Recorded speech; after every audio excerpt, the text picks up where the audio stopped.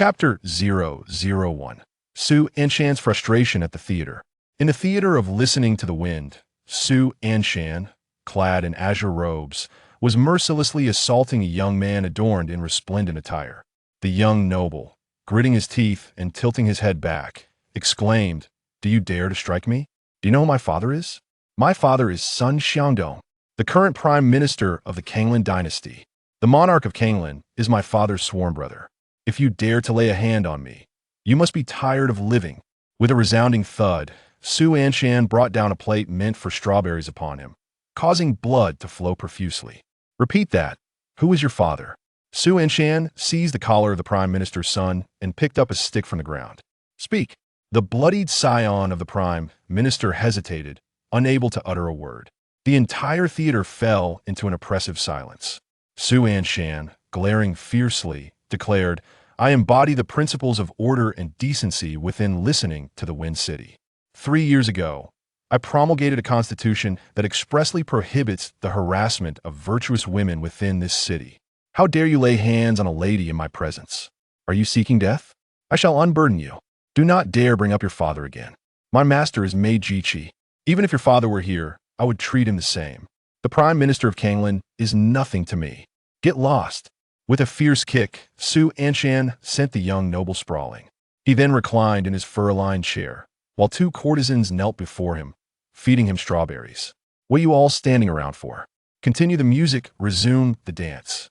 The audience returned to their seats, and the performers resumed their melodies and dances. Su Anshan reclined contentedly in his chair. Suddenly, a rotund merchant, wearing a forced smile, approached him. "Master Su." Su Anshan lifted his eyelids slightly. "I was just looking for you. What kind of establishment is this theater? Someone is bullying the young maidens here, and you do nothing?" "Master Su, that is the prime minister's son," the merchant replied with a forced grin. "What does that matter?" Su Anshan dismissed him with disdain. "My master is Mei Jiji." The merchant remained silent, continuing to smile. Su Anshan scrutinized him for a moment longer. "And you? This theater could use some new repertoire. The current tunes lack vigor." Su Anshan pressed a hand against his neck. The 2 courtesans, with their delicate, pale hands, promptly began to massage his shoulders. "Didn't I provide you both with DJ dance tracks last time? Get lively." And the dancers, they're dressed too modestly. If they cover themselves so thoroughly, what will the gentleman in the audience gaze upon? The merchant nodded obsequiously. "Master Su is indeed correct. The dance pieces are currently in rehearsal, and the costumes are being tailored. Pay attention." Su Anshan shot him a glance. "If you encounter difficulties, find my senior sister at the Wanla Hall. If she is absent, contact the manager there and convey my wishes." "Understood." "Then why are you still lingering here?" The merchant, visibly troubled, fell silent for a considerable time before pulling out a dirty young woman from behind him. "Master Su, might you consider taking this child back to your esteemed Wan Jian sect?" Su Anshan recalled her. She was the girl previously tormented by the son of the deputy minister. Had he not fortuitously encountered her while attending a musical performance, he would have remained oblivious to the plight she faced. Beep task issued. The population of Wushir Peak is dwindling. Please recruit a disciple or hire a concubine. Completion will yield a remarkable reward. Data panel unlocked? Could this be the fabled system? Su Anshan surveyed his surroundings. Luhuazhou. Age, 19. Cultivation level, low tier. Talent, no spiritual roots. Traits, affectionate, fond of melodies, proficient in playing the flute. Appearance, 89. Suewan. Age, 20. Cultivation level, low tier. Talent, inferior with spiritual root.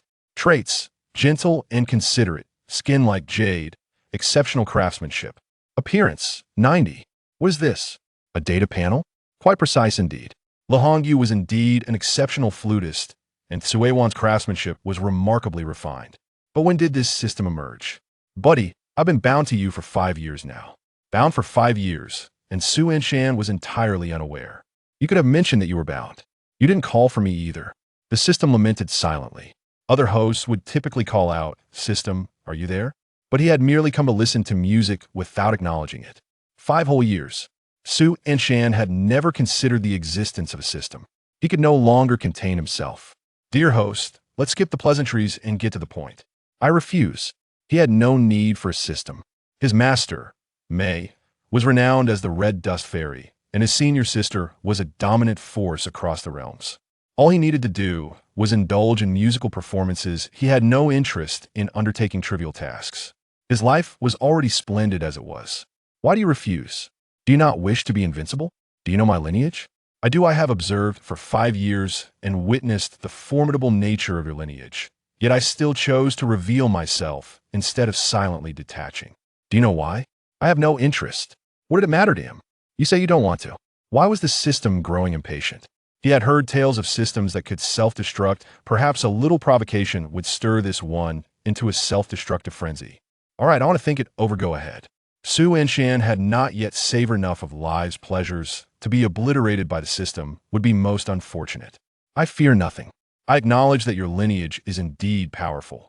But if I were to awaken my Highland bloodline and contend with the heavens, wielding a dragon-slaying blade that could make the very rules of the system tremble, how do you think your lineage would compare to mine? 19-1. I score 1. Your lineage scores 9. The system fell silent abruptly. Speak. Are you hiding any malicious intentions? Su Anshan asked, feeling a twinge of anxiety. I damned well am. My friend is a pillar in the system realm. You are insulting me. I shall reiterate. I am the system. At least make an attempt. I am the system. Truly, my friend. Do you comprehend the weight of this? I shall not attempt. My master is awaiting. Ah, how vexing.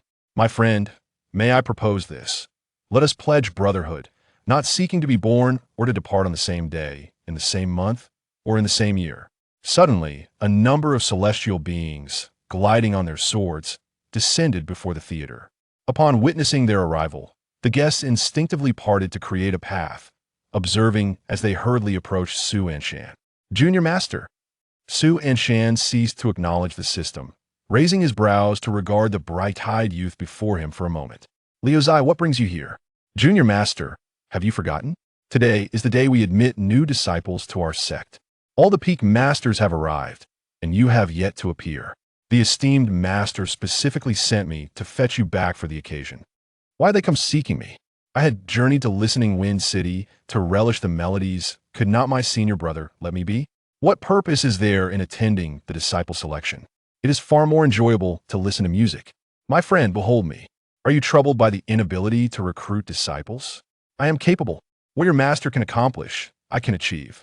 What your master cannot do, I shall endeavor to accomplish through sheer determination. I understand that you may not believe me at this moment, but let us extend an opportunity to one another. Please, truly give me a chance. I am the system, a system, a system, am genuinely useful. Would you grant me this favor and try me? From now on, I shall call you brother, and you shall call me D. Together, as brothers, we shall unite in our endeavors. Which should ease me. I humbly bow before you. Do not scold me for storing thoughts at the outset. This is purely a whimsical narrative, so please refrain from discussing intellect. The invincible backing of the master. The system is fiercely audacious, growing ever bolder. Stay tuned for a brand new system version and an unparalleled system experience. Chapter 2. The esteemed Master Mei and the system's gift of the 10,000 dragons. Is it truly necessary to go to such lengths? Have they even bowed in reverence? It is indeed rare for a prestigious system to degrade to such a state. My friend, I assure you, my system is formidable, a veritable titan in the realm. Unlike any other, the others pale in comparison, it boasted. Test me, and I shall ensure your satisfaction. Yet, Su Anshan's heart softened, hearing the system speak thus. He could not bring himself to be harsh. However, you must issue tasks. After 5 years of companionship, do you not yet comprehend my character? Withdraw. Immediately rescind it. Ding. Task rescinded. How about that? Satisfied? My friend has canceled the task, and from now on, let us indulge in pure flow of consciousness, forsaking all trivial tasks. Who needs to toil daily for mundane missions? Let us revel in freedom and simply enjoy the music. If there are no tasks, then perhaps I could explore your capabilities. Impressive insight. Soar high, dear friend, with my support beneath you. Fear not, for the system shall always accompany you. Su Anshan, there is truly no need for such repulsiveness. Little did he know, during his silence, the white-robed figure had become quite damp. Why does the young master remain silent? What has transpired? Was it something I said that displeased him, or does my very presence here unsettle him? The matter at hand was requested by the sect leader. I am left without choice. Luo was genuinely anxious. Who in the entire Wanjian sect did not know that Su Anshan was revered? One utterance from Master Mei would send tremors throughout Luhuazhou, instilling fear in all who heard it. Even more significantly, Master Mei was genuinely protective of him. Should anyone upset him, she would undoubtedly intervene. Little master, it was not my intention to disturb your grace. My revered master insisted that I come. You know how formidable he can be. His temper is notoriously foul, and should I fail to comply, I would surely face his wrath. Seeing Luo Bai's pitiful expression, Su Anshan felt a pang of compassion. Indeed, he was soft-hearted. What capabilities do you possess? Su Anshan mused inwardly while leaning back in his chair. All that is needed. Whatever functionality you desire, I can provide. Very well. Su Anshan turned his gaze toward the young maiden from earlier. Do you wish to accompany me back to the mountain? I wish to follow you, Jiang Baihui timidly replied, clutching the hem of her garment. I have nowhere else to go. My parents are no longer with me. Please allow me to accompany you. I am capable of anything. The curator mentioned I have attracted the attention of the son of the chancellor. And only you can protect me. The merchant nodded profusely, his eyes filled with contrition. Su Anshan sighed softly. Indeed, he was soft-hearted. The chancellor's son posed little concern for him, yet for the common folk, it was indeed a significant trouble.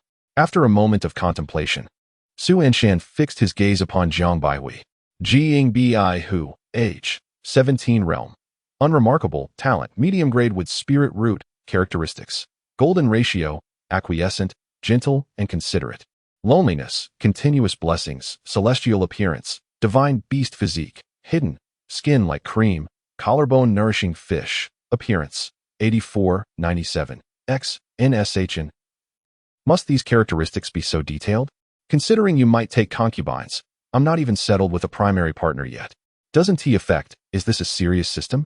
It's up to you. XNSHN fell silent for a long while the disciples of the 10,000 Sword sect held their breath in anticipation.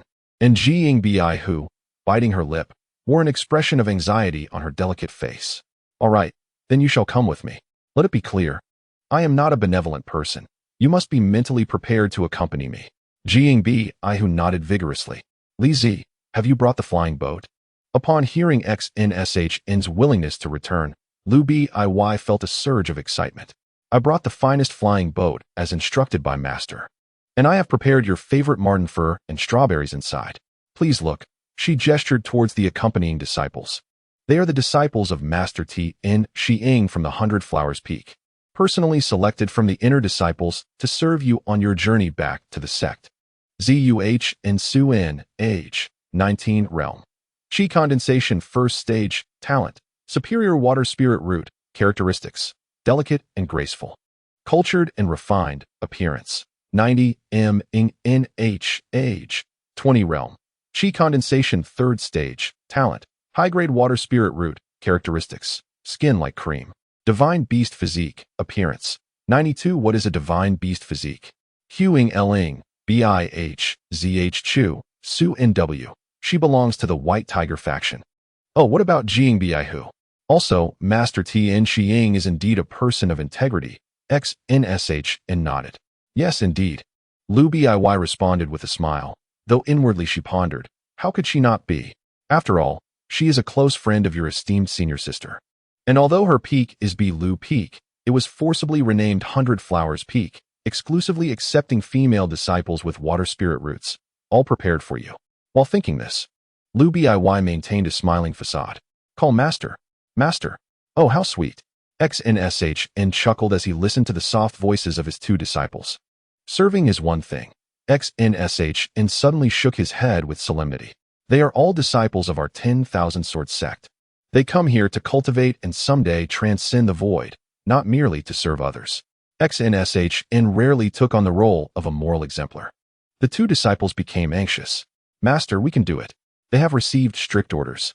They must serve XNSHN well. It is imperative. At such a young age, do not always think of taking shortcuts. You are all in the bloom of youth, endowed with extraordinary talents. Look at the swords in your hands. They are meant to vanquish evil and uphold justice. Your hands are meant for wielding swords. No one could have anticipated. From the very beginning, the melodious strains of music captivated Su Anshan, who found himself unexpectedly enchanted. Each utterance resonated like celestial melodies, lingering in the air long after. Luo Bai, taken aback by Su Anshan's unexpected depth, lamented his previous misjudgment of this junior disciple. Though the little master uncle often indulged in leisure, his character and integrity undoubtedly surpassed many within the sect. Who will attend to you on the journey back? I will. Jiang Baihui eagerly raised her hand. Luo Bai furrowed his brow slightly, glancing at Jiang Baihui's soiled hands and face. And he, please use a cleansing spell on her. A gentle azure light surged forth. Jiang Baihui, standing still, was enveloped in the radiant glow, bewildered by the sudden transformation. Wow! Zhou Huanshuan gasped, covering her mouth, while Meng Anha, after casting the spell, raised her eyebrows in surprise. Even Luo Bai was momentarily astonished. Truly, the little master uncle possessed an extraordinary eye for detail. What just happened? Jiang Baihui blinked in confusion, only to be taken aback upon witnessing her now pristine hands and the absence of dust on her clothing. Is this what celestial magic is like? How wondrous! After her brief astonishment, she noticed Su Anshan watching her intently. Name, Jiang Baihui. Age, 17. Realm, unranked. Talent, medium grade with spiritual root. Attributes, golden ratio, compliant, gentle, and considerate. Solitary, fortunate, celestial beauty, divine beast physique, skin like cream, collarbone like a fishery. Appearance, 97. Remarkable. Su Anshan mused, having encountered few with such striking beauty throughout his years of listening to music. Should I take her as a concubine? Not a chance, buddy. You're outnumbered 2-1. What a splendid roof. Scram. Oh, Jiang Baihui timidly whispered.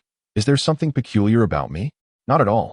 But thank you for your efforts, Su Anshan replied with a slight smile. Liuzi, please bring out the flying boat. We shouldn't keep the sect leader waiting too long. His temper can be quite irksome. Indeed, little master uncle. We resonate on the same frequency. Luo Bai exclaimed with excitement, as if encountering a kindred spirit, and promptly produced a small wooden boat from his robe. With a swoosh, the boat transformed into a flying vessel upon touching the ground. Huh. This counts as a means of transportation, but your sect is rather lacking. Go ahead, if you think you can do better. What is a dog barking about? I'll do it. Ding. You have received a system gift, 10,000 serpents to dragon. Chapter 003. The system's authenticity, is this for real? Su Anshan was taken aback. The essence of my offering is one word, authenticity. You seem to pique my interest. Consider this trinket your welcome gift. Use it to return to the sect, and ensure you don't appear too shabby as my host. Su Anshan gazed silently at the small flying vessel in his hand. Is this it? Humph, why don't you give it a try? Su Anshan, still skeptical, observed the flying vessel that had attracted a multitude of onlookers as it hovered in midair. Liuzi, please put it away. Master uncle, you wouldn't back out now, would you? Luo Bai clutched Su Anshan's thigh tightly, pleading, no, you cannot go back on your word. Please, grant my master's disciple a chance.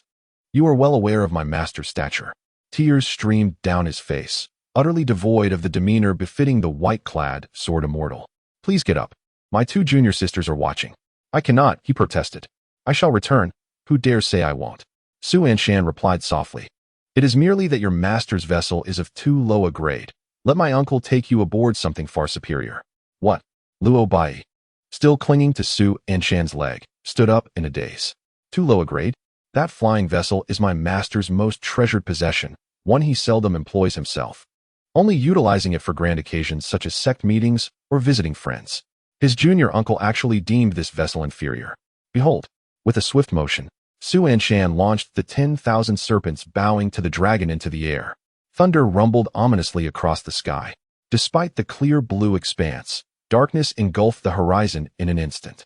Above the clouds, lightning flickered and roared.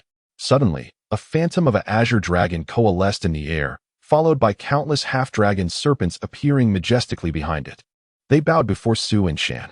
After their reverence, the azure dragon and the serpents surged into the flying vessel, with the dragon leading and the myriad serpents following.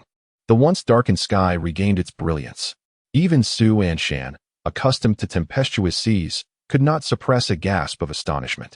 Luo Bai was utterly bewildered, while his 2 junior sisters stared at Su Anshan in sheer amazement.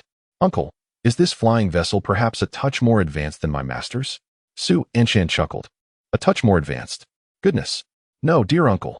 This is not merely a slight upgrade. It utterly eclipses my master's shabby vessel. In comparison, my master's craft is nothing of consequence. Luhuazhou had initially hoped to inherit that vessel upon his master's ascension, but now he realized that such a vessel, given his current abilities, would take centuries to acquire. He would have to wait for his inheritance. Upon witnessing Su Anshan's flying vessel, he suddenly deemed his master's craft as naught but a mere trifle. Jiang Baihui maintained her composure. She did not quite grasp the significance of this display, merely thinking it was exceedingly cool. Cultivating immortality is truly marvelous. Step aboard, Su Anshan invited, as he gracefully ascended the vessel's illuminated descent. Luhuazhou and his two junior sisters were once again left in a state of awe. It possesses such intelligence. This is indeed a top-tier vessel. Unlike any ordinary flying craft, the vessel's interior was spacious, capable of accommodating tens of thousands without issue. It exuded an imposing grandeur. Su Anshan casually settled into a serpent-shaped seat, which, to his surprise, conformed perfectly to his back without the need for any luxurious furs. Jiang Baihui instinctively approached Su Anshan to offer him a massage, while Luhuazhou and his companions, akin to Lu Laolao entering the Grand View Garden, explored the vessel with wide-eyed curiosity, hesitant to touch anything. Go ahead and touch. Feel free to explore. My uncle is not concerned, Su Anshan reassured them. Thank you, uncle. With his permission, the younger generation gazed at the flying vessel with stars in their eyes, as it hovered majestically in the sky. Suddenly, Su Anshan realized a crucial issue. My friend, I am at the blood refinement stage. Blood refinement, bone tempering, chi condensation, foundation gathering, sea breaking, spirit returning, divine separation, void traversing, tribulation crossing, feather transformation. Ascension, blood refinement, is the most fundamental realm for cultivators. To activate a magical artifact, one must at least reach the chi condensation stage. Do I really need to activate it myself? What are those pythons and dragons for, if not to pull the cart? Just a word from you will suffice. Is that even possible? Su Anshan pondered, testing the waters with a whisper. Return to the Wanjian sect. A resounding dragon roar pierced the air. The flying vessel seamlessly entered autopilot mode. Flowing stream. Stay low-key. If you need anything, just let me know. Whatever I can assist with, I shall. And if I cannot, I will seize it for you. Just remember this. As your friend, I will help you soar. Flowing stream, flowing stream. Su Anshan once believed his master, Mei Jiji, was unrivaled in the world, but he had not anticipated that his system friend was equally formidable. At this moment, the Wanjian sect was hosting its triennial recruitment conference, where all youths under the age of 16 could participate in the awakening ceremony. Awakening a relatively advanced spiritual root would grant entry into the outer or inner sect, or even allow one to become a direct disciple. To be a direct disciple of a peak master was particularly esteemed. Countless young men and women awaited with bated breath, hoping to become a direct disciple of the peak master, which would signify glory and status. However, several hours passed. From dawn to noon, the blazing sun scorched the earth, and the youths standing at the gathering hall felt as though they were trapped in a steamer. Master, when does this conference begin? A middle-aged man with a mustache and Taoist hairstyle frowned. It has already been 3 hours. Some of the children arrived as early as the high hour, and even those who came later arrived by the yin hour. Now that it is noon, must we wait indefinitely just because Su Anshan is absent? The words of the Qingshan peak master were not quite right. After all, Su Shidi is still a peak master. Tianxiang, I know you are close with senior sister Su Anshan, and you tend to speak in his favor. The issue is, he has already delayed for so long while he enjoys himself outside. What about these children? Cultivating immortality is, after all, an endeavor against the heavens. The middle-aged man with white at his temples spoke softly from among the crowd. If they cannot endure this minor trial, they are unworthy to step into the gates of Wanjian sect. Moreover, although Su Anshan has arrived late, it precisely tests these youngsters. Look, a few promising talents can be discerned among them. Master, you are correct. I particularly like that sturdy lad with a tiger-like demeanor. A burly man, bare-chested, laughed heartily. He is clearly a top-tier fire-type spiritual root, and I teach fire techniques, so don't you dare compete with me. The Tianhua Peak Master has begun to vie for disciples. This cannot be considered competition. Here is my stance. I want him, and I will take no others. Does that satisfy everyone, fellow brothers and sisters? My Tianhua Peak has not admitted a top-tier spiritual root in 9 years. Let the old fire have him. He truly deserves it. Humph. While you all select disciples, I genuinely feel for these children. The master of Qingshan, sporting a distinctive mustache, shook his head in dismay, lamenting the undue suffering inflicted upon them all because of Su Anshan. Just then, a light cough echoed from above him, prompting him to wonder if it was the chirping of a cricket behind him. This chapter on realms has been mentioned previously. It appears that many readers have overlooked it. So let me reiterate: refining blood, tempering bones, condensing qi, gathering foundations, breaking the sea, returning to spirit, dividing the mind, piercing the void, crossing tribulations, feathering, and ascending. In chapter 004, my senior sister could not possibly be a fox spirit. The crowd turned their gaze to see Su Anshan, who stood half a head taller than them, beaming with delight. This place was Mount Winda, rumored to have been left by the first sect master, and it bore celestial level restrictions. Airborne vessels were unable to ascend here. Otherwise, Su Anshan would have surely arrived by flying boat. Unable to soar, he had to land at the mountain's base, but Luo Bai insisted on carrying him up, despite Su Anshan's persistent refusals. Thus, he acquiesced to Luo's wishes. Junior brother Su. As Su Anshan approached, the various peak masters greeted him with smiles. Greetings, esteemed seniors, he called cheerfully as he leaped down from Luo Bai's back, exchanging pleasantries with the peak masters. Even the previously critical master of Qingshan appeared somewhat uneasy. Junior brother Su, the master of Qingshan, said with a grin, "It is rather improper to discuss others behind their backs. If you have something to say it openly instead of gossiping like an old crone." Junior brother Su misunderstood. "I was merely concerned for those young ones." Huh, who would believe that? The master of Qingshan was well known for his self-serving nature. It was clear that even if those children endured hours of roasting, he would not bat an eyelid. He was merely using this opportunity to tarnish Su Anshan's reputation. Su Anshan was fully aware of this, but chose to smile amiably in response.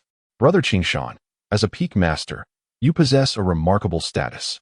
Casting a cooling spell should be trivial for you, even under the scorching sun.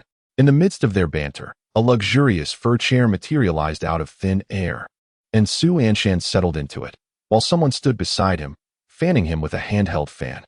Junior brother Su certainly knows how to enjoy himself. The master of Qingshan, evading the previous topic, shifted the conversation with a sarcastic tone. You were carried up the mountain by Bai, and now you sit here with someone fanning you. Envious? Su Anshan chuckled at the master of Qingshan's remark. What do I have to be envious of? The master of Qingshan scoffed. Bai is, after all, a leading figure among our sect's new generation. If others see him carrying you up the mountain, they might mistake him for a laborer. Feeling sympathetic? He's not even my disciple, so why should I feel concerned? Indeed, he's not your disciple, so why meddle in others' affairs? Su Anshan cast a faint glance at him. The sect leader had remained silent, but it was evident that the master of Qingshan was overly eager. What do you mean? I have given you face, so accept it graciously. Why do you keep prodding me with your words? Do you truly believe that the other peak masters indulge you, and that I do as well? Su Anshan's words were unrestrained. He had already shown considerable forbearance. Behind his back, the other peak masters whispered both openly and covertly about his shortcomings. Su Anshan, however, paid them no heed, while they continued to hurl barbs one after another. Did they truly believe that Su Anshan was as pliable as dough? I have long harbored a disdain for you, constantly feigning a false benevolence, portraying yourself as a saint filled with compassion for the children. If you truly cared, why not take in all the children who have come to attend the conference? They have traversed mountains and rivers to arrive here. Is it not more pitiable that they remain outside the sect? Will you take them in? My Qingshan Peak does not accept the inept, unlike certain other peaks. The master of Qingshan Peak crossed his arms, exuding a blend of pride and subtle mockery. Which peaks are those? Su Anshan leaned back, crossing his legs as he regarded him. Pray, enlighten me, master of Qingshan. Which peaks have taken in the so-called inept in your eyes? I would like to think that within our Wanjian sect, every individual who enters is a prodigy of exceptional talent. Which mountain peak is it? The master of Qingshan found himself at a loss for words, stifled by the inquiry. Unable to respond, Su Anshan chuckled, gazing at him with amusement. Allow me to speak on your behalf then. I believe it is you. What do you think? What did you say? The master of Qingshan seethed with anger. Qingshan, even the seas have their depths and shallows. Do not presume that just because you are a peak master who rarely intervenes, others are oblivious to your shortcomings. What are you clinging to with your mediocre spiritual roots? Su Anshan, The master of Qingshan growled. What is this? Are you so enraged that you wish to engage me in combat? My master, Jiji. Upon hearing those words, the anger of the master of Qingshan was instantly doused by half. The other peak masters exchanged glances, hesitant to interject. Who is Su Anshan? He is the cherished disciple of Master Mei. Just half a year ago, Master Mei had famously thrashed the elder of the neighboring sect over an incident involving Su Anshan. Master Mei is undeniably the foremost dual cultivator of body and sword in Luhuazhou Prefecture. With flying swords and striking fists, he instills fear in all. Ultimately, it was the sect leader who had to intervene as a mediator. Junior brother, the disciples are watching. We are all members of the same sect. Let us not mar the camaraderie. The sect leader smiled broadly. Master of Qingshan, do you not care for those children? Let us commence the assembly at once. Let us heed the sect leader. The master of Qingshan bowed slightly. Junior brother? I have no objections. Very well, very well. The sect leader wiped the cold sweat from his brow with a smile. Finally, the grievances between the two peak masters were settled, and he cast a glance at the elder beside him. The elder was also mopping his brow with his sleeve. Thankfully, the sect leader intervened. Otherwise, the master of Qingshan might have lost his position. Taking a deep breath, the elder approached the gathered youths. The awakening ceremony begins. A kaleidoscope of colors swirled endlessly. While the other peak masters remained vigilant, should any prodigies emerge, they would swiftly seize them for their own sections. Buddy, I feel that the master of Qingshan harbors ill intentions towards you. Su Anshan glanced sideways at the master of Qingshan, who, upon meeting his gaze, smiled and nodded. Indeed, there is no goodwill to be found. Having known Lao Deng for so many years, he had never seen that old fellow smile at him. Thus, this sly grin surely concealed ulterior motives. Pay him no mind. Su Anshan remained unperturbed. Even with ill intentions, what of it? My master has reached the age of maturity, and these 5 words alone could crush the very spirit of the Lord of Green Mountain. The system speaks in such peculiarities. He is the peak master. I would confront him with my very life. Su Anshan mused quietly to himself. A dilemma arises. While it is not unreasonable that you are a disciple of the invincible, without a realm of your own, even if you were to bear the image of your master upon your back, it serves merely as a deterrent. Can it truly empower you? How piercingly true, my friend. Su Anshan indeed faced this predicament. Lacking spiritual roots, he was utterly incapable of cultivation. What then can I do? I am right here. Dealing with him would be as simple as a minor task, my friend. Remember this. If there is one who stands unwaveringly by your side in this world, it is undoubtedly me, even more than your master. Do you wish to confront him? Yes. The Lord of Green Mountain has vexed him time and again. Had he been able to cultivate, he would have long since confronted him directly. If you desire it, my friend, I shall ensure your glory is restored. Is there a condition? Yes, to take a concubine. Suddenly, a waft of fragrant air filled his nostrils.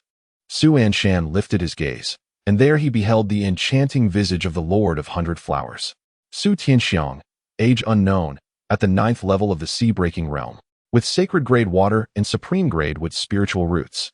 Her characteristics include the form of a spirit fox, a divine beast constitution, and an ethereal presence. Her beauty is rated at 98. A spirit fox form. Could it be that Sister Tianxiang is indeed a fox spirit?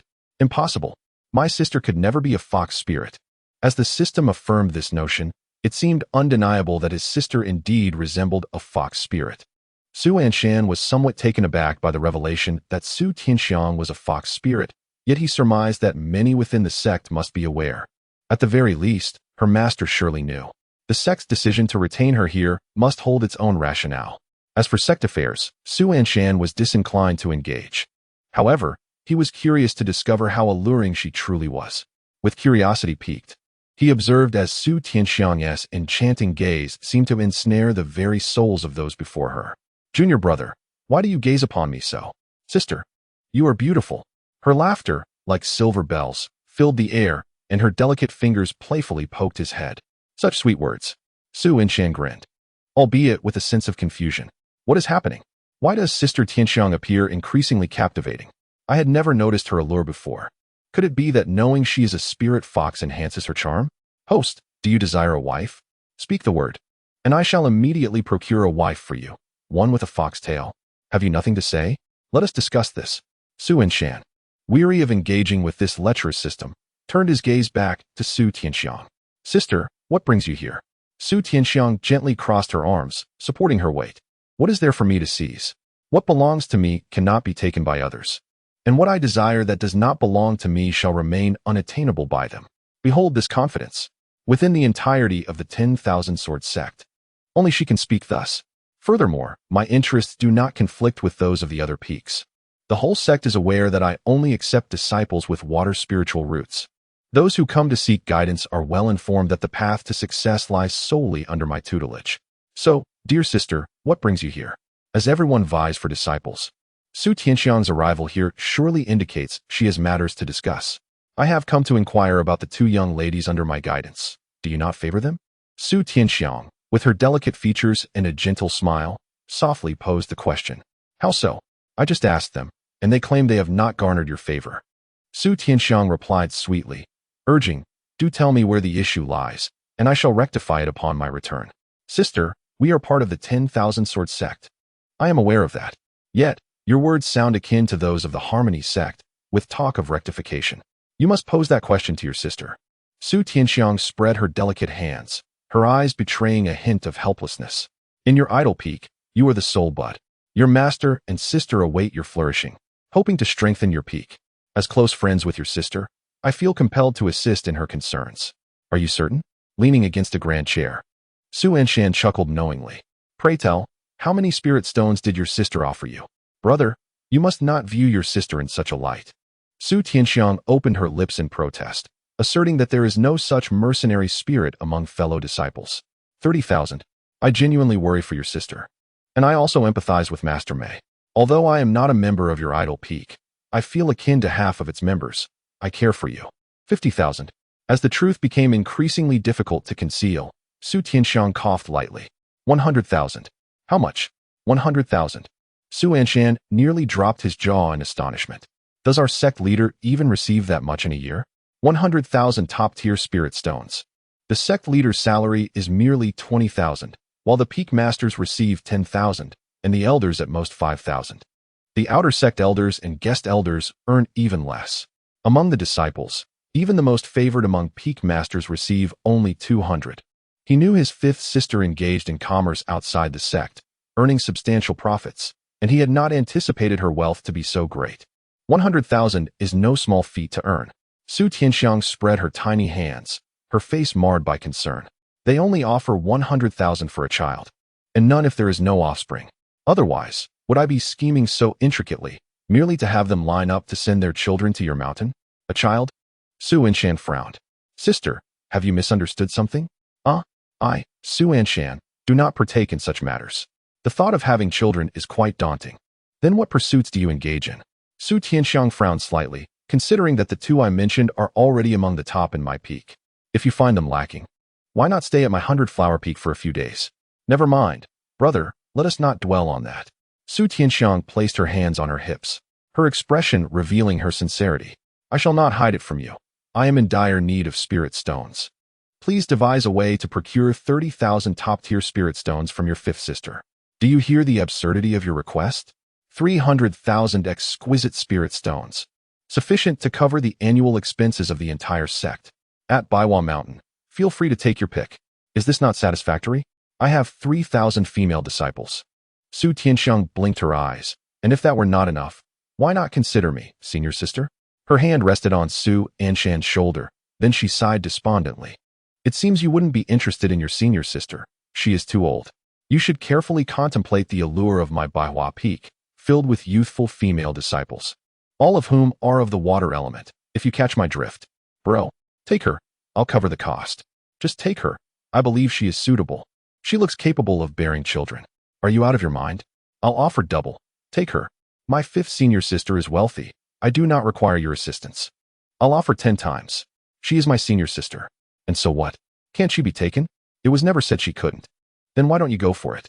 What I mean is, the price must be adjusted. Why didn't you say so earlier? 100 times. Just take her as a concubine. You said it. I said it. Take her. 1,000,000 exquisite spirit stones could establish a sect. For the sake of Wushi Peak, I am willing to offer myself. Senior sister, done. Su Anshan waved his hand grandly.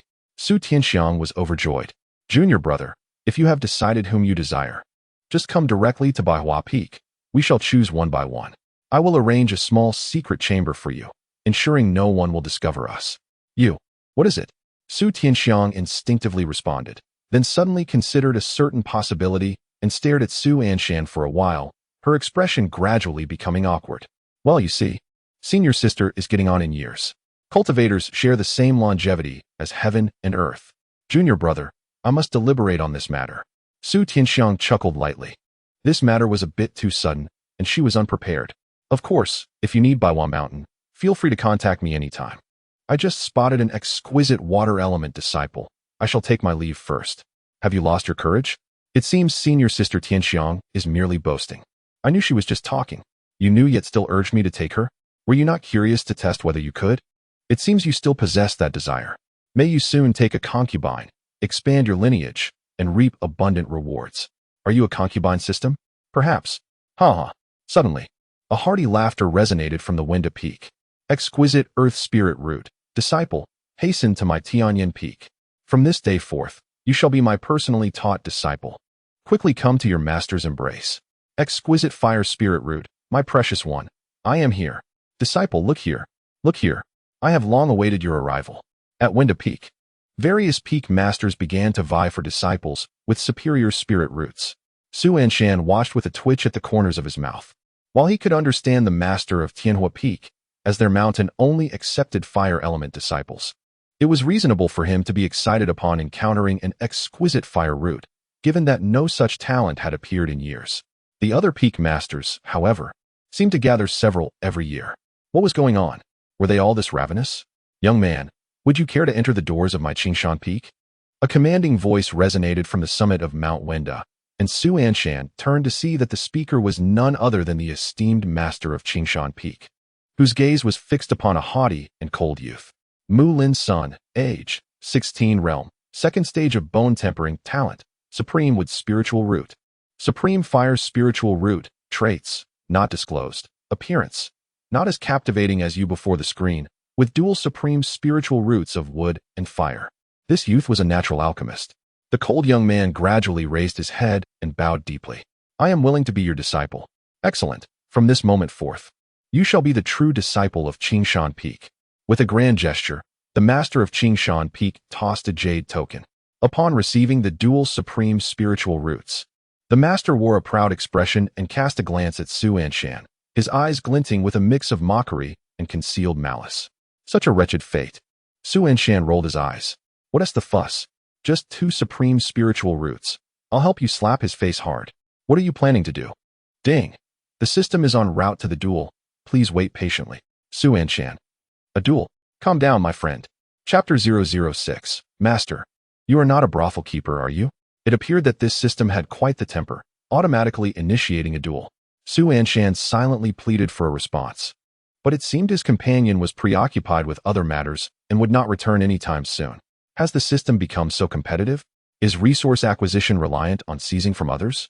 During this time, other peak masters and elders were also scouting among these disciples for their own prized students. Behold my disciple. The master of Tianhua Peak incessantly boasted to the other peak masters about his precious gem. 9 years. Do you know how he has endured these 9 years? During the last conference, he watched eagerly as those peak masters and elders found their beloved students, while his sole focus was on fire-based techniques. Any other spiritual roots were merely a distraction. He waited and waited until today. Heaven rewards the diligent, and he has finally found what he sought.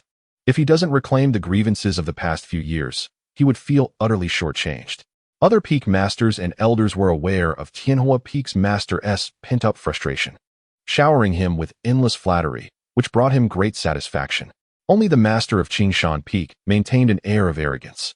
While Tianhua Peak's master rejoiced in his beloved disciple, it was clear that the greatest harvest this time belonged to the master of Qingshan Peak. One peak master, noticing Qingshan Peak's demeanor, could not help but chuckle. Indeed, dual supreme spiritual roots. In truth, many peak masters were envious of these dual supreme roots. With proper guidance, this youth would undoubtedly become a top-notch alchemist. Fortune smiled upon Qingshan Peak, who, at that moment, feigned humility. Esteemed peak masters, we have all benefited greatly. It must be said that this batch of disciples is indeed remarkable, yielding numerous supreme spiritual roots, though some peak masters seem to have come away empty-handed. Isn't that right, Brother Su? Instantly, the smiles of the peak masters and elders faded. Qingshan Peak Master, you truly have no fear. Upon acquiring a commendable disciple, one might retreat to their own mountain peak in tranquility. Yet, why do you incessantly provoke Su Anshan's ancestry?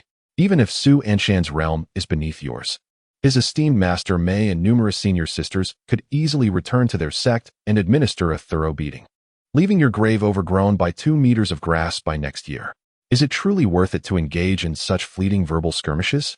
Su Anshan, reclining languidly in his chair, slowly raised an eyebrow. Are you truly seeking trouble for no reason? Su Shidi, such assertions do not hold merit. The master of Qingshan Peak smiled faintly. Observe how the leaders of various peaks have taken on disciples, yet your position remains devoid of a true successor. Do you truly find this exceptional spiritual root unworthy of your attention? The disciples who had just been accepted gasped in astonishment. The master of Wanjian's sect is remarkably youthful. Despite the slow aging associated with cultivation, Su Anshan appears no older than his early 20s. What exceptional talent could have earned him the title of peak master at such a tender age? A supreme spiritual root, perhaps? The newly initiated disciples gazed at Su Anshan with admiration gleaming in their eyes. Su Anshan began to comprehend the underlying intentions. They awaited him here. You have indeed hit the nail on the head. I find no allure in supreme spiritual roots. Su Anshan squinted and smiled, stating that any who wish to become his disciple must at least possess a sacred or divine root. Ding! Your system has altered the dual route. Please await patiently. What is happening? Why is my brother taking a detour? Upon hearing Su Anshan's audacious declarations, the true disciples on the peak were left in astonishment. Sacred and divine, what lofty standards! Such caliber of spiritual roots would be rare even in the entirety of Luhuazhou continent over a century. Ding! Your system is currently engaged in a duel. Please await patiently. Oh, my brother has indeed entered the fray. Witnessing Su Anshan's calm demeanor while uttering such words, the master of Qingshan Peak's expression shifted slightly. How brazen! How can he demand sacred or divine roots when he himself lacks any? Such audacity! If he revels in pretense, I shall ensure he cannot hold his head high before these disciples today. Truly, our Wanjian sect's youngest peak master possesses discerning taste. The master of Qingshan Peak chuckled, yet lamented that your peak is too desolate. Sacred and divine roots are elusive. If you do not recruit any disciples, will you forfeit the rest of your life? What concern is that of yours? Old Qingshan, you delight in meddling where you need not. Attend to your own affairs and refrain from gossiping like an old woman. If you have any weights lying around, hand them over. I am in need of them for my next drink, to entertain the disciples of Wushi Peak. Silence enveloped the peak. The once admiring disciples of Su Anshan changed their expressions upon hearing the mention of Wushi Peak. In Luhuazhou continent, any aspiring cultivator would first think of Wanjian's sect. When Wanjian's sect is mentioned, one cannot overlook Wushi Peak. Notorious for having a leader who ascended to the position by mere fortune, possessing a realm even inferior to that of both inner and outer sect disciples. Without a spiritual root, one cannot cultivate. Master, is he truly the peak master of Wushi Peak? A delicate girl, nestled in Su Tianxiang's embrace, gazed up with curiosity. Indeed, it is truly a pity, for he is undeniably handsome. This young girl is the exquisite water spirit root recently acquired by Su Tianxiang, and many peak masters desire to take her under their wing. However, when Su Tianxiang appears, the other peak masters are rendered disheartened. Upon noticing the joy on her disciple's face, Su Tianxiang inquired, "Do you fancy him?" To which the response was, "Handsome men. Who does not admire them?" Su Tianxiang playfully suggested, "Why not bear him a child? If you do, I shall reward you with 10,000 exquisite spirit stones. Should you produce twins, I will grant you 50,000. Shui Yao, speaking softly, encouraged her disciple to consider the proposition, promising that should she agree, she would become the foremost disciple of Baihua Peak, and Su Tianxiang would impart all her ultimate skills to her. Curious, Shui Yao asked, "Forgive my boldness, but we are indeed at Wanjianzong, correct?" "Yes," came the reply. "You are the master of Baihua Peak, Su Tianxiang. Then all is well." Shui Yao gently patted her not-so-small chest, exclaiming, "I nearly thought I was deceived, even suspecting I had encountered a pimp." Su Tianxiang retorted, Master, you are not a madam, are you? Meanwhile, other disciples, gathered around their respective mentors, whispered amongst themselves, casting varied glances at Su Anshan. The disciple of Qingshan Peak, Mu Linsen, displayed an expression of disdain. Useless, occupying the latrine without relieving oneself. How can such a person be a peak master? Truly, Wang Jianzong has lost its discernment. Feeling the scrutinizing gazes around him, particularly noting the disrespect from that dual spirit root young man, Su Anshan's anger surged. You brat. You are already on the path of being unseated. No. Given the specifications, it must be a small bell. You dare to use my scales. The master of Qingshan Peak glared, but Su Anshan merely returned his gaze. What is the matter? Do you not possess any? Su Anshan. I am here, he declared, hands on his hips. The peak master of Qingshan turned a shade of green and then white with fury. Dare you engage in a genuine duel with me? Is it true? So confident. Do you think that little bell of yours can rival my 100 weights? Su Anshan grinned widely. Let our weights be measured. I shall outweigh you by 2 taels. Thief, do you dare to duel me? Oh dear, the old sister is flustered, Su Anshan thought to himself with a smile. Friend, I grant you the chance to strike. Beep. Your system is currently engaged in a duel. Please be patient. Is that all right? Such a long wait. Not a leader. Are you? Not standing firm. With this, you still wish to compare with my master? Beep. Your system has concluded the duel. Here it comes, my friend. Do not doubt, my affection for you runs deep as the ocean. I encountered a few minor obstacles earlier, which delayed me. From now on, do not coddle him, deal with him harshly. If you allow him to embarrass you, I shall never return to the system realm again. You said it. I said it. Agreed. Chapter 007. Holy Spirit Fruit. They have gone mad. Lu Qingshan, age, 250, realm. 3rd stage of sea-breaking, talent. Medium quality fire spirit root. Medium quality wood spirit root, traits. Fanatical about Wang Jianzong. Resilient in nature, sharp-tongued. Disdainful of Su Anshan for occupying the latrine without relieving himself. Slightly smaller weight. Lu Qingshan was in a hurry. Stabbed right in the heart. He simply could not endure it. Su the rogue. Do you dare to engage me in a life-and-death battle? Enough of the shouting. If I were to truly agree, would you really dare to strike me? Su Anshan regarded him with a calm demeanor, stating, You haven't even made a move yet. And we've already prepared your coffin in our sect. In an instant, Lu Qingshan was taken aback. It seemed, indeed, to be the case. I too am soft-hearted. Everyone in our peak knows that, although your weight may be slight, you are undeniably a cornerstone of our sect, having established remarkable achievements for our 10,000 sword sect. Lu Qingshan's expression softened slightly. Who does not relish hearing good words? In truth, he held no particular grudge against Su Anshan. It was merely that as the peak master, Su's lack of action and his daily indulgence in entertainment had a significant impact on the reputation of the 10,000 sword sect. This left him, who regarded the sect as a sacred place, feeling quite indignant. Wait a minute, who dares to say my weight is slight? Su Anshan spread his hands, saying, I originally intended to maintain a low profile and cultivate a friendship with you, but since you insist on pressing me, then behold what it means to be a disciple of the sacred spirit root. The sacred spirit root. What a grandiose claim, thought the master of Qingshan Peak. In all of Luhuazhou Prefecture, how many possess the sacred grade? Even within our North Star continent, they are few and far between, all residing in those sacred sects and imperial powers. Does junior brother Su intend to have master may retrieve one for you? Tu Navi, my master scoured various states, bringing me back to the sect as the true disciple of the idol peak. Do you truly believe my master is enamored by my handsome appearance? Such superficiality. Su Anshan sighed and shook his head, rising from his seat with hands resting on the armrests. Is there a need to fight for the sacred spirit root? Immediately, Su Anshan opened his right hand. The other peak masters were perplexed by Su Anshan's intentions, staring at his palm for quite some time, unable to discern its meaning. Ahem. Ding. You have received a system gift, sacred spirit fruit. Lacking a sacred spirit root, I shall bestow upon my disciple one. In an instant, a multicolored fruit materialized in Su Anshan's hand without warning. Upon the fruit's appearance, the masters of the Enlightenment Peak were thrown into a frenzy. The sacred spirit fruit. A rare treasure capable of awakening a sacred-grade spirit root upon consumption. Junior brother Su actually possesses such a gem. What does he intend to do? Is he about to create a sacred spirit root before our very eyes? The peak masters were left dumbfounded, their eyes filled with longing for the sacred spirit fruit. A fruit capable of condensing a sacred-grade spirit root. Cultivating with a sacred-grade spirit root is simpler than breathing. Those peak masters who possess sacred-grade spirit roots are but a minority. If given this fruit, they would willingly become Su Anshan's disciples. Master. Suddenly, a voice called from the Enlightenment Peak.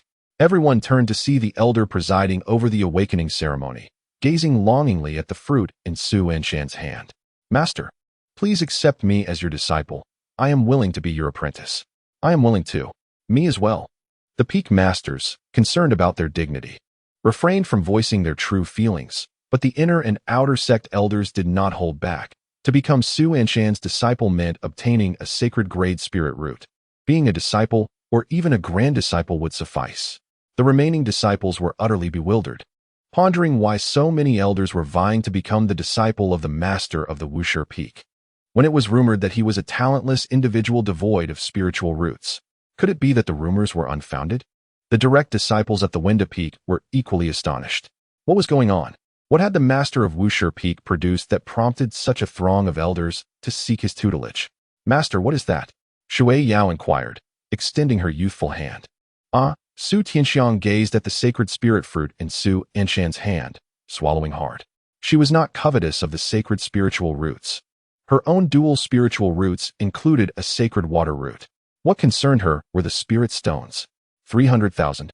This fruit could be worth dozens, even hundreds of those. If only I could convey to my junior brother that I am willing to accept it, would he bestow this fruit upon me?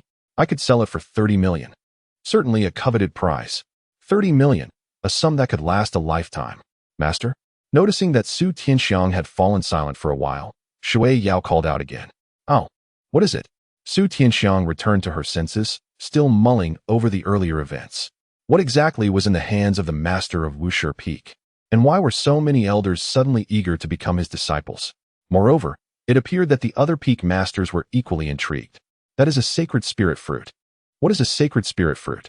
Once consumed, it can directly condense a new sacred spiritual root. What? Shui Qingyin, who had always spoken delicately, was taken aback. Her mouth agape. What have I missed? A sacred spiritual root? I could weep. The direct disciples of the other peak masters were also informed of this news. And without exception, their eyes widened in astonishment as they gazed hungrily at the luminous fruit in Su Anshan's hand. Master, look at me. Shui Yao waved her small hand towards Su Anshan. Master, pay attention to your disciple. Go away, that is my master. A girl who appeared to be in her teens, yet had a somewhat mature demeanor, stepped forward, declaring, the master of Luhuazhou Peak is my mentor. He is mine. Mine. He is my master. You all should step aside. Just as the crowd clamored to become Su Anshan's disciple, one peak master slowly approached. Junior brother Su Anshan. Do you think I am worthy? Madness. It was pure madness. The entire Winda Peak, from the newly accepted disciples to the elders, was striving desperately to approach Su Anshan, pouring forth their utmost efforts to recommend themselves. The disciples below were even more perplexed. What? How come even those with exceptional spiritual roots are scrambling for the master? Were they not already chosen by the peak masters? Wait, why is the peak master also seeking to become the disciple of the master of Luhuazhou Peak? Indeed, the master of Luhuazhou Peak was a formidable figure. The rumors outside were utterly misleading. The master of Qingshan Peak wore a grim expression. He never anticipated that Su Anshan could produce a sacred spirit fruit. How could this be? He, a talentless individual without any spiritual roots. Why did Master May show him such favor? The sacred spirit fruit was something he coveted as well. Had he not known that Su Anshan would never accept him, he would have shamelessly sought to become Su Anshan's disciple. What of being a disciple to the peak master? A sacred grade spiritual root. Possessing such a root guarantees that, barring untimely demise, one can at least reach the realm of returning spirit. This is a realm fervently desired by countless sea-breaking realm cultivators. Many formidable warriors of the sea-breaking realm spend their entire lives unable to breach this barrier, yet those with a sacred-grade spiritual root can effortlessly pierce through it. To step into the realm of returning spirit, Su Anshan quietly observed the crowd before him. I have offered you the opportunity. It is we who are blind. An elder shouted, Su Anshan, no, master, look at me. Though I am over 200 years old, you shall be my esteemed master from now on. I am younger. Master, I am only 107. I am even younger. I am merely 17. The disciples of the 10,000 sword sect, from peak masters to true disciples, gazed fervently at the fruit in Su Anshan's hand. Su Anshan regarded them with indifference. Regrettably, it is too late. Baihui. Thud, thud, thud. Clad in plain garments, Jiang Baihui timidly approached, lifting her small face to stand before Su Anshan. Sir, consume this fruit, and let them witness what a sacred grade spiritual root truly is. Chapter 008. Who do you wish to spar with, my junior brother? Oh, Jiang Baihui obediently replied. She was unaware of the fruit's purpose, but the fervent gazes of the onlookers indicated it was undoubtedly a rare treasure. Even if it were not, she would not hesitate to consume it at Su Anshan's behest. With a gulp, Jiang Baihui swallowed the sacred spiritual fruit. In an instant, a deep purple radiance erupted from her, soaring towards the heavens, while the void surrounding the inquiry peak became engulfed in ominous thunderclouds. Boom! Crack! The peak masters and elders gazed in astonishment at this scene. They were witnessing the manifestation of a spiritual root. Sacred grade. Jiang Baihui, uncontrollably, closed her eyes and spread her arms wide, while countless bolts of lightning swirled around her. Yet the furious thunderous power could not harm her in the slightest. She was the beloved of thunder, with the heavens lightning affectionately drawn towards her. This extraordinary phenomenon persisted for over 10 minutes, as countless onlookers marveled at the spectacle. Only when the thunderclouds dissipated did the lightning reluctantly depart from Jiang Baihui's vicinity. Sacred grade. Thunder's spiritual root. The peak masters fell into a brief silence, only to be ignited by an uncontrollable gleam in their eyes. Failing to secure a disciple, they would seize her. Thunder system, become my disciple.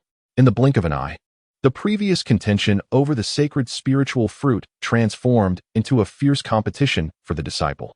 At this juncture, they disregarded Su Anshan's status entirely.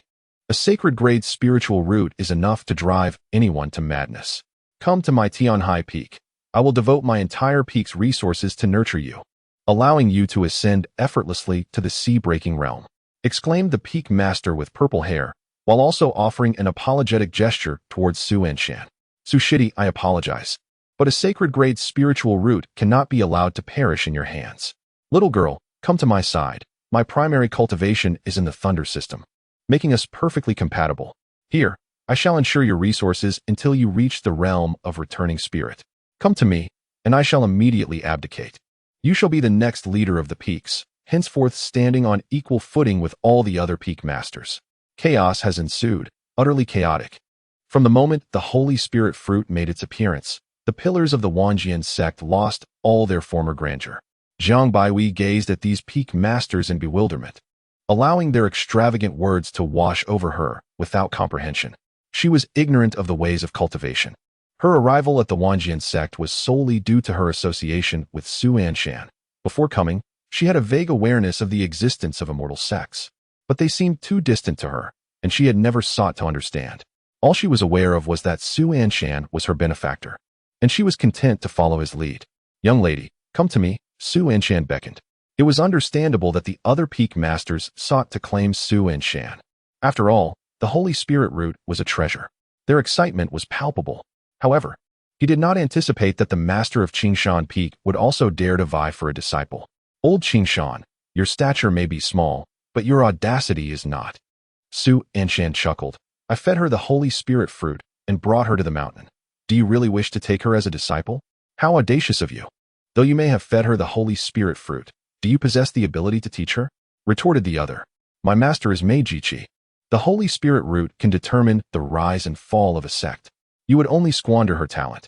Su Anshan, I advise you to spare yourself the embarrassment and relinquish this disciple.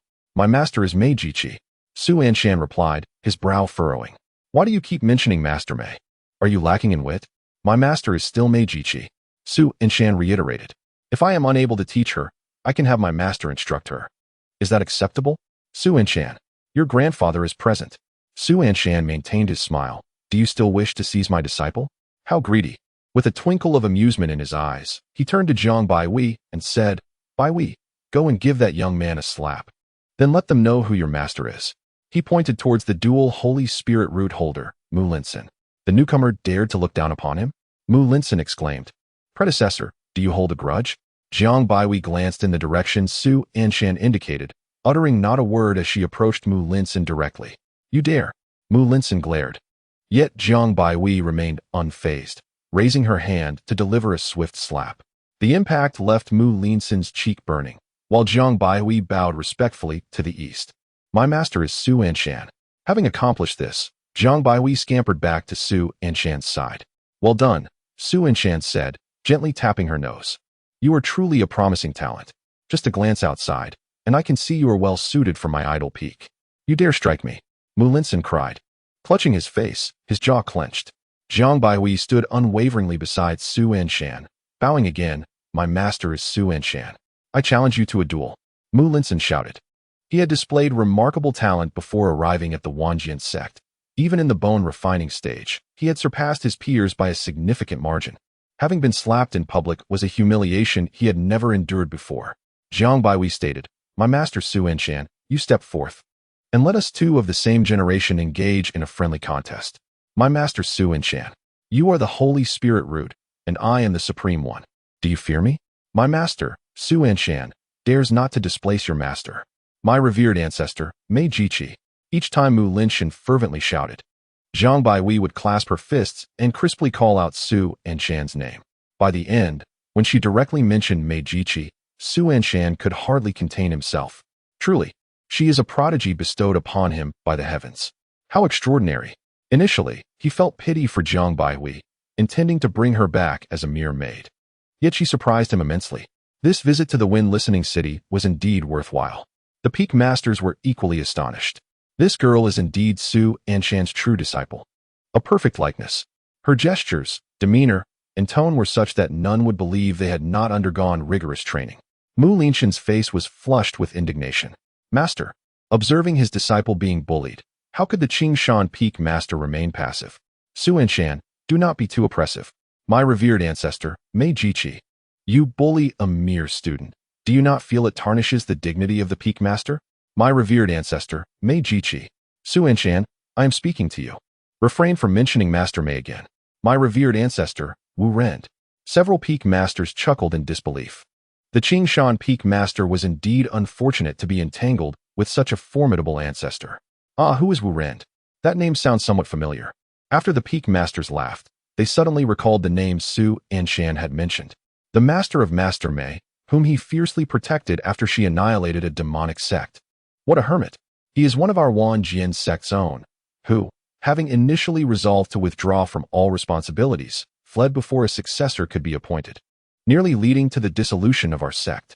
Su Shidi seems to be far more formidable than we had anticipated. The Holy Spirit fruit was likely bestowed by the ancestor. The Peak Masters were still somewhat astonished that Master Mei had secured the Holy Spirit fruit and given it to Su Anshan. It now appeared highly probable that it was gifted by Ancestor Wu. This lineage of the Wuxi Peak is indeed no trifling matter. Su Anshan. The Qingshan Peak Master's face turned a shade of green. "I do not care who your master or ancestor is. You must provide an explanation to my disciple." "What explanation can I offer? He shows disrespect to his elders. What is wrong with me educating him?" Su Anshan spread his hands, declaring that a mere disciple dared to disdain the Peak Master. Given time, he might even rebel against the Wanjian sect and overturn our ancestral hall. "You, old Qingshan, regardless of your disciple, would you desire mine?" Su Anshan suddenly grinned. The Qingshan Peak Master, who had been furious just a moment ago, found his anger dissipating as he regarded Su Anshan in silence for a while. A disciple with a Holy Spirit root. Of course, he desired such a one. "What do you mean? As it stands, your disciple is disrespectful, which I dislike. You give him a slap, and I will give you mine in return." Su Anshan grinned widely. Before the Qingshan Peak Master could respond, the other Peak Masters had already begun to speak. "Do not, Anshan Shidi. Allow me to take this opportunity. Let me do it. I have the strength." Mu Linshan. "Why not just put me out of my misery? Why go through all these procedures?" Mu Linson gazed longingly at his master, only to notice that the Lord of Qingshan Peak seemed eager to take action. "Disciple, I truly yearn for a student with a supreme spiritual root. Will you fulfill this wish for me?" This was the thought that lingered in the mind of the Qingshan Peak Master, yet he was fully aware that Su Anshan would never relinquish Jiang Baihui. His actions were merely a deliberate provocation. Enough. Ultimately, The Qingshan Peak Master repressed his desire for a disciple with a supreme spiritual root and cast a stern glance at the other Peak Masters. This is my disciple. Do not overstep your boundaries.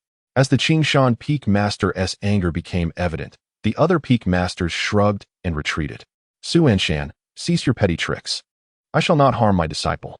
The Qingshan Peak Master squinted, yet I disapprove of your actions. Do you dare to spar with me? Oh, who would you like to duel? Suddenly, a cold-faced fairy appeared in the void, gracefully holding a long sword. My junior brother? Chapter 009, A Gift from the System. A strike of return in the void, the sword-wielding fairy stood proudly. Supreme Master, Su Guanjing. The Qingshan Peak Master found himself momentarily speechless at the sight of the fairy. Su Anshan also smiled, instinctively reaching out to embrace her, but then recalled that his senior sister practiced the emotionless Jade Maiden Path and was perpetually frigid, causing him to retract his hand discreetly. Senior sister, he murmured. The fairy nodded slightly, her gaze on Su Anshan's anxious expression revealing a hint of melancholy. Little junior brother, you truly do not like me. If it were any of the other junior sisters, you would undoubtedly rush to embrace them. Despite her sorrow, the fairy's cold eyes shifted towards Lu Qingshan. You wish to spar with my junior brother? Lu Qingshan's expression changed dramatically. What is this day? How could this esteemed lady return to the sect so suddenly? I perceive your energy is robust. Why not allow me to spar with you? Su Guanjing's eyes narrowed slightly, causing Lu Qingshan to feel a wave of panic wash over him. If his senior sister were to engage him, Lu Qingshan would be 18 years old after 18 years. His brashness might not warrant death, but it would certainly lead to dire consequences. This predicament made Su Anshan realize that there were likely others like Lu Qingshan within the Wanjian sect, though they were not as daft as he was. Seizing the opportunity, Su Anshan sought to quell the brewing tumult. As his senior sister prepared to draw her sword, Su Anshan waved his hand decisively. Senior sister, it is entirely unnecessary. I am enough. Beep. The system is en route to the duel. Please be patient. Hey buddy, why are we heading out for a duel again? Just moments ago, you confidently assured me that you would not let me fall, yet here you are, chasing after a sacred spirit fruit. This is hardly different from my master. Beep. The system has commenced the duel. Wow, this efficiency is truly astonishing. Half an hour later. Have you heard? The Master of Wuxia Peak and the Qingshan Peak Master are set to spar at the Accumulated Grudges Peak. Are you certain it's Wuxia Peak? Surely. The Qingshan Peak Master isn't tired of living? Brothers in the art of feng shui, the time has come for you to showcase your skills. It is imperative that we find a favorable site for our esteemed Lord of Qingshan Peak to be laid to rest. News of the resolution of grievances between Su Anshan and the Lord of Qingshan Peak has swiftly spread throughout the Wanjian sect. Every ear that has caught wind of this tale has, without exception, gone from skepticism to astonishment, culminating in awe at the audacity of the Lord of Qingshan Peak. Does victory truly matter? It does not. What holds significance is that the confrontation between the Lord of Qingshan Peak and Su Anshan is akin to an aged immortal consuming poison. It suggests a disregard for life itself. Who is unaware of Su Anshan's formidable reputation? Who does not know the identity of his revered master? Who can forget the countless disciples of his ancestral teacher? A multitude of disciples hastily abandoned their tasks to race towards Duanyuan Mountain, fearful of missing this extraordinary contest. Not only the disciples, but even those reclusive elders who feigned meditation to escape sect affairs emerged from their seclusion in unison. In an instant, the Wanjian sect was thrown into turmoil. Atop Duanyuan Mountain, Su Anshan lounged in a chair, stifling yawns, flanked by disciples from Baihua Peak who shielded him from the sun. Beside him stood Jiang Baihui, who had recently awakened her sacred thunder root after consuming a divine fruit. Before them, the Lord of Qingshan Peak stood proudly. As the disciples from various peaks arrived to witness this duel, they were left dumbfounded by the sight of the seemingly nonchalant Lord of Wuxia Peak and the formidable Lord of Qingshan Peak. The Mountain of Grievances, ironically named Duanyuan Peak, was intended as a site for settling disputes among the inner disciples of the Wanjian sect. Yet, since its establishment, it had only served to deepen the enmity within. The victor relentlessly mocked the vanquished, while the defeated seethed with indignation. What might have begun as a mere quarrel escalated to a level of animosity akin to confronting a sworn enemy. Thus, Duanyuan Peak earned its moniker as the Mountain of Accumulated Grievances. High above in the void, The various peaks observed the spectacle from their swords, each heart echoing the sentiment of admiration for the Lord of Qingshan Peak's bravery. A true hero, to be a fleeting champion rather than a lifetime coward. It is evident that the Lord of Qingshan Peak has chosen the former. He yearns for a life resplendent with glory. Heavenly fragrance. What manner of individual is Su Anshan, the junior disciple?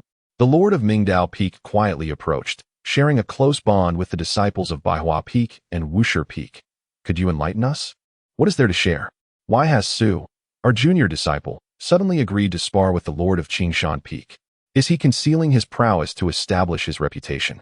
Or is it that Master Mei wishes to see a change in leadership? Why has Shangwan Jing returned to the mountain? How would I know? Su Tianxiang dismissed the other peak lords, preoccupied with whether to exchange herself for 300,000 premium spirit stones. Should someone offer her such a sum in exchange for dual cultivation, she would undoubtedly sever ties with a single stroke. Junior disciple, it is not an impossible venture. The summit of Duanyuan Mountain was teeming with people. From the inception of the peak to this moment, never had so many gathered here. The sheer density of figures suggested that virtually every member of the Wanjian sect had arrived.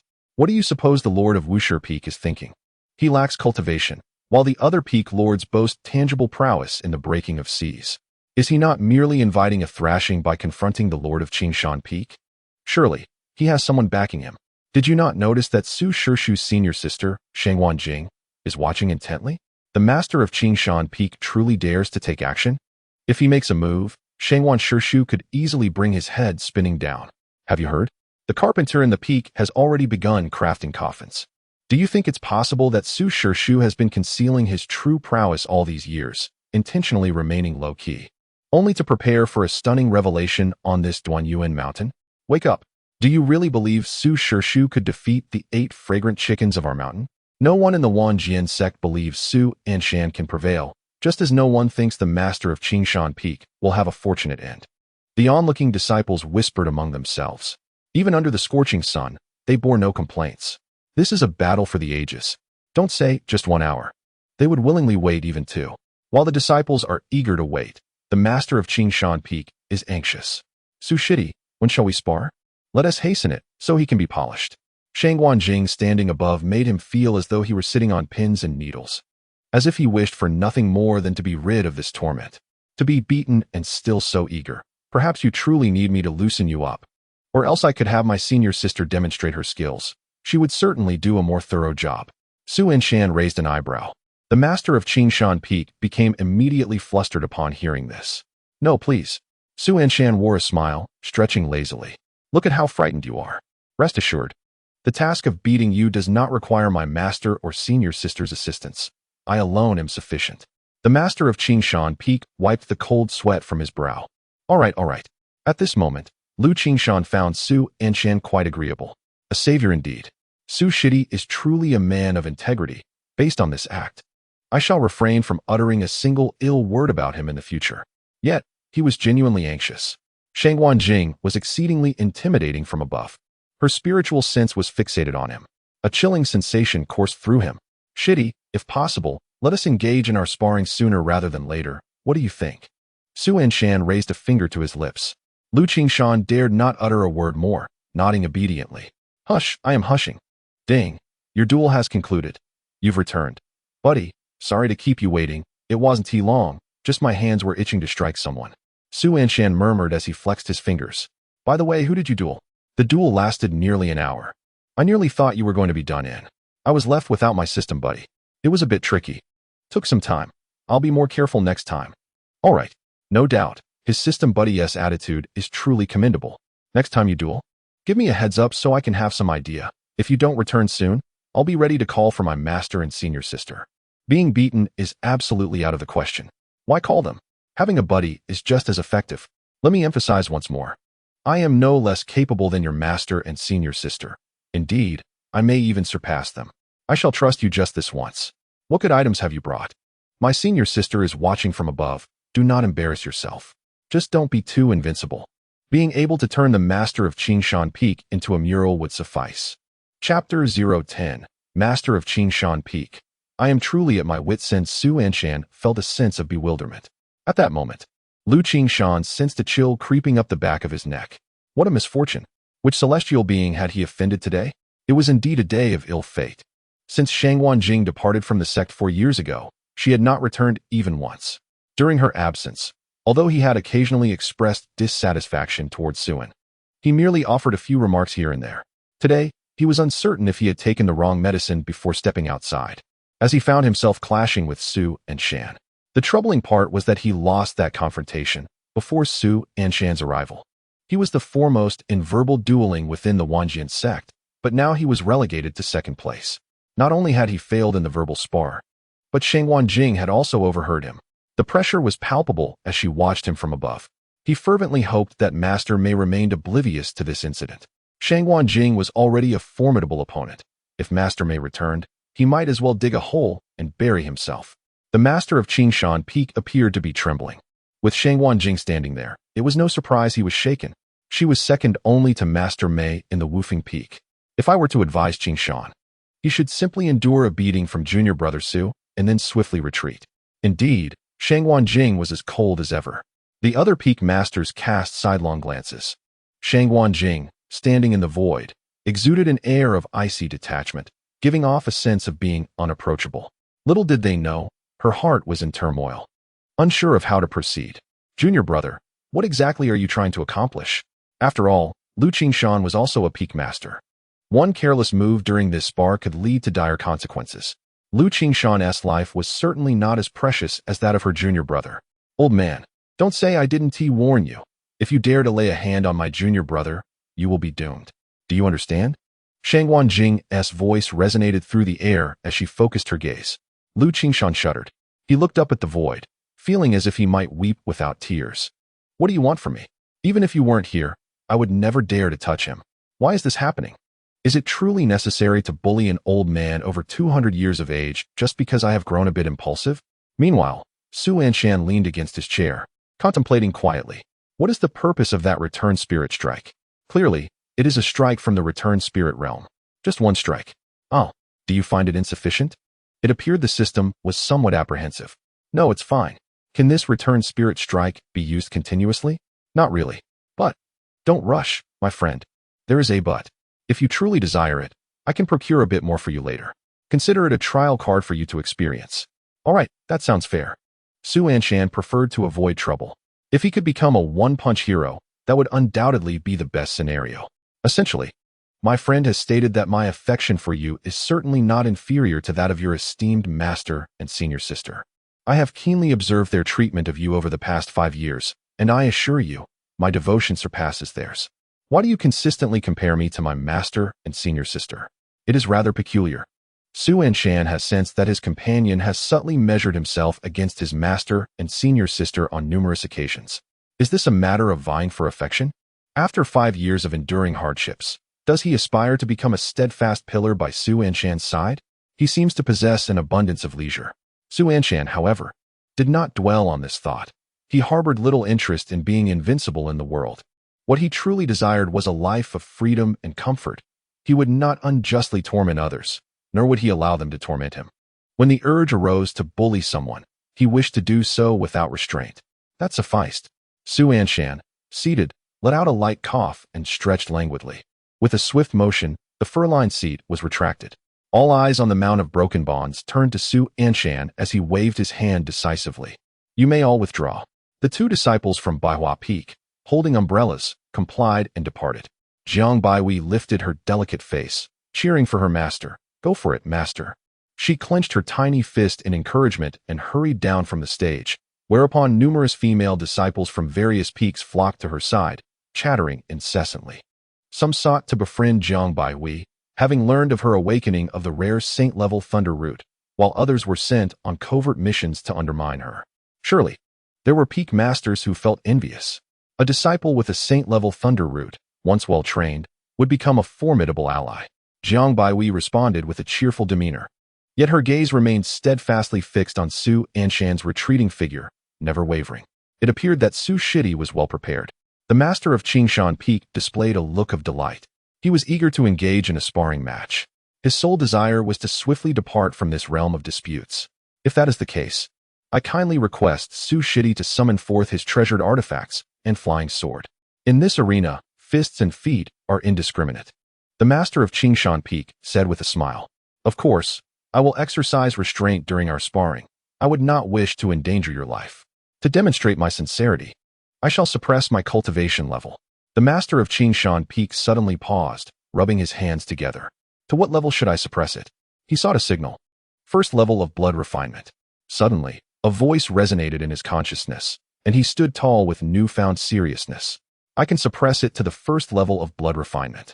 The moment he uttered those words, he felt something amiss. The first level of blood refinement. Wasn't that somewhat implausible? Nevertheless, he thought, let it be. Those who understand the unspoken truths will comprehend. And as for the disciples, I shall employ a few flashy spells during the sparring to embellish the spectacle. They would not discern the truth. Little did he expect Su Anshan to widen his eyes in disbelief. Old Qingshan, are you mocking me? The first level of blood refinement?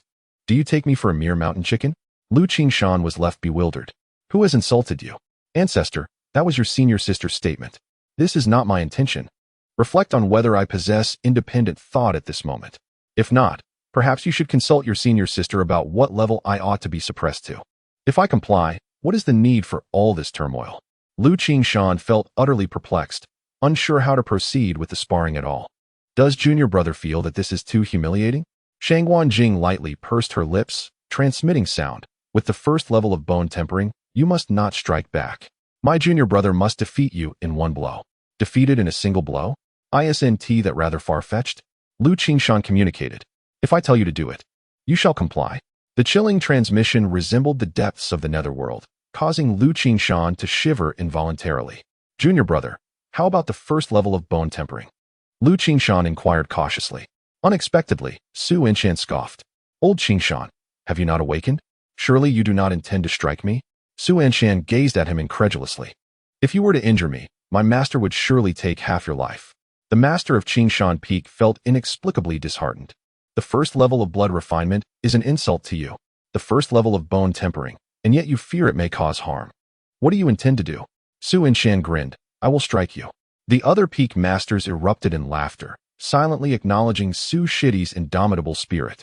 Shangguan Jing, who had maintained a stoic demeanor, allowed a slight smile to grace her lips before reverting to her icy tone. Agree to him. The transmission within the sea of consciousness manifested, and Lu Qingshan did not hesitate for even a second. Done. You shall strike me. Come forth. Chapter 011. Master of Qingshan Peak, entrapped in the mountain. Such eagerness? The master of Qingshan Peak was surprised by Su Anshan's readiness. His temperament can endure such a loss. Suddenly, Su Anshan understood. I see. He fears the senior sister. Bro, if I equip this soul-returning strike and deliver a blow to Lu Qingshan, suppressing his realm to the first level of bone tempering, could I possibly kill him outright? That seems unfeasible. Though Lu Qingshan's tongue was sharp, his offenses did not warrant death. He had also made significant contributions within the 10,000 Swords sect, and his master once praised him for cultivating from a medium-grade spiritual root to the ocean-breaking realm, showcasing great perseverance. Junior brother, come on. The master of Qingshan Peak spread his arms wide, eyes filled with urgency. Hurry and strike me. I have already stirred my blood energy. When you punch, I shall surely spew blood. Absolutely authentic. I implore you, please strike me. The master of Qingshan Peak was so anxious he felt like kneeling before Su Anshan. Then you should employ some defensive techniques. Su Anshan frowned. You are a cultivator, not a street thug. Utilize your spells. Can I? The master of Qingshan Peak cautiously glanced towards the void. Listen to my junior brother. With a swift motion, the master of Qingshan Peak formed hand seals, conjuring a small turtle spirit shield. Not sufficient, cast again. Not enough. His turtle spirit shield boasted remarkable defense. Although uncertain of Su Anshan's true intentions, Shangguan Jing insisted on following her junior brother's guidance. Cast. Not sufficient, cast again. Again. Again. A series of defensive spells were layered upon the master of Qingshan Peak, leaving the peak masters in the void bewildered. What is going on? If one were unaware, they might think the master of Qingshan Peak is facing a formidable opponent at the soul-returning realm. These spells are nearing the hardness of a turtle shell. Even a peak ocean-breaking realm cultivator would find it difficult to shatter these spells in one strike. What on earth does Su Shidi aim to accomplish? Even if one were to engage in a sham match, it surely would not be to such an absurd extent. Is Master Mei attempting to bolster Junior Brother Su's reputation within the Wanjian sect? After all, Junior Brother Su's standing within the sect is deeply entrenched. Has Lu Qingshan long been aware of the underlying circumstances? It is quite possible. Otherwise, why would he provoke Junior Brother Su for no reason, living so impatiently? With the arcane arts at his disposal, the Lord of Qingshan Peak nearly expended all of his cultivation for defense. Junior Brother Su, is this sufficient? The Lord of Qingshan Peak gazed at the myriad of incantations surrounding him, a sense of trepidation welling within. In all his years, he had never employed defensive spells to such an extent. I have already inscribed 19 incantations. The onlookers from the Wanjian sect looked on in astonishment. 19 incantations? They had merely observed the Lord of Qingshan Peak continuously forming seals and had not anticipated he could reach such a degree. This is all under Master Su's guidance. What is Master Su planning? However, Su Anshan interjected once more, is that all? He genuinely fears that a single punch might end the Lord of Qingshan Peak. Junior Brother, this is all my available incantations. The Lord of Qingshan Peak was on the verge of tears. Accepting defeat was one thing, but to be vanquished so utterly? How could he hold his head high within the Wanjian sect thereafter? Very well, Su Anshan conceded, his brow slightly furrowed. I shall temper my strength a tad. Ding. The spirit returning strike has been equipped. Bro, I shouldn't kill him, right? He won't be killed, all right. With those words, Su Anshan slowly approached the Lord of Qingshan Peak, halting just half a meter apart. Junior Brother, please make your move. The Lord of Qingshan Peak urged eagerly. As you wish. Su Anshan replied with a smile, nonchalantly throwing out his right fist. That punch was rather feeble. As Su Anshan delivered his seemingly insipid blow, the Lord of Qingshan Peak pondered how to make it appear convincing enough to avoid raising suspicion among the watching disciples of the Wanjian sect. However, before he could react further, oh my goodness! The Lord of Qingshan Peak, standing atop the mountain, cried out in agony as the searing pain coursed through him. He watched helplessly as his protective shell shattered one after another, the ferocious force finally unleashed upon his chest. Bang! A sound akin to an explosion erupted from Duanyuan Peak.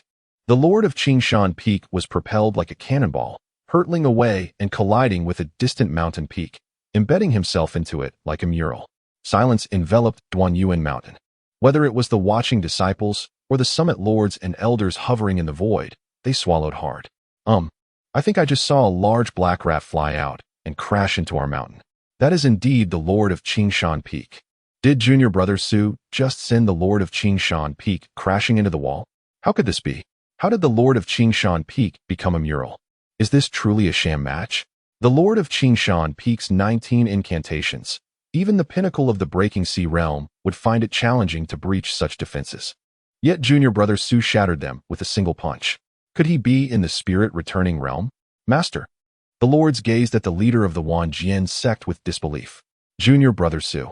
The master of the Wanjian sect exhaled slowly, his eyes still filled with disbelief and astonishment. He should have already stepped into the realm of guiling. His words unequivocally established Su Anshan's standing within the guiling realm.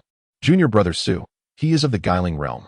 The elders and peak masters were rendered speechless, unable to fathom that Su Anshan, whom they had long regarded as a mere waste of the blood-refining realm, was indeed a master of guiling.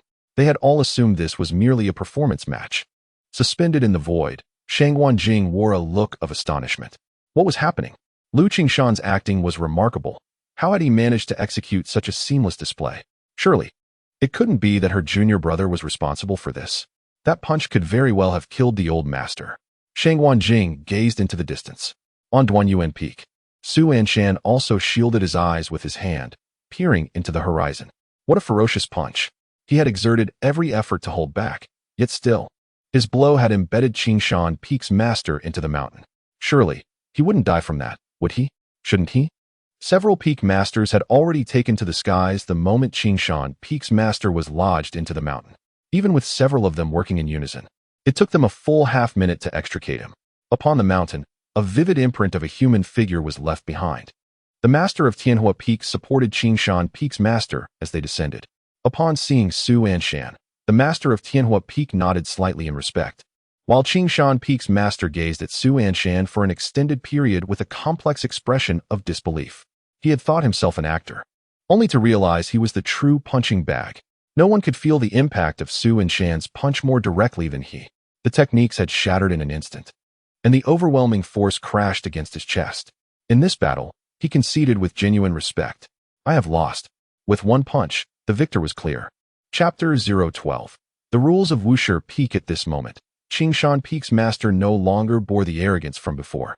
There was a hint of trepidation in his gaze as he looked at Su Anshan. One punch shattered all techniques. He had no words left to defend himself. Losing was not fearsome, especially not to someone like Su Anshan. With a light pat on Qingshan Peak's master's shoulder, Su Anshan then solemnly clasped his hands in salute. Master Mei has taught me well. Qingshan Peak's master could only smile wryly, lamenting the prowess of his elder, Master Mei. Other peak masters descended from the void, their gazes towards Su Anshan now tinged with reverence. The path of cultivation is one where strength prevails. Knowing that Su Anshan possessed the guiling realm, no one dared to underestimate him any longer. Fellow brothers, do you still harbor any thoughts about my disciple? Su Anshan jested. It is an honor for her to receive your guidance at such a young age, possessing a holy grade spiritual root. Many peak masters shared wry smiles in response. Guiling realm. The entirety of Duanyuan Mountain erupted in astonishment, all disciples staring blankly at Su Anshan's retreating figure, their minds replaying that unparalleled punch. No one had anticipated that the master of Wuxia Peak concealed such profound abilities, being a true expert of the guiling realm. Who would have thought that Su Shixiang had indeed inherited the true teachings of Master Mei, delivering a punch that broke all techniques? Truly admirable. Master Mei possesses an exceptional eye for talent. Su Shidi. My previous intention to seize your disciple was solely driven by the desire to prevent the sacred spirit root from being neglected. Please do not take offense. The master of Tianhai Peak smiled apologetically, recalling vividly the moment when the master of Qingshan Peak was embedded into the mountain by a single punch. He certainly wished to avoid incurring a similar fate. I understand. I, Su Anshan, am not one to act irrationally, Su Anshan replied with a grin. If there are no further matters, I shall return to my Wuxia Peak.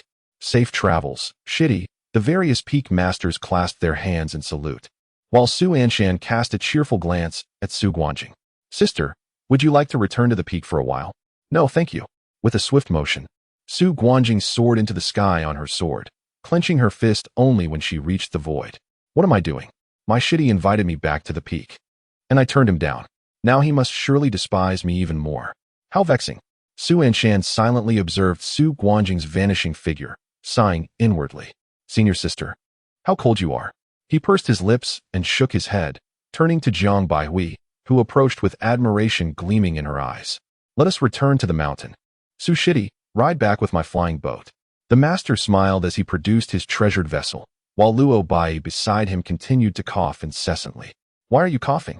The master frowned, yet Luo Bai merely squinted mischievously. Master, do you not understand me? That flying boat of yours pales in comparison to Shixiang's. Yours is but a mere bun. Never mind, I shall take my own vessel back. Su Anshan smiled slightly, retrieving his Wanmeng Chao Long flying boat and casting it into the void. With a thunderous roar, the azure dragon bellowed, and the myriad pythons bowed in reverence. This extraordinary phenomenon caused the peak masters atop Duanyuan Mountain to change countenance, and soon they beheld the roaring azure dragon and the myriad pythons transform into a flying boat. As Su Anshan ascended amidst radiant light, gulp, the peak masters could not suppress their astonishment. Was that Su Shixiang's flying boat just now? Goodness, if I am not mistaken, those myriad giant pythons must possess the strength of the peak of the breaking sea realm, while that azure dragon surpasses even that. What on earth? Those pythons are above the breaking sea peak as well. Is that flying boat also a gift from Master Mei? Brother Master, your flying boat pales in comparison to Su Shixiang's. The master of the myriad sword sect's face darkened as he cast a sidelong glance at Luo Bai. Why are you looking at me? I was merely coughing to signal you. Luo Bai replied, feigning innocence. It is you who failed to grasp my meaning. The master of Qingshan Peak gazed at the Wanmeng Chao Long, momentarily entranced. The pseudo-dragon python, the ethereal azure dragon. They willingly serve as Su Anshan's flying boat. With his current realm, he is surely beyond mere returning spirit. Qingshan, it seems you have bitten off more than you can chew with the master of Wuxia Peak. Can this be blamed on me, who knew he was at the returning spirit realm? Had I known of his formidable strength, I would never have provoked him. The master of Qingshan Peak glared. Previously, he had looked down upon Su Anshan, believing him unworthy of his position as peak master due to a perceived lack of strength. How tiresome it was to hear him mention Master Mei at every turn. Had he known Su Anshan was of returning spirit, he would have applauded even if he held Master Mei in his arms, declaring them a match made in heaven. Qingshan, hasten back to heal. The master of Tianhua Peak whispered softly. Others may perceive this sparring session as merely a gentle exchange, yet the tribulations you are about to endure have only just commenced. Qingshan, may you find solace in your own fortune. If I have been bested by the master of Wushi Peak, could he possibly seek me out for further trouble? Surely not. Yet before Qingshan Peak master could finish his thought, a sudden realization cast a pall over his countenance. How foolish of me to invite my own suffering. Esteemed friends, from the recent battle, I have gleaned some insights and shall soon enter seclusion. Should anyone come to visit, I implore you to inform them that I am in retreat. With a swift motion, Qingshan Peak Master grasped Mulan Sun and leaped atop his flying sword, leaving the other Peak Masters bewildered by his abrupt departure. Why has Qingshan Peak Master retreated so suddenly? Was it not merely a single punch that propelled him to a breakthrough? You all truly believed his words? It is evident he is merely evading disaster. Disaster? In an instant, several Peak Masters displayed expressions of dawning comprehension as they observed Qingshan Peak Master's retreating figure. Qingshan Peak Master, may you find peace in your sorrow. Having departed from Duanyuan Peak, Su Anshan returned to his own mountain. Bai Wei, from this moment forth, you shall be my disciple at Wushi Peak, indeed my true successor. We have few inhabitants here, yet ample accommodations. Reside wherever you wish. Su Anshan languidly stretched. Jiang Baiwei sweetly replied. Her curiosity piqued as she approached a stone tablet. The tablet exuded an air of ancient wisdom.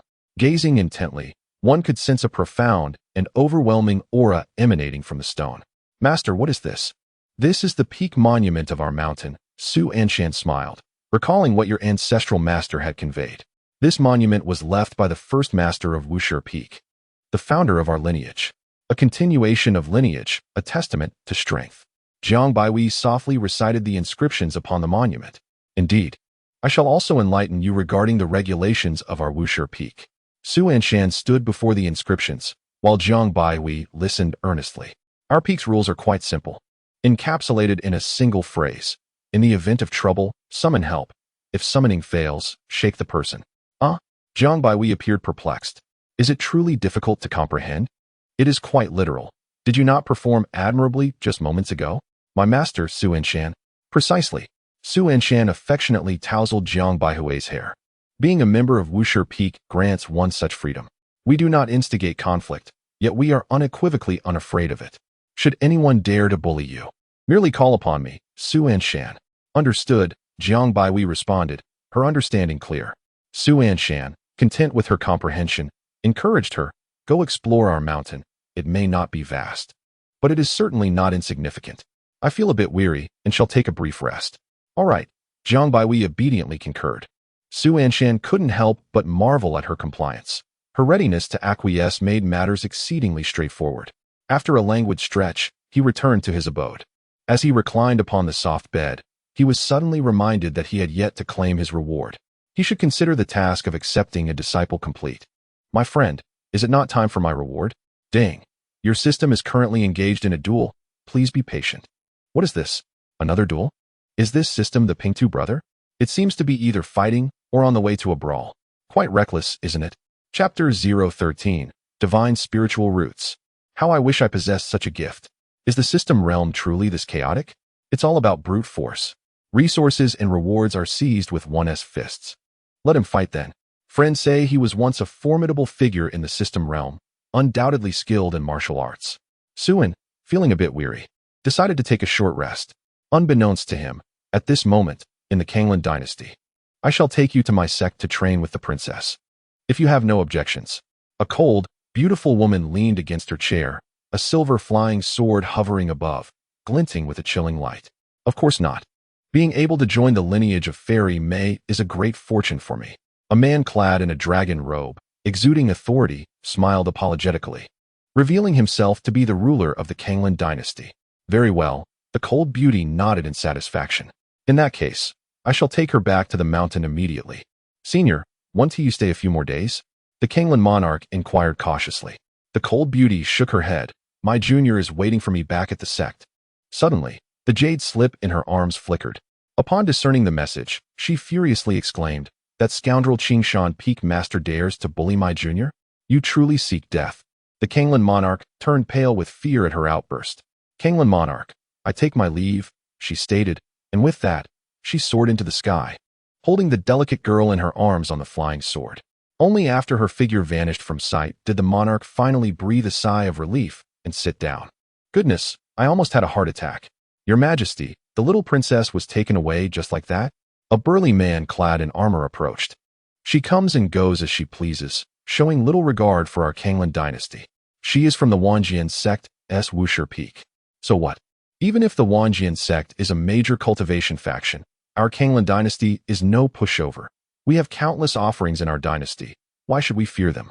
She is the disciple of Master Mei. Enough with the nonsense. Do you think I have time for your idle chatter? The Kanglan monarch glared angrily, his demeanor far from regal as he stretched his neck. If you're so capable, why didn't you speak up earlier? Are you dead? Your Majesty, please maintain decorum. Suddenly, a city guard rushed in, panic-stricken, and knelt on the ground with a thud. Your Majesty, it's bad. Something terrible has happened. What is the matter? The Kanglan monarch frowned. Before the cold beauty arrived, the assistant minister Sun Xiangdong had come to him complaining that the Wanjian sect's people were bullying him, beating his son to a pulp. He was the only heir, seeking the monarch's intervention. The mention of the Wanjian sect made the Kanglan monarch's head spin, and hearing the name Master Mei made his face turn green. Intervene? What can I do? He found an excuse to dismiss him. He was already troubled, as the little princess was betrothed to a neighboring kingdom, and now she was taken to the Wanjian sect to become a disciple of the master of Wuxia Peak. Who could be unaware that his precious daughter has fallen into the jaws of a tiger? What if the neighboring kingdom demands an explanation? What should be done? At this moment, the assistant minister has come up with another scheme. What is his predicament now? The sovereign, burdened with worry, felt a flicker of anger within. The assistant minister, accompanied by several esteemed guests from his residence, had taken his son to the Wanjian sect. The city guard, filled with trepidation, exclaimed in a trembling voice. What? The sovereign and the generals within the palace gasped in disbelief. When did they leave? Calculating the time, it appeared they must have departed an hour or two ago. Why was this not reported sooner? Your Majesty, it was you who mentioned important guests should not be disturbed. I have been standing outside for an hour, my legs have gone numb. The city guard massaged his calves. That rascal Sun Xiangdong. The sovereign of Kanglan's face turned a deep shade of anger. Your Majesty, please maintain decorum. Maintain decorum, you say? The sovereign of Kanglan erupted in a fit of rage. Hurry, send men to pursue them. No, first inform them of his dismissal. Issue a notice to the Wanjian sect. I shall personally lead the troops. We must bring back that rascal Sun Xiangdong. That rascal. The fury in the sovereign's chest made his lips turn pale. After a moment of silence, the generals in the hall remained motionless. What are you all waiting for? Assemble the troops. If we delay, that reckless youth could do anything. Quickly. Stretching lazily, Anshan awoke from his slumber, feeling utterly satisfied. This brief respite was perfectly timed, leaving him invigorated. With sleepy eyes and a yawn, he stepped out of his quarters, instinctively seeking a corner for some convenience. After all, he was the only one on the mountain, at most accompanied by a few fragrant chickens, which didn't concern him. Suddenly, Anshan remembered that he had seemingly taken on a disciple not long ago. Glancing around, not spotting Zhang Baihui, he breathed a sigh of relief. Yet, just as he was about to indulge himself, he noticed a delicate maiden crouching before him. The girl's large eyes sparkled with innocent light. Who are you? Anshan asked, astonished. Master, what's wrong? Zhang Baihui, having heard Anshan's call, hurried over with small steps, a spirit sword in hand. Master, what has happened? Zhang Baihui's face brightened as she laughed upon seeing the girl squatting on the ground. Mingwei, what are you doing here? You know her? Anshan blinked, pointing at the exquisite girl. Yes, I just met her. She is a disciple brought by Master Feng Hanyan. She is considered my little junior sister, Zhang Baihui replied, her face beaming with joy. Having just entered the sect, she had swiftly transformed into a senior sister. Although she was still learning about cultivation, the title of senior sister brought her inexplicable delight. Has the third senior sister returned to Wuxia Peak? Anshan furrowed his brow, glancing at the spirit sword in Jiang Baihui's hand. Is this sword also a gift from your senior sister? Yes, Master said it was a gift for our first meeting. Jiang Baihui smiled sweetly. Su Anshan focused on the spirit sword, noting it was of the 5th rank. Her senior sister's generosity was as lavish as ever. This was a spirit sword suitable for the Breaking Sea realm, and if presented to the world, it would undoubtedly incite a frenzy among countless cultivators. To bestow such a precious spirit sword as a mere meeting gift to someone in the blood refinement realm seemed somewhat incongruous. Su Anshan furrowed his brow and cast a couple of glances at Jiang Baihui. Jiang Baihui, age, 17, realm, bone tempering 1st layer, talent, medium grade with spiritual root. Sacred grade, thunder spiritual root, traits, golden ratio, compliant, gentle and considerate, solitary, fortunate, celestial beauty, divine beast physique, skin like cream.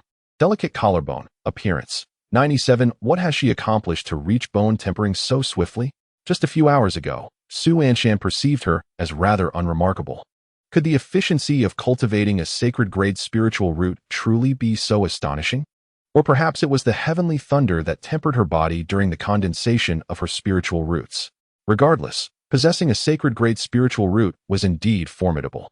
If only I could have one. Beep. The system is en route to the duel. Please wait patiently. Ah, you're back, buddy. You could at least make your presence known. Chapter 014. Let us dig a pit. This child needs to be buried. This system buddy certainly has a knack for appearing and disappearing at will, quietly and without notice. Even after 5 years of binding, Su Anshan remained oblivious to its presence. After a nap, it offered no words. Yet, it truly gets things done. Su Anshan had a fondness for this system buddy who toils diligently in silence. Buddy, stay safe, Su Anshan murmured internally, his gaze landing on the exquisitely crafted young girl before him. She was the disciple arranged by his 3rd senior sister. Shui Mingwei, age, 16 realm, bone tempering 5th layer, talent, supreme grade wind spiritual root, supreme grade water spiritual root, supreme grade with spiritual root, traits, alluring, quirky, cunning, noble birth, appearance, 96 goodness, 3 supreme grade spiritual roots. Even within a sect like the 10,000 Sword sect, such roots are an exceptional rarity. Where did his senior sister acquire her? Suddenly, Shui Mingyue, squatting on the ground, blinked her innocent eyes and pointed at Su Anshan. What was that just now? Su Anshan. Brother, what was that? Can you show it to Mingyue again? Shui Mingyue leaped up, beaming as she clung to Su Anshan. Looking up at him. What was it? Jiang Baihui appeared curious. Hee. Shui Mingyue wore a mischievous grin. Jiang Baihui was perplexed. What is going on? What is this little junior sister so gleeful about? Recalling that only their master and senior brother had been present earlier, Jiang Baihui involuntarily glanced at Su Anshan. Su Anshan thought, why is she looking at him? Could he possibly tell his little disciple that he was caught off guard by this even younger disciple while preparing to relieve himself? Clearing his throat lightly to redirect the conversation, he asked, you must be Mingyue, right? Where is my senior sister? Ah, you mean that big sister? Shui Mingyue, with a cheerful smile, pointed towards the outside of the mountain, declaring her intent to step out for a brief errand before returning shortly. What sort of business could she possibly have? While others might be ignorant of Feng Hanyan's true nature, Su Anshan certainly was not. A notorious ruffian, she had made quite a name for herself in Luhuazhou Prefecture. If one were to speak of bullying through power, she surpassed Su Anshan by leaps and bounds. Her very existence was an embodiment of oppression. Anyone who caught her ire would surely face her wrath. Once, before Feng Hanyan left the mountain, the peak master of Yunyan Mountain was in such a hurry that he flew past her on his sword, only to be pursued relentlessly by her for 2 days and nights, eventually receiving a beating at her hands. She was undeniably a tyrant of the Wanjian sect. If she claimed to handle matters, it was certain she would resort to violence. Throughout her life, Feng Hanyan was either engaged in fighting or en route to do so. Her explosive temper left all who beheld her trembling in fear.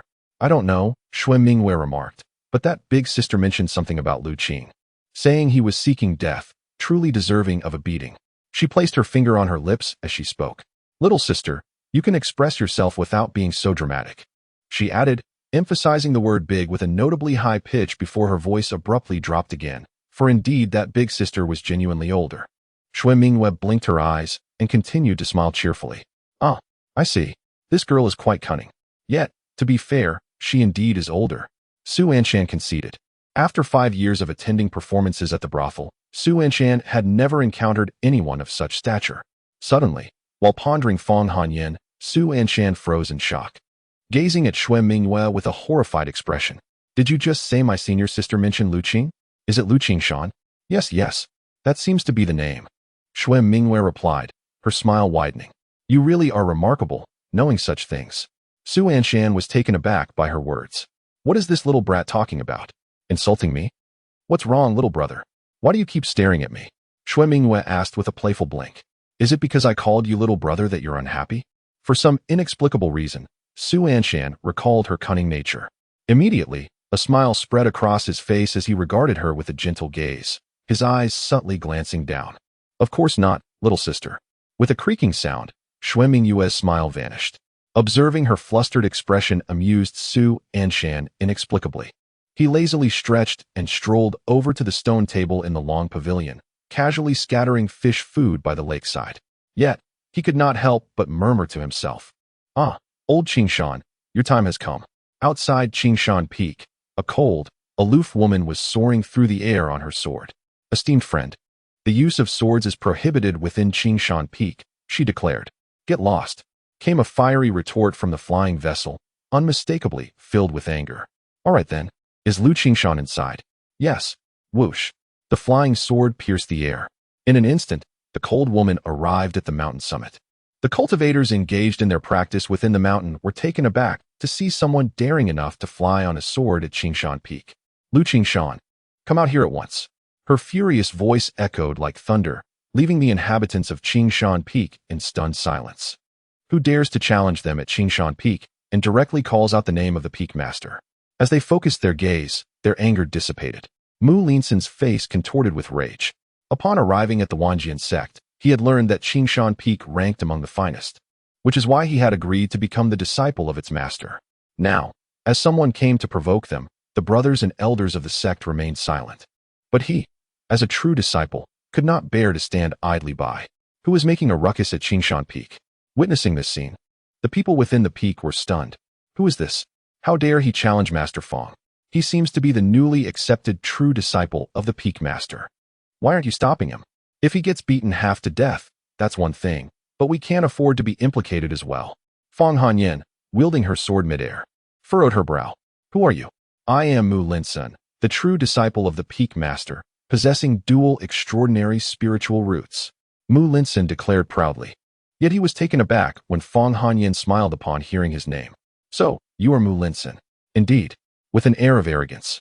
Mu Linsen thought to himself that his dual extraordinary roots must truly be remarkable, as his name had already spread in such a short time. Given time, he would surely carve out his place in this vast world. I was just looking for you, Fong Hanyan chuckled. What do you want with me? I have already pledged myself to the Peak Master. If you wish to take me as your disciple, you might as well give up. Though I, Mu Linsen, am extraordinarily gifted, I am also a person of loyalty. He raised his head with pride, understanding the smile on Fong Hanyan's face. He realized that she likely had come for him. Dual extraordinary roots are indeed rare in the realm of cultivation, and the Peak Master's acceptance of him would inevitably attract others seeking to snatch him away. It's all a consequence of my talent, he mused. Oh, Mu Linsen, how can you be such a genius, drawing the envy of so many predecessors? Yet unexpectedly, Fong Hanyan laughed aloud. Take you as a disciple? Come now. Are you not here to challenge me for my master? Mu Linsen proudly retorted. Give up. I will not follow you. The disciples of Qingshan Peak exchanged glances, exasperated. Go dig a pit. This boy deserves to be buried. Chapter 15. Junior brother, hurry and branch out. The ignorant are fearless. To speak so boldly in front of Fong Hanyan is akin to a longevity, star-consuming arsenic, seeking death in every way possible. Mu Linsen remained blissfully unaware, still relying on his talent, unabashedly arrogant. Ignorant junior, you are courting your own demise. Whoosh. The flying sword hovered menacingly, instilling fear in Mu Linsen's heart. The person before him intended to kill him. Feeling the unmistakable intent to kill, his legs weakened. Just as the sword was about to pierce his brow, Lu Qingshan appeared before him in a flash, clad in a blue robe. Fong Hanyan, is it truly necessary to be so heavy-handed with a junior? Had you not acted this way, how would you have come out? Fong Hanyan smiled faintly. Lu Qingshan, I thought you were going to hide in your cave for a lifetime like a timid turtle. It seems you possess some sense of responsibility after all. Lu Qingshan replied. I acted rashly. Fang Hanyan had sensed his presence as she entered the mountain, hiding in the cave and feigning death. Despite this, he had been vigilantly observing the circumstances outside the cave until Fang Hanyan intended to harm Mu Linsen, prompting him to reveal himself. In retrospect, he now realizes his haste was unwarranted. No matter the situation, Fang Hanyan would never stoop to bullying a junior. Her true intention was merely to coax him out from the cave laden with countless formations. Having emerged, Lu Qingshan could not afford to return to the cave, as it would be a blow to his pride. What do you intend to do? She inquired, feigning ignorance. Fang Hanyan chuckled. In the entirety of Wanjianzong and the Luhuazhou, who would dare provoke us from Wushi Peak? Only you, Lu Qingshan. How many times have you brought misfortune upon my junior? My junior is benevolent and chooses not to hold grudges. Yet do you believe the others from Wushi Peak are easily bullied? This matter is not as you perceive, Lu Qingshan replied, his eyes filled with bitterness. Spare me your nonsense. I have returned to support my junior, not to reason with you. I shall give you 30 breaths to cast whatever defensive spells you can muster. Take one punch from me, and this will be settled. Now, I will commence the countdown. At Wushi Peak, within a pavilion, Su Anshan leisurely indulged in strawberries, feeding a few to the fish in the pond. Suddenly, a deafening sound resonated throughout Wanjianzong. Jiang Baiwei, who was massaging Su Anshan's shoulders, and Xue Mingyue, who had been fixated on her own chest, turned their gazes towards the noise. Billowing smoke filled the air. How tragic. That punch could have shattered old Qingshan's bones. Su Anshan remarked, his tongue clicking in surprise, as a graceful figure riding a sword gradually came into view. It was none other than Fang Hanyan. Once she landed, Su Anshan eagerly approached her. Senior sister, he greeted, and a data panel appeared before him. Fang Hanyan, age, 46, realm, 3rd stage of spirit division, talent, sacred grade earth spirit root. Supreme grade fire spirit root, characteristics, skin like cream, beauty that could make fish sink and swans alight, waves of energy, attractiveness. 98 astounded. Su Anshan found this quite remarkable. An attractiveness score of 98 seemed entirely justified. Despite her unruly demeanor, her appearance was virtually flawless. Junior brother, are you awake? Fang Hanyan, previously icy while soaring through the air, now bore a gentle smile upon seeing Su Anshan. I was concerned that my punch might have been too forceful and disturbed your rest. How is the peak master Qingshan? Su Anshan asked. He is well, Fang Hanyan replied, her expression suddenly darkening. Isn't he fond of staying holed up in the cave? This time, he should have enough peace for 3 months. However, Lu Qingshan seems to bear injuries. I refrained from using my full strength, and it appears he was significantly harmed. I wonder who inflicted such damage. Could it be that the senior sister has returned? Hey, Su Anshan chuckled, choosing to remain silent. I can't be bothered with him. If he bullies my junior, he deserves the beating. Fang Hanyan's brows furrowed. How dare they bully someone from Wushi Peak? He truly seemed to have lost his senses. Indeed, the Wushi Peak master thrives on intimidation. They have always bullied others, but I have never heard of anyone daring to bully Wushi Peak. Rest assured, in due time, senior sister and 5th junior sister will arrive as well, enough for that old Qingshan to drink a pot. Su Anshan, what is this all about? This is really unnecessary. If his several senior sisters each come back once, even if it's just one punch from each, he would be beaten to death. Senior sister, why not let it go? Impossible. Fang Hanyan raised her elegant brows slightly. This is a matter of our dignity at Wushi Peak.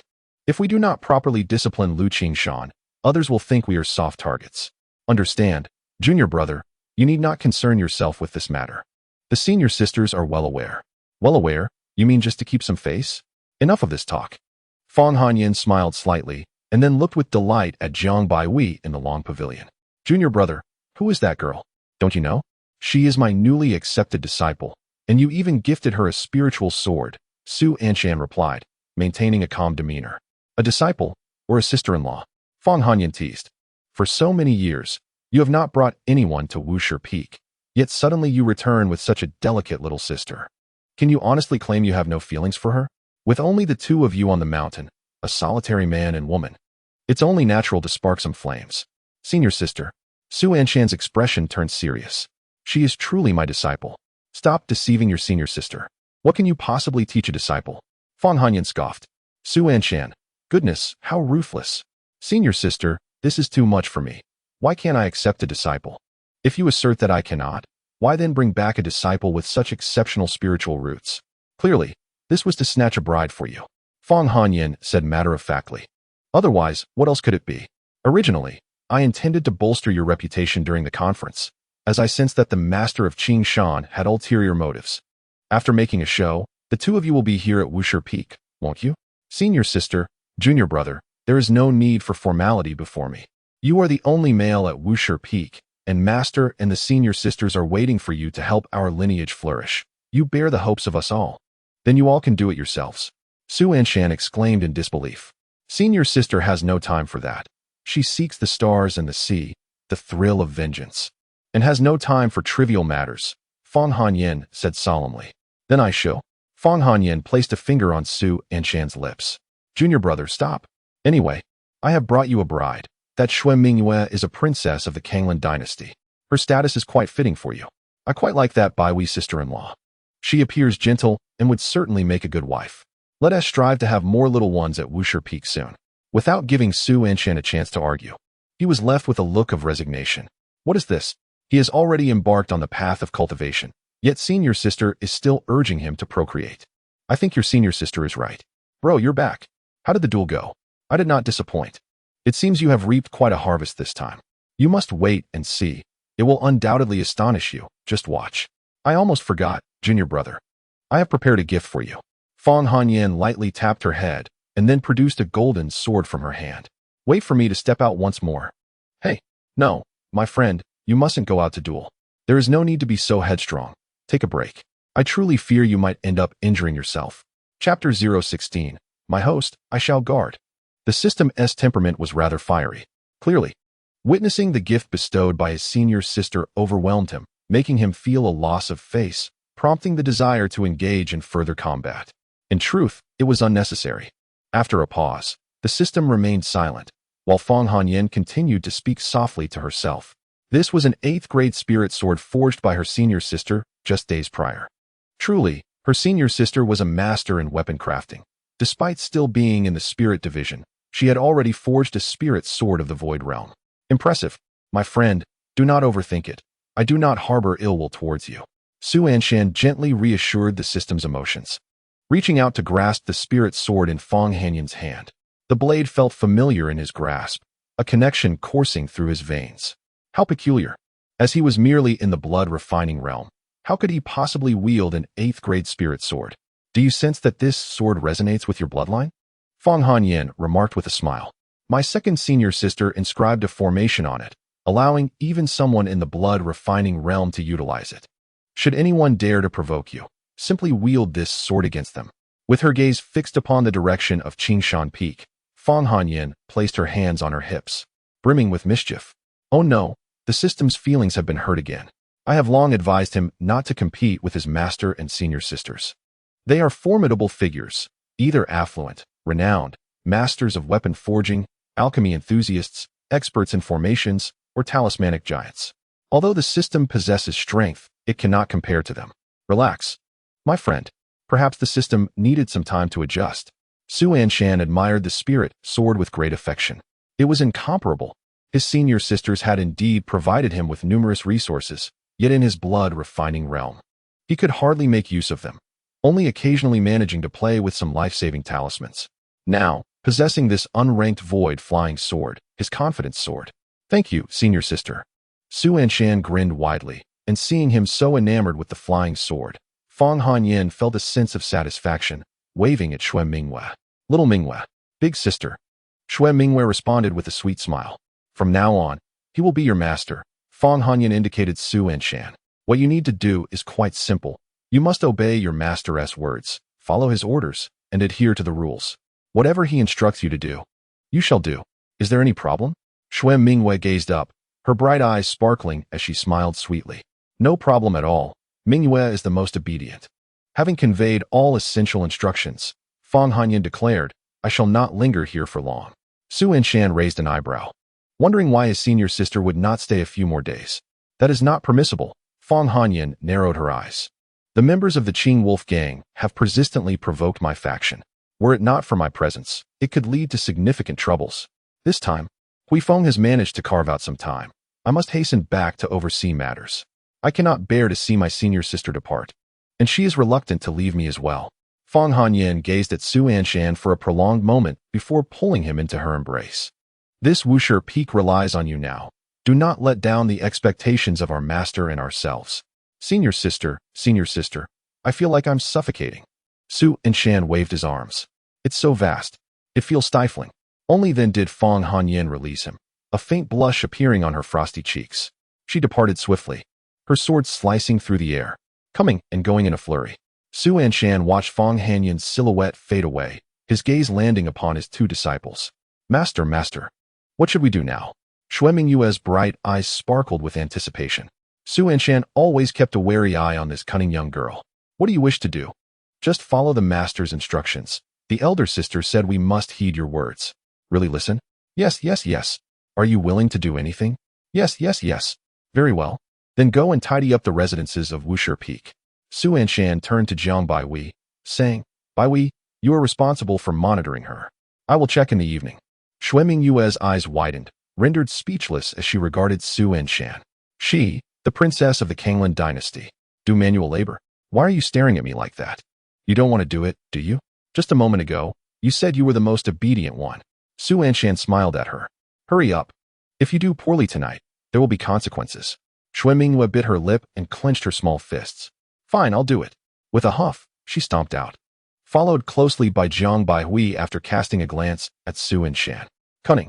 Su Anshan relished the challenge of taming this shrewd little sister. Leaning comfortably against the pavilion's bench, Su Anshan toyed with his flying sword. Hey, buddy, are you there? What is up? Come on. Let me see what treasures you've brought me. Ding. System gift. Spirit Strike X5. System gift. Sacred Spirit Fruit X1. System gift. Title. This mountain is mine. System gift. 6th rank Spirit Sword X1. Isn't this splendid? Su Anshan blinked at the gifts bestowed by the system, and his attention was soon drawn to the last item, the 6th rank Spirit Sword, which likely broke his defenses. Do you think this Spirit Sword pales in comparison to what my senior sister provides? Honestly, there is no need to compare with her. My lineage is indeed somewhat intimidating. System buddy, truth be told, you really are quite remarkable. Ah, buddy, you don't need to put so much pressure on yourself. Su Anshan spoke softly. My dream is simply to enjoy a leisurely life for 100 years. You know my circumstances. We should just revel in music together. Buddy, are you insulting me? What is with the sudden intensity? What is going on? Su Anshan swore that everything he said was sincere, not veiled criticism. For he genuinely believed the system had performed admirably. He felt that this system could not possibly be afflicted by any malady. I am quite concerned about his mental well-being. My friend, after 5 years of observation, I have witnessed the terrifying aspects of your lineage, yet I still chose to step forward. Do you know why? You unafraid. Indeed, the issue lies with my lineage. Hush. Remember, my friend, my fate is determined by me, not by heaven. My host shall be protected by me. Wait for me. Ding. The system is attempting to challenge the rules. Please be patient. The system is serious. Is it challenging the rules? Why is that? Su Anshan is quite satisfied with the resources provided by the system. He has already witnessed the power of the spirit returning strike. And the Holy Spirit fruit can condense a sacred spiritual root. He is still unaware of the specific effects of the title.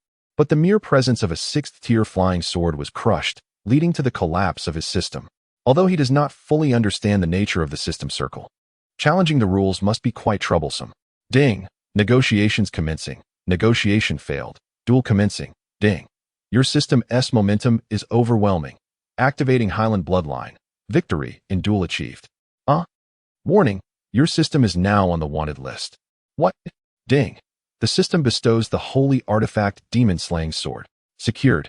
Chapter 017. The Holy Artifact Sword Spirit. The 5th senior sister returns to the mountain. Astonishing. The system's focus is on authenticity.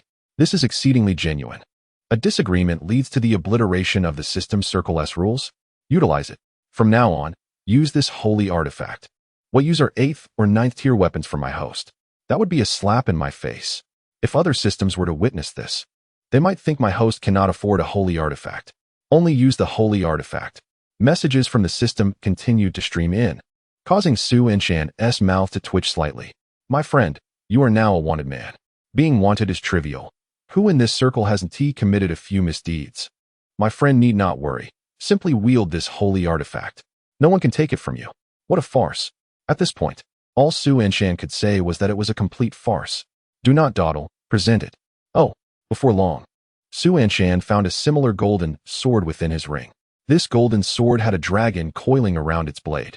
The moment Su Anshan grasped the holy artifact, he felt a surge of ancestral bloodline coursing through him, an immense power swirling within his arms.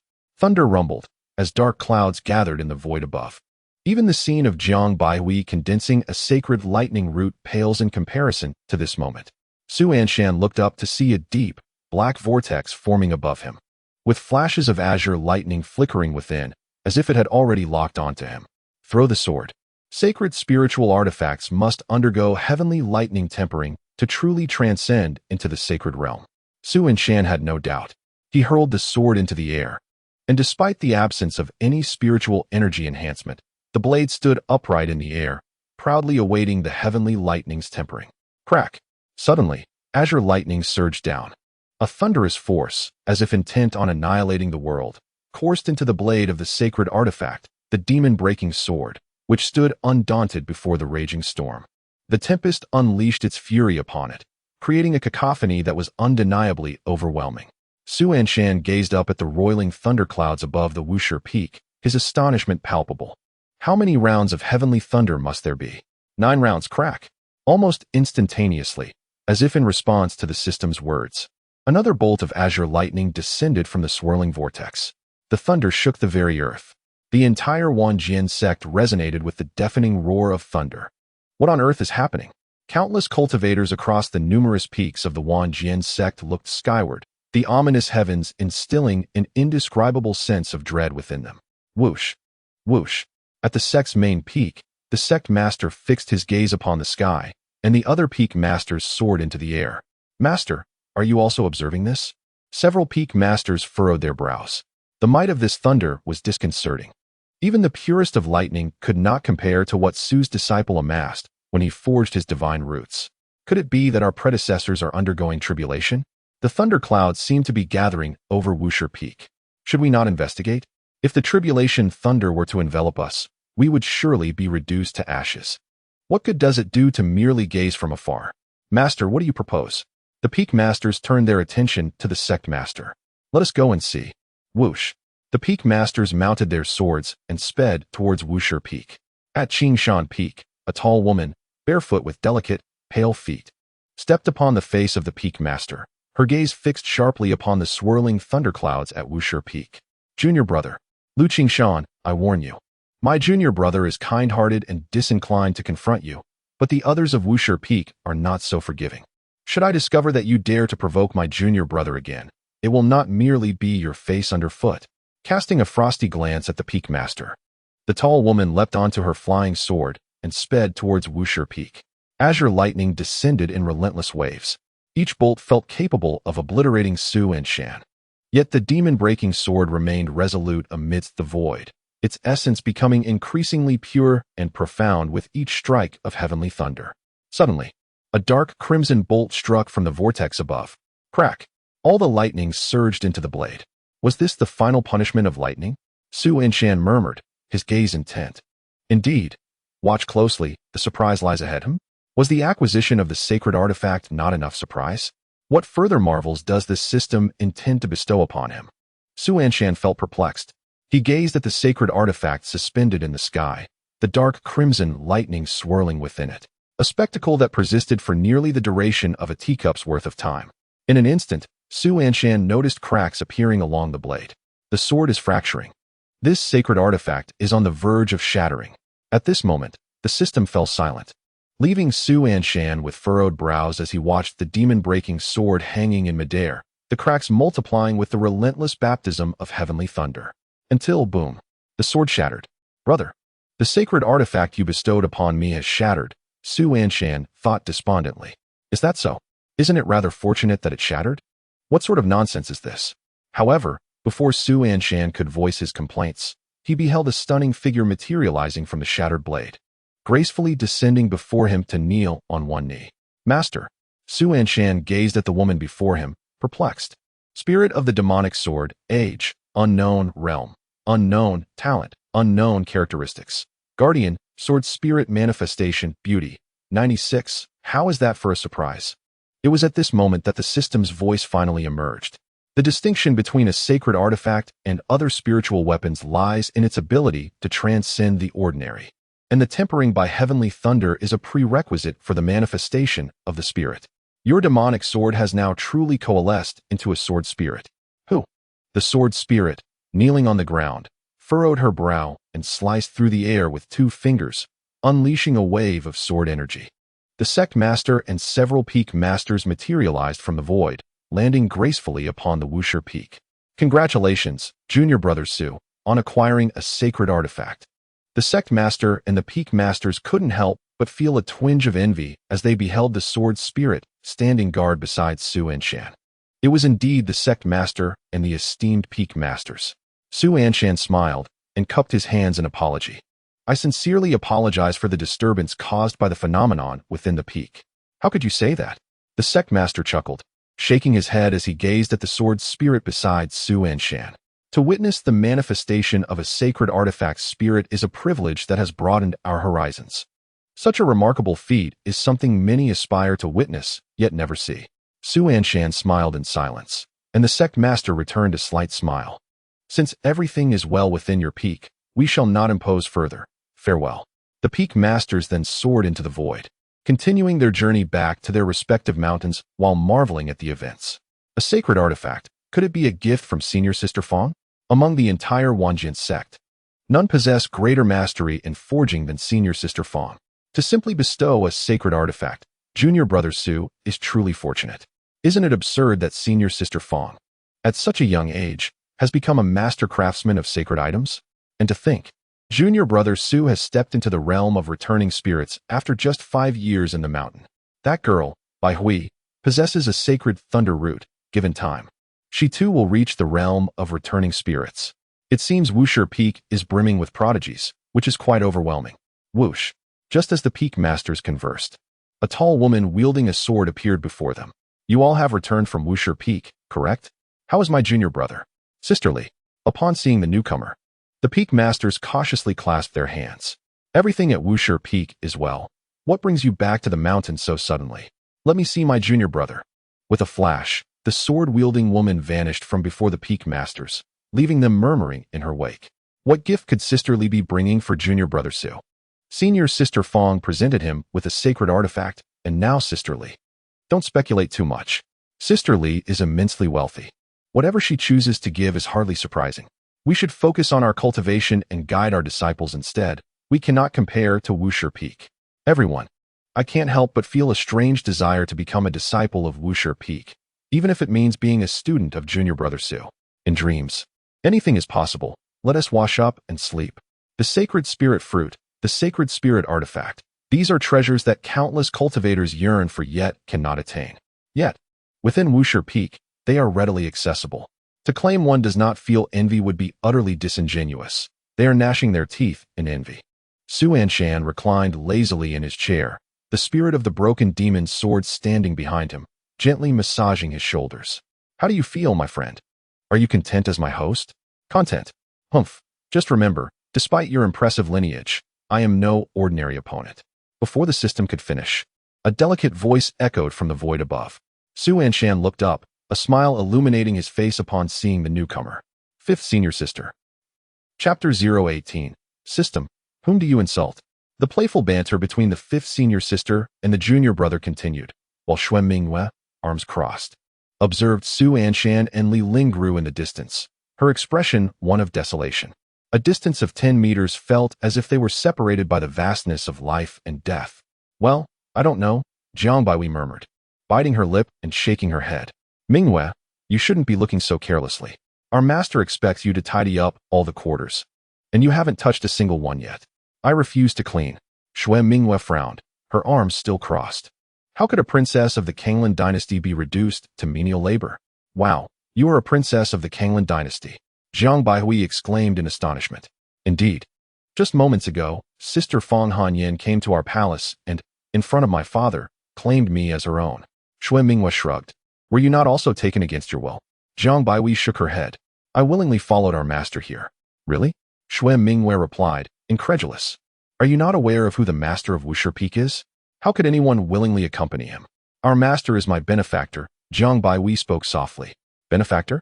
Yes. Zhang Baiwei nodded earnestly, recounting her encounter with Su Anshan. What? That rascal's son and dared to bully you. Xue Mingwei placed her hands on her hips. Fear not, sister. When the time is right, let us descend the mountain, and I will deliver a few resounding slaps to him in front of his father for daring to mistreat my sister. Mingwei, please don't call me sister anymore. I am but a farmer's daughter. What of it? Xue Mingwei shrugged nonchalantly. Sister, do not dwell on such things. I, Xue Mingwei, have never cared for one's background. You stepped into the sect before me, thus you are my sister. Besides, I enjoy having you as my sister, Zhang Baiwei blushed, unsure of how to respond. Don't overthink it. I declare this. When next we encounter Sun Un, we shall teach him a lesson. I will stand by you. And what about these quarters? Who cares? Xue Mingwei smiled mischievously. Our master said there would be consequences for you. Let him come. Xue Mingwei grinned wickedly. I am quite looking forward to being punished by our master. Why don't you join me? It would be more fun with three of us. Meanwhile, as Xue Mingwei and Zhang Baiwei exchanged words, Su Anshan and Li Lingru finally traversed the 10-meter expanse, embracing one another. Fifth senior sister, Li Lingru age, under 100 years realm, third stage of breaking the sea talent, holy grade golden spirit root traits, wealthy, well-off. Slender legs appearance, 96 junior brother, Li Lingru, with fingers as delicate as green onions, gently brushed Su Anshan's nose and inquired if he missed his senior sister. Recalling that her last visit to the mountain had been half a year ago. How could I not? Su Anshan replied with a smile. Fifth senior sister. You arrived a tad late. Had you come earlier, you might have encountered third senior sister, who just departed not long ago. I am aware, she responded. Have you been in contact with her? No, Li Lingru shook her head. I just returned from Qingshan Peak. When I arrived, Lu Qingshan seemed to have recently endured a beating, and it appeared to be purely a matter of brute force. I suspect it was the doing of third senior sister. Su Anshan remarked, our mountain peak truly remains unchanged. Li Lingru surveyed the surroundings, and Su Anshan chuckled in response. Wuxia Peak has always been this way. It has remained so for centuries. Junior brother, you should know what I am referring to, Li Lingru said, placing her hands behind her back and leaning slightly forward. When will you bring some younglings to our Wuxia Peak? Su Anshan wore a helpless expression. Senior sister, speaking of this matter, have you discussed matters of business with senior sister Tianxiang? Well, 100,000 spirit stones for a child? She inquired, incredulous. How is that possible? Upon hearing this, Su Anshan breathed a sigh of relief. I thought so too. 100,000 for a child is utterly absurd. I told her it should be 200,000. What? Su Anshan's eyes widened in disbelief. You sly Tianxiang. How could you negotiate down a half after stating that? On Baiwa Peak. Su Tianxiang lounged on her bed clad in a sheer garment, her skin tantalizingly visible. Achoo! She raised her hand to rub her delicate nose, a frown creasing her brow. What on earth? Am I really this frail? Biting her lip, she pondered, 300,000 spirit stones? Am I truly considering selling myself for that sum? Although her junior brother was undeniably handsome and possessed commendable prowess in the realm of spiritual cultivation, she hesitated. Perhaps I should concede. With a determined gesture, she donned a long robe. You all continue your training. I shall step out for a while. Yes, Peak Master. Su Anshan was genuinely astonished. He had thought that 100,000 spirit stones was already outrageous, yet he never anticipated that his senior sister could offer 200,000. By the way, didn't Su Tianxiang recommend any female disciples to you? Li Lingru asked, her brow furrowing in suspicion. She believed her offer was already substantial. 200,000 top-grade spirit stones could purchase a 6th-grade spirit sword. She did, Su Anshan affirmed. But you didn't find any of them appealing? Not at all. Coincidentally, we have a matchmaking event in Luhuazhou Prefecture in 3 days, Li Lingru said, retrieving a jade token from her robe. Senior sister has already arranged everything for you. Matchmaking? Su Anshan was utterly dumbfounded. He had never imagined that even in the realm of immortality, he would be pressed into marriage, and worse still, forced into a matchmaking event. Senior sister, I am merely 20 years old. And what of it? In the mortal world, there are countless individuals who marry and bear children at 17 or 18. At 20, You are already considered late in marriage and childbearing, Li Lingru stated with a serious gaze. Those participating in the matchmaking event are all leaders and elders of prestigious sects. Finding a companion there for mutual cultivation would be immensely beneficial for you. My dear senior sister, you do realize that they are leaders and elders, don't you? They must be several centuries old. Cultivators share the same lifespan as the heavens and the earth. At this moment, you are once again reminded of that truth. Regardless, you must attend the matchmaking event. If you choose not to, your allowance will be cut off. Li Lingru, with her arms crossed and head tilted slightly, gazed at him. Ahem. Su Anshan cleared his throat. In this matter, my lineage aligns with yours. Incredible. He had arrived at this point only to face matchmaking.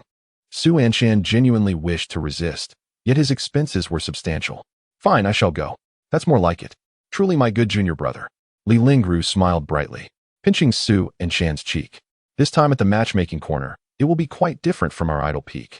There, we shall discuss realms and talents.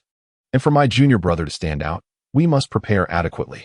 With a flourish, Li Lingru opened her fair hand, revealing 2 radiant fruits that shimmered in her palm. Su Anshan nearly choked as he muttered to himself, "Calm down, my friend." However, Li Lingru seized the moment to strike again. Behold, the sacred spirit fruits. These may be sufficient to condense a sacred grade spiritual root. I, your senior sister, have expended a vast number of spirit stones to acquire these for you. 2 in total. Li Lingru's eyes sparkled with delight. In truth, I had obtained the first one long ago but refrained from giving it to you, as a single sacred grade spiritual root is unworthy of my junior brother. If you are to condense a spiritual root, it must begin with 2 sacred fruits. Calm. I can't possibly remain calm. Who are you insulting? Chapter 019. One step to success. Directly binding a system. The system has once again engaged in fierce battles. Su Anshan silently contemplated how many times the system had fought today. He truly wondered if it ever pounded its chest in the still of the night. Why must it compete with Su Anshan's lineage? He wielded a 6th grade spirit sword, while his senior sister presented him with an 8th grade, unranked sword. He possessed 1 sacred spirit fruit, and his senior sister brought him 2. It was not that Su Anshan and his senior sisters were deliberately putting him at a disadvantage.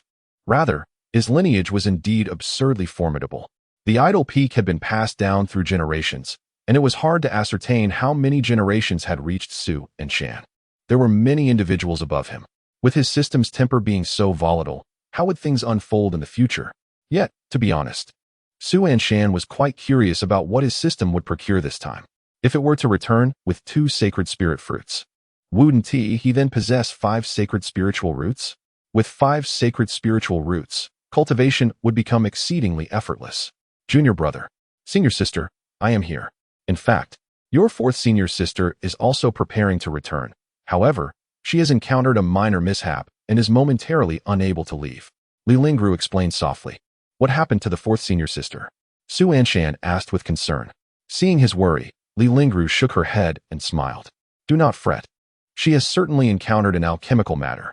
On her way, she received word of a secret realm where spiritual plants have manifested. Upon learning this, she rushed to investigate and instructed me to relay these to you. With a flick of her hand, she produced a collection of vials and jars. These are 5th grade condensing spirit pills. Each bottle contains 20 pills, and there are a total of 10 bottles.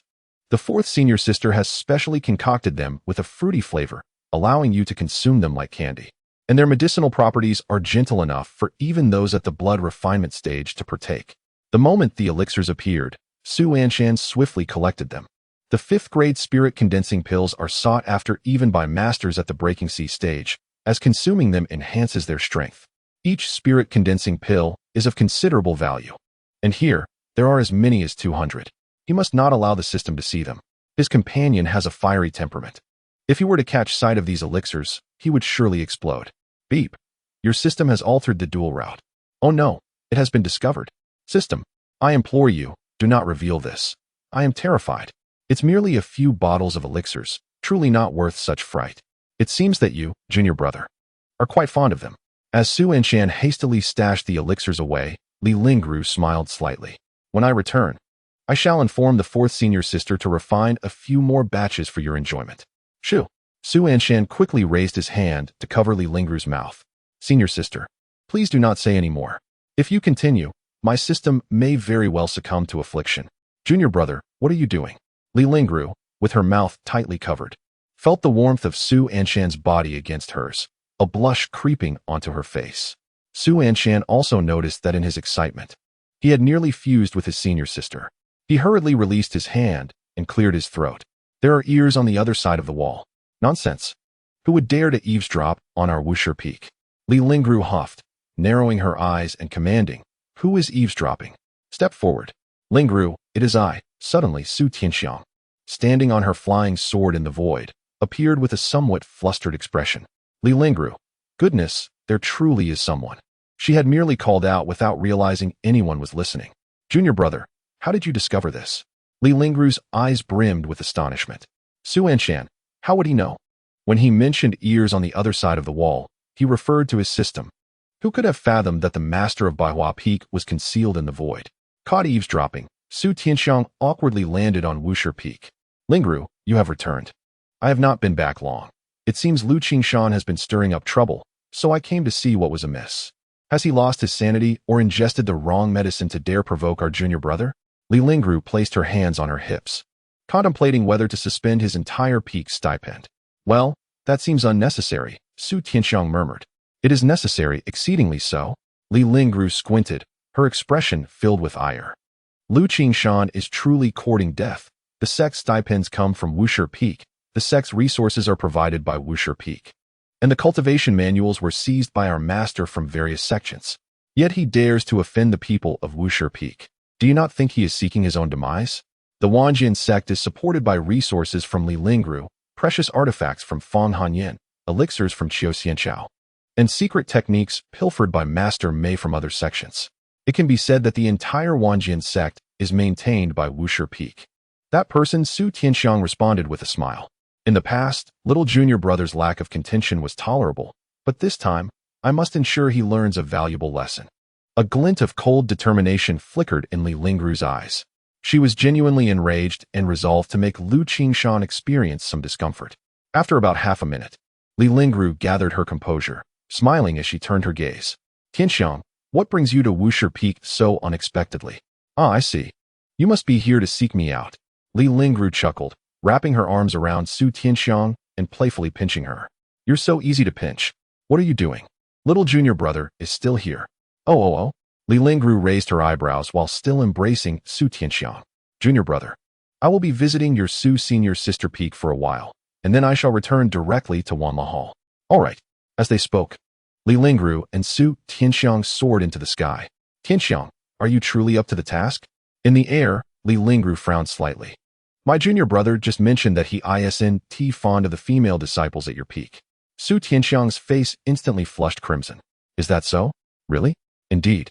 Li Lingru sighed, her lips pressed together. She had been deeply concerned about Su Anshan's prospects for the Wanxia Peak. Why is your face so red? And nothing. Su Tianxiang cleared her throat. How long are you planning to stay at the sect? You could come visit my Baihua Peak. It's not that I'm incapable. My disciples are truly exceptional. I believe that, but my junior brother doesn't share the same sentiment. Li Lingru crossed her arms. Tianxiang, my master holds you in high regard. Although you are not a Wuxia Peak disciple, you are still considered half of one. You must pay more attention. The phrase watched him grow up caused a subtle shift in Su Tianxiang's expression. Indeed, Su Anshan has been under my watch since he was young. I want to be going to Baihua Peak. In a few days, junior brother Anshan will be attending a matchmaking event to see if he finds someone suitable. Li Lingru murmured. If he doesn't, Tianxiang, the responsibility will fall to you. You should engage him in more conversations to understand what he truly likes. All right. I shall take my leave then. I have too many matters to attend to. Li Lingru waved her hand and vanished into the void, leaving Su Tianxiang gazing at the distant Wuxia Peak, biting her lip. A matchmaking event, you say? At that moment, on Wuxia Peak, Su Anshan paced back and forth, hands clasped behind his back, calling system. No response. I wonder how my system buddy is faring. He opened his hand to reveal the sacred spirit fruit, a coveted treasure sought after by countless peak masters and elders. Astonishingly, Su Anshan possessed 3 of these fruits. Bored, he thought, why not have a taste? He glanced at the fruit, ready to pop it into his mouth. Stop. Leave the fruit be. The fruit, already in his mouth, was forcibly expelled by Su Anshan. Buddy, you're back? Humph. My friend returns in triumph. Let us discuss whether you might temper that temper of yours. You should be aware that only 2 senior sisters have come thus far. In total, I possess 9 senior sisters, along with my master, grandmaster, and the master of my grandmaster. There is truly no need for such, no further words. Indeed, this system, my friend, is quite obstinate, so let Su Anshan proceed as he may. What have you brought back from your journey? Humph. My friend has made a significant leap forward. Summon people. Sign-in system. Brother Anshan. Su Anshan stared in astonishment at the sudden appearance of yet another system. My friend, have you returned with a system bound to me? Chapter 020. The origin of chaos arises. All bow in submission. By heavens! Is there anything this system cannot accomplish? With a lineage of the highlands, it has altered the rules. In an instant, it has become too lazy to vie for resources, opting instead to bind tickets. Sign in for my friend. Ding. Sign in successful. Heavenly Spirit Fruit X1. The Heavenly Spirit Fruit, capable of condensing supreme spiritual roots. Quite satisfactory indeed. Su Anshan nodded in approval at the fruit resting in his palm. He is a man easily pleased, especially when it comes without effort. However, unbeknownst to him, while Su Anshan was content, his friend was not. Damn it, you tyrant, attempting to deceive my friend with a heavenly spirit fruit. I see you wish for your demise. Ding. Your system is undergoing moral education for the sign-in system, Su Anshan. Has the sign-in system been reprimanded? My friend, no need for further words. You little rascal, quickly have my friend draw again. Sign-in system. Brother, I am merely following the rules. My system is inherently random. What else would you have me do? Don't strike me, can't I just redraw? Sign-in system. What should I draw for Brother Anshan? You're asking me? Just think it through. Earlier, his senior sister provided him with 2 sacred spirit fruits, and I am left feeling embarrassed. You must help me regain my dignity. Ding. Sign-in successful. True Chaos Fruit X1. Sign-in system. Does that suffice? You have some sense. Sign-in system. Can I retrieve the previous heavenly spirit fruit? The sign-in system can only be used once a day. If the higher-ups find out, my performance will be jeopardized. Retrieve it? Get lost. Su Anshan stood there, staring blankly at the stream of messages. Is this not bullying? This system is undoubtedly a tyrant in the realm of systems. My friend, the true chaos fruit is rather commendable. You may consume it. Sign in. Is that acceptable? Him. Pay no mind to him. That little brat has long been deserving of a beating. Earlier, when I politely requested resources from him, he turned his back on me. Am I to indulge him? I simply bound him, and from now on, he shall serve as your auxiliary system. So, shall I consume the true chaos fruit now, and forego the sacred spirit fruit? The spirit fruit is of little consequence. You may keep it for your disciples or concubines. We have no desire for such trifles. The audacity of such words suggests the chaos fruit is rather overrated. Upon extraction, the fruit resembles a mangosteen, lacking any luminescence, appearing quite ordinary and unremarkable. Yet, the system holds it in high regard, prompting Su Anshan to take a bite without a second thought. In an instant, darkness enveloped the realm, and the entire Wuxia Peak seemed to plunge into chaos. Countless disciples with mid-grade spiritual roots of the Wan Sword sect prostrated themselves, facing Wuxia Peak in reverent worship. What was Su Shidi up to? The sect leader, frowning deeply, found himself instinctively drawn to submission while hovering in the void. It is worth noting that he possesses a sacred grade spiritual root. The leaders of various peaks felt the disturbance in the heavens and earth, gazing in disbelief at Wuxia Peak, each experiencing a tremor of fear. Fortunately, their cultivation levels afforded them some resistance. No, I shall not kneel. Mu Linsin clenched his teeth, struggling against the overwhelming pressure. Though he possessed dual supreme spiritual roots, his cultivation was insufficient. The moment the chaotic phenomenon erupted at Wuxia Peak, a shudder coursed through his very soul. It was the quaking of his spiritual roots, instilled with fear by the chaos of Wuxia Peak. Meanwhile, numerous disciples lay prostrate on the ground. I refuse. My life is my own, not dictated by. Boom. Before he could finish his protest, he found himself kneeling, his legs seemingly beyond his control, his soul compelling him to remain motionless in submission. Let me rise. Mu Linsan howled towards the heavens, and upon hearing his cries, the master of Qingshan Peak hurriedly exited his cave, concerned for his prized disciple, endowed with dual supreme spiritual roots. However, before he could take more than a few steps, he too collapsed to his knees. Other peak masters, possessing at least one supreme spiritual root, managed to withstand the pressure to some degree, but Qingshan's master, with merely 2 mediocre roots, could not endure, even as a sea-splitting figure. Master, what is happening? Mu Linsan gazed incredulously at the scene. Qingshan's master was equally bewildered. What could possibly have caused him to kneel so suddenly? This is utterly humiliating. It is so dark. Xue Mingyue looked up at the void above. The weight of the pressure making her breath labored, her legs trembling uncontrollably, yearning to bow before the chaotic expanse.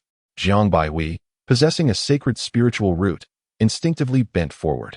Countless 8 fragrant chickens in the mountains trembled on the ground, some so frightened they foamed at the mouth. What is Su Anshan up to now? Humph. Does he wish for me, Zhongshan, to submit? Not a chance. I shall defy fate. One of the 8 fragrant chickens, lying flat, let out a fierce cry, flapping its wings with all its might, gradually resisting the pressure and attempting to rise. Boom. It fell back down again. Very well, I shall submit this once. The 8 fragrant chicken lay quietly on the ground, resigned to its fate. Even beyond the confines of the Wanjian sect, the oppressive aura of chaos was palpable. The common folk cowered on the ground, trembling in fear, while birds descended and beasts lay prostrate. Yet, Su Anshan appeared unfazed, gazing upward at the extraordinary phenomenon and stretching leisurely. How long would this last? It seemed that within a single day, the Wanjian sect had manifested numerous anomalies, all orchestrated by Su Anshan himself, leaving him somewhat embarrassed. Minutes later, as the spectacle dissipated and the pressure receded, a group of cultivators knelt on the ground, feeling the lingering heaviness, and one by one began to rise. Father, how magnificent the Wanjian sect is. Even before our arrival, they have already put us in our place. Sun Xiangdong, the deputy minister of the Kanglan dynasty, gritted his teeth, feeling utterly disregarded. Once I enter the sect, I shall demand an explanation from them. As the chaotic vortex calmed, countless essences coalesced into a singular seed that swiftly penetrated Su Anshan's brow. Could this be the sensation of qi? The moment the seed entered his mind, he felt his body autonomously absorbing the spiritual energy of heaven and earth, with every acupoint resembling a chaotic whirlpool, voraciously consuming the surrounding spiritual power. I can cultivate now? Su Anshan was astonished. Suddenly, he noticed his 2 disciples, Xue Mingyue and Jiang Baihui, prostrated on the ground. Particularly Xue Mingyue, who was nearly flat, resembling a character. What was happening? It must be the overwhelming pressure from your chaotic spiritual root, right? A chaotic spiritual root, me? Of course. The fruit you consumed earlier was the chaotic true fruit, which transcends the divine grade spiritual roots. Should you unleash the power of chaos, even the sacred grade roots would bow before you, while the exquisite and medium grade roots would kneel in submission. Have you not heard the saying? What saying? When the chaotic root emerges, all roots submit. Chapter 021. Xue Mingyue. What? My master is actually an unparalleled expert. When the chaotic root emerges, all roots submit. It sounds quite imposing. Yet, it feels as if the phrase, uttered by my system companion, lacks gravitas. Regardless, Su Anshan possessed an extraordinarily rare root, one that would leave anyone drooling with envy. What a marvel! Su Anshan marveled sincerely. Be modest. As the host of my companion, it is only fitting that you embody the qualities of a cultivator with a chaotic root. Such roots are exceedingly rare throughout the heavens and earth. You must carry a certain demeanor befitting your heritage. Oh, what do you mean by that? The chaotic root is the object of countless aspirations. You should at least carry a bit of that flair. Understood. Do you comprehend? Yes. To put it plainly, my system companion was subtly urging me to display a semblance of expertise, which can be summarized as putting on airs. The chaotic root is the dragon among roots. It is essential to possess an air of profound mystery. Indeed, after 5 years of low profile, I can no longer conceal my true self. If the people of the Wanjian sect were to hear this, they would surely curse. You speak of modesty, yet in Luhuazhou Prefecture, is there anyone truly modest? The name of my master, Mei Jiji, resonates throughout the various sects, big and small, in Luhuazhou Prefecture. The 5 bold characters seemed destined to be emblazoned upon Su Anshan's forehead. As the oppressive aura dissipated, Jiang Baihui trotted forward, closely followed by a reluctant Xue Mingyue. How embarrassing! Here she was, a dignified princess, sprawled on the ground in an ungraceful manner. Dust clung to her, refusing to be brushed away. Baihui, you have arrived. Su Anshan said, a twinkle of amusement in his eyes as Jiang Baihui gazed at him with starry eyes.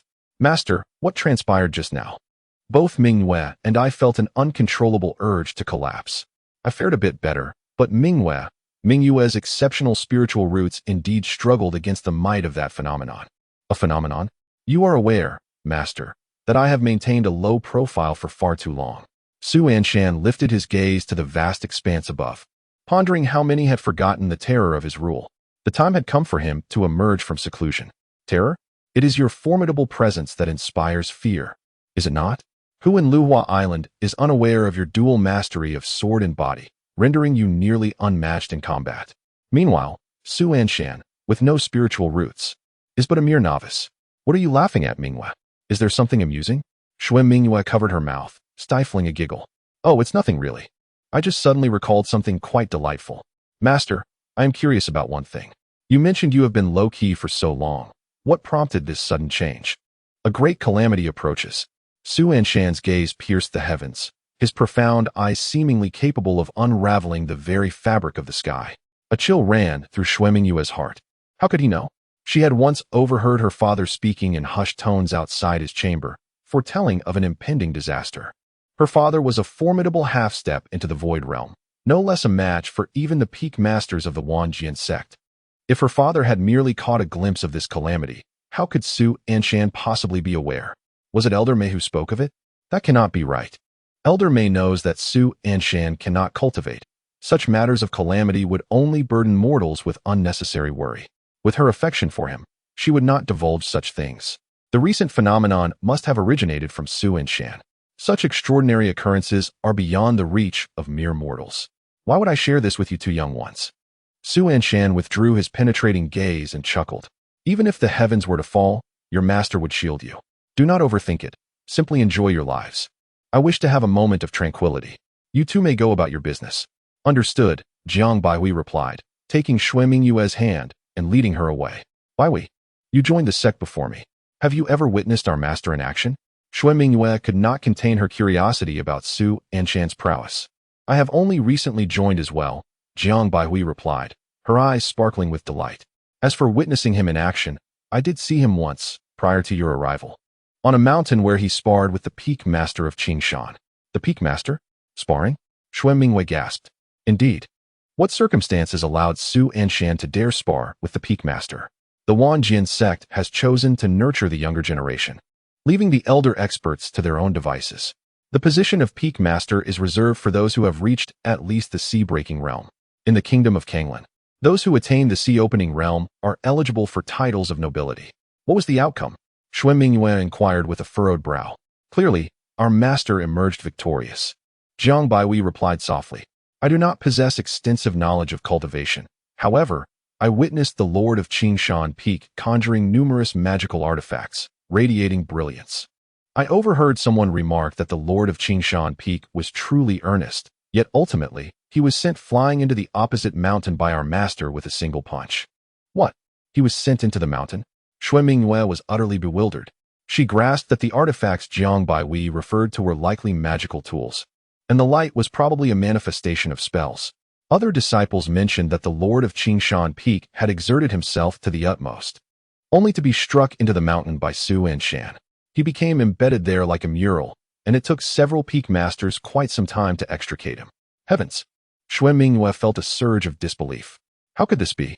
Su Anshan was widely regarded as a useless individual in Luhuazhou Prefecture, relying solely on the influence of his master to impose his will. Yet, he had dispatched the master of Wanjian sect as if he were a mere decoration. He had just mentioned a catastrophic event known only to her father, accompanied by such a profound celestial phenomenon. Could it be that the rumors circulating outside were false? Was Su Anshan truly an unparalleled master? Her father had indeed sent her to Wushi Peak with the genuine intention of apprenticeship. It was conceivable. Given her father's affection for her, he would never truly cast her into the flames of peril. In that moment, Mingyue's perception of Su Anshan shifted subtly. Upon her arrival, she had treated Su Anshan with disdain, regarding him as a frivolous wastrel, and had harbored resentment towards her father for seemingly placing her in danger. Nevertheless, she understood that her father acted for the greater good of the Kanglan dynasty, and she was willing to make sacrifices. Yet, She never anticipated that her master was, in fact, an extraordinary expert. Mingyue. Suddenly, Su Anshan's voice resonated in Xue Mingyue's ears. Ah, master. Upon realizing Su Anshan's true prowess, Xue Mingyue's tone shifted, her demeanor becoming considerably more demure. How is your room cleaning coming along? If it remains unkempt by nightfall, there will be consequences, Su Anshan's teasing tone echoed. Xue Mingyue. Is this what it means to be a master? What kind of expert speaks in such a cheeky manner? I understand now. You enjoy this banter, don't you? Oh, master, I am quite frightened. Xue Mingyue clasped her little hands to her chest, her bright eyes blinking innocently. What punishment does master have in store for Mingyue? Chapter 022. I have arrived at the water of Gue. With hands on her hips, Xue Mingyue gazed at the wall before her, envisioning Su Anshan's face etched upon it. He was undeniably handsome, yet his mind seemed preoccupied with matters of integration. Little junior sister, what are you doing? Jiang Baihui inquired, her eyes wide. Hurry and tidy your room. Otherwise, master will punish you come evening. Punishment? Xue Mingyue tilted her head. I'll be punished too, 1ti? Jiang Baihui frowned. How about this? Let us clean together. There aren't many rooms on Wushi Peak, and if we work swiftly, we might just finish in time. Suddenly, Xue Mingyue's expression shifted slightly. She was indeed unconcerned. Despite her status as a princess of the Kanglan dynasty, one might presume that her father's influence would prevent any undue coercion from Su Anshan. Should she express her disinterest? Yet, my heart ached for the young sister before me, whose striking beauty was regrettably subjected to unspoken rules. Fear not, dear sister, for I shall protect you, declared Xue Mingyue, her face resolute with conviction. Trust in me. With my presence, no one shall impose upon you. What are you saying? Queried the sister, perplexed. Ah, you wouldn't understand. Regardless, once night falls, stay by my side. I must confide that I possess 3 superior spirit roots. Suddenly, Xue Mingyue froze. Oh dear. Sister, did you not mention that our master has transformed the head of the Qingshan Peak into a mural? I must verify the truth of this matter. Indeed, our master has turned the Qingshan Peak master into a mural, and you did not deceive me? Indeed, this is troubling. The disparity in realms means that even with her 3 superior spirit roots, she would not stand a chance against him. If his primal instincts were to awaken, both Jiang Baihui and she would be but lambs to the slaughter. What to do? What to do? Xue Mingyue's mind was clouded, unable to devise a solution. Jiang Baihui, her eyes full of confusion, tilted her head, preoccupied with how to fulfill the task assigned by their master, all the while pondering the peculiarity of her young junior sister. Unbeknownst to Su Anshan, his disciple had already perceived him as a lascivious figure. Even if he were aware, he would remain unconcerned, for it was indeed true. Why else would he frequent the brothels to enjoy the melodies? However, this label required revision. He was not a lecher, but rather a gentleman. Brother system, how did I perform just now? Did I capture the essence? Acceptable. Rest assured, when it comes to feigning profundity, I am second to none. Su Anshan chuckled as he stretched languidly. I believe you. Your new disciple seems to have a rebellious streak. She requires some discipline. Indeed. Su Anshan sensed this as well. He could perceive that Xue Mingyue was unafraid of him. When he spoke of punishing her to the point of perspiration, she appeared utterly unfazed. Su Anshan was not merely attempting to instill fear. He would genuinely ensure she was drenched in sweat. Moreover, Xue Mingyue possessed an air of subtle sarcasm, and if her conduct was not properly corrected, she might rebel against the very heavens. The Nothingness Peak was a place that revered the teacher and valued propriety. Thus, Su Anshan resolved to educate her. He promptly retrieved 3 Holy Spirit fruits. With his possession of Chaos roots, the significance of Holy Spirit roots had diminished. What do you think of utilizing this? Su Anshan opened his hand to reveal the fruits, intending to give Jiang Baihui 2 of them later, while reserving 1 for himself. She was drooling with desire. Precisely. After placing the 3 Holy Spirit fruits into his ring, Su Anshan produced a Heavenly Spirit fruit. The elements of heaven and earth corresponded to the upper, middle, and lower realms. There was also a free Heavenly Spirit fruit from the signing system. However, bestowing it upon his disciple felt somewhat beneath him. To be Su Anshan's disciple, one should ideally begin with Holy Spirit roots. This inferior spirit root held no further use. Ding! The 8 fragrant chickens in your mountain are diligently cultivating. Your cultivation level is at 1. What is this? Su Anshan was momentarily taken aback by the sudden notification that appeared before him. Ah, the title. Did I not bestow upon you a title previously? Its essence lies in the fact that within your mountainous realm, regardless of whether they are ethereal birds, flora, or disciples, all beings under your command will contribute to your cultivation. This is also a consideration, as one cannot be perpetually engaged in blood refinement. Now, I have condensed my energy. Su Anshan was somewhat taken aback. My friend, the chaos root, do you think this is a jest? With the chaos root, every meridian in your body will coalesce into a devouring vortex, tirelessly accruing cultivation for you around the clock. And how long until I breach the sea? At most 2 months. To breach the sea in 2 months. If this were to circulate within the cultivation community, it would undoubtedly terrify other practitioners. Yet, Su Anshan felt the efficiency was somewhat lacking. You mentioned that the cultivation of all beings under my command would reflect upon me, correct? Yes. Understood. I shall seek out the 8-spice chicken for a conversation. With so many 8-spice chickens on your mountain, how will you know which one? I am well aware. Su Anshan lazily stretched and called out to Shui Mingyue, who was squatting in a corner with a tree branch. Mingyue, come. Shui Mingyue, who was formulating a strategy in the corner, stiffened her expression. What is it? It's not even evening yet, and you're calling for me. Are you in such a hurry? She glanced at Jiang Baihui, biting her lip, yet refrained from calling her. One must not drag the senior sister into the fray. Mingyue. Suddenly, Su Anshan's voice surged into her ears once more. Upon hearing this, Shui Mingyue felt a surge of determination, clenching her small fists with a fierce expression as she marched towards Su Anshan. Master. Ah, Mingyue, just in time. I was looking for you to discuss something. Su Anshan felt a twinge of soreness in his shoulder and raised his arm to stretch, only for Shui Mingyue to abruptly retreat several paces. I'm here for the Gue water. Huh. Su Anshan was momentarily taken aback, gazing at his little disciple, who stood before him with closed eyes, fists clenched, her arms trembling with resolve. I'm here for the Gue water, Shui Mingyue reiterated with her eyes shut. If she could delay for a day, she would. At present, she could not think of any other way, using this excuse to buy time. She was confident Su and Shan wouldn't dare to break the rules. Noticing Su Anshan's prolonged silence, Shui Mingyue emphasized once again, I'm here for the Gue water. I'm here for the Gue water. I'm here for the Gue water. Yes, I understand, Su Anshan nodded. Then why have you been silent? Shui Mingyue's small face bore a hint of anxiety, only to find Su Anshan's eyes filled with hesitation. I was merely contemplating. Shui Mingyue's body quivered. Contemplating what? Hey. Surely no one would truly neglect someone seeking Gue water, right? What were you contemplating? Su Anshan shook his head with a smile. Actually, it's nothing of great import.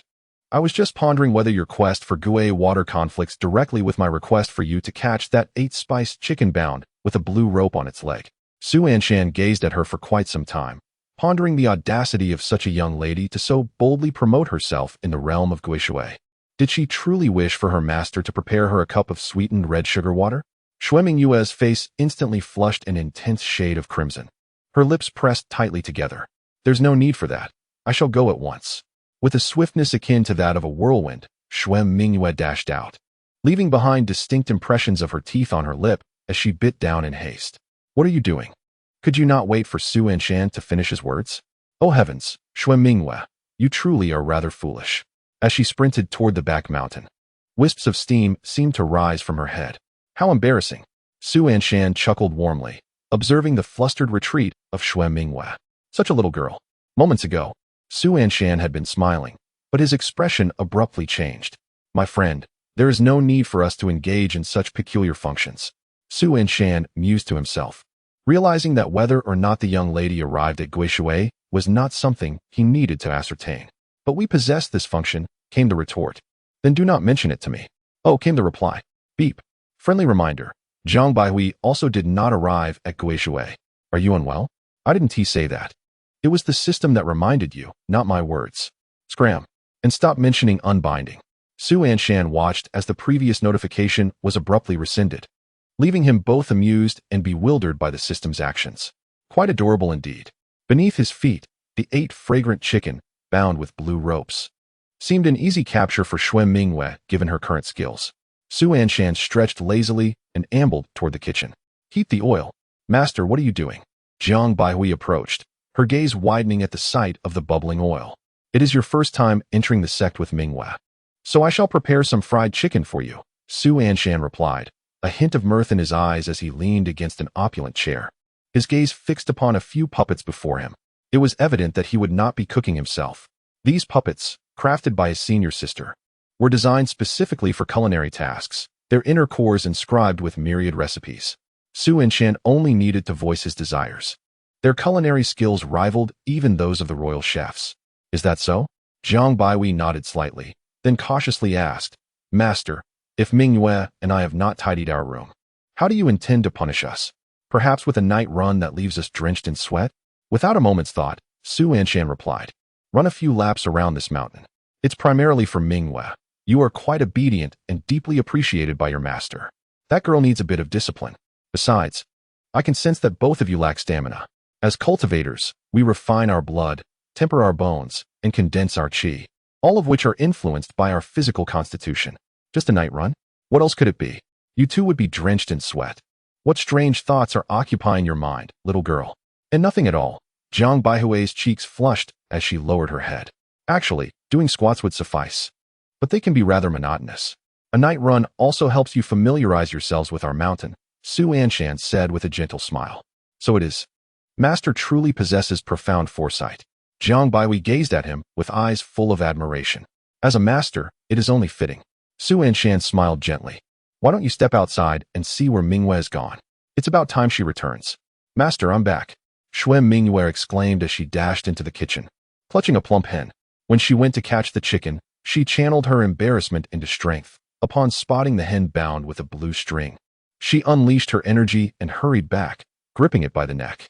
The hen, now in her grasp, stared wide-eyed at the hot oil in the pot, flapping its wings desperately in an attempt to escape. Stop flapping, you'll fill the house with dust. Su Anshan frowned, taking the hen from Shui Mingyue and cradling it in his arms, lost in thought. Zhang Baihui and Shui Mingyue exchanged puzzled glances. What was happening? The chicken had arrived. Yet it wasn't tea being prepared for cooking. As the time for tea passed, Su Anshan still held onto the hen, seemingly indifferent. Suddenly, a swift silhouette of a chicken burst into the kitchen, charging in fearlessly. Upon sighting the hen in Su Anshan's arms, this other chicken's eyes flared with fury. Oh, another one has come. Perfect, let us cook them together. Su Anshan approached the pot with a smile, yet to his surprise, the chicken took flight. Before the sword spirit could act, Zhang Baihui sensed Su Anshan was in danger and swiftly struck with her hand. Thud! The unfortunate chicken fell to the ground. Oh my! Am I really that formidable? Zhang Baihui marveled, extending her delicate hand in surprise. The fallen chicken looked at her with astonishment, but soon turned its gaze to Su Anshan, who was already moving the hen closer to the pot. With urgency in its eyes, Su Anshan glanced sideways and remarked, Are you sure you want to keep pretending? If you don't speak up soon, you'll find yourself in the pot. The chicken gasped, How did you know? My goodness, the chicken is speaking. Zhang Baihui covered her mouth in shock. Shui Mingyue stared wide-eyed at the talking chicken. A spirit bird, perhaps? Su Anshan, however, was entirely unfazed. He chuckled at the speaking chicken. How could the matters of this peak escape my keen perception? You certainly possess ambition, attempting to cultivate here on my mountain. 30 years on the sunny side, 30 years in the shade. Do not underestimate the mountain chicken. Su Anshan couldn't contain his laughter. What are you laughing at? Do you dare challenge me, Zhongshan-kun, to a duel? The chicken puffed out its chest. Bang! A simple yet effective kick met him. Zhongshan-kun was sent sprawling several meters away, and when it finally came to a stop, it was dazed and looked incredulous at Su Anshan, speechless. Did it truly believe that having cultivated to the essence of bones, it could provoke the peak master? Eyes wide with disbelief, Zhongshan-kun wondered, You lack spiritual roots. How could your strength suddenly surge so dramatically? This is impossible. Could it be a terrifying thought suddenly took root in Zhongshan-kun's mind? Have you taken over Su Anshan? I'll fight you to the death. It realized that its ability to cultivate here was, in truth, a favor granted by Su Anshan. Though Su Anshan may lack cultivation and realm, his character is beyond reproach. Now and then, he sends someone to the back mountain to bring them exquisite spirit food. Anyone daring to usurp Su Anshan's abode would find Zhongshan-kun the first to object. Bang! The response remains that unadorned kick. Have you no memory? Su Anshan gazed at Zhongshan-kun with indifference. I admit I am indeed no match for you, yet do not become too complacent. Zhongshan-kun glared with bulging eyes. You would do well to release Su Anshan. His master is not one to be trifled with. He could easily obliterate you. Who dares to seize my body? Su Anshan chuckled with interest. You haven't been usurped? Zhongshan Kun paced back and forth before Su Anshan, flapping his wings. That's impossible. We've crossed paths before. And you fell to my flying kick. Zhongshan Kun rambled on, only to see Su Anshan place a large hen into the oil pot, causing him to immediately prostrate himself. Peak Master, I was wrong. Spare us Yang. I Zhongshan Kun am willing to serve you like a beast of burden. Bring me 2 8 fragrance chickens. Certainly. Whoosh. Zhongshan Kun dashed towards the back mountain, leaving Jiang Baihui and Xuan Mingyue utterly perplexed. This large hen is his companion. Su Anshan cheerfully set the hen down and patted its plump rear. The hen turned its head, casting a flirtatious glance at Su Anshan, seemingly protesting. How vexing, you rogue. Both of his young disciples stared in astonishment. Jiang Baihui, unfamiliar with the world of cultivation, understood nothing, while Xuan Mingyue could hardly contain herself. Are they spirit birds? Not quite. They are essentially poultry for consumption, Su Anshan explained with a smile. It's just that the poultry on this mountain are particularly diligent and have cultivated into spirit birds. Then they must be highly nourishing. Xuan Mingyue licked her lips with a rosy tongue. Mingyue, how can you be so cruel? It has cultivated intelligence, and you still wish to eat it? Su Anshan regarded her for a long moment. Did you not hear it call itself Zhongshan Kun? It is indeed a koan. Aren't they meant to be consumed? This is the norm on other peaks, but not on my Wushi peak. Su Anshan's gaze deepened, his voice low. It is the benchmark for all birds on this peak. I shall not only spare it, but also reward it. I want all spirits here to know that as long as they are diligent and obedient, Su Anshan will never treat them unfairly. As he spoke, Zhongshan Kun burst in with 2 8 fragrance chickens. Peak Master here. It's you once again, Akon. Your efficiency is commendable. These chickens were caught from the neighboring mountain. Well done. Su Anshan beamed with satisfaction. From now on, you shall handle the chicken-catching duties. But remember to catch them from Qingshan Peak, as they have plenty, and there are dedicated attendants to nurture them, making them quite plump. Rest assured. I will take care of it, Akun declared proudly, puffing out his chest. Peak Master, if there is nothing else, may Yang and I return to Zhongshan? Don't be in such a hurry to leave. I greatly admire your unwillingness to settle for mediocrity, and there is a reward. With that, Su Anshan produced the heavenly spirit fruit from his inner robe. The moment the fruit appeared, Xuan Mingyue's eyes were captivated. The heavenly spirit fruit. The fruit capable of condensing supreme spiritual roots. Is it possible? Could it be? Is he truly bestowing upon Zhongshan Kun this celestial spirit fruit? No. Such an act would be a gross misuse of a precious treasure. Yet, to her astonishment, Su Anshan indeed tossed it away. She watched in disbelief as the celestial spirit fruit landed before Zhongshan Kun, gazing at the coveted fruit that even idle cultivators would envy. After staring for a considerable time, she turned her gaze back to Su Anshan, then to the fruit, and then back to Su Anshan again, repeating this sequence multiple times until Xuan Mingyue could no longer contain her astonishment. What? Feeding a celestial spirit fruit to a chicken? Chapter 024, Xuan Mingyue. The Holy Spirit fruit is given so casually, unbelievable. Just one fruit. Zhongshan Kun stared at it with wide eyes for a long moment. Su Lauda, I don't eat vegetarian. You little rascal, given such a grand opportunity, you wouldn't eat vegetarian? Su Anshan replied with a cheerful smile. This is the celestial spirit fruit, a rare wonder of heaven and earth capable of awakening supreme spiritual roots, a treasure coveted by countless cultivators. Just look at the longing in my disciple's eyes. Even if you don't want to eat it, she wishes to. I wasn't thinking of eating it. Xuan Mingyue retorted, crossing her arms and turning her head away, though her peripheral vision remained fixated on the celestial spirit fruit. Is this for real? A celestial spirit fruit is being used to feed chickens. Even in our Kanglan dynasty, one would have to achieve great feats for the dynasty to be granted a single celestial spirit fruit. Yet, my master simply gave it away because it can catch chickens? If this word spreads, countless cultivators from Luhuazhou would clamor to come and catch chickens for him. Upon hearing this, Zhongshan Kun's eyes widened in shock. Without a moment's hesitation, he opened his beak and began pecking furiously like a woodpecker. Flames ignited around Zhongshan Kun, his plumage transforming into a brilliant crimson. Supreme Fire's spiritual root. Cackling joyously, Zhongshan Kun spread his wings and, with a proud tilt of his shoulders, let out a triumphant cry. I am invincible. Xue Mingyue's gaze turned dazed. She had just been imagining that this was not truly a celestial spirit fruit, but merely a counterfeit resembling one.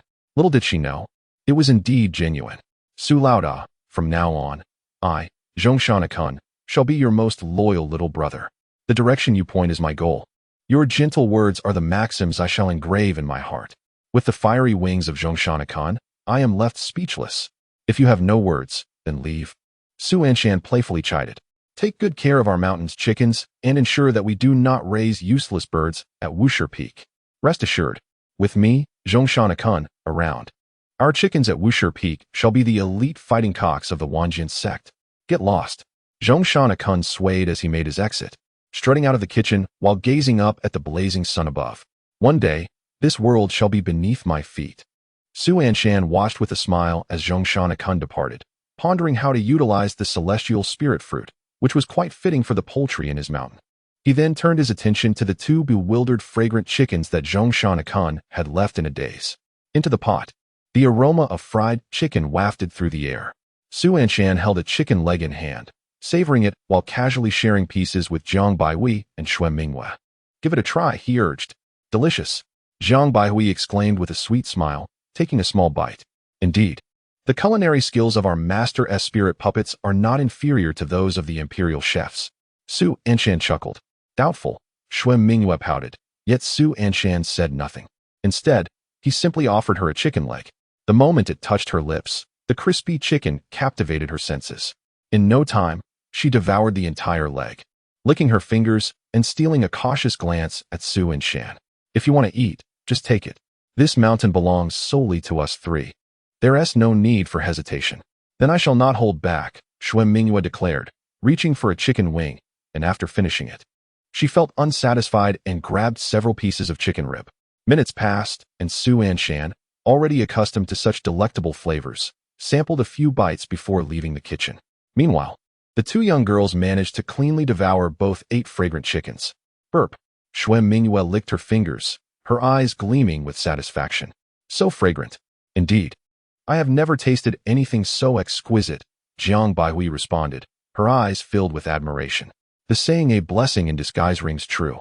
Returning to the mountain with our master was the wisest decision of my life. It has provided me with a place to live, awakened my sacred spiritual roots, and treated me to such delicious fried chicken. Our master is truly remarkable. Xue Mingyue pondered how their master could so effortlessly bestow the heavenly spirit fruit. Suddenly, Jiang Baihui's soft words nearly overwhelmed her thoughts. Sacred spiritual roots? Master, you awakened them for you? Sacred spiritual roots. Xue Mingyue stammered, her astonishment evident. Yes, I think so. Sacred spiritual roots, lightning affinity, Jiang Baihui replied, opening her palm to reveal arcs of electricity dancing at her fingertips. This sensation is truly divine thunder. Xue Mingyue felt the weight of the lightning and could not help but swallow hard. Individuals who awaken sacred spiritual roots are rare within their dynasty. And if one such as her were to join, her father could easily grant her a title of nobility. After a brief moment of distraction, Xue Mingyue's expression tightened as she inquired anxiously, Sister, was it our master who awakened them for you? Or did you discover it yourself on the awakening stone? Our master awakened them for me, Jiang Baihui whispered softly. I am merely a farmer. How could I possess any spiritual roots? She recalled the events prior to master painting the mural of the Mount Qingfeng Lord, trying to articulate her thoughts. Xue Mingyue listened intently, from the beginning to the end. It culminated in, what? Our master only accepts disciples of sacred quality, yet Jiang Baihui, who is not of sacred quality, was transformed into one by directly consuming a sacred spirit fruit. Is that even possible? Is it reasonable? The sacred spirit fruit is a divine object that condenses sacred spiritual roots. How could a cultivator not use it for themselves? Could it be that all 5 of her spiritual roots have already reached the sacred level? No, it cannot be true. It must be false. In the Kanglan dynasty, she did not possess a single one. She found it hard to believe that Su Anshan would so readily bestow such a sacred object upon another.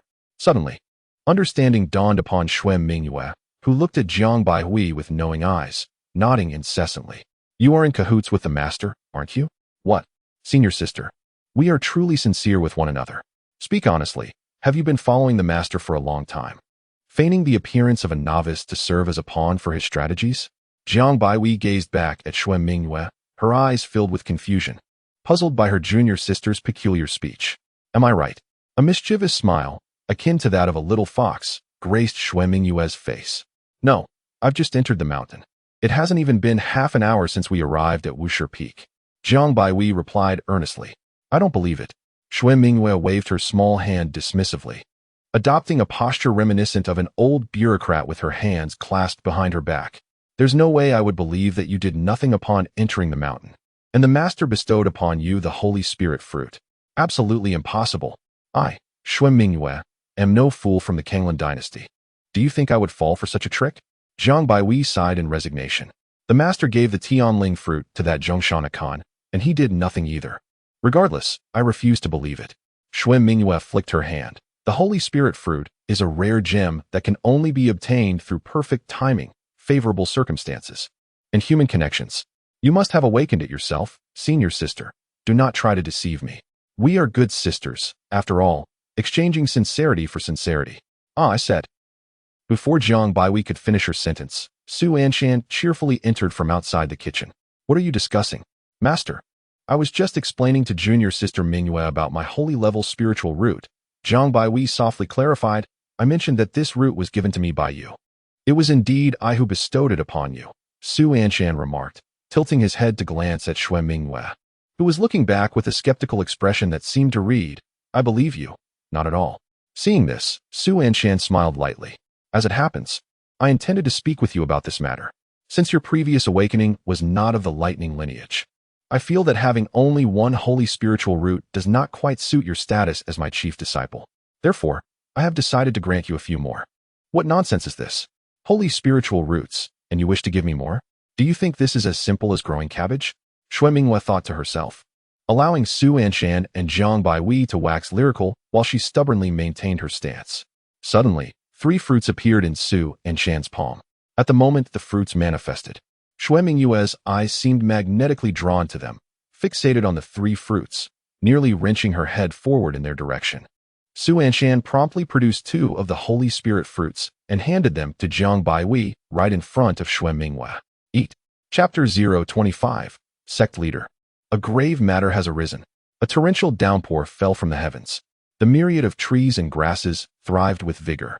Dual holy spiritual roots. Water wood.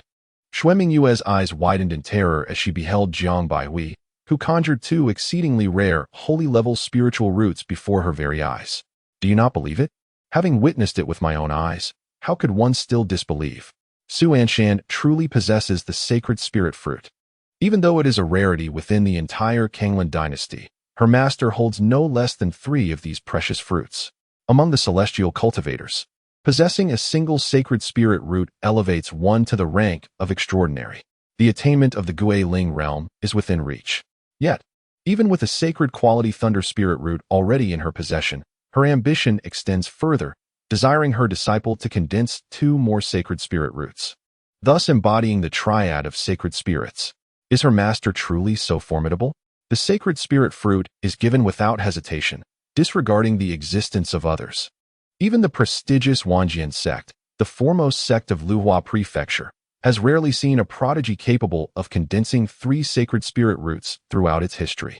Even more astonishing, this feat was artificially constructed, painstakingly assembled with sacred spirit fruits. Xue Mingyue, who believed herself to be a remarkable talent with 3 supreme roots, finds herself dwarfed when compared to her senior sister, Jiang Baihui, resembling a firefly competing with the brilliance of the full moon. Xue Mingyue feels her tender heart bruised, yearning for a sacred spirit fruit to heal her wounds. What traps? What schemes? Even if this were indeed a trap, even if a warning sign stood before the pit Su Anshan had dug for the sacred spirit roots, those cultivators would leap into it without hesitation. She willingly partakes in the bait of the sacred spirit fruit. Furthermore, Xue Mingyue does not believe herself worthy of such temptation. Any sacred spirit root could safeguard a sect for centuries. What merit does she possess to warrant such a grand price from Su Anshan? Her master loves her disciples as daughters, an unparalleled master in her own right. As the sacred spirit roots condense, Jiang Baihui, now possessing both water and wood sacred spirit roots, appears ever more vibrant and graceful. Her master, Jiang Baihui, beams with a sweet smile. Su Anshan juggles the sacred spirit fruit, and with each rise of the fruit, Xue Mingyue's heart quivers. Her gaze remains fixed upon the sacred spirit fruit. Should Su Anshan inadvertently let it slip from her grasp, she would unhesitatingly place herself in harm's way to save the sacred spirit fruit from peril. Remarkably, 2 more sacred spirit roots have been condensed, yielding a total of 3. Su Anshan murmurs softly. Yet, Xue Mingyue, either intentionally or unintentionally, puffs out her chest and discreetly shifts closer to Jiang Baihui. Master, look at me. I am also your disciple. Your little disciple has yet to acquire a sacred spirit root, with her senior sister already in possession of 3 sacred spirit fruits. She stands as a dazzling figure within the entire circle of cultivators. That sacred spirit fruit should be bestowed upon your little disciple. The love your little disciple holds for you is as evident as the sun and moon. 3 sacred spirit roots. This is still somewhat acceptable. Su Anshan nods slightly, glancing once more at the fruit in her hand. Yet her master still possesses another sacred spirit fruit. How should this fruit be dealt with? Xue Mingyue's heart races with anticipation. The sacred spirit fruit is not to be trifled with. No, no, no, look at me, look at me. To feed the sacred spirit fruit to chickens, while her master remains indifferent, would indeed defy the natural order and squander a divine treasure. Su Anshan sighs softly. If the heavens were to take note, it might adversely affect her master's fortunes. Indeed, Master, your wisdom is unparalleled, Zui Mingyu thought to herself, nodding repeatedly. To squander such a rare treasure would be a travesty. Extraordinary gems like this should be bestowed upon disciples. Sister has already consumed 3. Surely, you could allow your beloved little disciple a taste as well. Zui Mingyu's eyes sparkled with anticipation. Look at me, master. Please look at me. Su Anshan sighed, holding the fruit thoughtfully. Baihui, what do you think should be done with this fruit? This belongs to master. How could I presume to decide? Before Jiang Baihui could finish her thought, she suddenly felt as if 2 spotlight beams were shining beside her.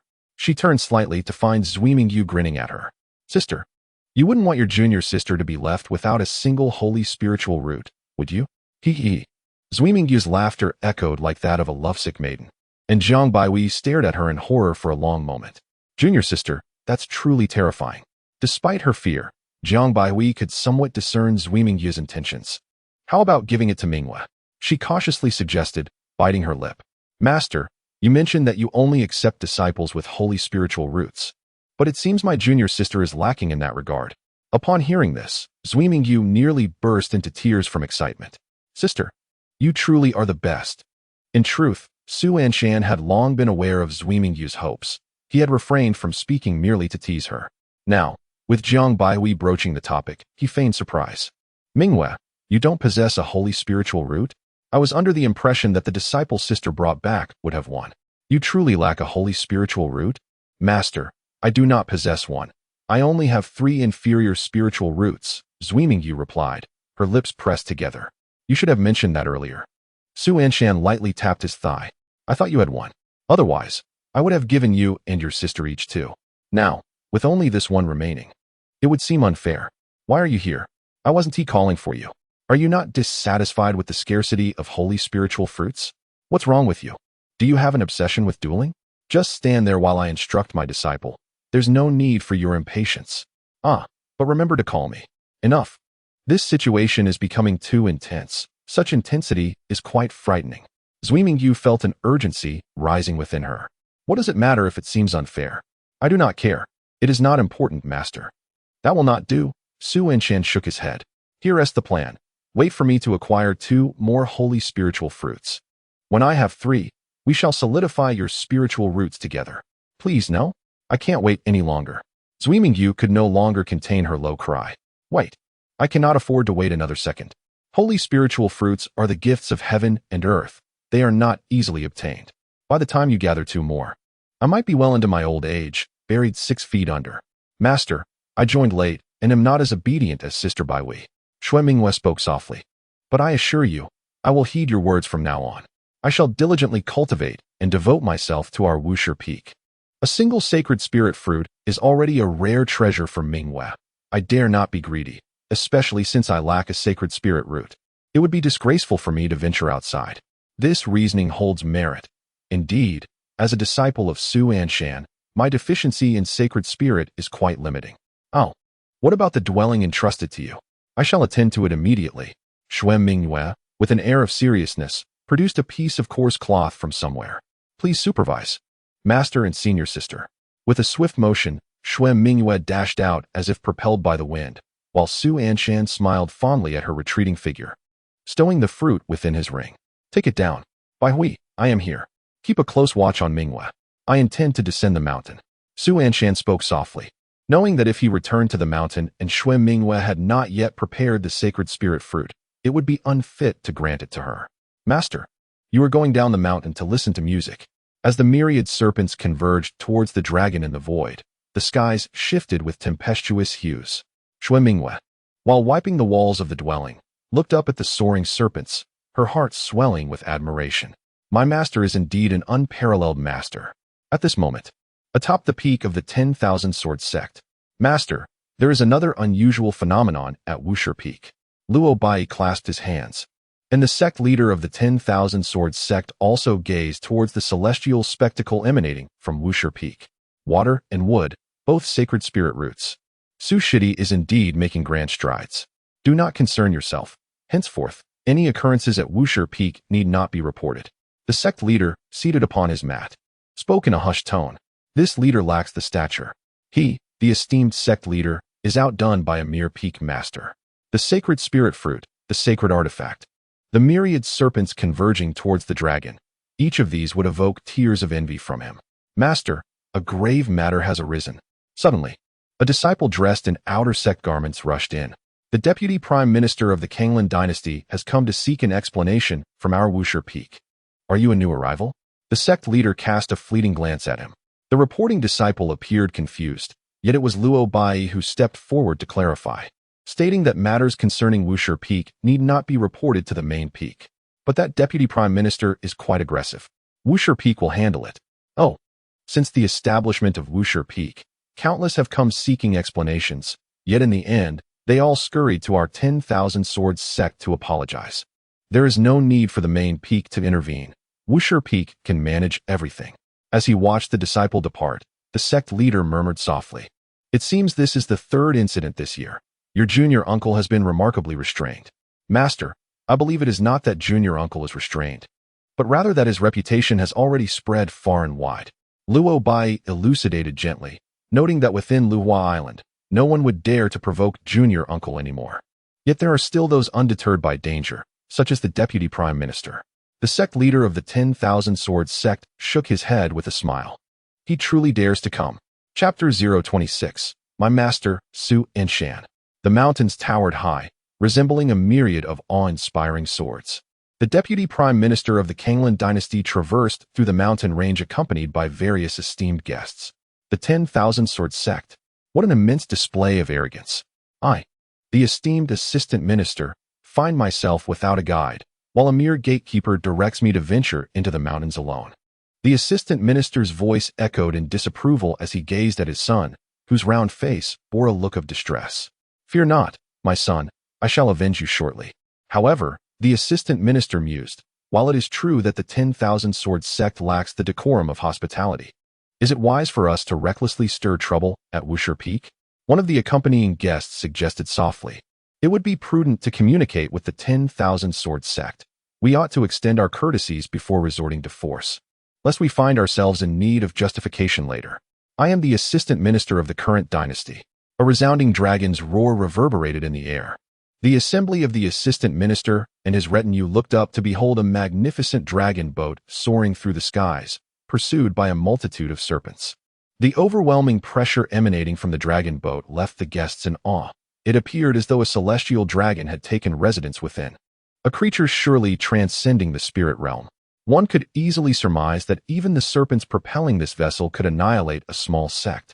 Truly, the 10,000 Sword sect is deserving of its title as the foremost sect of Luhua Prefecture, exhibiting unparalleled grandeur. The guests murmured amongst themselves, while the assistant minister of the Kanglan dynasty cleared his throat.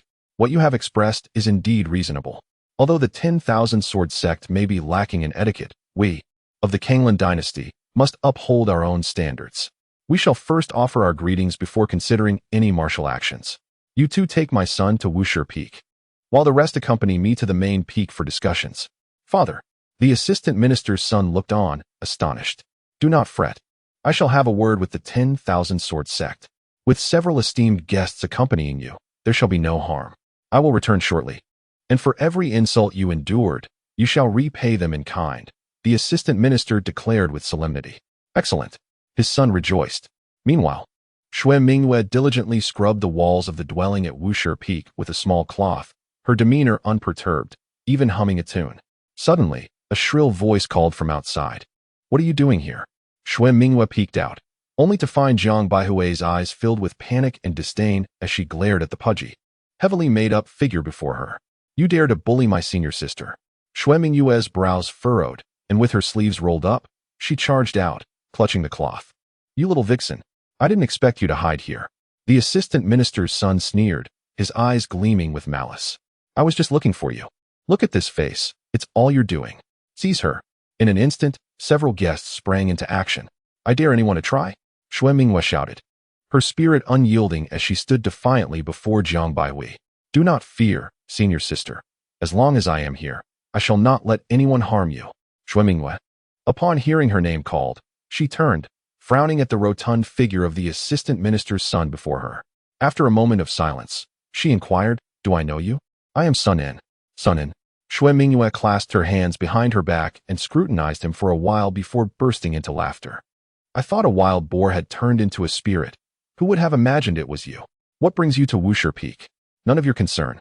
Sun En retorted, eyes ablaze with defiance, before casting a derisive glance at Xue Mingyue. It is indeed amusing that the esteemed princess of the Kanglan dynasty now resembles a mere maid, clutching tattered burlap in her hands. How could she have fallen so low in just a few days? With a swift motion, Xue Mingyue flung the burlap directly onto Sun En's face. How dare you? She exclaimed, You little brat. Not even your father would dare to speak to me in such a manner, yet you have the audacity to boast before me. Her eyes glinted with malice as she turned to Jiang Baihui and whispered, Sister, is it him? Indeed. To bully my sister, you must truly be seeking death. Sun En's eyes widened in panic as he clasped his hands in a gesture of submission, declaring, My father, Sun Xiangdong, is the vice prime minister of the Kanglan dynasty, and my father, Xue Shanha, is the sovereign of the Kanglan dynasty. You shall meet your demise. Possessing 3 extraordinary spiritual roots, Xue Mingyue had been raised within the royal palace, and even before arriving at Wushur Peak, she had perused numerous ancient scriptures in the royal treasury. By the time she entered the mountain, she had already reached the bone-tempering realm. Without hesitation, Xue Mingyue pressed Sun En's head down and unleashed a flurry of blows upon him. She cared not for the consequences. A princess attacking the son of a vice prime minister would bring shame upon her father if she hesitated. You dare to bully my sister. I shall beat you to death, you wretched brat. The attending guests dared not intervene. The one before them was the cherished daughter of the Kanglan sovereign. Even the vice prime minister would likely refrain from speaking out. Stop. Please stop. Sun En cried out, his face bloodied from the relentless assault. Xue Mingyue seemed deaf to his pleas, continuing to strike him for several more minutes until her small hands ached from exertion. Finally, she released him, twisting her wrist in indignation. Begone. To dare to cause trouble at Wushur Peak, you must be tired of living. What are you all doing? Sun En shouted in rage, his face covered in blood. Did you not see that I was being beaten? Kill them. Young master, she is the princess of the Kanglan sovereign. One of the guests replied. Is she? Is that farmer also involved? Sun En shrieked in desperation. Arrest her. You fear the Kanglan sovereign. But do you not fear my father? The guests frowned slightly. After some contemplation, they turned their gazes toward Jiang Baihui. What do you intend to do? Sensing the shift in the guests' attention, Xue Mingyue furrowed her brows and declared, My father is Xue Shanha. I am the princess of the Kanglan dynasty. And Jiang Baihui is my sister. I dare any of you to lay a finger on her. Princess, we beg your pardon, the guests replied, bowing slightly. Yet, despite her words, they could not overlook the fact that Jiang Baihui was indeed a farmer. Capturing her would suffice to appease Sun En's complaints to the vice prime minister. My father, Xue Shanha. Alas, no matter how loudly Xue Mingyue cried, the guests ignored her and advanced toward Jiang Baihui.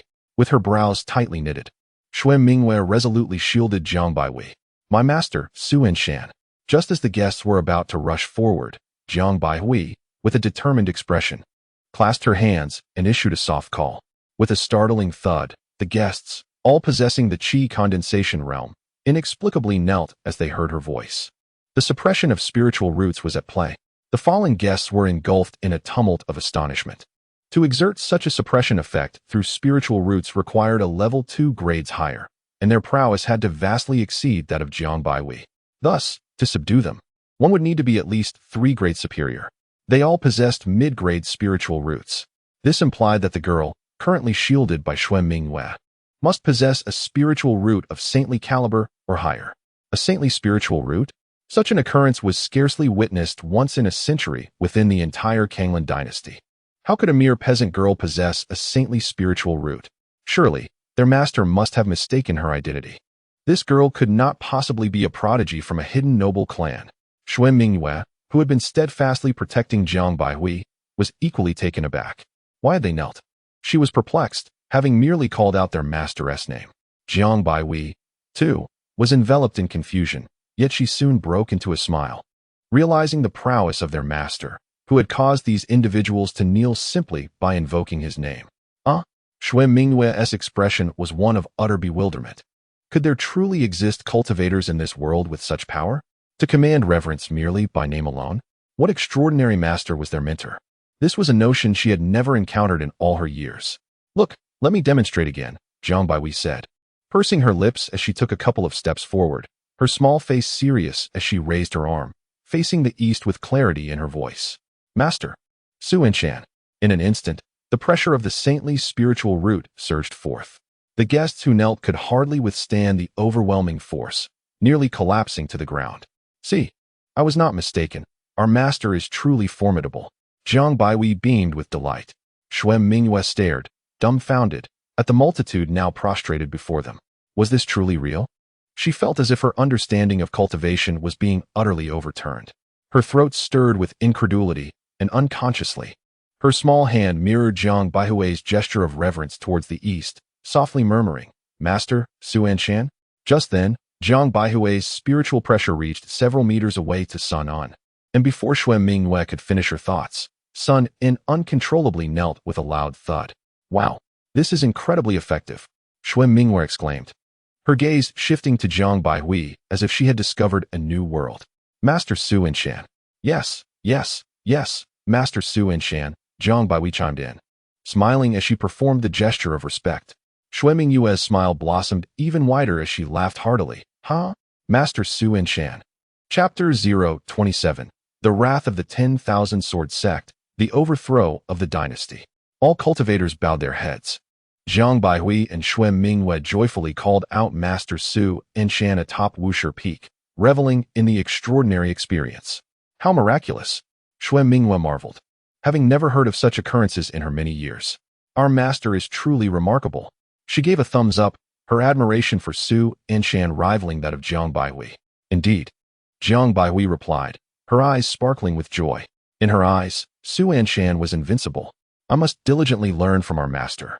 Xue Mingyue declared with determination etched on her youthful face, vowing never to bring shame upon their mentor when they ventured out.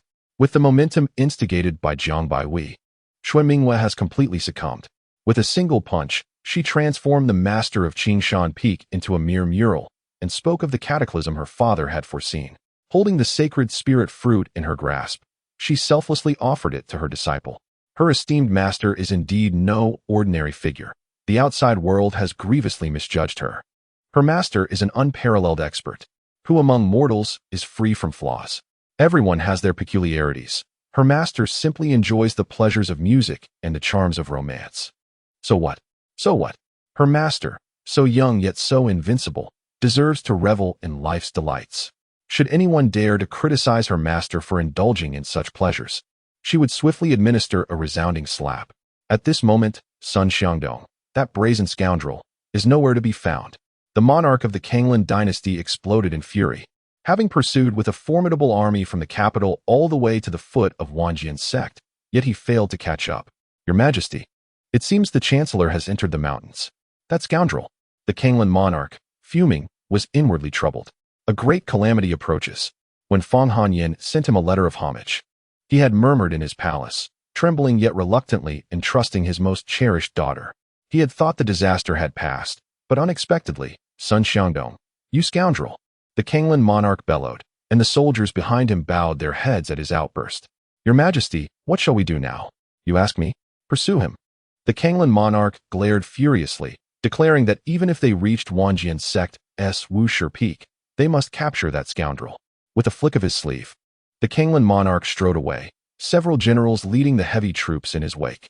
Meanwhile, at the Wanjian sect, the drowsy gatekeeper inexplicably felt the ground tremble. Rubbing his eyes awake, he was met with a sea of dark figures advancing towards the sect. What is happening? Does anyone dare to attack Wanjian's sect from Luhuazhou Prefecture? Suddenly, a fleeting shadow appeared before him like a specter. What a terrifying presence, comparable even to their sect master. This is a senior of the Dongxi realm. Who are you? The gatekeeper gasped, breath quickening. Yet the disciples of Wanjian's sect would never flee in the face of danger. Fearful as he was, he could not tarnish the sect's reputation. I am the Kanglan monarch, seeking the capture of a wanted criminal. I hope your esteemed sect can accommodate this request. At this moment, the Kanglan monarch displayed none of his earlier ire, greeting with a courteous bow that exuded elegance. Are you headed to Wushi Peak? Indeed. Then you may proceed. The gatekeeper dashed into the sect with remarkable speed, prompting a raised eyebrow from the Kanglan monarch. No need for prior announcement. Has the sect master already been informed? Truly, Wanjian's sect is impressive. Even the gatekeeper possesses such strength. With a grand gesture, the Kanglan monarch commanded the troops to enter the mountains, determined to reach Wushi Peak before that scoundrel Sun Xiangdong. At the summit of Wanjian's sect, the sect master reclined comfortably in a rattan chair, savoring exquisite wine while rhythmically tapping his fingers on the armrest, gazing at the ethereal curtain of condensed spiritual essence before him. Master, shall we simply dismiss the Kanglan chancellor? Who cares about him? The sect leader furrowed his brow, contemplating the trouble brought upon us by the intruder from the Wanjian sect. It was fortunate that I had refrained from striking him with 2 swords. Must I then entertain him with laughter and pleasantries? What does he take himself for? Indeed, master, what captivates your attention? Listening to music. The sect leader replied with a chuckle, reclining in his rattan chair. One must admit, your little uncle truly knows how to savor life. Enjoying melodies during leisure is exceedingly refreshing. The leader tossed a couple of grapes into his mouth. Previously, he had not indulged in such pastimes, yet Anshan frequently did. Unable to suppress his curiosity, he had once followed Anshan with a fragment of his soul. After just one experience, he became enamored, leaving behind a trace of spiritual intent in Listening Wind City solely for the purpose of enjoying music. Whiteclad, your timing is impeccable. Earlier, I sensed that a few guest elders accompanying the deputy minister possess considerable strength. Summon a few elders to keep watch. Your little uncle is not present on the peak. And with only 2 disciples remaining, should the deputy minister overstep his bounds, allow those elders to intervene and expel them. We, of the Wanjian sect, value the protection of our own. Several elders have already departed, replied Luo Bai with a smile. The lineage of the Wushi Peak is known for its domineering presence, while the Wanjian sect prides itself on safeguarding its own. Regardless of Anshan's less than stellar reputation on the peak, outsiders must reckon with the Wanjian sect's approval before seeking to cause him trouble. Very well, let them proceed. The sect leader stretched lazily, beckoning to Bai with a smile. Disciple Bai, you share a closer relationship with your uncle. Do take the time to remind him to urge Boss Chui from Listening Wind City to promptly present the new performances. I tire of these same few tunes. Listening to them repeatedly has become rather dull. Did you hear that? Luo Bai exclaimed. Observing Luo Bai's prolonged silence, the sect leader grew anxious. I heard. Bai replied with a wry smile. Suddenly, sect leader, a grave matter has arisen. The gatekeeper shouted urgently. The sect leader, still listening to music, furrowed his brow as he regarded the gatekeeper for a moment. What now? Kanglan, did I not instruct you that matters pertaining to Wushi Peak need not be reported to the main peak? The deputy minister of the Kanglan dynasty can act as he pleases. You need not concern yourself with him. That is not the case. The gatekeeper's eyes were wide with fear. The ruler of Kanglan has arrived, accompanied by no less than 100,000 troops, claiming they intend to arrest a wanted criminal from our sect. When I came, they were already heading toward Wushi Peak. Bang! The Kanglan dynasty possesses great audacity. The sect leader slammed his hand down upon the wooden table. Bai immediately summoned the peak masters and elders to convene at the main peak. I shall see from whence the Kanglan dynasty derives its boldness, daring to come to the Wanjian sect to apprehend our peak master. Understood. Luo Bai replied solemnly as he departed to fulfill the order. With the knowledge of the Kanglan dynasty's heavy military presence at the sect leader's previous ease dissipated, and his authoritative demeanor became palpable. As the leader of the sect, he could maintain a calm and unruffled disposition within his domain. Yet should an outsider dare to provoke them, he would emerge as the sharpest sword of the Wanjian sect. Sect leader, the peak masters and elders, having received the summons, hastened to the main peak. What matter is so urgent as to call us all? The Kanglan dynasty has arrived at the Wanjian sect with a formidable military presence and is currently advancing toward Wushi Peak. The leader of the sect whispered. And upon hearing this, the various peak masters and elders were filled with rage. Seeking death, how dare they provoke our Wanjian sect? The audacity of the Kanglan dynasty is truly remarkable. Master, do not say anything further. Let us proceed to Wushi Peak. The peak masters and elders murmured in unison, while the sect leader narrowed his eyes. There is no rush. We must make thorough preparations. Masters of Tianhua Peak and Huangquan Peak, heed my command. Yes. You few shall lead the elders and true disciples of your peaks to the main cities of the Kanglan dynasty at once. Should the Kanglan dynasty insist on causing trouble, inform me to destroy their foundation, but do not harm the common folk. Understood. The masters of the 4 peaks acknowledged. Yes. You few shall head to the royal capital of the Kanglan dynasty and act according to orders. Orders received. The other peak masters and elders. The sect leader slightly raised his brow, and a sword was drawn from its sheath, as he proclaimed. Let us proceed to Wushi Peak to meet the ruler of the Kanglan dynasty. If he seeks peace, well and good. If he insists on hostility, then the Wanjian sect would not mind exchanging Luhuazhou Prefecture for a new dynasty. Chapter 028. What constitutes face? What constitutes reason? Swish. Swish. Swish. The citizens of Tingfeng City looked up to see countless white-clad cultivators soaring through the sky on their swords. What has happened to the immortals of the Wanjian sect? So many have emerged. The Wanjian sect is adjacent to Tingfeng City, and the citizens often catch glimpses of their cultivators departing on their swords. However, such a grand assembly of hundreds, if not thousands, of immortals is indeed a rarity. Anshan, reclining in his chair and listening to the music, also took note of this unusual scene. What is going on? Just now, he seemed to have caught sight of the master of Tianhua Peak leading his elders and true disciples away on their swords. It appeared the entire Tianhua Peak had come forth. Have they emerged from the secret realm? Even if they had, it would not warrant such a large gathering. Good heavens! Is that the master of the 4 peaks? Shouldn't they be stationed at their respective peaks within the sect? Why are they also mobilizing? Elders, true disciples. The Wanjian sect is in turmoil. While Anshan could still remain composed at the sight of Tianhua Peak's master leading people out. The master of the 4 peaks is a pillar of the Wanjian sect, second only to the sect leader in status. They rarely leave the sect unless under exceptional circumstances. Old Lin, Su Peak master. A plump merchant approached with a grin, rubbing his hands together. The rewards will be given once the matter concludes. Anshan placed the spirit stones on the table, stating, I will not listen to this tune any longer. I shall return when I have the time. After placing the spirit stones down, Anshan departed from the theater. Looking up, he saw the azure figures above, seemingly poised to shroud the heavens and the earth. What is happening? What on earth is going on? Have you heard? The Kanglan dynasty is preparing to go to war with the Wanjian sect. War? Indeed, look above at those sword immortals. They are all from the Wanjian sect. Not long ago, the ruler of the Kanglan dynasty led over 100,000 Black Dragon troops to the Wanjian sect. The Kanglan dynasty and the Wanjian sect have always maintained a peaceful coexistence. Why suddenly declare war? Who knows? The townsfolk were abuzz with speculation. And Anshan, upon hearing this, quickly approached a merchant. What did you just say? The ruler of the Kanglan dynasty led over 100,000 Black Dragon troops to the Wanjian sect. The vendors, upon recognizing Anshan, felt a sense of relief. Although Su was quite ostentatious, he treated them with utmost courtesy, reserving his flamboyance for those wicked individuals who bullied the weak. With urgency etched upon their faces, the vendors exclaimed, Why are you still here listening to music? You must return immediately. Merely half an hour ago, the monarch of the Kanglan dynasty, accompanied by over 100,000 Black Dragon troops, departed from outside our listening wind city towards the Wanjian sect. The audacity of the Kanglan dynasty to seek trouble at our Wanjian sect. Su Anshan, with a swift motion, hurled the Wan mongoose towards the void. The azure dragon roared as the Wan mongoose bowed its head in submission. Standing atop the dragon's head, Su proclaimed, to Wanjian sect.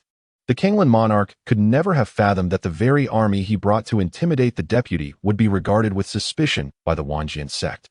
As he forged ahead, cleaving the vines obstructing his path, he vented his frustrations. That Sun Xiangdong is an insufferable scoundrel. He hardly shows such diligence during court sessions, yet here he is, causing trouble like a rabid rabbit. Even after arriving, I have yet to capture him. Monarch, we are nearing Wushi Peak, came the shout of his subordinate. Pursue. The Kanglan monarch glared furiously, vowing, once I seize him at Wushi Peak, I shall make him pay dearly for his insolence. At that moment, atop Wushi Peak, Jiang Baihui and Xue Mingyue stood proudly. The deputy, holding Sun in his arms, was flanked by a cadre of esteemed guests. Deputy, your son is in dire need of discipline. Allow me to teach him a lesson, Xue Mingyue declared, fist clasped in a salute. This is Wushi Peak. Under the tutelage of my master, Su Anshan, you and your son should depart immediately and refrain from disturbing my master's tranquility. To her astonishment, the little princess had indeed ventured to Wushi Peak. You are not the only one surprised by the turn of events, Xue Mingyue retorted, chin raised defiantly. Princess, I harbor no intention of crossing you, yet my son has been beaten to a pulp by the Wanjian sect's peak master. Is it unreasonable for me to seek an explanation? The deputy replied sternly. Indeed, it is a grave error. Xue Mingyue scoffed. What standing does your son possess to warrant such concern? My master is a figure of unparalleled stature. For him to best your son is a testament to your family's misfortune. Instead of seeking a rationale, you ought to express gratitude for the grace bestowed upon you. Xue Mingyue, do not raise your voice at me. My father is Xue Shanha, and my master is Su Anshan. What of Su Anshan? He is but a pathetic figure, lost in his own indulgence. Do you truly regard him as your benefactor?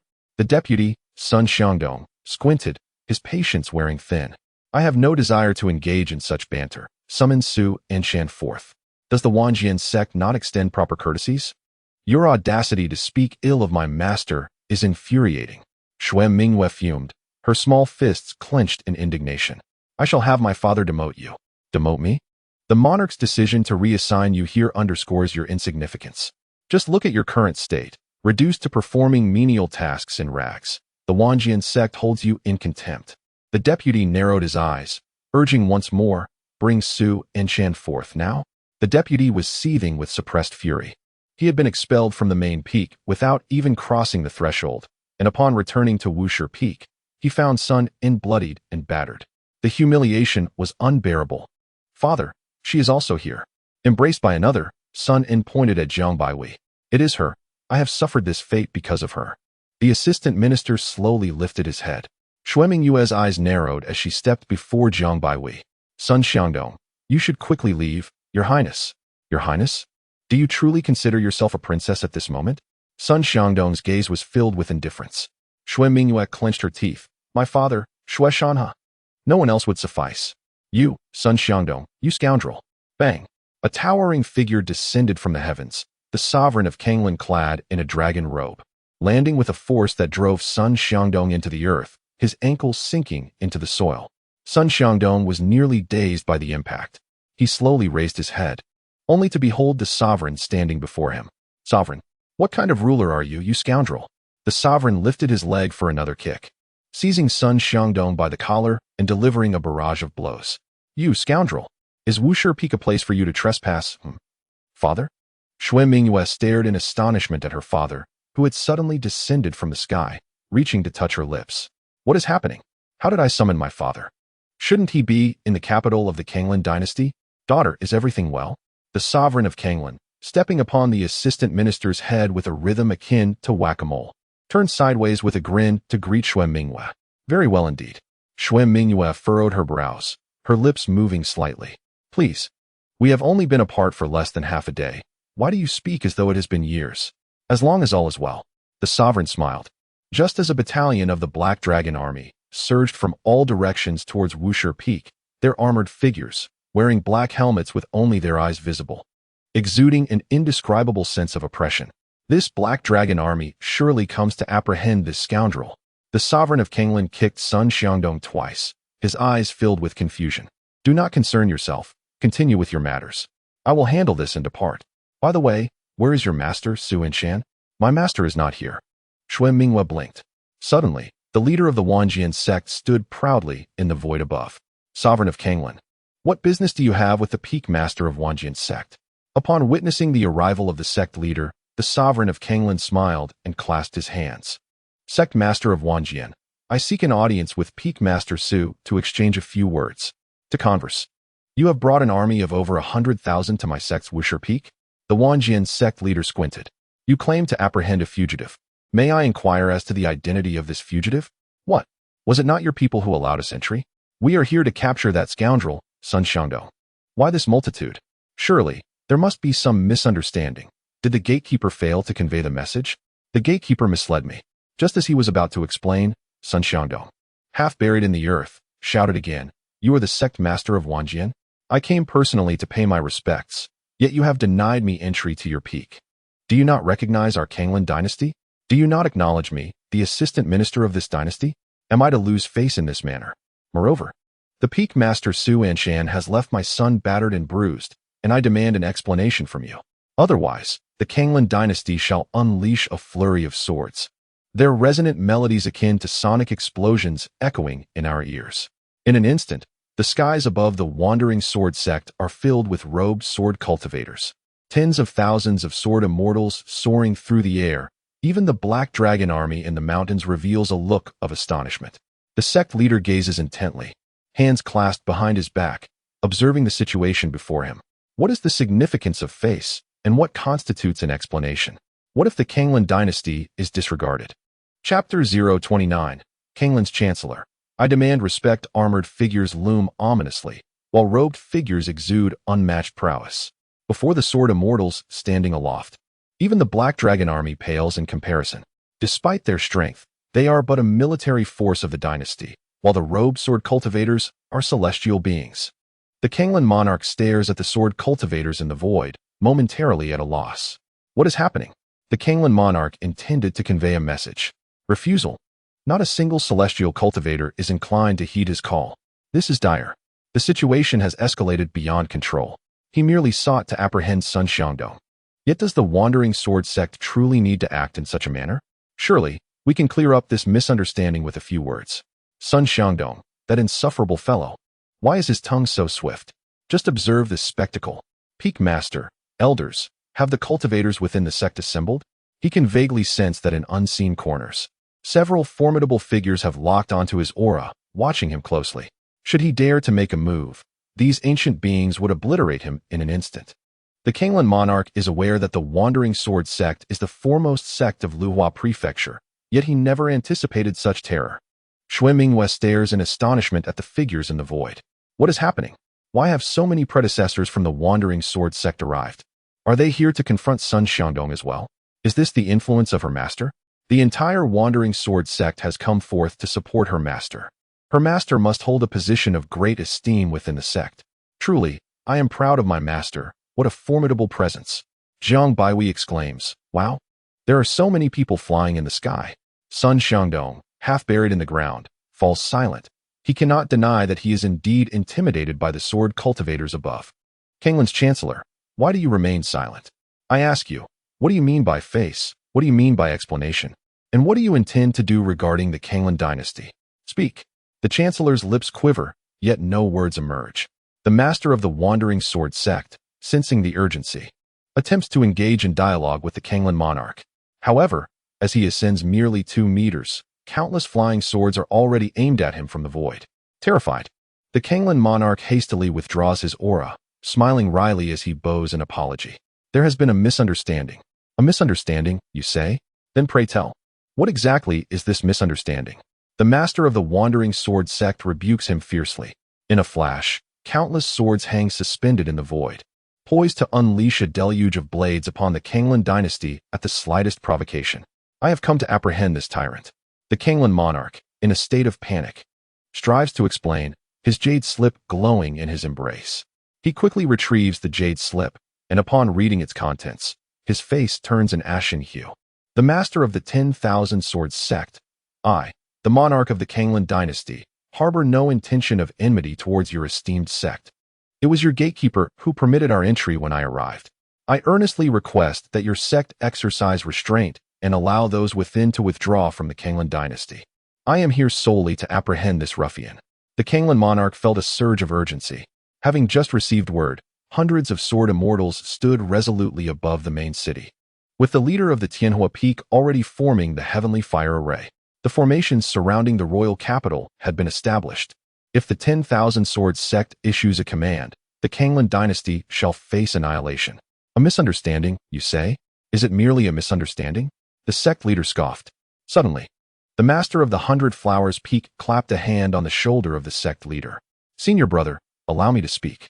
Your drawn-out words are a waste of time. Very well, the sect leader chuckled, stepping back. To be honest, he found it rather enjoyable. The words he had just uttered were learned while listening to Su Anshan play music, and he thought them quite amusing. The occasion warranted their use. However, it indeed consumed too much time and diminished his ethereal demeanor. Kanglan monarch, our sect never intended to become adversaries with the Kanglan dynasty. Yet you have brought tens of thousands of elite soldiers into our sect. You must provide us with an explanation, the master of the 100 Flowers Peak questioned coldly. Master of the 100 Flowers, I am genuinely here to capture this rascal. The Kanglan monarch exclaimed, kicking Sun Xiangdong repeatedly. Sect leader, they are indeed here to cause trouble. Let us take action, Su Tianxiang declared, turning away. I do not believe it. The army has approached Wushi Peak. How can you claim it is not to apprehend Su Anshan? Lies, nothing but lies.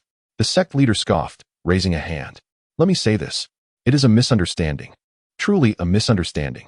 The Kanglan monarch declared with fervor. The master of the 100 Flowers Peak sneered. What misunderstanding? You brought heavy troops into our sect and came to Wushi Peak. Does that not mean you are here to capture my junior brother Su? Do you Kanglan dynasty believe you can impose upon us without consequence? You are treating us like fools. Exactly. To capture our junior brother Su is akin to urinating upon our necks. Tianxiang urged, sect leader, let us act. What Su master? I have never claimed I would apprehend Su master. The Kanglan monarch was nearly beside himself with anxiety. I came here to capture a criminal. And it is this rascal I seek. In his fervor, the Kanglan monarch kicked Sun Xiangdong. It is he. It is truly he. Master of the 10,000 Swords sect. Esteemed peak masters, elders, and venerable seniors in the void, I, Shui Shana, vow to the heavens that since my arrival in the court, I have never intended to apprehend Su master. I have always sought this ruffian. I entered your sect at the behest of your gatekeeper. I have no reason to capture Su master. After all, his senior sister recently visited my palace to take my daughter away and make her a disciple of Su master. The Kanglan monarch's face turned ashen with anxiety. What is this? Why do you not trust him? Does the 10,000 Swords sect resent the Kanglan dynasty and wish to seize this opportunity to annihilate us? If that is the case, you could simply state it. I would gladly renounce this dynasty.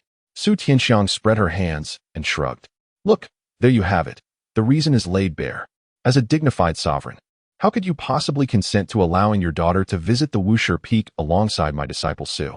Is it not merely a fade of compliance? Concealing a treacherous intent? Tianxiang speaks wisely. What an ingenious notion. Let us act without further ado. The Lord of Kanglan cast a glance towards Shui Mingyue. Mingyue, father, the Chancellor has declared that you have delivered me to Wushi Peak, which implies you no longer wish for my presence. Is this truly the case? Shui Mingyue gazed earnestly into the eyes of the Lord of Kanglan. When did I ever utter such words? The Lord of Kanglan was instantly incensed, inhaling sharply before turning to glare at Sun Xiangdong. Is this your doing? Sun Xiangdong frowned, the imprint of the Lord's shoe still evident upon his countenance. My lord, this cannot be attributed to me. My son was assaulted. Is it unreasonable for a father to seek retribution? Furthermore, we have known each other since our youth, and you are aware of my need for dignity as a chancellor. I have accorded them the utmost respect upon our arrival at the Wanjian sect, yet they have shown me none in return. I am a chancellor, and I demand my dignity. Upon arriving at Wushi Peak, I was met with the sight of my son kneeling like a submissive pup, bloodied and bruised. My lord, I require my dignity. I intended to confront the master of Wuxia Peak, yet your daughter launched an unprovoked verbal assault upon me. As a chancellor, I cannot allow such disrespect to go unchallenged. I was berated like a mere servant. Do you think I can tolerate that? I demand my dignity. Sun Xiangdong, with his neck arched defiantly, incessantly spoke of his need for dignity, inciting the Lord of Kanglin's ire. I ask you, is this what you asserted? Yes, and what of it? Sun Xiangdong raised his chin. Your daughter insulted me so, and I have every right to retaliate. I demand my dignity. You insolent wretch. The Lord of Kanglin delivered a forceful kick towards Sun Xiangdong, who did not flinch but stood resolutely, embracing the blow. He was a man who valued his dignity and understood the hierarchy of lord and minister. Though the Lord of Kanglin was his superior, he remained unfazed. Yet if anyone else were to strike him, he would certainly demand respect. After delivering a vigorous kick to Sun Xiangdong, the Lord of Kanglin wore a forced smile. The members of the Wanjian sect, the Peak Master, and the elders, you have all witnessed this. It is truly the fault of this foolhardy man.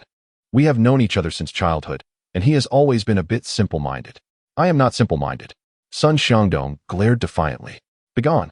Sun Xiangdong endured another forceful kick from the Lord of Kanglin, who spoke with a pained smile. I truly came here to apprehend him. I assure you. Mingwei, you must speak on behalf of your father. Witnessing the chancellor being so thoroughly chastised brought a sense of relief to Xue Mingwei.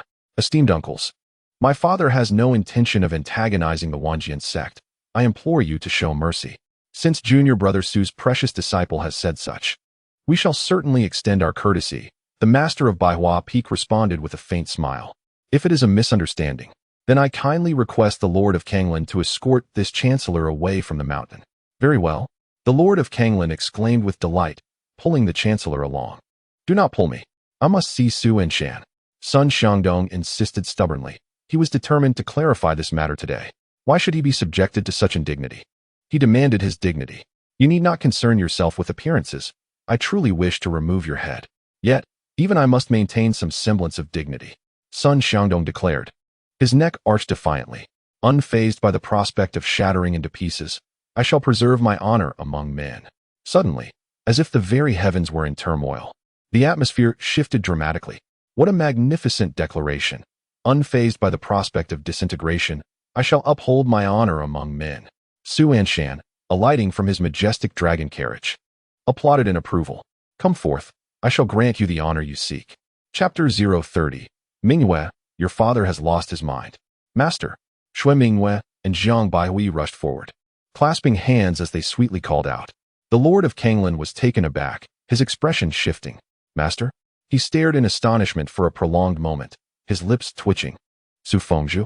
Upon witnessing the myriad serpents converging as dragons, the Lord of Kanglin initially believed a great elder had arrived. Su Anshan turned his gaze. Which esteemed individual might this be? Su Fengzhu, I am the ruler of the Kanglin dynasty and Mingyue's father. The Lord of Kanglin approached hastily. However, as he moved, the suspended flying swords in the void pointed directly at him, rendering him hesitant to act recklessly. Su Anshan also noted the swords hovering ominously. After observing for some time from above, he grasped the gravity of the situation and understood that the myriad sword sect had mobilized extensively for his sake. A wave of gratitude washed over him. Esteemed colleagues, allow me to handle this matter. Su Anshan clasped his hands, addressing the void. Do as you wish, master brother. We have no pressing engagements and shall simply observe. The sect leader smiled faintly, while the other peak masters, elders, and disciples exhibited no intention of departing. The ancient beings in the void remained fixated on the Lord of Kanglin, clearly intending to lend support to Su Anshan. You are Su Anshan? Sun Xiangdong, half buried in the earth with only his head exposed, called out. Indeed I am. And you are? The illustrious Sun Xiangdong, with a proud countenance. Sun Xiangdong suddenly heard a crack beneath him, and miraculously, he sprang upright from the pit. Brushing off the dirt, he regarded Su Anshan with a disdainful snort. I have been searching for you. Now that you have found me, Su Anshan replied coolly, what is it that you truly desire? That has summoned both the myriad sword sect and the Kanglin dynasty to this place? I demand to know why you dared to strike my son. Your son has bullied my disciple. Who is your disciple? Zhang Baihui emerged, hands clasped in greeting. My master is Su Anshan. Very well. It appears my son indeed bears some fault in this matter. The Kanglin chancellor conceded with a slight nod. Yet, setting aside the facts. Do you hold no accountability in this? The cultivators of the myriad sword sect, poised in the void, were left speechless. Setting aside the facts? What nonsense is this? The onlookers from the myriad sword sect fixated intently, while Su Anshan found amusement in the absurdity of the situation. What is the meaning of this? In the realm of cultivation, why are family matters intruding? Who comprehends such complexities? What is so amusing? The chancellor furrowed his brow, while Su Anshan sighed softly. You have presented your arguments so thoroughly. What further discourse can we have? Is it not your desire for dignity? Come, I shall grant you the honor you seek. Su Anshan beckoned to him, while the proud Fu Xiang held Sun in close with his left arm, lifting his chin with an air of arrogance. Son, do you see this? It's all about face. Sun En, looking disheveled, gave a thumbs up.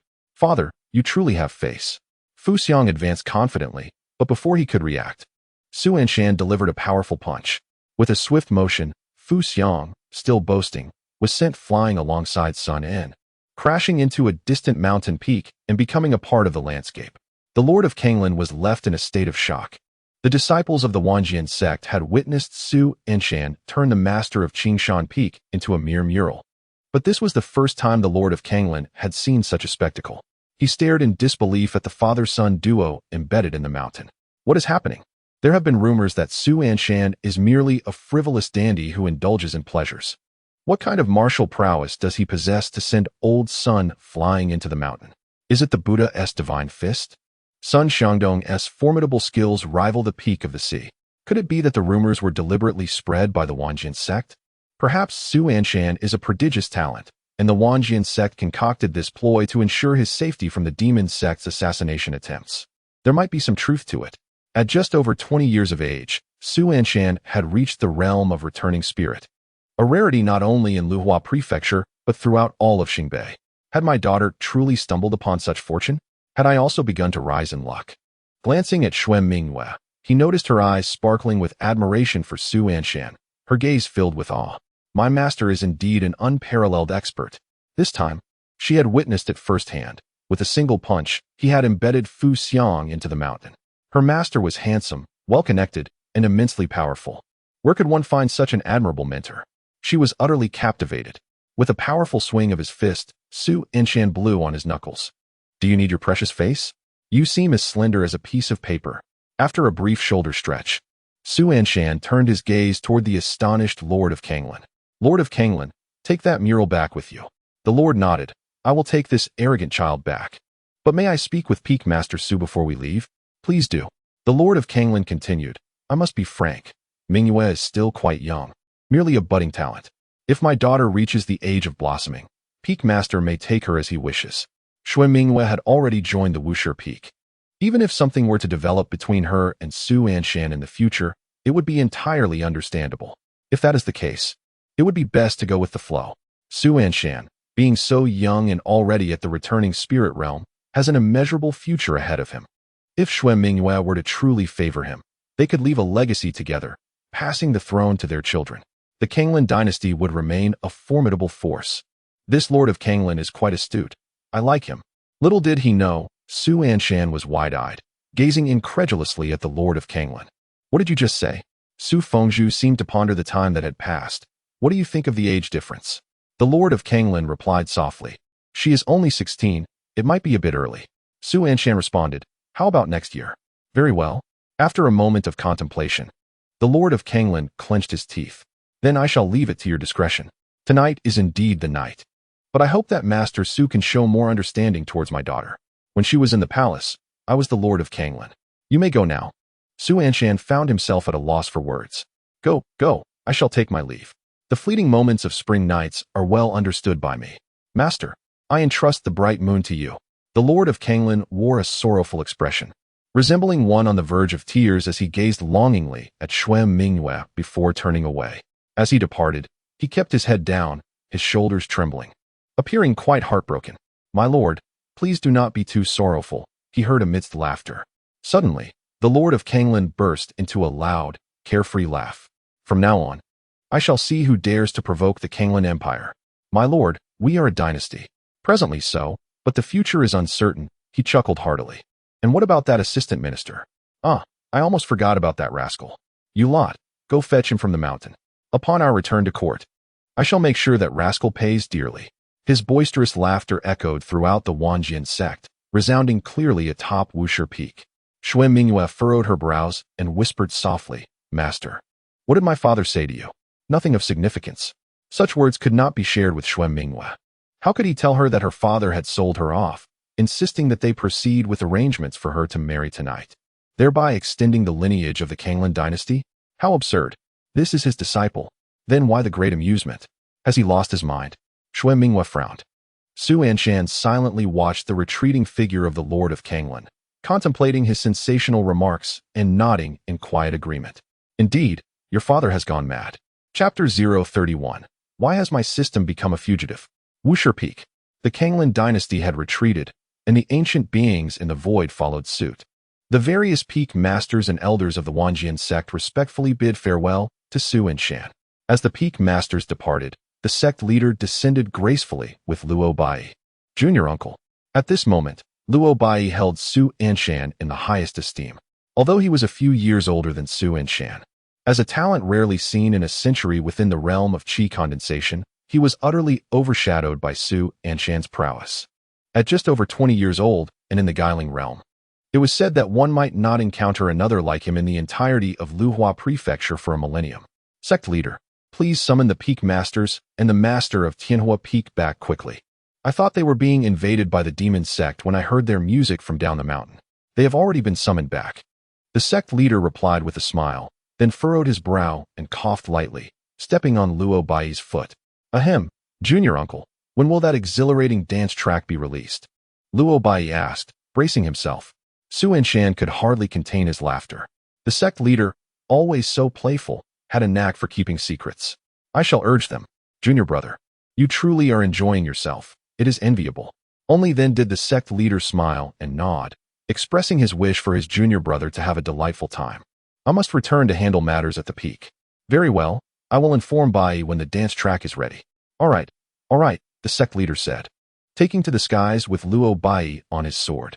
Su Anshan watched the departing figure of the sect leader, murmuring to himself, "Indeed, he is the sect leader. He possesses great foresight." Stretching lazily, the peaks were now deserted, leaving the once bustling Wushi Peak somewhat desolate.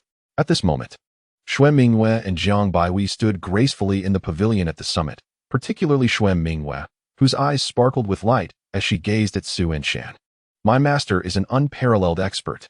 "Master," Jiang Baihui and Xue Mingyue called sweetly. "Well done, everything is in order," Su Anshan said with a smile in his eyes, extending his hand, revealing the radiant Holy Spirit fruit. Upon seeing the fruit in Su Anshan's palm, Xue Mingyue suddenly looked up. "Master, truly for me? Can there be a doubt?"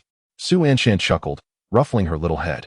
"You have done well protecting your senior sister, facing formidable foes without fear. This is commendable. Our Wanjian sect values unity, and you witnessed the events with the Kanglan dynasty." "Yes, I saw." Xue Mingyue nodded earnestly. "The myriad swords hang high. The green attire is unparalleled. Perhaps even until her soul's demise, she would never forget this. Such merit deserves praise. Yet there is one more thing I must mention." Su Anshan spoke softly. "Although you protected your senior sister, you nearly found yourself ensnared. Should this occur outside, it could endanger you. What should I do then? I cannot simply ignore my senior sister. Look there." Su Anshan pointed to the inscription within the peak. "Wushi Peak, inheriting the legacy, emphasizes imposing strength." Xue Mingyue whispered. "Remember this phrase. Call for help in times of trouble." "My master, Su Anshan." Xue Mingyue ventured softly. "Clever girl." Su Anshan patted her little head. "Take it." "Hooray." Xue Mingyue's face beamed with joy as she carefully cradled the fruit and took small bites. The fierce wind howled, clouds swirling. "Master, I have condensed it." Xue Mingyue opened her palm, a vortex swirling within. "A holy grade wind spirit root. My previous supreme spirit root has been replaced. I now possess a holy grade spirit root. I can truly call myself your disciple." "Excellent. Then I shall officially accept you as the second disciple of Wushi Peak." Disciple pays respects to master. "Good. Pay respects to senior sister." "Hello, little junior sister. You two sisters enjoy yourselves. I will rest in the pavilion." When Su Anshan reached the pavilion, he saw Xue Mingyue diligently cleaning every corner of the mountain's residence with a small cloth, resembling a tireless little bee. Watching Shui Mingyue and her companion Zhang Baiwei, he realized that this peak, once solitary, now possessed a vibrant hue. Perhaps the system is indeed correct. A solitary mountain does feel rather lonely. Taking in a few disciples could bring some liveliness. Su Anshan gazed up at the starry sky above.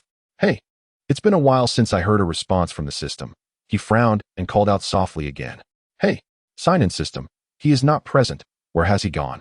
During this time, Su Anshan had not encountered anything particularly stimulating. Even when the Kanglan sovereign had caused a ruckus earlier, the system had still managed to make an appearance. The sign-in system. The authorities have come for him. He has fled for his life. What? Su Anshan, leaning against the chair, stretched his neck in astonishment. He had sensed that his system companion had been unusually quiet lately. Otherwise, he would occasionally hear him emerge to offer his insights. He had thought his system buddy had gone offline. Little did he expect he had instead been captured. Are they able to catch him? How could they possibly?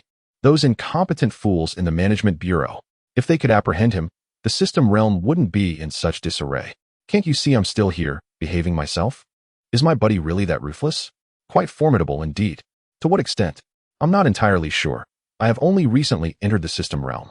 However, I have heard that your system is a veteran, once a dominant figure in the community, wielding authority with thousands of subordinates under his command.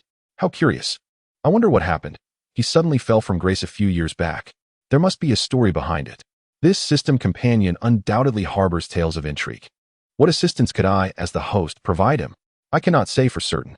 As hosts, we complete tasks to receive corresponding feedback. As for a senior like him, I am unsure if he requires such aid. If you wish to assist him, perhaps you should undertake more tasks? Understood. I shall inquire once more. My friend will not encounter any misfortune, will he? Anshan, rest assured, he will be perfectly safe. In this realm, who has not committed a few transgressions? I must take my leave. The wanted are closing in on me. Su Anshan pondered. What kind of system was he bound to that had rendered him a fugitive?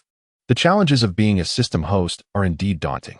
With a heavy sigh, he suddenly caught a waft of an intoxicating fragrance that stirred his senses. Slowly raising his gaze, he beheld Su Tianxiang, draped in ethereal garments, her enchanting figure captivating his attention. Sister Tianxiang, a smile gracing his features, rushed toward her. What brings you to my peak? I was just hoping to find you. Looking for me? Su Tianxiang's delicate brows furrowed slightly. What do you need me for? Su Anshan suddenly felt a pang of shyness. This matter was somewhat difficult to articulate. Su Tianxiang looked puzzled. What is it? Could there truly be words that Su Anshan found challenging to voice? Well, how should I put this? He chuckled nervously, rubbing his hands together. I wanted to speak with you, haha. Chapter 32. Junior brother, please do not act this way. It frightens me. Su Tianxiang. What is it? Su Anshan's infatuated grin raised concerns.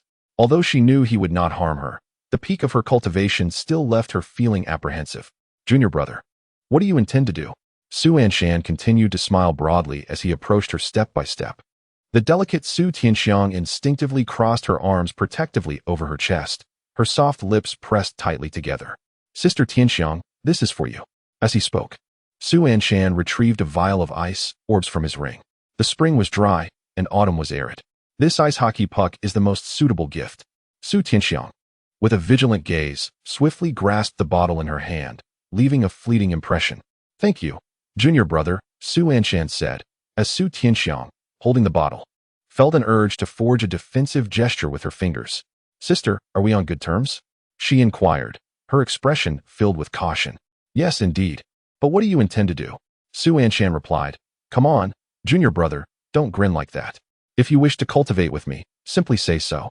No need to smile like a lovesick fool. It's not broad daylight, and on such a dark night, sister feels quite frightened. Would you consider being my Dao partner? Su Tianxiang was taken aback, clutching the hem of her garment. Wait, junior brother, do you truly wish to cultivate with me? Don't misunderstand. That is not true. Su Anshan raised his hand to scratch his head.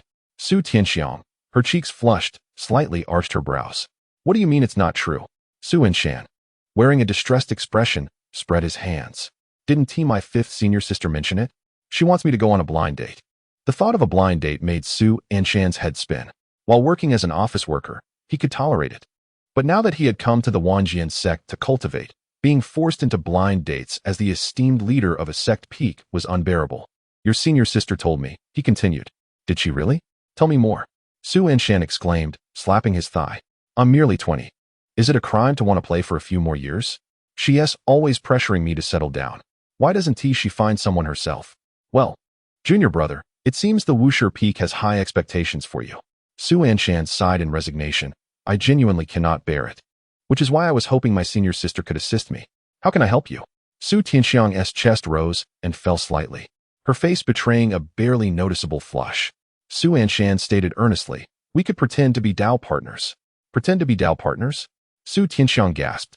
When it comes to the blind date, we can go together, Su Anshan suggested with a smile. I suspect my 5th senior sister has meddled with the blind date arrangements. At that meeting, if you pose as my Dao partner, those other women will surely feel inferior in comparison, and they won't dare to embarrass themselves. So that's what he meant by pretend. Su Tianxiang breathed a sigh of relief, though a sense of inexplicable disappointment lingered in her heart. Noticing her prolonged silence, Su Anshan pressed on. Sister, what do you think? I am your senior sister. Su Tianxiang hesitated. What's wrong, sister?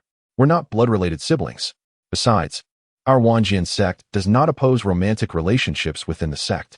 Don't the leaders of Tianhua Peak and Wanyan Peak have a relationship? We're merely pretending. After a long pause, Su Tianxiang frowned. Is that really all right? What is wrong with it? Su Anshan asserted seriously. Think about it. If I find a Dao partner, what will happen to your Baihua Peak?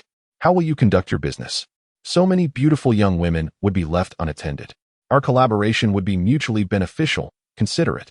You make a valid point. Then it's settled. I shall await you at Wuxia Peak the day after tomorrow, Su Anshan declared with finality. Only to realize afterward to inquire, sister, almost forgot to ask, what brings you to Wuxia Peak at this late hour? Do you need something from me? Su Tianxiang's face instantly flushed with color. No, junior brother, senior sister has returned to the peak. We shall meet the day after tomorrow. With a swift motion, Su Tianxiang soared into the sky upon her exquisite flying sword. Su Anshan gazed up, lost in thought. If you had persisted a moment longer, she might have acquiesced. Such a familiar sentiment. Buddy, you're back. Hey, I heard you were apprehended by the Management Bureau. How was the encounter? Just them. They thought they could catch me. Such bravado and confidence. Indeed, he was the leader of the group. The sign-in system was also on the wanted list. I know. Don't mind him. Who hasn't he committed a few transgressions in this line of work? Everyone has exploited a loophole or two. If that incompetent Management Bureau can catch him, he doesn't deserve to be your system. Buddy, do you lack anything? I'll head out for a hunt while you sleep. Su Anshan, robbery perhaps? I seem to be lacking nothing. All right. Then I'll keep an eye on things, so you won't have to rush off when you need something. Sweet dreams. I won't interrupt your card game with your 2 disciples. A moment of bliss is worth cherishing. Get lost. Sure thing. Su Anshan stretched, feeling the weight of fatigue. Suddenly, rest assured, my friend, I maintain a high level of professionalism. I would never eavesdrop or peek. Of course, if you're still concerned. There's a block button in the upper left corner. Press it, and I'll be muted for 8 hours. Block. The world fell into serene silence. A good sleep awaited. Day turned to night. Music filled the air. The rulers of the Kanglan dynasty sent generous gifts, all meant for cultivation. However, they were of too low a grade, so Su Anshan discarded them to the sect leader for the disciples' use, as his apprentice had little interest in such items. Day turned to night once more. Music filled the air. The assistant minister of the Kanglan dynasty sent a token of apology, 10,000 taels of gold, and a letter of repentance, requesting Su Anshan to speak kindly to a few of his senior sisters and to refrain from further confrontations. He had been humiliated when he was assaulted in public. Day turned to night. At Wuxia Peak, Uncle Master, my master has yet to awaken. What time is it? Why hasn't he risen? Didn't he say to meet at the hour of the dragon? No matter. I shall enter and call him. You all may carry on with your business. As the door creaked open, Su Anshan lay sprawled on his bed, fast asleep, utterly unclothed. Su Tianxiang stood at the threshold, her eyes wide in disbelief. As if caught in a gust of wind, she turned and closed the door. Leaning against the door, Su Tianxiang's chest heaved slightly. How could he be so brazenly unclothed? How wild was her junior brother in slumber? Uncle Master, is my master still asleep? Jiang Baihui asked innocently, her gaze pure and untainted. Faced with such innocence, Su Tianxiang felt an inexplicable sense of embarrassment. It was as if she could hear Jiang Baihui say, Uncle Master, did you just see my master exposed? Isn't it quite shocking, Tianxiang? Seeing Su Tianxiang remain speechless, Jiang Baihui inquired again. Su Tianxiang's mind was in disarray. Well, haha. My master simply enjoys his beauty sleep. He usually awakens only when the sun is high in the sky. Why don't you wait a moment? Creak. As Jiang Baihui was speaking, the door of Su Anshan's thatched cottage creaked open. He squinted outside, bare-chested, and inquired, "Who just entered my room?" Chapter 33. The Seeker of Immortality Master. Jiang Baihui beamed with a radiant smile. Just then, her voice faltered. Su Anshan looked at her in confusion, waiting for her to complete her thought. Junior brother must have been mistaken, Su Tianxiang said with a gentle smile. I have been standing outside the door and did not see anyone enter your room. Is that so? Su Anshan furrowed his brow. Jiang Baihui, rendered speechless, hurried away to find Shuem Mingyue, who at that moment was gleefully gliding through the air. Senior sister, look at me, I can fly. In truth, Shuem Mingyue's cultivation had not yet reached the level of flight. Her top-tier wind spirit root merely allowed her to create a vortex beneath her feet, enabling her to hover a short distance above the ground. Jiang Baihui waved her little hand, pointing at her mouth. Sensing her unusual demeanor, Shuem Mingyue rushed over, only to find Jiang Baihui struck silent, her astonishment palpable. Senior sister, you've lost your voice, Shuem Mingyue exclaimed, panic in her eyes as she grasped Jiang Baihui's small hand and dashed towards Su Anshan. Is there truly no one who entered my room? Su Anshan murmured. Still clad in his robe, he prided himself on being highly attuned to his surroundings. His room felt like his domain, and he would instantly sense anyone who intruded. Even in slumber, he distinctly felt a presence. Regardless of how many times he asked, Su Tianxiang's response remained the same. No. Master. Master. Shuem Mingyue, soaring on the winds, was filled with dread. Senior sister has lost her voice again. Unlike Jiang Baihui, who was cautious, Shuem Mingyue resorted to exaggerated gestures, attempting to communicate with Su Anshan through sign language. However, she soon paused, tilting her head in disbelief while casting a lingering, somewhat resentful glance at Su Tianxiang. Su Anshan observed the scene quietly. Just as he was about to speak, Shuem Mingyue took Jiang Baihui's hand and departed. Junior brother's disciples are truly amusing. It was only then that a hint of mirth appeared in Su Tianxiang's eyes. That little girl must possess a top-tier wind spirit root. The masters of the various peaks would be envious of having two disciples with such exceptional roots. Quite so, Su Anshan replied with a modest smile, though his gaze was fixed on the retreating figures of Shuem Mingyue and Jiang Baihui. What could possibly be troubling these two disciples? At that moment, Su Tianxiang chuckled softly and suggested, Junior brother, should we not set off? It has truly been a dreadful day, Su Anshan sighed. A blind date. Utterly miserable. He had contemplated sending a message to his master, requesting a dismissal of the arrangement, but it was already settled. This excursion was mandatory. With a command from his senior sister and a directive from his master, Su Anshan dared not refuse. Let us depart. Before setting off, he called the two disciples over for a simple reminder, to refrain from wandering off, and if they found it dull, to seek out others on different peaks for entertainment. They responded with a silent nod. In the void of Jingyan continent, several flying vessels were suspended in the air, forming a line, with a smaller vessel anchored in front of them. Nothing seems to go my way. When will I ever cast an accurate divination? A woman clad in azure attire, her long hair cascading like a waterfall, stood upon a small flying vessel, casting a scornful glance at the vessel ahead. Sun Yining, a practitioner from the Jingyan continent, was well acquainted with the circumstances of her realm. Before setting forth, she had consulted an oracle, which foretold great fortune. Encouraged by this auspicious sign, she dared to navigate the skies. Who would have thought the divination would turn awry? Clenching her fists, she cautiously removed her ring. This celestial maiden is insulting our profession by performing such an act before us. The vessel ahead was occupied by a group of ruthless brigands, their faces twisted in mocking expressions. The azure-clad female cultivator bit her lip, steeling herself as she cupped her hands in greeting. I am Sun Yining of the Wentian sect. Ah, what a coincidence we have here, one of the brigands sneered, encountering a practitioner from Jingyan continent. A Wentian sect celestial maiden, no less.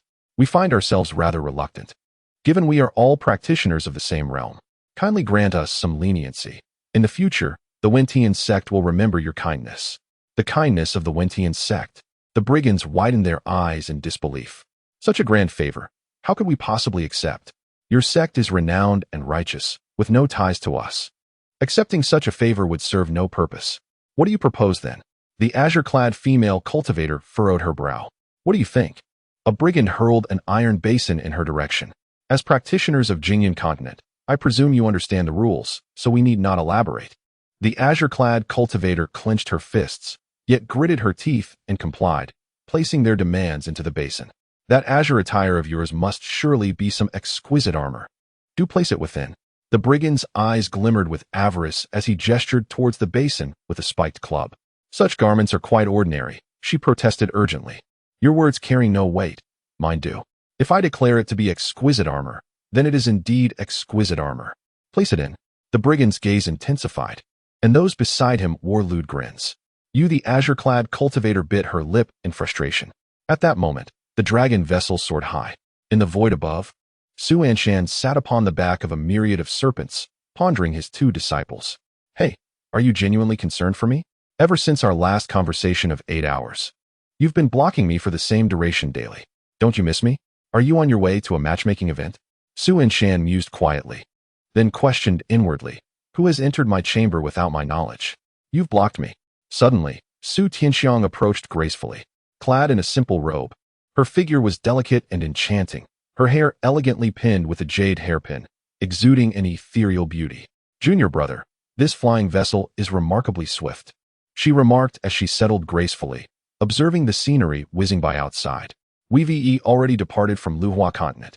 This must be your first venture beyond Luhuazhou since joining the sect, correct? Yes, Su Anshan nodded. He had previously confined himself to the territory of the Wanjian sect. The Luhuazhou continent, which, for someone of his limited cultivation, felt ample. He had managed to navigate within its bounds and saw no need to venture outside for discomfort. Has Master Mei spoken to you about matters beyond? No. Allow me to enlighten you. Su Tianxiang smiled gently, remarking that the North Star continent encompasses 9 regions, with Luhuazhou located directly to the north. Presently, they find themselves above Luhuazhou, named for the illusion of stillness in the clouds above, reminiscent of the abundant reed flowers in Luhuazhou. Clouds motionless? Su Anshan instructed the azure dragon to halt, only to discover that the clouds indeed appeared to be unmoving. When he reached out to grasp the clouds, he felt a texture akin to that of cotton candy. Yet, upon contact, the cloud dissipated into droplets that trickled away. Marvelous. Su Anshan mused with a smile. Luhuazhou is replete with wonders, but before exploring further, it is imperative that you deactivate the special effects of your dragon boat to adopt a more modest appearance. Suddenly, Su Tianxiang's expression turned grave. Why? Trust your senior sister. She will explain later. Su Anshan refrained from further comments, allowing the myriad serpents to transform the dragon into a more unassuming little flying vessel. This arrangement is quite satisfactory. Su Tianxiang nodded with a smile, indicating that her request was ultimately for their benefit. The stillness of the clouds in Luhuazhou is one of its unique features, and another is the prevalence of the Xian thieves. Xian thieves? Indeed, as the name suggests, they are cultivators who rob other practitioners. Due to the immobility of the cloud layers in Luhuazhou, discerning the reality within the clouds with the naked eye proves difficult, and spiritual awareness cannot penetrate deeply. Thus, this region has given rise to a distinctive profession, the Xian thieves. These cultivators conceal themselves among the clouds, waiting for unsuspecting practitioners who traverse the air or descend in their vessels to fall into their traps, at which point they reveal themselves to plunder the resources of the unsuspecting. Su Anshan, astonished, nodded thoughtfully. Is this method truly effective? It is wise to maintain a low profile in Luhuazhou, as it is not uncommon for formidable experts from the breaking sea and returning spirit realms to engage in thievery here, and one might even encounter cultivators in the spirit division stage. Let us proceed cautiously. Once we exit Luhuazhou, all will be well. Do you not trust your senior sister? Su Tianxiang clasped her hands before her in a wave of determination. I believe you. The issue is, Su Anshan tilted his head, observing her. Senior sister, do those individuals not resemble Xian thieves? Su Tianxiang, reclining comfortably in the seat of the flying vessel, suddenly sat upright, her crescent-shaped eyes gazing out at the approaching menacing figures. After a prolonged silence, she instructed, Brother disciple, conceal the resources. We must accept our fate. Su Anshan stared at her incredulously for a moment. Are we not going to at least put up a fight? Is there truly no opportunity? None, Su Tianxiang replied decisively. Su Anshan pressed his lips together. Well, it seems I must take charge. Fellow, ready to go, let us greet you, Brother Anshan. Emperor System High. Chapter 034. Unrivaled within the same realm, subduing above the same realm. Why has another system tied itself to me? Fellow, are you a bandit? He is not someone I captured. This little brother encountered me while I was hunting a few days ago, and he was so impressed by my prowess that he wishes to join me. Is that true? Emperor System, absolutely genuine. Su Anshan was equally astonished. To this day, he has yet to comprehend the nature of this system, akin to a sign-in system, and this Emperor System before him has its own designation. The system lacks any form of address. Resources are seized. Occasionally, it even binds a system back to him. Well then, what capabilities do you possess? Supreme System, for show. Ding, the Supreme System has been activated. You have received the system's gift, invincible within the same realm, and subduing others in the realm above. What purpose does this serve? Supreme System, merely for show. Supreme System, to put it simply, whatever your realm is. Your opponent can only reach that same realm at most, and within that realm, you are invincible. Is this true for any realm? Supreme System, certainly. Supreme System. However, there are some distance requirements. 1 meter for blood refinement, 10 meters for bone tempering, and 100 meters for energy condensation, and so forth. My friend, trust him once. I will provide support.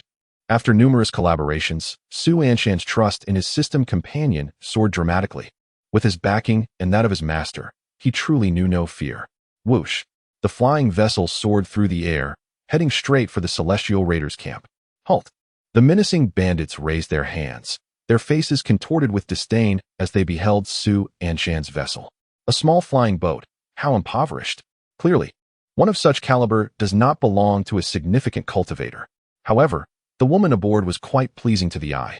Greed flickered in the bandits' eyes, and a scarlet tongue licked their lips as one of them hurled an iron basin at Su Anshan. Standing at the bow of the vessel, Su Anshan frowned. What is your intention? The bandit let out a derisive laugh. It seems you are not a cultivator from Jingyan continent. I have no time to waste on you. Hand over your wealth and depart at once. Leave the woman beside you to me. How audacious. Such a brazen thief dares to rob him. You truly do not comprehend the meaning of danger. Su Anshan raised his brow and clasped his hands in greeting. My master is Jiji. Your master is also Jiji? The Celestial Raider, upon hearing this, laughed rather than being surprised, looking at Su Anshan with a playful glint in his eyes. Are you also going to claim you are Su Anshan? Su Anshan was taken aback. What nonsense is this? I am indeed Su Anshan. The Celestial Raider laughed uproariously. Ha ha. This laughter left Su Anshan bewildered. He had traversed Luhuazhou continent for several years, and anyone who had heard of his master's name would surely tremble in fear. Yet this Celestial Raider was still amused. Suddenly, Su Tianxiang's consciousness transmitted a message. Junior brother, there are countless Celestial Raiders from Jingyan continent, and coincidentally, this area is adjacent to our Luhuazhou continent. Many cultivators who have been robbed will claim to be you, and that their master is Mei Shu, including cultivators from our Wanjian sect. Su Anshan, is that even possible? Fellow cultivator, run quickly. Su Nianing cried out from the flying vessel. These individuals are Celestial Raiders from Jingyan continent, and they are a ruthless lot. The bandit narrowed his eyes and flicked a streak of purple light towards Su Nianing. Be silent. Ding. Before the purple light could reach Su Nianing, Su Tianxiang, with an ethereal grace, appeared before her, her flying sword horizontal across her chest, blocking the purple light. If you seek wealth, that is one thing, but there is no need to take lives.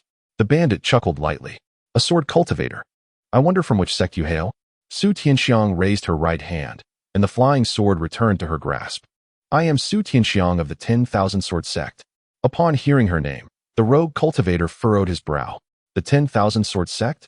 He then cast a glance at Su Anshan. Impossible. Even if Su Tianxiang belonged to the 10,000 Sword sect, he could not believe that Su Anshan was truly Su Anshan. He had heard of Su Anshan's tale. 4 or 5 years since entering the sect, he had not left Luhuazhou Island, and now he suddenly appeared on Jingyan Island, coincidentally being Su Anshan. Such serendipity was improbable. Surely, he could not be that unfortunate. This must be a ruse. The rogue cultivator scoffed, casting a cold smile at Su Tianxiang. No wonder I remarked that such a stunning female cultivator is a rarity. Unexpectedly, she has caught a big fish, the 10,000 Sword sectess Su Tianxiang, the very master of Baiwa Peak. Su Tianxiang gripped the sword hilt, narrowing her eyes slightly. Knowing it was me, why not retreat? The rogue cultivator, with a smile, crossed his arms. The master of Baihua Peak is indeed terrifying. Had you been at your peak, I would have had to tread carefully. However, I have heard that you seem gravely injured, your cultivation diminished. It appears you struggled against my previous strike. I surmise that your old wounds have yet to heal. Su Tianxiang remained silent, her gaze steady. Is my senior sister injured? Su Anshan looked intently at Su Tianxiang. Su Tianxiang, age, under 100 years old, realm. 8th level of ocean breaking, talent, sacred grade water spirit root. Superior grade with spirit root, characteristics. Spirit fox transformation, beauty, 98 8th level of ocean breaking. Previously, Su Tianxiang was at the 9th level. How could her realm have diminished to the 8th in just a few days? Does my senior sister truly suffer from a chronic ailment? My friend, this is not merely an injury, it is a transformation phase. The spirit fox undergoes 3 transformation phases, during which it must endure heavenly tribulations, approximately 7 cycles, with each cycle lasting 7 days. The heavenly lightning, as you understand, is no trivial matter. Those without a sacred grade lightning spirit root who endure heavenly tribulations will inevitably sustain injuries. Yet, if they persevere, their realm will advance significantly. What must be done for recovery? Su Tianxiang is relatively close to him within the sect. She is currently enduring the agony of heavenly tribulations, and if he possessed the means, he would wish to assist her. The rare treasures of heaven and earth are required. The heavenly tribulation, without a chaotic spirit root, cannot be healed merely through the absorption of natural energies. Even divine grade spirit roots are insufficient. The impact of heavenly lightning on the meridians and Qi Si is formidable. It necessitates the nurturing of abundant spiritual energy from rare treasures.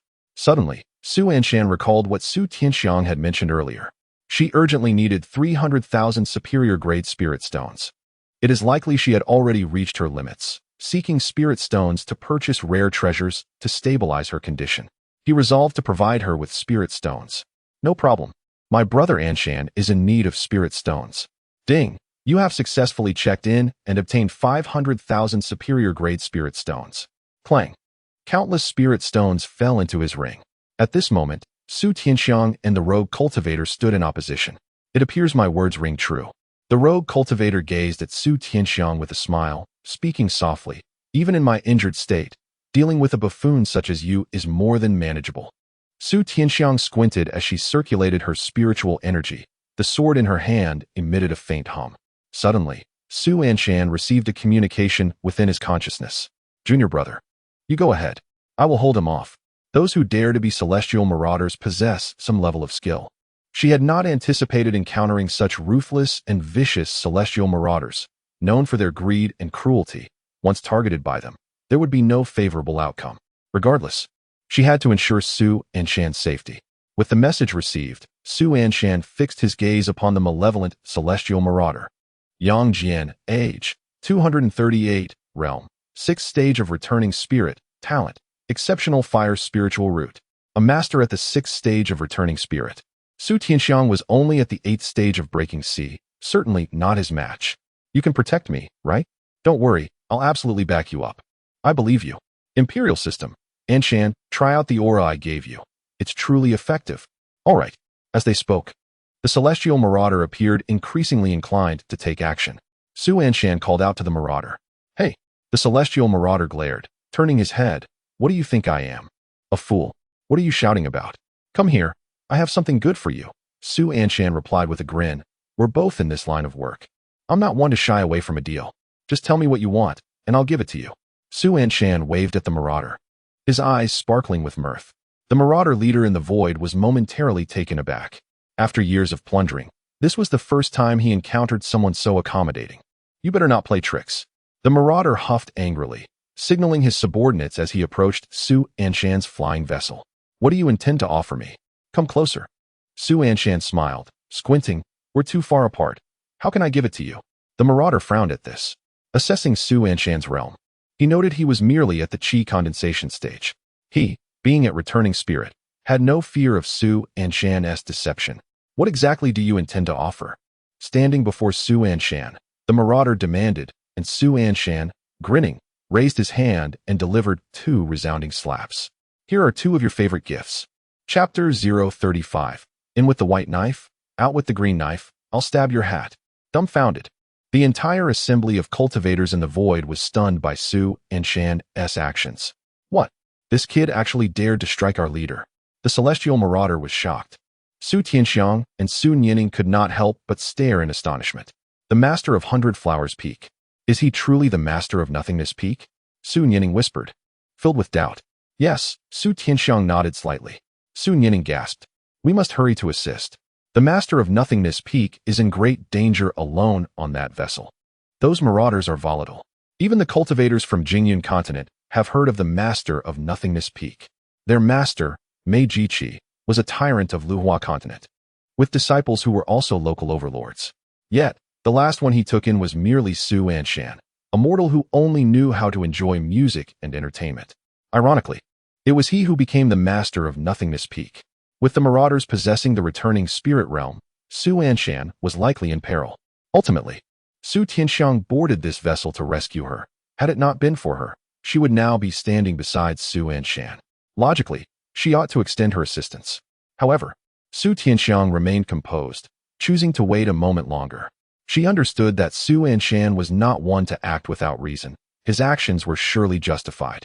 Moreover, she recalled a significant detail.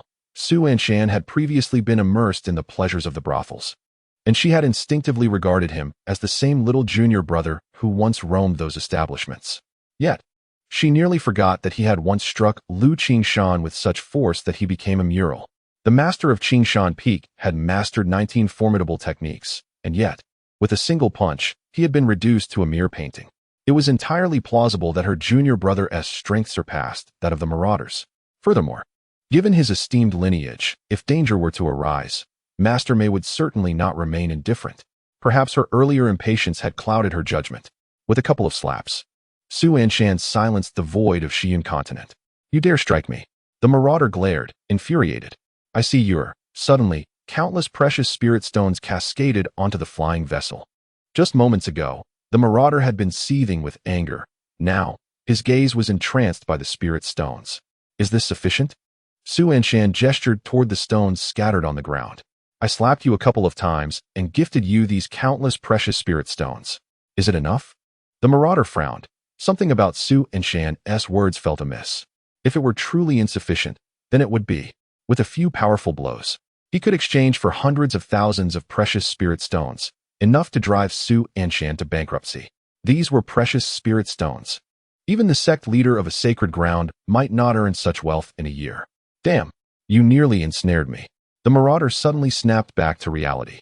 His voice filled with indignation. I am a bandit. Shoo, don't shout. Su Anshan lowered his voice. This is hardly a glorious affair. Why are you so proud? Being a bandit, what is so great about it? Are you mocking me? What is wrong with being a bandit?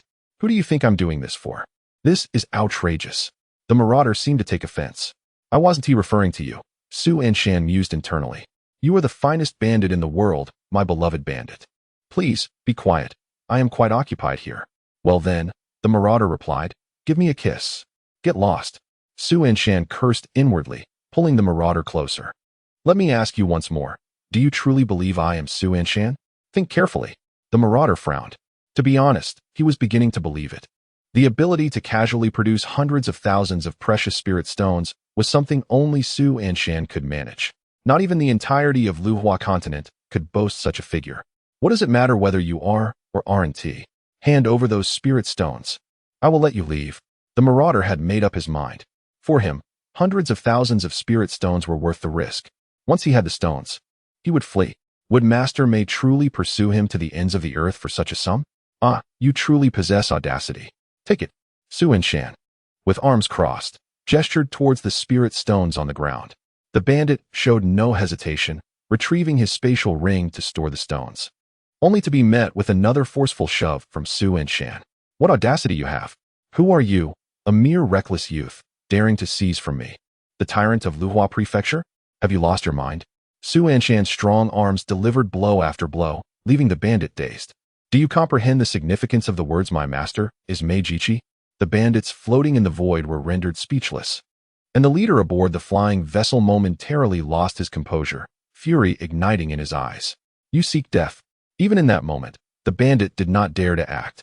He feared that while he could flee after stealing the spirit stones, injuring Su Anshan would seal his doom. Su Anshan chuckled nonchalantly. Do you truly dare? He does not dare. He is in a panic, heart racing to 200 beats per minute.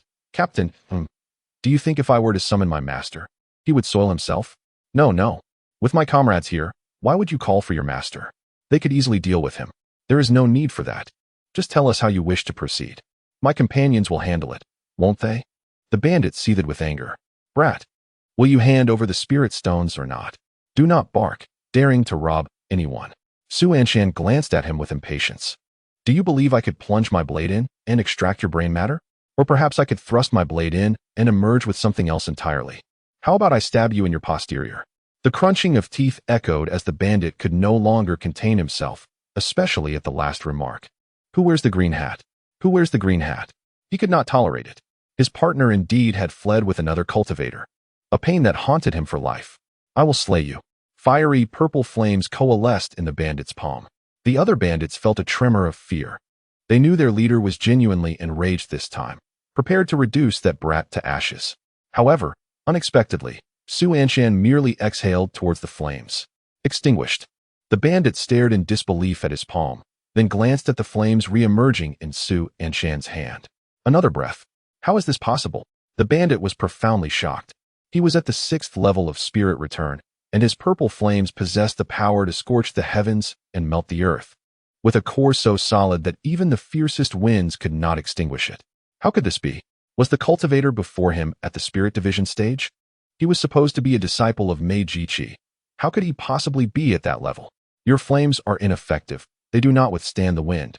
Su Anshan remarked with a smile. Have you decided how you wish to perish? Shall I choose for you? With a swift motion, a sacred artifact was unleashed. The icy blade pierced through the bandit's chest in an instant, crimson blood gushing forth. Su Anshan gazed at him with a cheerful smile, tilting his head. Don't worry. I shall deliver another strike. The sacred sword blade continuously pierced through the body of the leader of the marauders, rendering the other marauders in the void utterly silent. At the 6th level of returning spirit, they were completely defenseless. Could it be that the person before them was at the divine separation stage? The thought of this possibility instinctively made the marauders desire to flee. I never said you could leave. Whoosh. The sacred spirit sword obstructed the marauders' escape. Before long, the spirit sword transformed into an elegant silhouette. This is still a transformed sacred artifact. Su Nianqing exclaimed. Do not run. My sword spirit has a rather foul temper. And if she decides to act and slay you, it would be quite embarrassing. Su Anshan chuckled as he trod upon the head of the marauder leader, who resembled a beaten dog. The other marauders dared not resist, recognizing the situation and humbly begging for mercy was their wisest choice. A smile adorned Su Anshan's face. Very well, here you go. He hurled a metal basin directly at the faces of the marauders, who stared at it in bewilderment. Senior, what is the meaning of this? Su Anshan, with a radiant smile, replied simply robbery. Chapter 036. The agonizing souls pressured by their master to arrange marriages. Senior, everything is here. The marauders, with wary eyes, placed their magical artifacts and spirit treasures before Su Anshan. He cast a cursory glance to ensure nothing was concealed. The marauders, with bitter expressions, covered their vital areas. Senior, do you think we have any place left to hide? They were stripped bare, not even leaving behind their undergarments. I doubt you would dare to conceal anything. Off you go. The marauders, feeling as if a great pardon had been bestowed upon them, fled barefoot into the wilderness.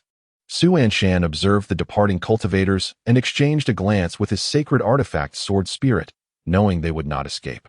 The sword spirit regarded Su Anshan for a moment before solemnly nodding. Whoosh! It sliced through the air before Su Anshan, proceeding to wrap things up. Su Anshan casually picked up a magical artifact and grimaced. Senior sister, these marauders are indeed impoverished. Just look at these shabby items they possess. 4th-grade artifacts. Are these truly fit for use? And this one, a 3rd-grade spirit sword, is in the hands of a mere sea realm practitioner. How pitiful. Su Anshan rummaged through the pile of magical artifacts. Hearing this, Su Nianqing felt her throat tighten. Were these truly considered shabby? In her eyes, these artifacts were quite remarkable. If she could acquire even one of them, she would be elated for an entire day. Is this the perspective of the peak master of the Wuxia Peak? How enviable. With the same surname Su, why is there such a vast disparity? Do you think everyone is like you? Su Tianxiang gently murmured. In this world, cultivators are like this. Having these is already quite commendable. Indeed, indeed, Su Nianqing continuously nodded in agreement. To Su Anshan's surprise, upon seeing her, he exclaimed, "Where did you emerge from? Did Su Fengzhu not notice me?" Su Nianqing blinked, saying, "It was I who urged you all to flee earlier. I am Su Nianqing of the Wentian sect." "Oh, it's you," Su Anshan replied, a smile spreading across his face. "I didn't recognize you in your attire. My sincere apologies." Su Nianqing responded, "That's quite all right. This is undoubtedly Su Anshan of the Wanjian sect." Observing Su Nianqing, adorned in delicate gauze, Su Anshan gestured towards the treasures scattered on the ground.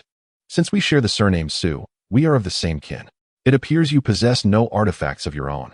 Please choose one from here as a token of our acquaintance." Su Nianqing's eyes widened in disbelief, her excitement barely contained. "Me? This pile of discarded items, which Su Anshan seems to disregard, would serve no purpose for me. Moreover, you seem quite impressive yourself." Su Nianqing was nearly overwhelmed by the unexpected joy. Among the artifacts lay one that caught her fancy, affirming that her recent divination had indeed been accurate. What fortune! Yet, receiving such a generous gift felt somewhat embarrassing. "We have only just met. This seems inappropriate." Su Anshan, not one to engage in excessive pleasantries, began to withdraw the artifacts. "If you do not wish to accept, then so be it." As the treasures appeared to be vanishing from before her eyes, Su Nianqing seized his wrist. "I feel an instant camaraderie with Su Fengzhu. How can I decline a friend's offering?" With earnestness in her gaze, she declared, "I shall not be modest." Su Nianqing knelt among the artifacts, searching for a while before extracting a toy resembling a rattle. "This one will suffice." If her judgment was correct, it should be a fifth-grade artifact, the Hunyuan drum. Once activated, it could unleash the Hunyuan true sound, forming a protective barrier capable of withstanding a strike from the Guiling realm. With this in hand, she would no longer have to fear encounters with rogue cultivators in the Jingyan continent. Yet, as she prepared to claim the artifact, a wave of apprehension washed over her, for it appeared to be one of the more valuable items. Cautiously, Su Nianqing inquired, "Is this acceptable?" "Why would it not be?" Su Anshan replied nonchalantly. Seeing that Su Nianqing had made her selection, he pushed all the artifacts towards Su Tianxiang. "Sister, they are all yours." The unexpected generosity left Su Tianxiang momentarily speechless. "All for me? That cannot be." These artifacts, seized by Su Anshan, were not hers to claim. Surely, taking just one, like Su Nianqing, would suffice. The treasures before her must be worth hundreds of thousands of spirit stones. "You cannot give all this to me. I could hardly accept such a bounty. I have no use for them. They would merely clutter my storage ring," Su Anshan insisted. "Please, take them. If you find them of no use, you could sell them for spirit stones." Su Tianxiang bit her lip, contemplating her current predicament. She was in dire need of spirit stones. The tearing sensation after the infusion of heavenly thunder has become increasingly severe. At first, she could grit her teeth and endure the pain while absorbing the elemental energy to heal the ruptured meridians. However, now she finds it impossible to concentrate on absorbing the elemental energy, as even the slightest movement brings intense agony. If she does not quickly procure some rare treasures of heaven and earth, she may not survive this infusion. Therefore, I shall not be modest. This kindness will be etched in my heart, and should my junior brother require anything, I will be at his service. Suddenly, Su Tianxiang paused. She initially intended to convey that Su Anshan could request anything he needed. However, it dawned on her that there was only one thing she could assist him with. Given the nature of Su Anshan's apprenticeship, after a prolonged moment of contemplation, she finally spoke. "If there is something you need me to do, please do not hesitate to say. I will certainly help." "Since you have said so, I shall not hold back," Su Anshan replied with a cheerful smile. Su Tianxiang promptly accepted the magical artifact, and they prepared to depart swiftly. "Indeed, we cannot afford to delay. The time is nearly upon us." Suddenly, Su Nianqing inquired with a hint of skepticism, "Are you two also headed to the matchmaking corner?" "You two?" Su Anshan glanced up at her, noticing her expression turn sour. "Yes, my master has decreed that if I am not wed by the age of 100, fearing I shall live in solitude, I must go for matchmaking. I am not even a century old yet. Why must I participate in matchmaking?" Su Nianqing murmured, feeling somewhat exasperated.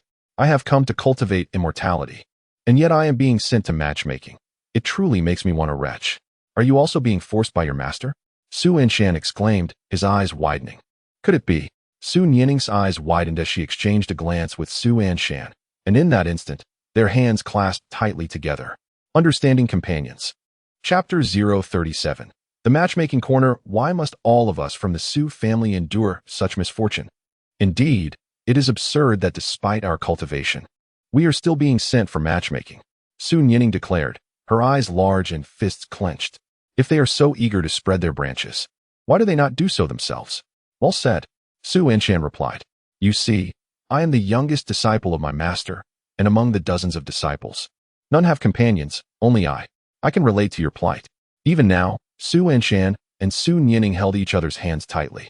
As they soared through the skies on their flying vessel, they gazed at one another, lamenting their circumstances.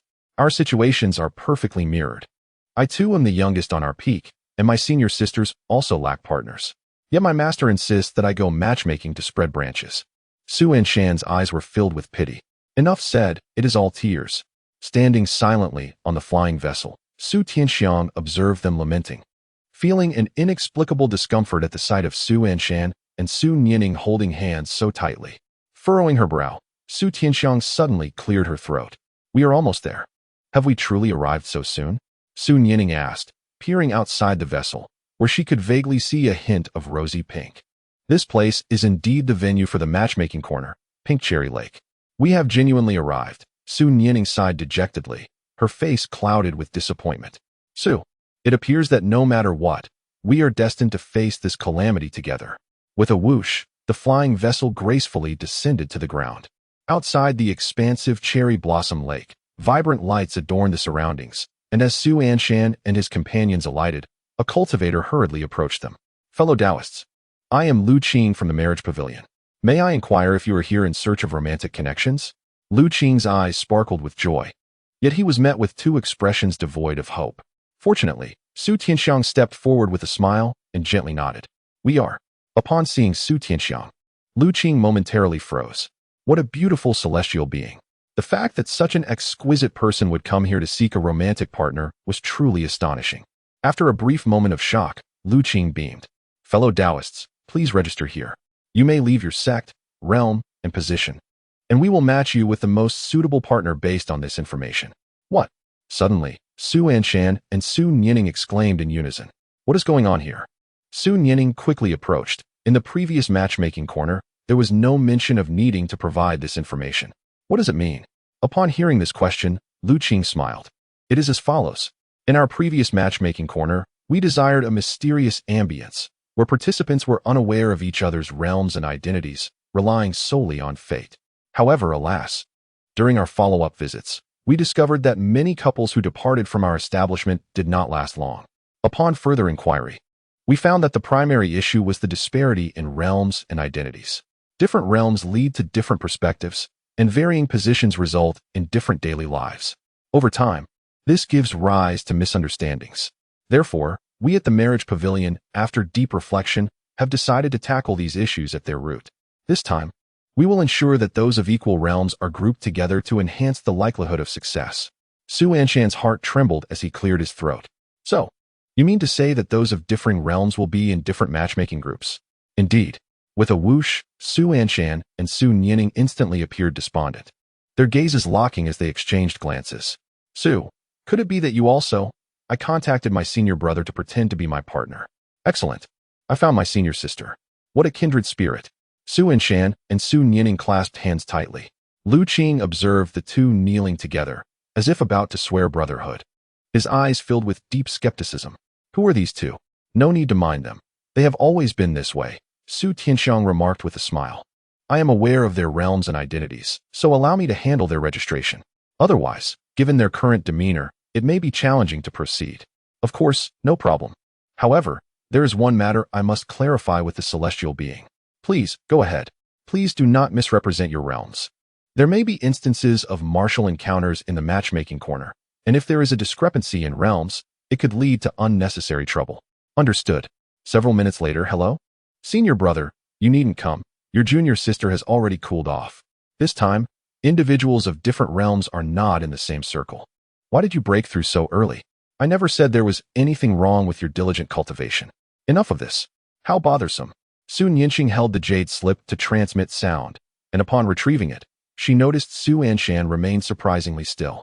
Shouldn't senior brother inform senior sister? Su Anshan glanced at Su Tianxiang. My senior sister is right here. There is no need for communication. Su Nianqing gasped in realization.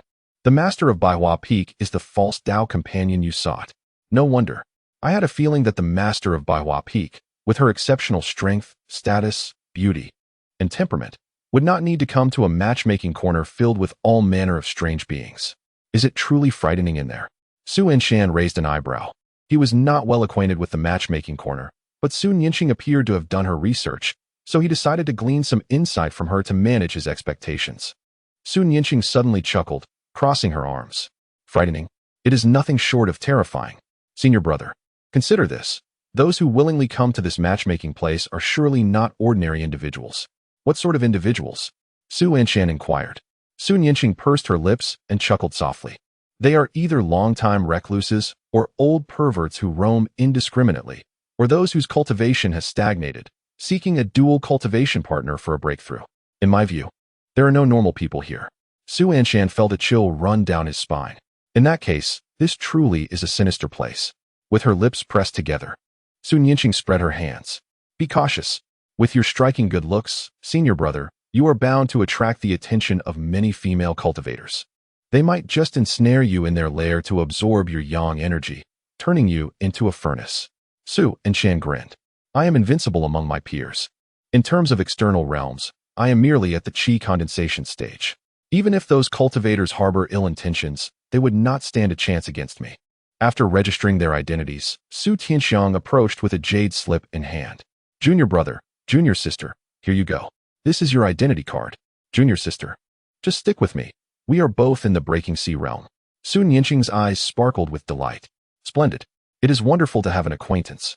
Su Anshan took hold of his identity card, but when he glimpsed the details within, he gasped. The Returning Spirit Realm. Chapter 038, Special Effects. Step by step into Lotus with the identity jade slip in hand, Su Anshan stood at the entrance of the Returning Spirit area, his eyes vacant and devoid of light. Images flickered in his mind like a slideshow, lingering persistently before him. The Returning Spirit Realm. Sister Su Anshan raised the identity jade slip. Indeed, the Returning Spirit Realm. Su Tianxiang nodded in acknowledgement.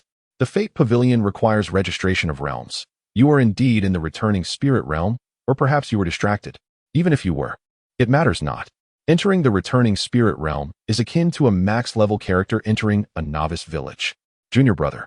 Sister is waiting for the delightful news of you embracing a beauty. Sister, are we not pretending to be Dao companions? Su Anshan queried. Sister wishes to assist you. But reality is unforgiving. I must venture to the Breaking Sea Realm to see handsome men. We shall meet again after this. Su Nianqing waved her small hand. Senior brother. Farewell. With a swish, Su Tianxiang and Su Nianqing proceeded to the Breaking Sea Realm, disappearing from Su Anshan's view as they passed through the light and shadows. Su Anshan quietly arrived at the luminous shadows of the Returning Spirit Realm. Senior? A gentle whisper reached his ears. With a dazed expression, Su Anshan slowly lifted his gaze and noticed several cultivators before the ethereal light, cautiously observing him. The venerable figures of the Returning Spirit Realm are esteemed in any sect, regarded as the pillars of their respective schools. No one dared to offend them, and even the mere act of sensing their aura would be deemed exceedingly impolite, risking the wrath of these esteemed ancestors with consequences that could be dire. Should anyone disguise themselves as a member of the Returning Spirit Realm, the formidable beings within would undoubtedly educate those seeking to cheat and deceive. Ah, Su Anshan responded. Why are you still standing here? We need to escort you to the marriage zone, one of the cultivators gently remarked. We have merely entered the threshold. The esteemed seniors who came here are not present. The escorting cultivator appeared quite apprehensive. The seniors from the Returning Spirit Realm attending the matchmaking event often possessed peculiar traits, but encountering someone like Su Anshan, who seemed lost in thought upon entry, was a first.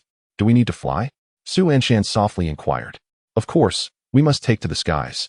The escorting cultivator replied with a smile. The Returning Spirit Realm exists in the upper spatial realm, so we must traverse the air. In the midst of this conversation, Su Anshan fell into a stupor once again. Hey, why are you still dazed? Let us go in and take a look. I'm gathering my energy, What a disgrace. Don't panic. With me and the Emperor system by your side, what could possibly go wrong? Step in boldly, and I'll see if there's anything worthwhile for you to impress her with. Emperor system. With me here, brother Anshan, you are invincible. Who fears such things? With the system at his side and his master's legacy behind him, what was there to fear? The issue was that he lacked any special effects. The masters of the returning spirit realm would undoubtedly possess such enhancements.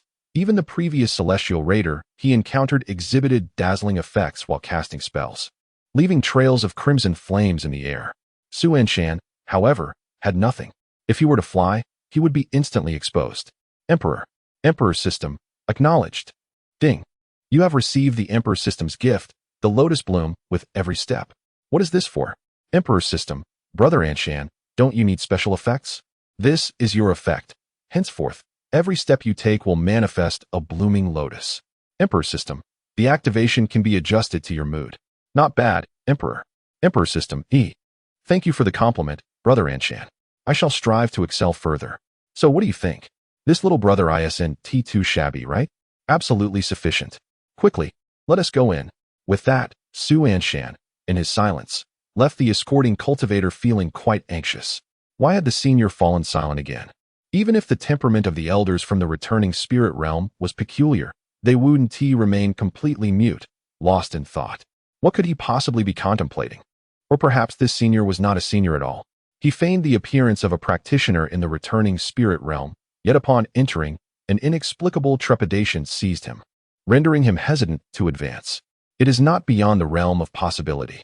Within these few hours, they had encountered numerous such cultivators, all claiming to be in the returning spirit realm, who, upon realizing the necessity of flight, revealed their true selves. Without exception, these practitioners had been blacklisted by the marriage pavilion. Might this individual before them be one as well? Senior, we must set forth, urged the ferrying cultivator. We have other transfers to attend to. I beseech you, do not place the younger generation in a predicament. Finally regaining his composure, Su Anshan responded with a cheerful nod. Let us proceed. Ding. The lotus step effect has been activated. Instantly, Su Anshan took a step forward, and at the moment his foot made contact with the ground, a golden lotus with 9 leaves blossomed beneath him. The ferrying cultivators were momentarily taken aback. The golden lotus of the Great Path. This was indeed the golden lotus of the Great Path. It was said that only those who had comprehended the Great Path could condense such a lotus, with the minimum requirement being a cultivator of at least the spirit separation stage. Moreover, unless one possessed extraordinary fortune or prodigious talent, it was exceedingly difficult for even those at the spirit separation stage to grasp such insights. Could it be that this esteemed elder had begun to glimpse the secrets of heaven while still in the returning spirit realm? The thought of a practitioner in the returning spirit realm comprehending the Great Path was unheard of. Or perhaps this elder was indeed at the spirit separation stage. Regardless, whether one was at the spirit separation or returning spirit level and could perceive the secrets of heaven, such an elder was not someone they could afford to offend. The ferrying cultivator with a long face was particularly stricken with fear, having once doubted that this venerable figure was merely a low-level cultivator in disguise. Thankfully, he had not displayed any disdain. Otherwise, even if this elder were to unleash their wrath and eliminate him, the marriage pavilion would not dare provoke one who comprehended the Great Path. What are you doing? Wasn't I to be ferried to the land of marriage? After taking a step, Su Anshan noticed that the other ferrying cultivators remained stationary and turned to speak softly. Upon hearing Su Anshan's gentle call, the ferrying cultivator hastily regained his focus. Senior, I shall escort you immediately. He lowered his head, brimming with humility, yet as he prepared to move, another cultivator beside him unexpectedly pulled at him. What is it? The ferrying cultivator furrowed his brow. At such a moment, to pull him back, were they unable to discern the gravity of the situation? If they delayed this esteemed elder, inciting displeasure, neither of them would escape unscathed. We may not be able to ferry this esteemed elder, suddenly whispered another cultivator. What? The ferrying cultivator urged him to think carefully. How many leaves does the elder's golden lotus possess? The long-faced ferrying cultivator narrowed his eyes in recollection. When Su Anshan had stepped forward, a golden lotus had blossomed beneath his feet. He recognized it as the golden lotus of the Great Path. Yet he had not paid particular attention to the number of leaves. How many? The round-faced ferrying cultivator exhaled cautiously. 9 leaves. The long-faced cultivator collapsed to the ground in shock. Chapter 039. The Invincible Emperor. Is that not my ancestor? The nine-leaf golden lotus, the pinnacle of the great path. For cultivators to comprehend the heavenly principles, they typically only manage to glimpse the threshold, condensing 4 leaves. 6 leaves were rare beyond measure. To possess the ability to condense more than 7 leaves is to hold the potential of an emperor, capable of shattering the void and stepping into the realm of immortals. 9 leaves represent the pinnacle of the golden lotus of the great Tao. Historical texts recount that during ancient times, a human emperor achieved the 9-leaf golden lotus, reigning invincible on earth. At that time, the realms of mortals and immortals were eternally separated, and cultivators in the mortal realm could not ascend. The unparalleled Emperor Jin fought fiercely against the celestial beings, tearing open a rift that allowed the cultivators of this domain to step into the realm of immortals. This figure can be likened to a creator of worlds. To their astonishment, they encountered another such being. Regardless of the circumstances, it was imperative to escort the esteemed elder to safety. The long-faced cultivator spoke solemnly, urging not to delay the elder's time further. Any issues could be addressed later with the sect leader. With that, the long-faced cultivator exhibited profound respect. Esteemed elder, please. With a calm nod, Anshan stood with hands clasped behind his back, stepping into the void as golden lotus flowers with 9 leaves coalesced in the air, resembling fine gold dust gradually dissolving from the heavens and earth. The escorting cultivator was both astonished and apprehensive. 9 leaves. Indeed, it was the 9 leaves. He felt immensely fortunate to witness the grandeur of this elder. To facilitate the elder's transit was the honor of his life, a memory he would cherish. In his later years, when faced with his descendants and disciples, he could proudly declare, "Once, I had the privilege of gazing upon the emperor. What an extraordinary honor that would be." Moreover, he found it utterly inconceivable that such an imperial figure would come to a matchmaking venue to seek a partner. There could be no cultivator here worthy of him. Was it perhaps a trial in the mortal realm, a quest for a carefree life? If one sought a carefree existence, this was certainly not the place to be. There was no quality to be found here. Even the head of the Tianyuan sect from the central continent would consider herself fortunate to gain the favor of this emperor. The cultivators at the matchmaking venue were unworthy even to grovel before this elder. What were they, after all? In that moment, the long-faced cultivator silently cursed. In his eyes, Anshan was a contemporary sage, and the ordinary mortals here sullied the very sight of him. Though his heart brimming with indignation, he secretly wished he were a female cultivator, eager to be in close proximity. The thought of those shabby female cultivators possibly winning the elder's favor filled him with frustration. Throughout the journey, his internal grievances persisted. Upon reaching the clouds, the long-faced cultivator gently descended to the ground, followed closely by Anshan. Esteemed elder, this is the place for fateful encounters in the returning spirit realm. The artifacts may be humble, and I hope you will be forgiving. While the artifacts may be rather ordinary, the scenery is quite pleasant. You may enjoy the beauty surrounding you. Of course, I understand you have likely seen countless sights. If there is anything to your dissatisfaction, I implore you to excuse it. And should you require anything, simply shatter this token, and I shall be at your service immediately. With a surge of excitement, the long-faced cultivator retrieved his soul jade slip, asking, "Would you like me to break it?" Anshan gazed at the soul jade slip in his hand. This fellow cultivator so casually entrusted such a precious item to another. Should it fall into the hands of a nefarious individual, he would be bound as a servant for life. How splendid! The long-faced cultivator silently exclaimed in his heart, "Senior, please enslave me. I am willing to be your most loyal dog for this lifetime." Though his heart screamed such fervent declarations, he maintained a semblance of normalcy on the surface. Hastily retrieving the jade slip and presenting Anshan with a slip imbued with spiritual consciousness. "My apologies, Senior. I became a bit overly excited. It is of no consequence. You still have other extradition tasks, so off you go," Anshan replied with a smile. "I shall not delay you any longer." "Not at all, not at all." The long-faced cultivator replied with an abundance of smiles. "It is my honor to serve you, Senior. However, I understand that you may not wish for me to linger. We shall take our leave, and I will be at your service at any time. Senior, my name is Luhuazhou. Very well, I shall remember that. Farewell for now." Luhuazhou cast a reluctant glance back at Anshan, turning his head thrice as he walked away, causing Anshan's scalp to tingle. What is he doing? Why is he staring at me like that? Has he seen through me? The system should not allow for such a revelation. So why is he gazing at me so intensely? Suddenly, an icy shiver coursed through Su Anshan's body.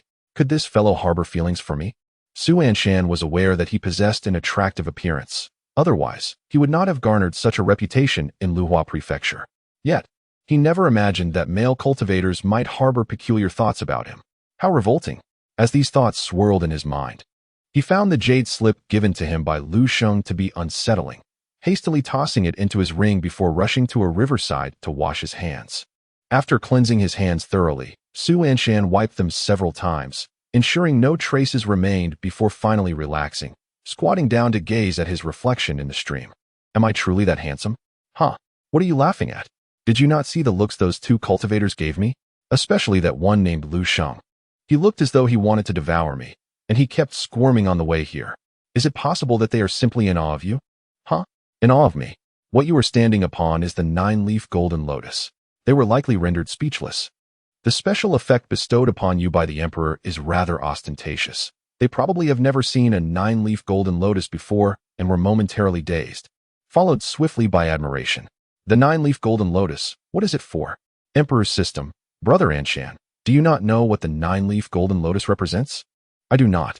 Su Anshan had come to the Wanjian sect primarily to enjoy music. He did not cultivate in the traditional sense and was even less inclined to delve into the intricacies of the cultivation world. His understanding of cultivation was akin to that of his disciple, Jiang Baihui, utterly uninformed. At best, he was slightly more knowledgeable about magical artifacts and flying swords. Emperor's system. Emperor's system. The 9-leaf golden lotus symbolizes the pinnacle of enlightenment on the path of the Tao, and the step-by-step producing lotus is the highest state within the 9-leaf golden lotus. This is an effect granted by the Celestial Emperor. Celestial Emperor? Emperor's system. Do you think that, even in the celestial domain, there are but a few who can achieve step-by-step producing lotus? What a revelation! Moreover, in your domain, there has existed but one figure throughout the ages who has condensed the 9-leaf golden lotus, a presence that resonates through time, worthy of admiration even for myself. Who is it? You may not have heard of him. Zhenwudi, do you know of him? Who? Zhenwudi. Could it be that you, a fledgling in the path of immortality, are actually aware of him? Indeed, he is my revered ancestor. How could I not know? The system, taken aback by Su Anshan's revelation, found itself momentarily speechless. The human Emperor Zhenwudi, a paragon of greatness, was indeed Su Anshan's forebear. Come on, let us be realistic. Don't indulge in exaggeration. Why should I believe you? Do you even comprehend who Zhenwudi is? He is the inaugural emperor of your domain, the first to shatter the void, who valiantly battled against the celestial beings, creating a rift for the immortal realm. Even the 300,000 sword immortals of the celestial domain could not subdue him. He truly walked the path of invincibility, a figure of unparalleled elegance, who rendered the celestial domain unable to obstruct your realm, thus granting you the opportunity to ascend to immortality. Unexpectedly, Su Anshan said nothing and produced a tome. Here, take a look. This is the lineage record of our Wuxia Peak. He opened the tome and located his name. This is indeed my name. Su Anshan, correct? Yes. My master. Mei Jiji, correct? Yes. My master master, Wu Ren, correct? Yes. The master of my ancestor, Jiazi, correct? Yes. The master of my ancestor master, Ba Monghua, correct? Yes. And the master of my ancestor ancestor, Zhenwudi, correct? The system fell into a long silence. Su Anshan quietly held the lineage record, and the system remained silent for an extended period. Could you show me that again? Sure. Su Anshan spread the record wide open for the system to observe. Minutes passed. And then, by heavens, Zhenwudi truly is your ancestor. The system was utterly flabbergasted. The background of this host it had bound was indeed so formidable. Zhenwudi, the first emperor to shatter the void in this domain. Even the system had to marvel at the greatness of this world, for he was Su Anshan's ancestor. I had not heard that Zhenwudi belonged to Wuxia Peak. I already told you, my lineage is invincible. Su Anshan returned the lineage record to his ring, explaining that Zhenwudi was the founding master of Wuxia Peak, originally named Wudi Peak. It was later renamed Wuxia Peak because the master was so invincible that nothing ever transpired there. Indeed, this aligns perfectly. It is correct. Initially, the peak where Zhenwudi resided was indeed Wudi Peak. Throughout his life, he walked the path of invincibility, never tasting defeat. He was once even an idol of the system. In that moment, the system realized its naivety. It had lain in wait for 5 years, witnessing the formidable nature of Su Anshan's lineage. Initially, it believed that Mei Jiji and Wu Ren were all of Su Anshan's trump cards, never suspecting that a mighty emperor stood behind him, a peerless emperor. The system had once thought that by unlocking the plateau bloodline, it could rival Su Anshan's lineage, instilling fear in the system's sphere. How foolish. So naive. Before the invincible Zhen Wudi, the entire system's sphere seemed insignificant. Are you feeling disheartened again? Su Anshan inquired cautiously. Do not overthink it. I have already told you that my lineage is invincible. Let us maintain our camaraderie and enjoy some music in our leisure time. It is quite pleasant. Alas, the system had wilted. In the past, the system would have fervently proclaimed, my fate is mine to command, and I shall protect my host. Yet now, it offered no rebuttal. Clearly, the identity of the ancestral master had dealt a tremendous blow to the system. Great Emperor System, please console your brother. Great Emperor System, Great Emperor System. As commanded, the Great Emperor System shall wholeheartedly safeguard Brother Anshan. Rest assured, Brother Anshan. This system shall be bound to you for life. Your words will serve as the guiding principle of this system, and the direction of your gaze shall be the path for this system's endeavors. Great Emperor System, Brother Anshan, I cherish you. Su Anshan, what nonsense is this? How absurd. Was his ancestral master truly so fearsome that it rendered one system despondent and drove another to madness? Great Emperor System, I shall go comfort my brother. Upon seeing this message, Su Anshan felt a slight relief, hoping that the Great Emperor System could revive his brother's system.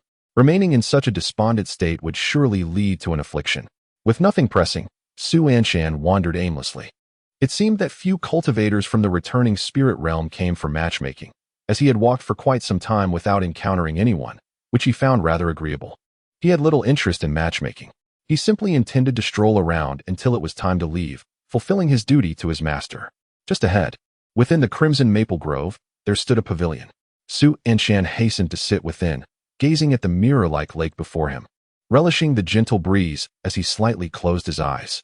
At that moment, 2 cultivators, a long-faced one and a round-faced one, hurried past.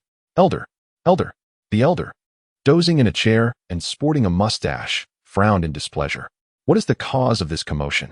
The long-faced cultivator, with a serious expression, replied, It is Dyer, steward. A great senior has arrived at the matchmaking corner. The mustachioed elder shook his head. A great senior? How significant could he be? Can he possibly overshadow the ancestor residing here? You are merely bringing over cultivators from the returning spirit realm. Is such a fuss truly warranted? Elder, that senior is indeed greater than the ancestor. Nonsense. The elder, leaning against his chair, immediately retorted. The ancestor is at the 6th level of the void realm. The esteemed elder has condensed the golden lotus of the great Tao. Indeed, it is a possibility even during the spirit separation stage. Why the haste? The mustachioed cultivator murmured. While acknowledging that luck is on his side, yet with an ancestor overseeing, it is of little consequence. The marriage pavilion dares to establish this matchmaking corner and even accommodates unions within the reincarnation realm, which speaks volumes of their confidence. This confidence is derived from the venerable ancestor accompanying them, a 6th-level void realm elder. With such a powerful figure present, they need not fear cultivators resorting to violence out of frustration for failing to find suitable partners. What if that elder is a 9-leaf? The elongated-faced cultivator spoke softly. 9 leaves? Even if it were 90. 9 leaves? The mustachioed cultivators widened their eyes in astonishment. Are you referring to the golden lotus with 9 leaves? Both the elongated-faced and round-faced cultivators nodded fervently. Are you certain it is indeed the 9 leaves? We are certain. The elongated-faced cultivator affirmed vigorously. We observe that elder walk gracefully, each lotus boasting 9 petals. Could it be that another invincible emperor is to emerge in this world? The mustachioed cultivator's eyes filled with dread. Quickly, we must contact the ancestor in the reincarnation secret realm. Elder, the ancestor entered the reincarnation secret realm half an hour ago. The round-faced cultivator suddenly interjected cautiously. What did you say? The mustachioed cultivator's eyes widened in alarm. Who allowed her to enter? The ancestor expressed boredom outside and wished to seek amusement within the secret realm. I dared not obstruct her, The round-faced cultivator replied with a furrowed brow. Hurry. We must find the ancestor in the secret realm and prevent her from causing calamity.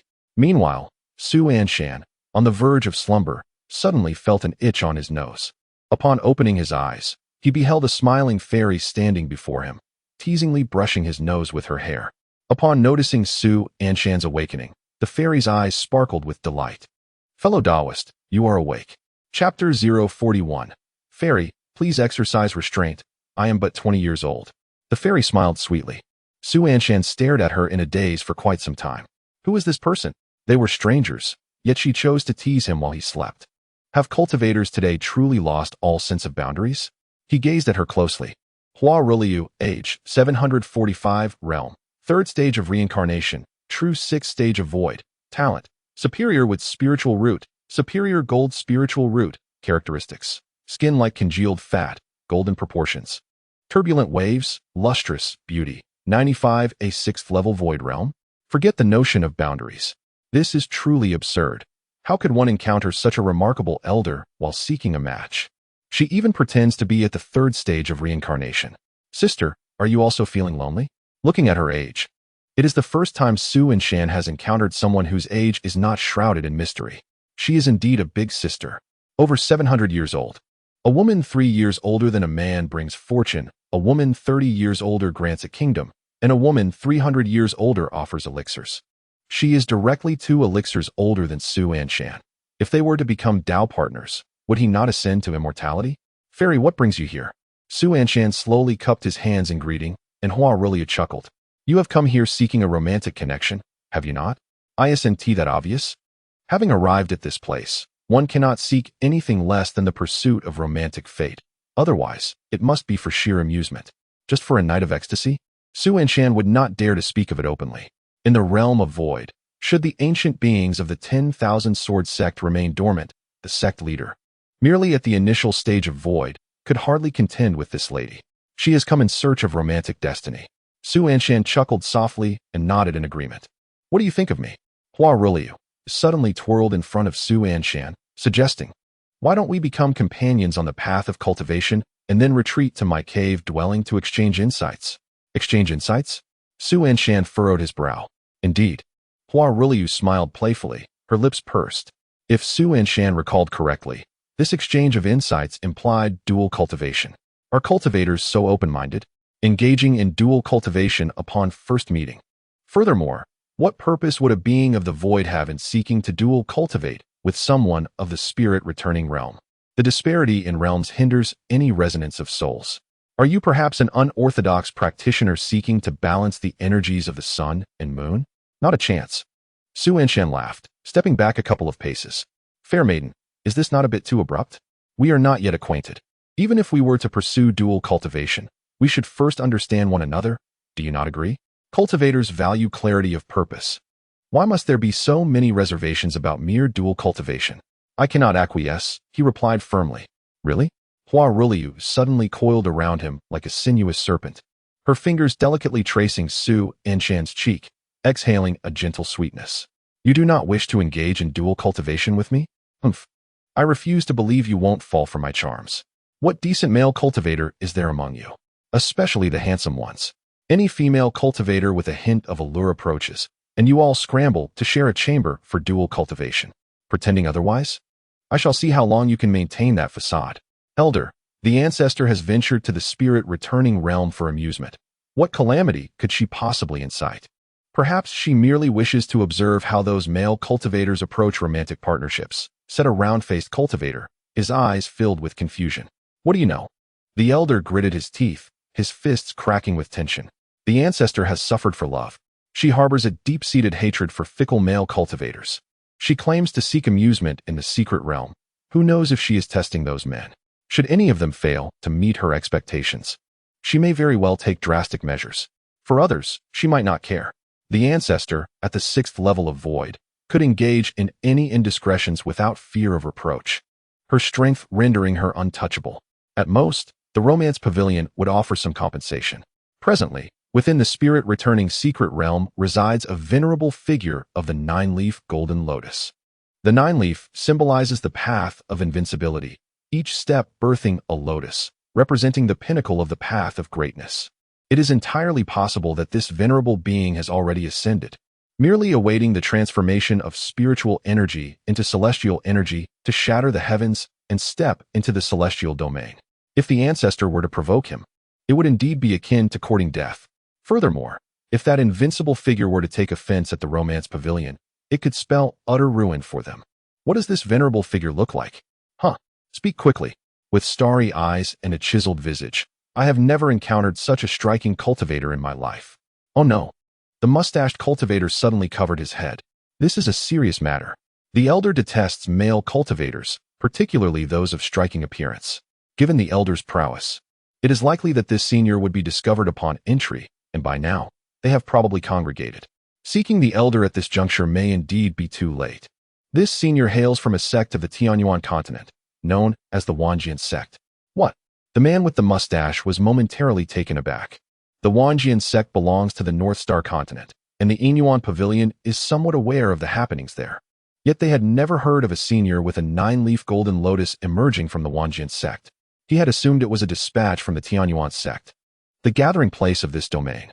Who was from the Wanjian sect? The master of the Wuxia Peak, Su Anshan. Who? The mustached man's eyes widened in shock. Are you certain it is Su Anshan of Wuxia Peak? Can he truly condense a 9-leaf golden lotus? Is he in the spirit return realm? Are you quite sure that it is indeed Su Anshan and that it is genuinely the 9-leaf golden lotus? Affirmative. Relay the message to the pavilion master. The mustached man contemplated briefly before speaking in a hushed tone. Regardless of whether the individual is Su Anshan or someone who has achieved the 9-leaf golden lotus, the Inyuan pavilion cannot afford to offend them. If it is the former, his master is no trivial matter. If it is the latter, that senior is certainly formidable. Oh, elder, please do not stir up trouble. My friend, do you truly not wish to engage in dual cultivation with me? Luhuazhou, with her enchanting eyes, implored. Although we are strangers now, we shall become familiar after dual cultivation. Cease your pretense. A person of your appearance is bound to attract virtuous gentlemen, hypocrites. I will not permit you to harm the other female cultivators here. Should you dare to acquiesce, I shall immediately sever the roots of your misfortune as punishment for your insincerity and frivolity in matters of the heart. Unexpectedly, Su Anshan abruptly pushed her away. Please, esteemed fairy, have some self-respect. I am but 20 years old. What? You are 20? Luhuazhou was taken aback upon hearing Su Anshan's words. Yes. In the spirit return realm. Su Anshan paused for a moment before nodding. That is indeed the case, but I believe there is no affinity between us. Your approach to love is too capricious. I cannot accept such a fleeting romance. I implore you to maintain your dignity. Luhuazhou stood before Su Anshan, stunned. Are you serious? Suddenly, a thunderous crash echoed from the void above the mirror lake, and the air shattered like glass, revealing the true world beyond. In the broken space stood a man of unfathomable malice, his long hair disheveled, and his eyes ablaze with hatred. Luhuazhou, you have made it quite easy for me to find you. Chapter 042. The sacred artifact stands unmoved, the pale pink void, resembling a cracked glass surface, unveiled the reality outside. From the fracture emerged a figure of overwhelming malice. His crimson eyes and handsome face were distorted by vengeful hatred. The shattering of the artifact startled many in the Spirit Return district, where powerful cultivators were indulging in wine and verses. Who is this person? As the artifact crumbled, the cultivators present looked up towards the void. Allow me to take a closer look. Suddenly, a cultivator clad in a black robe, with a long fiery tail trailing behind him like a sea of flames, rose into the air, gazing at the malevolent figure with a piercing stare. I am an elder of the Jade Spirit sect. Who dares to disturb my tranquility in this place? I have reached the pinnacle of the Spirit Return realm and wish not to allow this land to be tainted by filth. I advise you to depart swiftly, lest you entangle yourself in your own web. The malevolent cultivator in the void cast a glance at the elder of the Jade Spirit sect. Begone. Insulted in such a manner, the elder's countenance darkened. It seemed negotiation was futile. Observing the overwhelming malevolence that surrounded this individual, steeped in blood and resentment, it was clear that he was a wicked cultivator who had slaughtered countless innocents. Thus, I shall vanquish you here. The elder formed a seal with his hands, unleashing the blazing flames of the heavens. The demonic cultivator merely shot him a sidelong glance. Begone. Boom. The elder, standing in the void, was instantaneously transformed into a mist of blood. In that moment, the other cultivators fell silent, their faces pale with shock. Brother Gua has perished. He was at the pinnacle of the spirit return realm, yet was killed with a single blow? Who is this person? Who is Huariliu? Is there a cultivator by that name among us? These elders, senior figures from various sects and peaks, now displayed profound fear in their eyes, their hands forming seals in a frantic attempt to escape to safety. Su Anshan looked on in astonishment. The pinnacle of the spirit return realm, destroyed by a single punch. What realm does this figure in the void belong to? Peering closer, he discerned Ping Jiming, age 1127, realm, pinnacle of the void, talent, supreme earth spirit root, the pinnacle of the void. Thus, it was no longer a mystery. It seemed this malevolent cultivator sought Huariliu, who stood before him. Furthermore, the villain's methods were exceedingly tyrannical. Why did his speech resemble that of a decrepit eunuch? Is there still someone in the cultivation world practicing the art of the chrysanthemum? Su Anshan caught sight of the characteristics. Root cutter, now it made sense. Huariliu. At last, I see you again. The darkness brimmed with malice, his voice slightly refined, his gaze fixated intently on the female cultivator before Su Anshan. His name is Ping Jiming, once a cultivator from the Tianyuan continent. At the pinnacle of the spirit return realm, he sought to break through while traversing the world, fortuitously encountering Huariliu at the peak of the spirit division realm. He was instantly captivated by her unparalleled beauty. By nature, he was a libertine, having dalliances with numerous female cultivators. How could he possibly let such a stunning figure as Huariliu slip away? Ignoring the disparity in their realms, he extended an invitation for dual cultivation, and, as he anticipated, Huariliu accepted his proposition, filling him with pride. What seniority! They would all be compelled to bow beneath his might. Huariliu was still at the spirit division pinnacle. If their souls harmonized during dual cultivation, he might very well ascend to the spirit division without forgetfulness. Even a breakthrough in the void realm could grant him insight into another. Yet, he never anticipated that this dual cultivation would mark the beginning of his nightmare. Upon arriving at the cave dwelling, having shed his azure robe, he found Huariliu severing his roots with a single sword strike, sealing his spiritual veins. After years of imprisonment, he finally broke free from the seal, only to discover that his roots had been severed and could never regenerate. For the rest of his life, he would be unable to partake in human affairs. His rage was boundless, and his hatred for Huariliu reached its zenith, vowing to tear her to pieces. Only he understands the profound realm of Huariliu. He must remain hidden. 5 centuries. He endured for a full 500 years, ultimately reaching the pinnacle of Dongshu. Revenge is imperative, it must be avenged. After 500 years, it seems you have made little progress. Ping Jiming smiled ominously. I thought you would at least reach the pinnacle of Dongshu. But you are merely at the 6th level of Dongshu? Dongshu. The cultivators within the Guiling dimension were taken aback, their breaths becoming shallow. The Dongshu realm is inhabited by ancestors within the sect. To think there exists a predecessor of the Dongshu realm within the Guiling secret realm. Moreover, judging by the tone of that sinister cultivator, is he also of the Dongshu realm? Unexpectedly, Huariliu raised his head, scratching his neck. Who are you? With a crack, Ping Jiming clenched his fists, his eyes filled with overwhelming hatred. Yuanyang Mountain, Breaking Wind Valley. It's you, little toothpick. Huariliu chuckled. I do have a slight impression of you, and that impression is quite astonishingly small. Just a sliver. When I drew my sword, I locked onto you several times, nearly striking you. Ping Jiming, humiliated, was seething with rage. After 500 years, you have grown quite effeminate, and now that the source of conflict is gone, you find interest in male cultivators? Huariliu, you seek death. Sister, Su Anshan, standing beside Huariliu, could not help but whisper. Huariliu replied, Why aren't you making a move? Attack. Su Anshan glanced at Huariliu, whispering, This sinister cultivator intends to refine us. Shouldn't you step forward now? What can I do? He is at the pinnacle of Dongshu. Even the slightest gap between the realms of Dongshu is like heaven and earth. Huariliu sensed that Ping Jiming was at the peak of his realm. She herself was merely at the 6th level of Dongshu. How could she be his match? Su Anshan was stunned for a moment. You know he is at the pinnacle of Dongshu, yet you spoke so boldly earlier. I thought you could eliminate him. One must never lose in a verbal duel. Hasn't he, your master, taught you this? Huariliu cast him a calm glance. The cultivators of the heavens cultivate a righteous aura. And where does this righteous aura originate, if not from the tongue? Then let us indulge in this verbal battle. For reasons unknown, Huariliu pondered for a moment. That makes sense, I shall go. With a swish, Huariliu grasped a willow branch and stepped into the void. Seeking death, I shall see who truly seeks it. 500 years ago, I severed your source of conflict. Today, I shall strike you down. Ha ha ha, just based on you? Ping Jiming laughed heartily, launching a punch with overwhelming ferocity.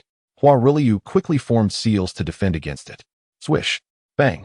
In the void, Huariliu fell before Su Anshan like a comet crashing to earth, blood trickling from the corner of her mouth as she tilted her head to Su Anshan, softly speaking. You see, I truly cannot defeat him. Su Anshan facepalmed but helped her to her feet. Ah, the intimacy. In the void, Ping Jiming narrowed his eyes. You are Huariliu's new paramour? Senior, you misunderstand. I don't know her at all. Seeing the sinister cultivator fixating on him, Su Anshan forced a smile and shrugged. I merely came to court. Do you believe me? Do you truly believe in this seat? Perish. Ping Jiming glared fiercely, unleashing a surge of blood energy with a swift motion of his hand. Everywhere the blood energy swept through, decay ensued. Su Anshan's expression also shifted slightly. Bro, steady as a rock. Ding. System bestows the artifact, unyielding as a mountain. Chapter 043, Jiji. The matriarch has arrived. Blood energy pierced the air, crashing down before Su Anshan. Bang. In an instant, the blood energy was dispersed.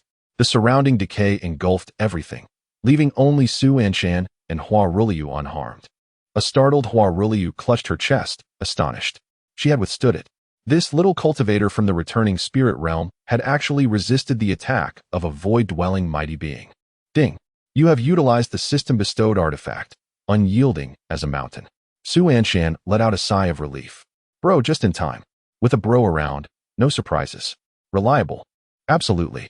Even at this moment, Su Anshan felt a lingering fear, nearly falling victim to this malevolent cultivator. Seeing Su Anshan unharmed, Ping Jiming furrowed his brow. Impossible. His void strike could reduce anything below the spirit separation realm to mere bones. The previous pinnacle cultivator of the returning spirit realm was proof. A single punch had obliterated him into a mist of blood. How could this little cultivator withstand his assault? What kind of artifact could possibly endure a void attack? Whoosh. Countless blood-colored skeletons, accompanied by wailing cries, surged forth. Steady, steady. Bang, bang, bang. The skeletons crashed against Su Anshan's protective barrier, yet he remained unscathed. Ping Jiming in the void was momentarily dumbfounded. This is impossible. Even if that little cultivator possessed a high-grade artifact for protection, his recent onslaught of skeletons should have at least left cracks, unless he wielded a sacred artifact. You possess a sacred artifact, Ping Jiming exclaimed with astonishment. Those who heard the mention of a sacred artifact displayed disbelief in their eyes. Huariliu stared at Su Anshan for a long moment, astonished. You are using a sacred artifact. Should be. What do you mean, should be? It is indeed a sacred artifact. Whom did you apprentice under? At merely 20 years of age, you have reached the returning spirit realm and possess a sacred artifact. Are you from Tianyuan? Huariliu whispered in shock. Su Anshan cupped his hands towards the east, his expression solemn. My master is Jiji. You are a disciple of Jiji, then you must be the one. Jiji has only one male disciple in his lifetime. You are that scoundrel. Anger flickered in Huariliu's eyes. She despised such libertines the most. Previously, she had felt a flicker of affection for Su Anshan, thinking he might differ from other male cultivators, but it turned out to be a Fade, who among them did not know that Su Anshan was merely a libertine frequenting the brothels. Sister, please show some courtesy. I saved your life. Besides, I find it puzzling. Who spread the word that I am a scoundrel? Is it wrong for me to enjoy music in a brothel? You all label me as a scoundrel without knowing me. Have you met me or shared a cultivation experience with me? Moreover, how I conduct myself is of no concern to you. Let us not dwell on other matters, but rather focus on the present predicament. Is this not your fault? Are we, the cultivators, not ensnared in this dilemma because of you? Speak. The illustrious Huariliu, a 6th-level Dongxu master, was rendered speechless by Su Anshan's retort. Had it not been for my timely invocation of the artifact during that last strike, your grave would have been overgrown with 2 meters of grass by next year. You ought to be grateful, yet here you are, chattering incessantly. What do you think you are? Even a clay figure possesses a measure of indignation, and Su Anshan is far from being a mere clay doll. What is this about venerable Dongshu? Before Su Anshan, all beings are equal. Indeed, I must express my gratitude regarding this matter. Hua Ruliu bowed her head silently, reflecting on the centuries that had passed, unaware that he had endured such prolonged vengeance. You have certainly miscalculated. Su Anshan pointed toward the nether regions of Pingjiming. Sister, who wouldn't be irate in such a situation? You claim to be unaffected, yet you meddle with others' affairs. Are you in need of medicinal herbs for your brew? He wishes to cultivate with me. Cultivating with you would mean suffering the same fate as Pingjiming. Su Anshan murmured, suddenly exclaiming, Wait, did you just intend to meddle with me as well? Sister, we need not escalate matters to this extent. I do not know if you have been hurt in past relationships, or if you harbor some disdain for men. You are free to decline. But you must not engage in entrapment. Su Anshan felt a genuine fear within. Just moments ago, Hua Ruliu had approached him closely. Had he accepted, he too would have faced a fate akin to Pingjiming's. Was that malevolent cultivator also a case of entrapment? No. He sought me out first and engaged in flirtatious banter. At this moment, Hua Ruliu appeared like a remorseful schoolchild, looking downcast. I did not ensnare him. Then you ensnared me. I was wrong. Do not mistake it. I was the one at fault for coming to this wretched matchmaking corner. Su Anshan exhaled deeply, casting her a glance. Let us cease this discussion and focus on finding a solution. Understood, Hua Ruliu replied, settling into a meditative position to recover her vitality. While her eyes discreetly observed Su Anshan's furrowed brow. Why the hostility? I am, after all, also of the Dongshu realm, comparable to your master. Let us communicate amicably. Young one, I am addressing you. Pingjiming's voice echoed in the void, filled with unyielding anger from the prolonged silence. That is a sacred artifact. What concern is it of yours? Begone. Su Anshan, in a state of extreme agitation, could hardly be bothered to respond. A resolution must be reached. Although protected by a sacred artifact, the malevolent cultivator still lingered nearby. Young one, you are courting death. A tempest of fury surged within Pingjiming. Bang, bang, bang. The skeletal figures surged forth from the void like a horde of vengeful spirits, while Su Anshan stood within the artifact, observing the trembling cultivators. You all should come here. Thank you, fellow cultivator. The gathered practitioners entered the artifact, and Su Anshan paid little heed to their whispered conversations. Brother, standing in this shell is hardly a solution. Indeed. Brother, hold steady for a moment. I will venture forth to hunt. Ding. Your system is en route to the duel. Please be patient. The system has set off to hunt. Su Anshan remained silent, awaiting developments. Cursed. Cursed. The malevolent cultivator Pingjiming's eyes brimmed with disdain. This artifact, no matter how he tried, remained unbreakable. Very well, if I cannot shatter your shell, I shall refine all of you instead. In an instant, a torrent of sanguine energy surged through the void. Let all of you transform into my blood essence. Do not blame me, but rather the wretched Hua Ruliu and her paramour. If it were not for them, you would not face such a calamity. The oppressive blood aura engulfed everything within the artifact's secret realm, withering and decaying under its influence. He intends to refine us. This wicked cultivator seeks to transmute us into his very life force. The cultivators within the secret realm gasped in horror. Elder, what shall we do? He aims to refine us. The practitioners trapped within the artifact were at a loss, their eyes wide with fear. Hua Ruliu furrowed her brow, lost in thought. Refine? What does that mean? Su Anshan, a novice in cultivation, questioned in confusion. It means to transmute. Can my artifact withstand it? It can, but we may survive. While the other cultivators in the realm may not be so fortunate. What? In that moment, Su Anshan's face changed dramatically. Su Tianxiang is still here. Brother. Ding. Your system is in a duel. Please be patient, Emperor Ding. Your Emperor system is also in a duel. Please be patient. Why are you also joining the duel? At this moment, he possessed two cards. The special effect of Blooming Lotus, invincible in the same realm, suppressing those above. Sacred artifact? The sacred artifact is still out there, reclaiming the celestial beings. Yet, he still has a trump card. My master, Jiji. Licking his lips, Su Anshan squinted as he scanned the surroundings. Noticing the space of the artifact beginning to collapse, with plants wilting and decaying. The shattered artifact could no longer stabilize the internal space. All the cultivators from various regions gathered, their gazes filled with dread as they stared at the malevolent cultivator in the void. He intends to refine us. Upon uttering these words, countless cultivators displayed expressions of terror. Sister Su, are we to perish? Su Nianqing clutched Su Tianxiang's arm, fear evident in her eyes. What is happening? Why has this wicked cultivator suddenly appeared? Ping Jiming. Suddenly, a thunderous roar echoed, capturing the attention of numerous cultivators. They turned to see Su Shidi. Su Tianxiang clenched her fists tightly, while Su Anshan, standing within the artifact, caught sight of Su Tianxiang but remained silent. His gaze fixed intently on the wicked cultivator in the void. Cease your blood-refining method, or you shall face dire consequences. Based on what? Tread carefully. For my master, Mei Jiji. Mei Jiji, who is that? I do not recognize her, Ping Jiming sneered. Mei Jiji, an amusing name indeed, but what is she worth? Fine. Just wait. A trump card is essential, a true trump card. With a trump card, who will dare to act first? Do you even know how to play? Su Anshan directly produced a jade slip and with a crisp snap, shattered it. Humph, are you calling your useless master here? If she comes, she shall perish as well.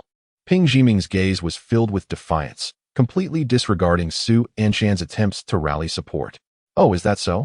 Suddenly, a playful and melodious voice resonated from all directions. I do not believe it. Chapter 044, like flowers and willows, become my disciple and partner crack. The void above suddenly revealed cracks like a shattered mirror. A pair of delicate feet stepped through the broken space. The gathered cultivators looked up to behold a woman clad in pure white. Her face partially obscured by a wide-brimmed hat and a sheer veil, revealing only her rosy lips and smooth chin. Holding a long flute, she emerged from the fractured void. A gentle breeze lifted the veil beneath her hat, and her breathtaking beauty vanished in an instant.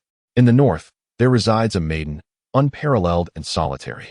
This verse perfectly encapsulated the woman in the void. Who are you? Ping Jiming's eyes betrayed his terror. The ability to shatter the fabric of space indicated an opponent of formidable strength. The woman with the flute spoke with a faint smile. I am Mei Jiji. Master. Mei Shu. Su Anshan and Su Tianxiang exclaimed almost in unison. Senior Mei. Su Nian gazed at the female cultivator in the void, her beautiful eyes shimmering with brilliance. Mei Jiji has indeed arrived. Hua Riliu looked at the woman in the void and whispered, sensing an advancement in her realm. How has she cultivated to this level? You are Mei Jiji. Ping Jiming's eyes turned blood red, his face contorted with malice. Perfect. I shall refine you as well. Such filth. Mei Jiji remarked coolly, feeding on blood for the sake of power, defying the heavens. I grant you death. With a calm gaze, she lightly tapped the long flute held in Ping Jiming's hand.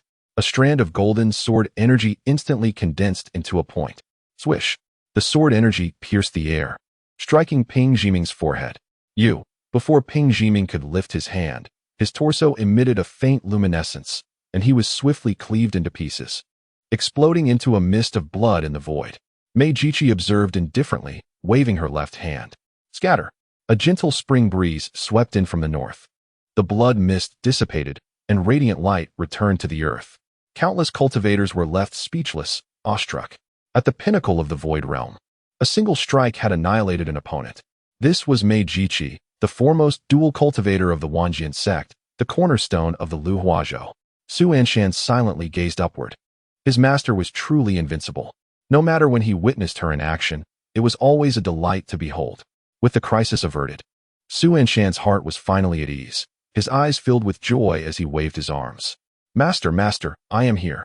Mei Jiji, standing in the void, cast a glance at Su Anshan before she tucked the long flute into her sleeve and lightly touched the void with her toes, descending gracefully before him. Master. Su Anshan rushed forward, his face beaming with delight. Thud. Before Su Anshan could embrace Mei Jiji, she lightly tapped his head with her flute. You little rascal. Always finding work for your master. Hee. Su Anshan grinned widely, and then gave a thumbs up. Master, you are truly amazing. Be modest. Mei Jiji lifted her veil slightly, arching an eyebrow at Su Anshan, then lowered it again. However, in that fleeting moment when she unveiled her face, Su Anshan caught his breath. Master, you are simply too beautiful. Mei Shu. Senior Mei. At this moment, Su Tianxiang and Su Nianqing also arrived. Tianxiang, you have come as well. Mei Jiji acknowledged with a slight nod, her gaze swiftly shifting to Su Nianqing. You are the disciple of the Jiangnan old monster from Wantian sect, aren't you? Senior Mei knows me. Su Nianqing's heart fluttered with excitement. the foremost cultivator of Luhuazhou Prefecture, a powerful figure capable of annihilating the void pinnacle with a mere gesture. Recognized her. This was an achievement she could boast about for 3 years upon returning to her sect. Indeed, Jiji replied with a cheerful smile. Your master wished to sell you to our Wuxia Peak as a daughter-in-law for my disciple, but alas, your master's greed was insatiable, and I could not be bothered to entertain him. Su Yinqing froze, instinctively casting her gaze towards Su Anshan. With senior brother Su? Indeed, are you interested? Jiji's eyes sparkled with enthusiasm. Come to Wuxia Peak and be my disciple's bride. I shall protect you thereafter. That old monster from Jiangnan is nothing but a pitiful creature, endlessly practicing that technique of return, yet after all these years, he has not achieved it. He lives longer than anyone. Su Yinqing's expression stiffened, and she cautiously replied, Senior Mei, my master is merely practicing the turtle-breathing technique. Is there a distinction? Jiji raised an eyebrow. Perhaps not. Su Yinqing chuckled awkwardly. So, do you wish to become my disciple-less bride? Jiji grinned, her neck craning forward eagerly, while Su Yinqing's face flushed crimson. Master. Su Anshan gritted his teeth in exasperation. What are you shouting for? Your master is merely seeking a bride for you. You ungrateful wretch. I allowed you to frolic in the brothels for 5 years, and you have yet to bring back a single girl. Are you incapable of being a man? Jiji glared. Master, why must you insist on my branching out? Su Anshan protested. Is that even a question? Do your sister and I have that ability? Jiji scoffed disdainfully. If we did, we wouldn't need you, you hopeless fool. Su Yinqing and Su Tianxiang exchanged glances, while Su Anshan quietly admonished, Master, please be mindful of your image. We are not at our Wuxia Peak. Am I afraid? Who dares to speak ill of me? Jiji rolled her eyes dramatically. In terms of strength, Jiji stood unrivaled across Luhuazhou Prefecture, even among neighboring regions, her might being unparalleled. In terms of beauty, she was the epitome of grace. However, in private, she was quite the underdog, her brilliance merely masking her less glamorous demeanor. Others believed that her veil concealed her exquisite beauty, yet Su Anshan was aware of the truth behind the facade. The veil's true purpose was simply to hide her distorted expressions when her less glamorous side emerged. Mei, you have arrived. Luhuazhou approached gracefully, having steadied her vital energy. You are here too? A smile suddenly lit up Jiji's face. Luhuazhou, would you be interested in becoming a companion to my disciple? I have observed your exceptional abilities. It would be better for you to benefit my disciple than others. Once your father ascends, I shall ensure your union. Mei, no, forget it. You are not suitable. Jiji hastily shook her head before Luhuazhou could respond. I nearly forgot about your weighty presence. My disciple is indeed my precious gem. Our Wuxia Peak currently has only this one heir. Should you take him away, our lineage will face extinction. Luhuazhou lamented. What a pity, such a remarkable furnace top. Jiji, with her arms crossed and a soft sigh, suddenly leaned in close to Su Anshan's ear. Dear disciple, what do you think of Luhuazhou? She is undoubtedly an excellent furnace top. I have had my eye on her for decades. If you fancy her, simply grant her a title, and then we shall bind her limbs. Shu, I am conspiring with my disciple here. Do not interrupt. I am aware of your presence. Do you think me deaf? Luhuazhou is at least a 6th-tier adept. She can easily catch whispers. Speaking quietly in her presence amounts to conspiring aloud, does it not? Oh, Jiji raised an eyebrow, a smile dancing at the corners of her mouth as her fingers intertwined and rested against her chin. Hearing that is even better. Will you seal your own realm and bind your own hands, or shall I take care of it? Do not worry. I am quite gentle when it comes to tying people up. As for whether it will hurt my disciple, well, I cannot guarantee that. Oh, the two of you are plotting in secret. Chapter 045. Jiji, what? My disciple possesses the demeanor of an emperor. Jiji's delicate tongue flicked across her lips, her expression beneath the veil contorting in delight. With a swift motion, she wiped the corner of her mouth with her finger. Disciple, today I shall secure you an excellent furnace top to bring back to the mountain. Luhuazhou's expression shifted dramatically, her fair fingers trembling slightly. Jiji, do not go too far. I am your senior. Do not act recklessly. Shout all you like. The louder you scream, the more thrilled I become, Jiji teased, licking her lips. Suddenly, a crack echoed through the void. Su Anshan felt himself enveloped by a gentle force, and when he regained his senses, he found himself in a bamboo grove, with only Mei Jiji and Hua Ruliu present. Su Tianxiang, Su Nianing, and the other cultivators were nowhere to be seen. What is happening? We were having so much fun. This is quite a disappointment. Mei Jiji frowned as she sat at a stone table in the bamboo grove, tapping her fingers on the surface. Bring me tea. You are becoming increasingly impolite. From the bamboo grove emerged an elder with an otherworldly demeanor, who effortlessly placed a teapot before Mei Jiji. Upon seeing the newcomer, Hua Ruliu rushed over with a sorrowful expression. Father. Su Anshan was taken aback. Father? Hua Ruliu's father? Is he truly alive at nearly 1,000 years old? Gazing intently, he examined the details. Hua Qinggu, age, 1,897 realm. Peak ascendance, talent, sacred lightning root, sacred fire root. This was a formidable being on the verge of ascension. A peak ascendant. Such power must be among the strongest in the lower realms. Su Anshan then glanced at her master. Mei Jiji, age, 83, realm. Peak tribulation, talent, divine gold root, sacred earth root, traits, rebellious, defies celestial order. Possesses reason and acts at will, attractiveness. 99. My master is truly invincible. An 83-year-old at peak tribulation with divine roots. Astonishing. Absolutely astonishing. Indeed. The characteristics of the master truly reflect her essence. It seems trouble has arisen. Hua Qinggu gazed at Hua Ruliu, whose eyes bore traces of helplessness. With her head bowed, Hua Ruliu remained silent, fully aware that her father was referring to the malevolent cultivator she had vanquished. Mei Jiji sipped her tea, her lips pursed in contemplation.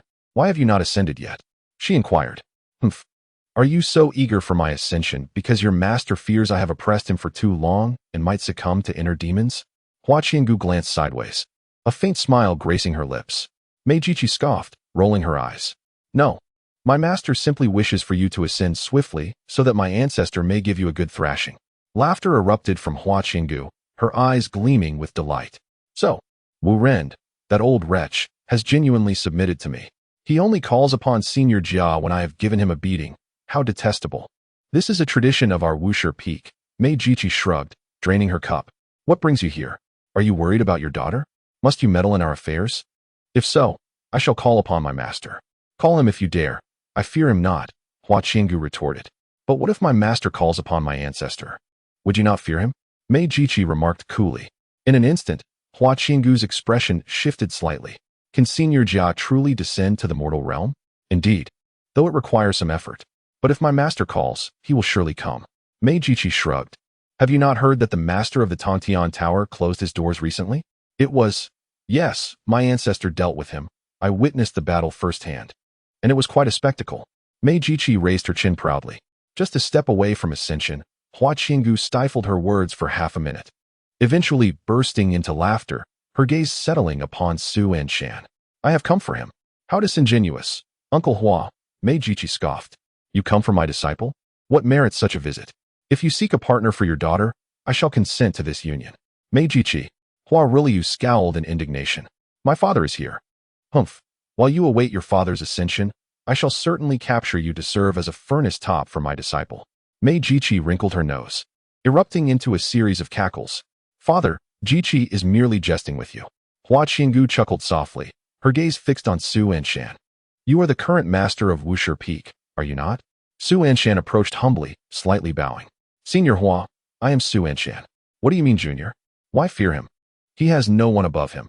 While our family is filled with people, Mei Jiji said, playfully kicking Su Anshan. I am Su Anshan, master of Wushi Peak. And my teacher is Mei Jiji. Do not mislead. Not everyone is as reckless as you, Hua Qinggu remarked. Ah, Mei Jiji said, her eyes narrowing with a smirk. Indeed. I have come for him. At that moment, Hua Qinggu softly spoke. You may not yet realize, but this disciple of yours has comprehended the Tao of heaven and earth, condensing the 9-leaf Tao golden lotus. What? Mei Jiji, sipping her tea, spluttered it out in shock. The Tao golden lotus, my disciple? Master, what disdain do you bear? Am I truly lacking? What is so remarkable about comprehending a Tao golden lotus? Su Anshan whispered softly. You claim to have taken me in due to my exceptional talents. Indeed, one might call it innate incompetence, or simply refer to it as celestial potential. Do not be disheartened, my dear disciple. I traversed numerous realms and meticulously searched for you. It required considerable effort on my part. Master, please refrain from saying such things. It only amplifies my discomfort. Oh, do not overthink it. Your master holds you dear. Jiji embraced Su Anshan and planted a gentle kiss on his cheek. Now, do not be angry with your master. I cherish you the most. If you remain unsatisfied, I shall permit you to massage my pectoral muscles.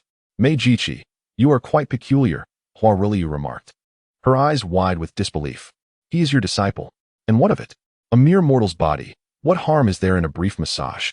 You are overly bound by these sentiments. That is why your cultivation progresses so slowly. Jiji pouted. I condense qi while you remain in the void. I gather the foundation while you linger in the void. I shatter the seas, and you still dwell in the void. I am on the verge of transcending. Yet you remain in the void. I am willing.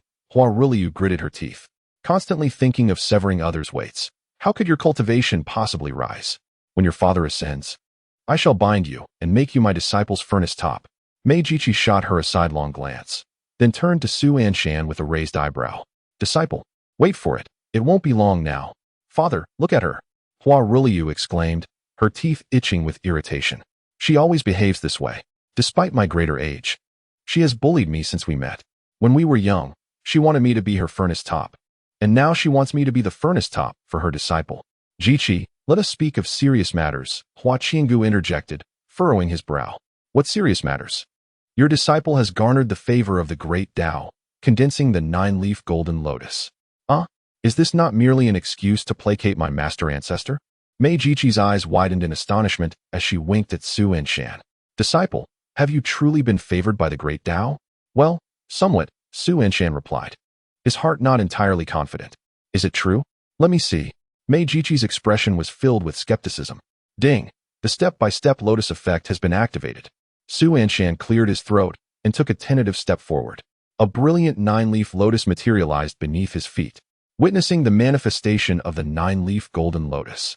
Even Luhuazhou felt a tremor in his heart, while Luhuazhou displayed an expression of utter disbelief. Jiji's gaze was fixated on the golden lotus. Incredible! My disciple possesses the demeanor of an emperor. Chapter 046. Who among us does not receive the favor of the great Tao? Astonishing!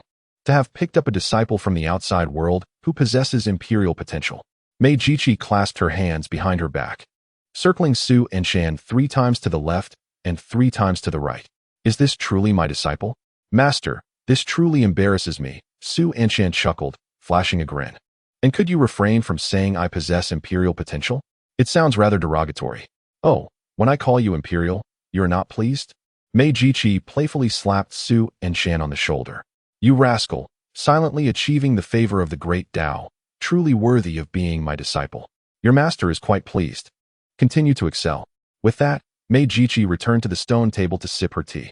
Is this your way of complimenting me, master? Su Anshan grumbled inwardly as he saw the system manifest before him. I was nearly refined by that malevolent cultivator, and here you are. What gives? My question is. The system interjected, what's going on with the emperor? Why is he also partaking in the duel? I went to watch the commotion. The emperor's system replied nonchalantly. You two are quite the pair. I sincerely apologize, my friend. Thankfully, your master has arrived. This incident is my fault. Please allow me to make amends. How will you make amends? Ding, you have received a system gift. 1 strike to annihilate the void. 1 strike to annihilate the void. Indeed. I just returned from hunting and brought this for you. That malevolent cultivator is from the void realm, and while I couldn't arrive in time, I managed to bring this back for you. Use it directly when needed. Is that all? Yes. Is there nothing else? Ding, you have received a system gift. 1 strike to annihilate the spirit division level 5. Is that all? Yes. Should I go hunting again? Let's forego the hunting trip. Su Anshan accepted the gifts. I am truly sorry. Let us not dwell on that. What is the situation with your master? The emperor granted you that extraordinary ability, yet she seems completely unresponsive. With the capability to annihilate 5 spirit division levels and 1 void, Su Anshan felt considerably reassured. Noticing the system's skepticism, he merely shrugged it off. Perhaps, in the eyes of his master, the favor of the great Tao was not as exceptional as it seemed. Perhaps it warranted no undue praise. How could that be? To gain the favor of the great Tao is to ensure a path to the emperor realm. Even in the celestial era, such individuals are rare. Your master's demeanor appears rather casual, unbeknownst to them, as the system lamented with Su Anshan. Hua Rilyu transformed into a sweet talker. Mei Jiji, are you truly imparting these thoughts to your disciple? What else do you wish for me to convey? Sipping her fragrant tea, Mei Jiji gazed at Su Anshan, whose eyes were filled with confusion. Isn't it just the favor of the great Tao? Should I set off fireworks for him? Is it customary for those favored by the great Tao to act so casually? If other sects were to hear that a disciple had gained such favor, they would likely elevate that disciple to the utmost regard. Su Anshan, why not become my disciple? Hua Rilyu proposed earnestly. Our Union Pavilion wields far greater influence than your 10,000 sword sect. If you become my disciple, we can guarantee all resources for your ascension, and you may select any treasures within our pavilion. I refuse. Su Anshan shook his head. Why do you decline? Have you not observed your master's attitude? Gaining the favor of the great Tao is merely a phrase to be followed up with diligence. Why the pretense? I hold no regard for your master's demeanor. As my disciple, I can assure you a worry-free life. Hua Rilyu insisted. Standing beside them, Hua Qinggu remained silent, refraining from interrupting. Those favored by the great Tao are almost guaranteed to reach the emperor realm. Who would not wish to take such a prodigy under their wing? If not for my sensitive identity and my apprehension towards Senior Jia, I would have personally intervened to recruit him. Fortunately, my daughter's proposal is perfectly timed. From the moment she met Mei Jiji, they have been bickering incessantly. Should Su Anshan be persuaded, it would be of no detriment to their marriage pavilion. Hua Rilyu's gaze was intensely fixed on Su Anshan's eyes. She believed the conditions she offered were exceedingly generous. All resources up until ascension would be provided by their marriage pavilion, a sum that could only be described as astronomical. Few sects across the realms could match such an offer. Yet, Su Anshan's response was remarkably simple. You are being ridiculous. Amidst laughter, Mei Jiji, sipping her tea, erupted into a fit of giggles, clutching her stomach as if tears were about to spill from her eyes. Hua Rilyu was taken aback, realizing that she had lost in this exchange. She had invited Su Anshan to be her disciple, thus she would never act against him. His deliberate mention of past grievances was nothing short of a fishing expedition. Even in defeat, at least she had shown him the respect he deserved. With a dismissive scoff, Hua Rilyu remarked about the 9-leaf golden lotus, a treasure favored by the Tao, which would be revered even among the ancient sects of Tianyuan. Yet, Su Anshan simply responded, keep up the good work, rendering such a disciple a waste. Mei Jiji, maintaining her tranquil demeanor, took a few steps forward. 9-leaf golden lotus, who doesn't possess one? As the onlookers focused, a magnificent golden lotus sprouted beneath Mei Jiji's feet, also 9-leaf. Such a phenomenon was hardly worthy of astonishment. She thought with a slight curl of her lips. Su Anshan silently mused, now understanding that in the eyes of his master, a 9-leaf golden lotus was trivial. For she was invincible. Observing the 9-leaf golden lotus at Mei Jiji's feet, Hua Rilyu's lips quivered slightly. You, how could you? I have never seen you possess one before. I had formed mine by the age of 8, Mei Jiji replied nonchalantly. Hua Rilyu, refrain from viewing us, the heirs of Wushi Peak, through your mundane lens. Our lineage is one of continuity. Who among us does not attract the favor of the Tao? It is hardly a spectacle. With that, Mei Jiji languidly stretched. With such limited vision, you would never qualify to be my disciple's wife. Previously, before I gained the Tao's favor, you were somewhat acceptable. Now I shall ponder how to contend with the sanuses of those sects in Tianyuan. As Hua Debo departed, Mei Jiji remarked, the tea is quite delightful. With a graceful lift of her hand, Su Anshan and her figures dissipated from the bamboo grove. Even as they left, Hua Rilyu remained incredulous. Father, the Wushi Peak lineage cannot be measured by ordinary standards. Hua Qinggu shook his head, sighing, do not take it to heart. In our domain, there is but one Wushi Peak, and among their lineage, only one true heir. Take it easy. Father, please refrain from such talk. There is a matter I wish to inquire about. What is it? What are your thoughts on that young man, Su Anshan? Hua Rilyu, unexpectedly recalling the scene where Su Anshan had rescued her, also considered his rather fierce demeanor towards her. After a moment's contemplation, she bit her lip and replied, he is quite decent. And if you were to be bound as partners with him, what would be your sentiment? Hua Qinggu narrowed her eyes and spoke earnestly. Would you be willing? Chapter 047. A dog outside the Winiangong. In an instant, the scene shifted, and when Su Anshan regained his senses, he found himself back at the matchmaking corner. The cultivators had nearly dispersed, leaving only Su Tianxiang and Su Nining patiently waiting at the spot where he and Mei Jiji had vanished. You are still here. Mei Jiji's voice emerged softly from beneath her veil. Mei Shu, Su Tianxiang exclaimed joyfully, exhaling a sigh of relief. Just moments ago, you and Su Shidi disappeared so suddenly. We were quite concerned. What was there to worry about? Your master is invincible, Mei Jiji shrugged, eliciting a chuckle from Su Tianxiang. Indeed, Senior Mei, my master recently conveyed a message via Jade slip, inviting you and Su Shixiang, Su Shiji, to visit our Wenyangong. What do you think? Su Nining inquired cautiously. I am unavailable, Mei Jiji replied with a gleaming smile. A disciple must be favored by the Tao. Thus, the disciple's spouse cannot be taken lightly. Previously, I was considering finding a good furnace top for Su Anshan to pair with and produce a few offspring. But now, with such excellent genes, they must not be squandered. She eyed the several saintesses from the various sects of the Tianyuan Holy Land, deeming them suitable enough to be matched with Su Anshan.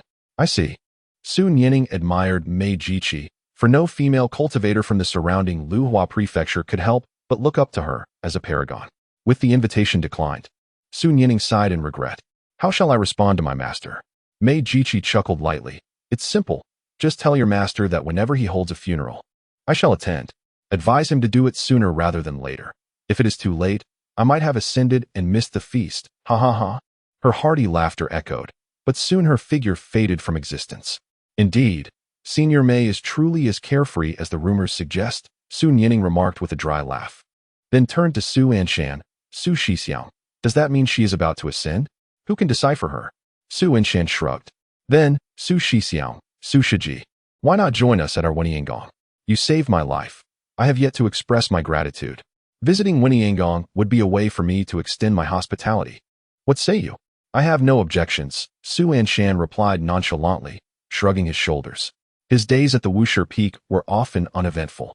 Being within the sect was merely a matter of listening to music.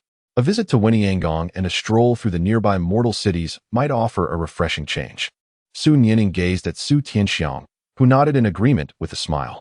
Excellent. Let us depart at once. Su Nining exclaimed, her eyes gleaming with excitement. Su Anshan raised his hand and cast the flying vessel into the void. In an instant, the heavens shifted in hue. A myriad of colossal serpents descended from the heavens and the earth, while amidst the thunderous clouds, the azure dragon roared, converging to form a flying vessel. Su Nining gazed in astonishment. After a considerable pause, she turned her gaze towards Su Anshan and whispered, Brother Su, is this your flying vessel? Oh, why didn't you utilize it earlier on Jingyan Island? If such a vessel had been at your disposal, even the most audacious of those celestial marauders would have hesitated to confront you. It was indeed the one I used before, merely transformed, he replied. Why transform it? That is a question for Sister Su, he said. Su Tianxiang pressed her lips together, her expression slightly flustered. Initially, she intended to inform Su Anshan about the circumstances on Jingyan Island. The transformation of the vessel was meant to allow him a deeper understanding of the situation there. However, it inadvertently backfired, akin to lifting a stone only to strike her own foot. Let us speak no more of this. Let us board. Su Anshan lazily stretched, expressing his fatigue from the prolonged ordeal. I must rest well. It was rather hasty to come here. I should have brought a few disciples along. Now, there is no one to offer a massage along the journey. Perhaps I could assist? Su Nining tentatively suggested. Very well. At that moment, in the realm of the Wenyangong on Jingyan Island, clouds swirled about. The entire sect found itself enveloped in a shroud of mist, where the peaks, faintly discernible through the clouds, resembled a bagua, exuding an aura of inscrutable mystery. Shaoji, mealtime, a disciple of Wenyangong, clad in the outer sect's robe, stood cheerfully before a brown-haired, earthy dog, holding an iron basin. This time, it's your favorite roasted meat. Hurry and eat. The disciple placed the basin down with a smile and reached out to pat the dog, only to have it sidestep, its eyes filled with pride and arrogance. You little rascal, the disciple sighed, shaking his head. Your sect does not pay me a single penny, yet I have fed you for so long. If you are ungrateful, that is one thing, but to refuse a pat and bark at me? Sigh, what am I to argue with a mere dog? Enjoy your meal. With a heavy heart, the disciple walked into the mist, only for the dog to snort disdainfully shortly after. You think you could touch me? After a derisive snort, the dog approached the iron basin, sniffing the meat with delight, and began to feast heartily. After devouring the contents, the dog let out a satisfied burp. Truly unpalatable. Such mundane fare is revolting. With a swift kick, the dog sent the iron basin flying. It is about time. Lying on the ground, the dog murmured, Luhuazhou, you could never fathom that I am still alive and residing within your Wenyangong. Suddenly, a roar from the azure dragon echoed through the void, startling the dog, which immediately looked up in astonishment. Before long, the flying vessel landed. Su Anshan, stretching lazily, disembarked, with Su Tianxiang and Su Nyangning following closely behind. Quite adept, aren't you? Su Anshan chuckled softly as he stretched. Indeed, I am glad you appreciate it, Brother Su. Su Nyangning's eyes sparkled with joy. You previously saved my life and gifted me a magical artifact. It brings me great happiness to provide you with even a modicum of comfort. That is Su Nyingqing. But who are the two individuals beside her? The earth dog stretched its neck to gaze, soon revealing a cold smirk in its eyes. What a splendid furnace top it is. Suddenly, the earth dog sensed the sound of approaching footsteps and hastily lay down, pretending to be asleep. Oh, does your sect keep dogs? Is this a spiritual beast within the sect? Su Anshan remarked softly, observing the earth dog lying there. Su Nyingqing looked over at the sound. Ah, you mean it? Its name is Shaoji. Isn't it just a dog? Indeed, it is a dog named Shaoji, after the Ji surname. Su Nyingqing replied with a smile. It was picked up by one of our disciples, seeing it in such a pitiable state. We took it in at the foot of the mountain. I see. However, it seems it does not appreciate being called Shaoji. It prefers to be addressed as Mr. Ji, and it only consumes roasted meat, refusing raw. Mr. Ji roasted meat? Yes, it is rather particular. Su Anshan regarded it with profound interest and suddenly crouched down. Chapter 048, Ji Bai Wei. I endure. What is he planning? Observing Su Anshan crouching, the earth dog felt a twinge of panic. Su Nyingqing held a position of considerable esteem within the sect of inquiry. After all, she possessed the strength of the breaking sea realm and had attained the status of an elder, being a disciple of the old ghost from Jiangnan, further elevating her standing. Yet, she seemed to show great respect towards the young man. Upon their arrival, they had spoken of some techniques, and Su Nyingqing appeared quite eager to please. The identity of the person before her must be impressive. Moreover, he could sense that both Su Nyingqing and that splendid furnace top were of the breaking sea realm. While he could not fathom the young man at all, this young man had been gazing at him with an enigmatic depth. Could it be that he has seen through him? If so, he could not afford to remain passive. Come here, little earth dog, let me hold you. Just as the earth dog was about to summon its spiritual essence, it saw hands reaching towards it. A hug. He had crouched down merely to embrace it. This startled him. During his time masquerading as an earth dog, many disciples of the sect of inquiry had expressed a desire to hold him. And one could only blame his adorably endearing appearance as the small earth dog. He had nearly doubted the young man's ability to see through him. Having spent over half a year at the sect of inquiry in the guise of an earth dog, he had encountered numerous cultivators. And even the ancient ones of the sect had failed to unveil his true identity. How could this young lad possibly do so? Just as the opportunity appeared to materialize, he found himself growing increasingly tense. That was close. He nearly exposed himself. Yet, he would absolutely not allow anyone to hold him, though he appeared as an earth dog. In reality, he was a formidable cultivator of the divine mind realm, and he would not be toyed with by others. With this thought, the earth dog deftly sidestepped Su Anshan's hand. Woof. Oh dear, you want to let me hold you? Su Anshan frowned slightly, and Su Nyingqing gently added, Su Shixiao. Shaoji has always been this way. It has been with us in the sect of inquiry for over half a year and does not allow anyone to touch it. What is the use of keeping a dog that won't let you pet it? Su Anshan cast a casual glance at the earth dog. You inquire about the Tianzong's indulgence in its sustenance, yet it dares to snarl at you. How is it that the individuals of Tianzong possess such good temperaments? When nurturing a pet, one must ensure they comprehend the hierarchy of master and servant. Otherwise, a mere mutt may presume itself to be the lord. Who is it that you are barking at? The mutt's frustration is palpable. Observe closely. As the mutt glares and bares its teeth, Su Anshan extends a finger. Still baring its teeth. This behavior is a result of your indulgence. If you hand it over to me, I shall train it thoroughly, ensuring it becomes obedient. If Brother Su is fond of it, then take it. Is that truly so? What significance does a mere mutt hold? If Brother Su desires it, feel free to take it away. I genuinely wish to raise a mutt for amusement. Su Anshan reaches out towards the mutt. The mutt continues to glare and bare its teeth, but unexpectedly, Su Anshan delivers a swift slap to its head. Still baring its teeth? Does it truly believe I will coddle it like the people of Tianzong? Another growl, and I shall stew you. Su Anshan, with a fierce countenance, grips the mutt's neck. How infuriating! How utterly intolerable! The restrained mutt seethes within, daring to be treated thus. Once, Ji Baihui roamed the rivers and lakes, and every cultivator would greet him as a senior. In every kingdom, he was regarded as an esteemed guest, and now, he is being held by the neck. I must endure. A moment of restraint can preserve a grand scheme. Having spent a century reconstructing his spirit and several more years gathering vital intelligence within Tianzong, he learned that a few old-timers would attend the Ascension Conference at Tianyuan. This is an unparalleled opportunity in a century. Tianzong is currently vulnerable. If he wishes to avenge past grievances, this is the moment. Should he act now, the old-timers of Tianzong, who have not yet departed, would swiftly suppress him. Patience is key. He must wait until the old-timers have left the sect. Then he shall settle both old and new scores. Do you see? You must discipline it. Does it dare to snarl now? Su Anshan, still holding the mutt, turns his gaze. You have spoiled it too much. As he speaks, he retrieves a collar from his ring. Come here. What? You insolent junior. Do you truly wish for me to wear that shameful collar? Have you no memory? I shall teach you a lesson. Su Anshan raises his hand, pointing at the collar with a harsh tone. I will count to 3. If you do not comply, I shall not indulge you. 1. I endure. Ji Baihui grits his teeth, begrudgingly extending his head to pass through.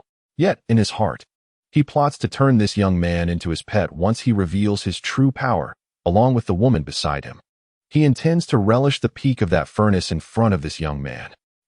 Witnessing the little Ji obediently don the collar brings astonishment to Su Yinqing. Brother Su, you are truly remarkable. In the past, the people of Tianzong were untouchable, yet now it adorns the collar bestowed by Su Anshan. It truly requires discipline. Su Anshan chuckles. The more you indulge it, the more it will take liberties. A couple of slaps will render it compliant. Just watch, I possess even harsher methods. With that, Su Anshan fixes his gaze upon the mutt. Stand at attention. The mutt clenches its teeth, standing upright. Roll over. The mutt promptly collapses to the ground, tumbling back and forth. Su Ning gazed in disbelief. It was truly remarkable. It seemed to understand. A sudden chill coursed through Ji Baihui, who was rolling on the ground. Oh no. In his eagerness to comply with Su Anshan's demands, he had forgotten that he was, in fact, a dog. After feasting on the celestial delicacies for over half a year, he should have developed some awareness. Su Anshan cast a fleeting glance at Ji Baihui. If it behaved like the mundane stray dogs down the mountain, all those spiritual grains would surely end up in its belly. Fool, I am but a dog. Ji Baihui scoffed inwardly. Yet, after his outburst, he sensed something amiss. Suddenly, the jade slip at Su Ning's waist shimmered. Senior Brother Su, our sect has called for an urgent meeting. Allow me to escort you to my villa for a moment of respite. Su Ning's expression grew solemn. All right. It seems the old fellows are about to depart the sect, gathering the elders to discuss the affairs to come. Excitement surged within Ji Baihui as he envisioned the scene after nightfall, annihilating Luhuazhou and placing that collar around the boy's neck. As for the woman beside him, she would be Ji Baihui's ultimate prize, and Su Ning looked quite delectable as well. Soon, both would be his. Hee. Just as Ji Baihui reveled in his thoughts, a sudden slap resounded against the back of his head. Turning around, he found Su Anshan sitting in the pavilion, his gaze fixed upon him. You foolish dog, what are you so happy about? I told you to fetch the frisbee. Are you deaf? Su Anshan's countenance bore a fierce expression, a vibrant green frisbee now in his hand. Look closely. I throw it, and you bring it back. Understand? Ji Baihui. I endure. Chapter 049. Junior brother, senior sister needs you. Half an hour later, Su Anshan lounged in his seat, frisbee in hand, while Ji Baihui sprawled on the ground, panting as if he were a silly dog. Senior brother Su, the airborne Su Ning, descended onto the peak. Ning. Su Anshan replied, tossing the frisbee onto the ground. Ji Baihui instinctively snapped it up before it hit the ground. Senior brother, are you training little Ji? How is it going? Quite well. Senior brother is truly impressive. Little Ji used to ignore us disciples entirely. Training is essential. The Siberian husky I once raised was obedient under my guidance. Su Anshan smiled faintly. Siberian husky? A spiritual beast from the endless snowfields. Senior brother is indeed well-versed. It seems the rumors about you are mere fabrications. I cannot fathom why some speak ill of you. Exceptional individuals always attract envy. Indeed. Su Ning nodded vigorously, much like a chick pecking at grains. She had once heard others speak of a remarkable waste in the Wanjian sect, who flaunted his status and engaged in immoral acts. However, upon witnessing the truth, anyone who dared to speak ill of Su Anshan would face her wrath. He was, without a doubt, a man of chivalrous spirit and tenderness. The specter of the return to spirit realm effortlessly succumbed before him. Faced with the pinnacle of the void realm's malevolent practitioners, Brother Su resolutely stepped forward. Such courage and sense of responsibility. Who else possesses it? Rest assured, Brother Su, I shall advocate for you within the Winting sect in the future. Su Nianqing raised her small head, her eyes filled with solemnity, declaring that if anyone dared to speak ill of him, she would reveal that he was, in fact, a formidable practitioner of the return to spirit realm. And should they dare to retort, she would not hesitate to confront them. Ji Baihui, with a flying disc clenched in his mouth, displayed a gleam of delight in his eyes. The return to spirit realm, was that all this lad was? Excellent. Splendid. If that is the case, just wait until nightfall to see how I deal with you. No need to dwell on such matters, Su Anshan waved dismissively. Instead, why is your sect so eager to summon you? In an instant, Su Nianqing's expression darkened. She had intended to discuss this matter with her brother, lamenting that she would no longer be able to accompany him and Sister Su for leisure, as the sect leader had summoned them to fulfill their respective duties with heightened vigilance. The cultivation sects typically enjoyed a leisurely existence. Especially once one attained a certain level of mastery and status within the sect, one would find themselves with even more free time. Yet this sudden call for vigilance. Was the Winting sect anticipating trouble? Were they expecting a crisis? Not exactly. Several elders had departed the sect to attend the Ascension Conference at Tianyuan, and the sect leader was concerned that some nefarious individuals might take advantage of their absence to create turmoil, hence the need for caution. I see. I returned to inform you and Sister Su. By the way, where has Sister Su been? I haven't seen her at all. She is likely resting. To be honest, Su Anshan was also quite puzzled about Su Tianxiang's whereabouts. After arriving at Su Nianqing's residence, he had not spotted her and had been preoccupied with walking his dog. Thus he hadn't paid much attention. Oh, I see. Very well then. With that, Su Nianqing retrieved 2 bottles of rouge from her ring. This is the rouge developed by our sect's alchemists, derived entirely from plant extracts without any trace of technology or harsh chemicals. I was unsure of what to gift Sister Su, so I would appreciate it if you could pass this on to her when you see her. Certainly. I shall take my leave now, as there is pressing urgency within the sect. When I find the time, I shall return to seek you and Sister Su. Su Anshan chuckled lightly, watching as Su Nianqing ascended into the air. He then glanced at the 2 bottles of rouge in his hand, suddenly noticing Ji Baihui sprawled on the ground, grinning foolishly. The information is indeed accurate. Those old codgers from the Winting sect are indeed attending the Ascension Conference. This is only natural. They too aspire to ascend in the future. If they do not observe how others navigate the tribulations, they will surely be flustered when their time comes. For the sake of their own survival, they must attend the event. With the tribulations and the departure of the Void Realm Masters, the Winting sect would undoubtedly become Ji Baihui's domain. Ha! Just as Ji Baihui was about to burst into laughter, he felt a sudden sharp slap on the back of his head. What are you laughing about, you foolish dog? Did that flying disc amuse you? Su Anshan crouched before Ji Baihui, leaning in to scrutinize him for a moment. Your master is currently too preoccupied to play with you, so keep a close watch on that flying disc. If it falls to the ground, you know what the consequences will be. Ji Baihui instinctively tightened his tail in response. The young one before him was nothing short of a nuisance. When the frisbee fell, he neither scolded nor chastised him, but instead flicked the scale weight at him. The pain was excruciating. Tears nearly welled up in his eyes.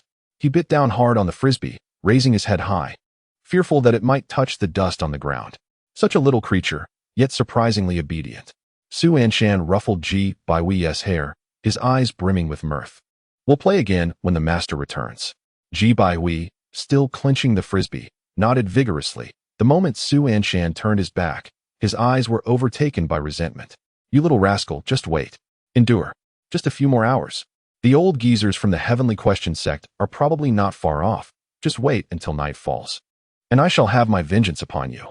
Having departed from Ji Baihui, Su Anshan grasped the rouge and made his way to Su Tianxiang's dwelling. Senior sister. Junior sister Nianqing asked me to deliver this rouge. Standing before the door, Su Anshan spoke softly, glancing down at the rouge in his hands. It was derived from pure plant extracts, devoid of any technological additives. If it proves to be truly effective, he would request more from Su Nianqing. This kind of rouge and powder should not be overly expensive, and he could later present it to his revered master and senior sister. After waiting for a considerable time, Su Tianxiang had yet to respond. Senior sister? Su Anshan knocked again. What is going on? Is she asleep? This was inconceivable. Upon reaching the Foundation establishment realm, a cultivator's longing for sleep dwindles almost to nothing. Indeed, to sleep like a mortal would be a source of distaste. For cultivators, meditation serves as their rest. Su Tianxiang, a master of the Breaking Sea realm, was even less likely to be asleep. Suddenly, Su Anshan's expression shifted. Senior sister, if you do not open the door, I shall enter. After knocking for a while without receiving any response, his countenance darkened. He tucked the rouge into his bosom and kicked the door open. As he burst into the room, ding, your system has self-shielded. Gazing within, he found Su Tianxiang sprawled on the bed, her skin glistening with fragrant sweat, while several snow-white tails dangled off the bed. Senior sister? Only then did Su Tianxiang slowly turn her head. Her eyes were filled with a rosy hue, and she exhaled hot breaths from her lips. Why, young junior brother? Su Tianxiang widened her eyes slightly, instinctively covering her chest with her hands, weakly imploring, You, how did you come in? Quickly, leave. Indeed, the senior sister was suffering under the torment of heavenly tribulation. Su Anshan hurried to her bedside, his mind devoid of any distractions. Even though Su Tianxiang was disheveled, with certain parts exposed, all he could think of was assisting her through this ordeal. Senior sister, are you all right? Why you need to leave? Su Tianxiang was enveloped in an intoxicating fragrance that stirred an insatiable heat within. Her fists clenched tightly, as if she were desperately suppressing some desire. You must go, junior brother, quickly. At this moment, how could he possibly leave? Without further ado, Su Anshan began rummaging through his ring. Sister, do you think you can make use of these? They were given to me by our master and several other senior sisters. I am unfamiliar with them myself. Your ailment has manifested rather abruptly. I was only contemplating that when we depart from the Asking Heaven sect, we might procure some rare treasures. Please examine if any of these can suffice. Su Anshan hastily tossed everything onto the bed, while Su Tianxiang remained silent, not daring to touch the heavenly materials, instead clenching her fists tightly. Sister. Noticing Su Tianxiang's stillness, Su Anshan grew concerned and reached out to touch her shoulder. How hot! At that moment, Su Tianxiang resembled a furnace. Strangely, Su Anshan also felt an inexplicable heat rising within him. He pulled out an ice ball and tossed it into his mouth, only to discover that Su Tianxiang followed suit, biting down on the same ice ball. The soft contact of her lips caused Su Anshan's expression to shift, and he noticed the pink hue of Su Tianxiang's pupils. Bang! Su Anshan found himself pushed onto the bed, pressed against Su Tianxiang's feverish body. Junior brother, I apologize. Sister requires you. Chapter 050. Asking Heaven sect, is life truly so frugal? As night fell, the moon was bright and the stars sparse, with the continuous chirping of cicadas filling the forest. Is it almost time? Jiji, lying on the ground, glanced at the night sky and released his spiritual consciousness. Within the Asking Heaven sect, the presence of the old geezers could no longer be sensed. The entire sect was guarded by merely 2 divine transformation realm cultivators, with not a single void realm practitioner in sight. Without those of the void or tribulation stages, none would stand as his adversary. The foremost sect of the Jingyan continent is but this. Retracting his spiritual awareness, Jiji, still prone, slowly began to solidify his form. After a century of scheming, I have finally awaited this moment. Howl! Gripping a flying disc, Jiji spatted onto the ground and howled at the night sky. Alas! After howling, Jiji slapped himself in frustration. I am no longer a dog. Why do I bark? Twisting his neck a couple of times, he suddenly felt the collar around his neck still in place. He had assumed it would shatter upon solidification. Surprisingly, it proved remarkably resilient. Frowning deeply, he tugged at the collar with all his might, but it remained unscathed. Jiji's teeth ground together in irritation. What insidious object did that junior bestow upon me? What a clever lad. It seems I must first refine you before enacting my revenge. Ji Baihui's gaze turned towards the side courtyard. Vaguely, he recalled Su Anshan tossing him the flying disc before retreating to that courtyard, remaining there until deep into the night, which appeared to be where the cauldron was located. Extravagance and indulgence. Humph. Once I have subdued you, I shall pluck this prime cauldron right before your eyes. Ji Baihui strode forward confidently. Thud. Just as he attempted to step into the courtyard, a radiant barrier halted him. A barrier? Humph. A mere barrier left by the spirit returning realm.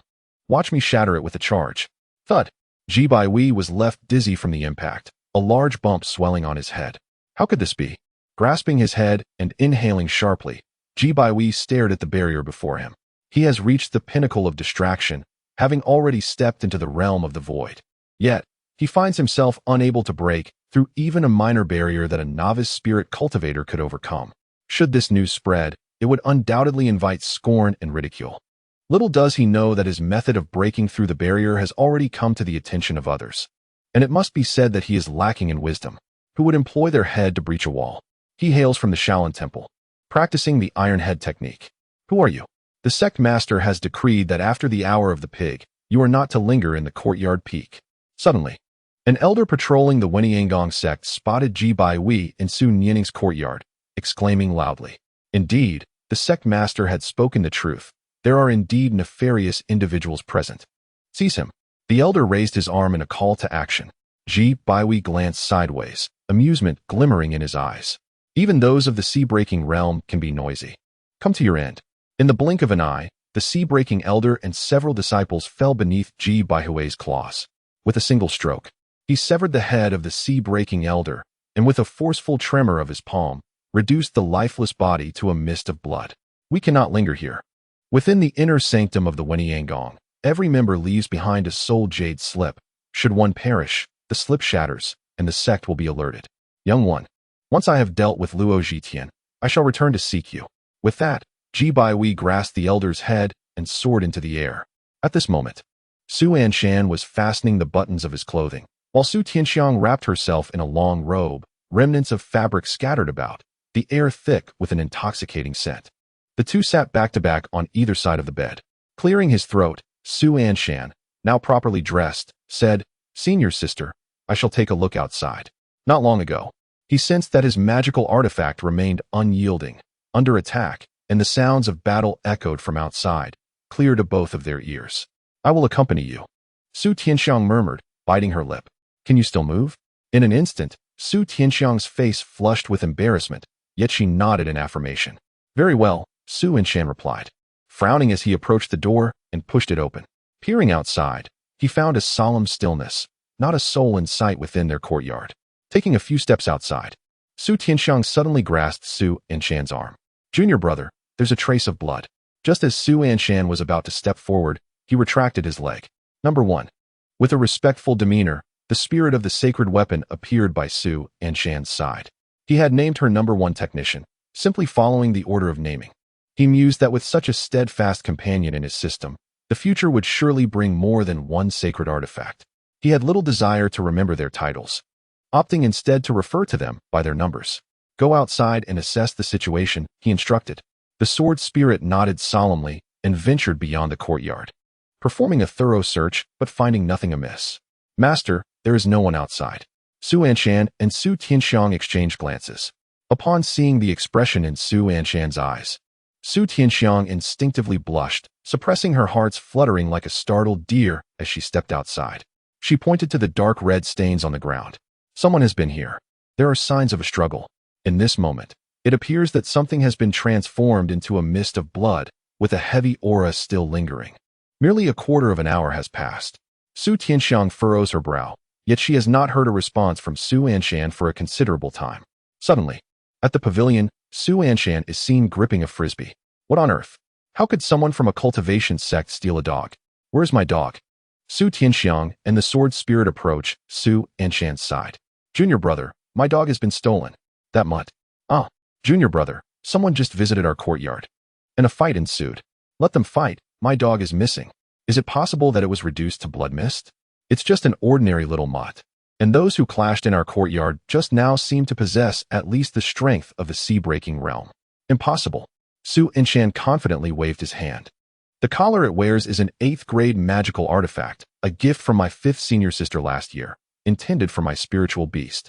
There's no way someone at the sea-breaking realm could obliterate it. Su Tianxiang gasped. An 8th grade magical artifact? Indeed. They dare to steal a dog from me? They are courting death. Su Anshan then retrieved a radar-like device from his ring, which is part of the same set as the collar. A birthday gift from Li Lingru last year. The radar can precisely locate the collar's position. Su Anshan frowned as he detected the collar's coordinates, then lifted his gaze towards the distant, towering peak that could be faintly seen. How did the dog thief end up at the main peak of the Asking Heaven sect? Did you find it, junior brother? Su Tianxiang inquired anxiously. An 8th grade magical artifact. Even if it's merely a collar for a dog, it remains an 8th grade artifact. Consider it found. At the main peak, Su Anshan murmured. The sect master of Asking Heaven came all the way here to steal a dog for an 8th grade artifact? Surely, they cannot be that impoverished? Su Nianing pondered, remaining silent. Suddenly, a deafening roar reverberated from the main peak of the Asking Heaven sect, and even from their location. They could visibly see thick smoke billowing. Luhuazhou, hand over the item, and I shall spare your life. The authoritative voice, laced with fury, echoed from all directions. Su Anshan furrowed his brow and glanced at Su Tianxiang, incredulity etched upon his face. Is it truly over a magical artifact that they are fighting? Surely, it can't be. Is the Asking Heaven sect living in such poverty? Chapter 051. Where's my dog? This is troublesome. The master and the master of Asking Heaven, Su Nianing's mentor, share a long-standing friendship. There is some sentiment involved. The sect master of Asking Heaven steals a dog for a magical artifact. If he were to demand it publicly, it would be a loss of face. It seems he must address this privately. Su Anshan does not particularly care about the artifact. The dog, he must retrieve. That little mutt suits his taste quite well. It would be delightful to keep it at the Wushi Peak. Senior sister Su, senior brother Su. Just as Su Anshan and Su Tianxiang were en route to the main peak, Su Nianing arrived, gliding through the air upon a spiritual artifact. Nianing, Su Tianxiang greeted, her eyes brightening with a smile. Wow, senior sister Su, I feel that you have become even more beautiful after just a few hours apart. Su Nianxing's eyes seemed to sparkle with tiny stars. No way, she insisted. Really, senior sister, I am not exaggerating. You are as delightful as a ripe honey peach. Su Tianxiang's face suddenly flushed with a rosy hue, and Su Nianxing thought it was her compliment that had made Su Tianxiang shy. Senior sister, did you like the rouge I gave you? Rouge? Ah, it's here. Su Anshan instinctively reached for the rouge, but suddenly remembered that after his clothes were torn, the rouge seemed to have fallen into Su Tianxiang's room. After fumbling for a while without retrieving it, Su Anshan smiled broadly. It's at my place. Su Shixiao, you are really something. I wanted to see senior sister Su use it. Su Nianxing pouted, her eyes filled with disappointment. It seemed they would have to wait to see it. Senior sister Su, Su Shixiao, where are you planning to go so late? Su Anshan replied, to find a dog. A dog? You lost that little mutt you gave me. I am looking for it. It's just a mutt. There's no need. If you like it, I can have my disciples go down tomorrow to find a few more for you. There are plenty of mutts in the mortal realm. He put an 8th grade magical artifact on that dog. What? Su Nianxing nearly fell from the sky. An 8th grade magical artifact for a dog? Su Nianxing gazed at him in admiration, knowing Su Anshan was favored and certainly did not lack magical treasures. Yet she never imagined he would use an 8th grade artifact for a dog. I will have my disciples help Su Shixiang find a magical artifact tomorrow. Senior sister Su and Su Shixiang should return to rest. Something has happened in the sect of Questioning Heaven. It is quite dangerous within and not suitable for wandering about. What happened? Su Tianxiang inquired. The demon clan has attacked the sect. Su Nianxing's brow furrowed tightly. The timing of those demons is truly impeccable. Just when the sect's ancestors are absent, a powerful demon with half a step into the void is confronting the sect master at the main peak. I received word that I was about to rush to the main peak to assist. There are demon beasts everywhere in the sect. Many disciples have already gone to suppress them. Then we should go and lend a hand, Su Anshan suggested softly. Upon hearing this, Su Nianxing immediately shook her head. Su Shixiang, there's no need. You and senior sister Su are my guests. Many issues have arisen in the sect, and I haven't taken good care of you. I feel quite remorseful for getting you involved in such matters. Su Anshan shook his head, enunciating each word. My dog is there. At this moment. At the main peak of the sect of Questioning Heaven. May I inquire as to where you hail from? The sect master of questioning heaven, Luhuazhou, stood proudly in the void, surrounded by many elders of the sect. You ask who I am? Jiji sneered. Luhuazhou, have you truly forgotten how you came by your sacred spirit root? You are that dog cultivator. Who the hell is a dog cultivator? My true form is a Tsang wolf. Jiji growled in fury. I never expected you, this dog cultivator, to still be alive. Say it again. I am a Tsang wolf. Jiji clenched his copper teeth, his eyes filled with shadowy malice. You have lived comfortably these past 300 years, even rising to the position of sect master of questioning heaven. But in those 300 years, has your sacred spirit root been used properly? What use do I have that is not proper? Humph, you sneak attacked me when my guard was down, stealing the sacred spirit fruit. Aren't you cultivators supposed to be righteous? How could you resort to such despicable acts? Do not speak nonsense. Luhuazhou's gaze was as cold as ice. In those years, you sought the sacred spirit fruit, maturing it with the life force of an entire city as populace.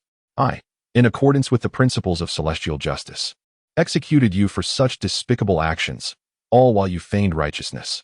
Jiji regarded this with disdain, then languidly stretched in the void.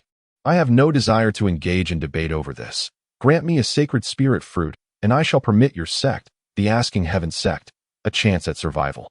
Should you fail to produce one, this will be the fate that befalls your sect. Clang. Several bloodied heads plummeted from the sky. The law enforcement elder, the sect elders. Su Nianing, who had just arrived at the main peak, gasped in horror, covering her mouth. These heads belonged to the foremost elders of the Asking Heaven sect. Su Tianxiang furrowed her brow, while Su Anshan casually scanned the surroundings. Where's that mutt? The coordinates indicate he should be right here. Yet, there is no sign of him. Jiji, do not overstep your bounds. Upon witnessing the severed heads, Luhuazhou exclaimed in a voice thick with fury. Your bloodthirsty nature will bring divine retribution upon you. While our ancestral elder has yet to emerge, it would be wise for you to vacate the Asking Heaven sect, lest you meet your demise and obliteration of your soul. Ha ha. Haven T, all those old fossils from your sect gone to the Ascension Conference? Do not attempt to wield your sect's authority over me, Luhuazhou. I have come prepared. Either present a sacred spirit fruit and perish here, or watch the Asking Heaven sect turn to dust. The sacred spirit fruit is exceedingly precious. Where shall I procure one for you? That is of no concern to me. Luhuazhou's gaze narrowed. He sensed that Jiji's strength surpassed his. With the elders of their sect currently at Tianyuan, there was no one left within the Asking Heaven sect capable of contending with Jiji. Without uttering a word, Jiji mused that the time was ripe. He would commence by slaying one. His smile was serene as he reached out towards the elder of the breaking sea realm beside him. The elder found himself moving forward uncontrollably, and Luo Tianyin erupted in fury. Dog cultivator, meet your end. Luo Tianyin formed seals with his hands, a mysterious light surging from his palms as he forcefully struck towards Jiji. The sect master has made his move.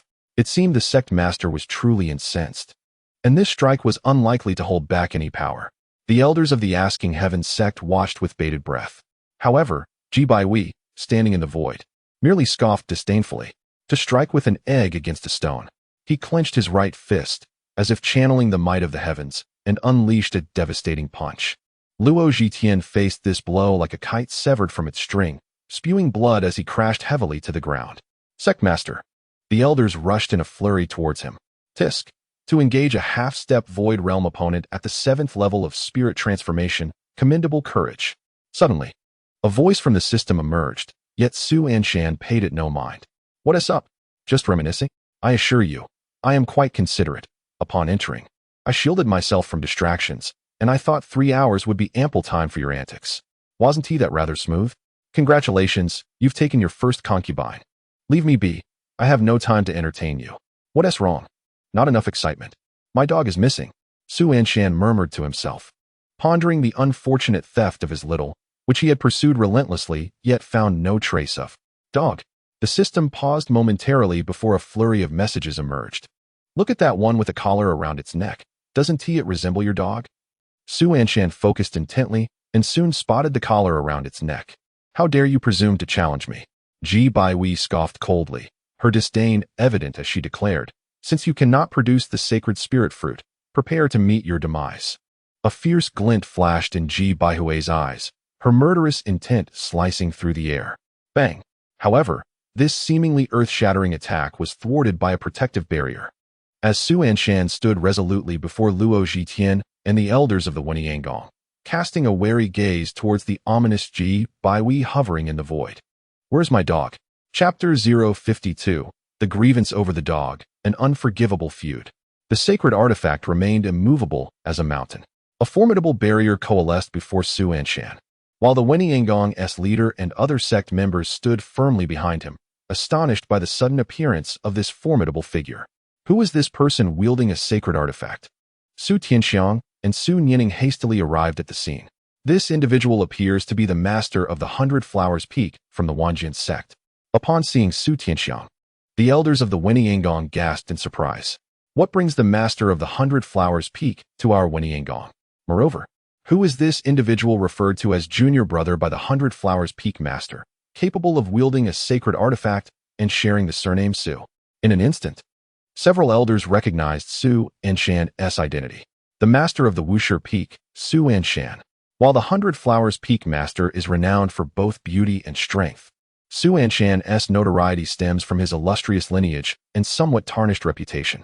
The master of the 100 Flowers Peak is also present in our sect. The leader of the Weniangong, recognizing Su Tianxiang, expressed his surprise. Su Tianxiang clarified, Master Luo, my junior brother and I were invited here by junior sister Su. It was my invitation, Su Nianing added. I met them en route to the matchmaking area, and we instantly connected, thus inviting them to our sect. The Wanjian sect and Weniangong belong to the esteemed righteous factions, and fostering closer ties is beneficial. Luhuazhou smiled, feeling relieved by their timely arrival, just when he was uncertain of how to confront the demonic cultivator Ji Baihui. The arrival of a fellow cultivator from the Wanjian sect might very well alleviate the crisis facing the Weniangong. Suddenly, Luhuazhou's brow furrowed. Su. As apprehension gripped his heart, many elders of the Weniangong also recalled the identity of the gallant ally. Capable of wielding a sacred artifact and sharing the surname Su. Could it be the master of the Wushi Peak, Su Anshan? Cautiously, Luhuazhou inquired. May I ask if you are indeed the master of the Wushi Peak? Indeed, Su Anshan confirmed. At this proclamation, Luhuazhou and the elders could not help but display a slight change in countenance. It truly is him. Sensing the shift in the expressions of the Weniangong members, Su Tianxiang felt a surge of discontent. Were it not for her junior brother's timely intervention, Luhuazhou and the elders behind him would have long since been reduced to ashes, leaving them no opportunity to stand here now. Choosing not to engage further with them, Su Tianxiang moved to stand beside Su Anshan. Su Nianing also noted the change in the leader and elders' gazes, her face reflecting indignation. Why are you acting this way? It was Brother Su who came to your rescue, Su Nianqing exclaimed without hesitation. If it weren't for Brother Su's intervention, would you still have the chance to stand here? The elders exchanged awkward smiles, unable to refute her statement. Let me tell you, Brother Su is extraordinarily powerful. Su Nianqing, her eyes wide with sincerity, continued. You should pay close attention and not be swayed by hearsay. Brother Su far surpasses all of you. Indeed, the elders chuckled in agreement. Su Nianqing, being the chosen disciple of the ancestor, held a position of significantly higher status than the other elders within the sect, even commanding respect from the sect leader. They were well aware of Su Anshan's character and saw no reason to argue with Su Nianqing. Observing their expressions, Su Nianqing understood their disbelief but chose not to dwell on it. The truth would soon reveal itself. Once they witnessed Su Anshan's prowess, they would have nothing left to say. Ignoring her fellow sect members, Su Nianqing approached Su Anshan's side. Are you going to make a move? She inquired. Junior brother, this person possesses considerable strength. Should we summon Uncle Mei? Su Tianxiang whispered from the side. There's no need, Su Anshan replied, his gaze fixed with disdain upon Ji Baihui in the distance. This small fry is not worth troubling my master. Exactly, others chimed in. This mere insect is well within your capabilities. There's no need to bother the sect. You can proceed with confidence. It's time to unleash that devastating strike against the void. Seconds. No need for that, Su Anshan remarked, unlike Huarulyu, who was known for his peculiar habits. At that moment, seated amidst a grove of crimson maple trees, Huarulyu felt a slight warmth in her ears. Is someone mentioning me? She pondered, pinching her delicate earlobe. Shaking her head, She glanced at a watercolor portrait on the table, revealing none other than Su Anshan. Is he my Dao partner? That would be quite splendid.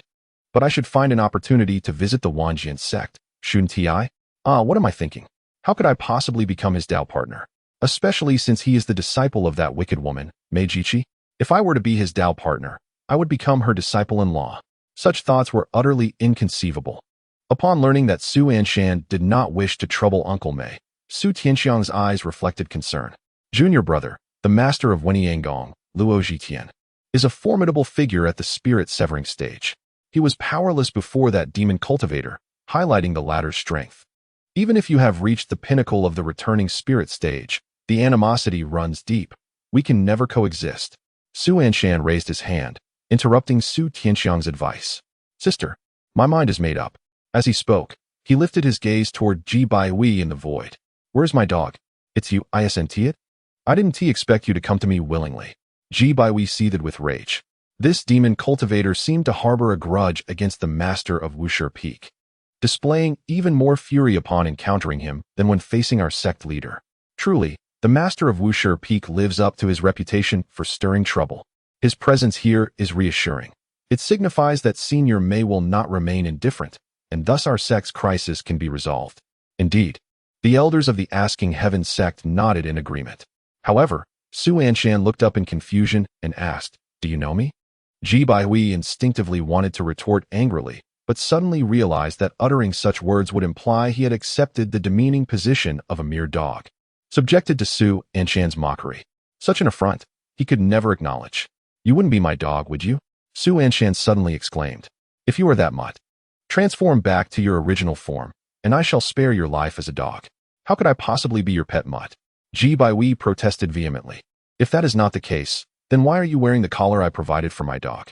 Are you envious and wish to usurp its place as my pet? Ridiculous."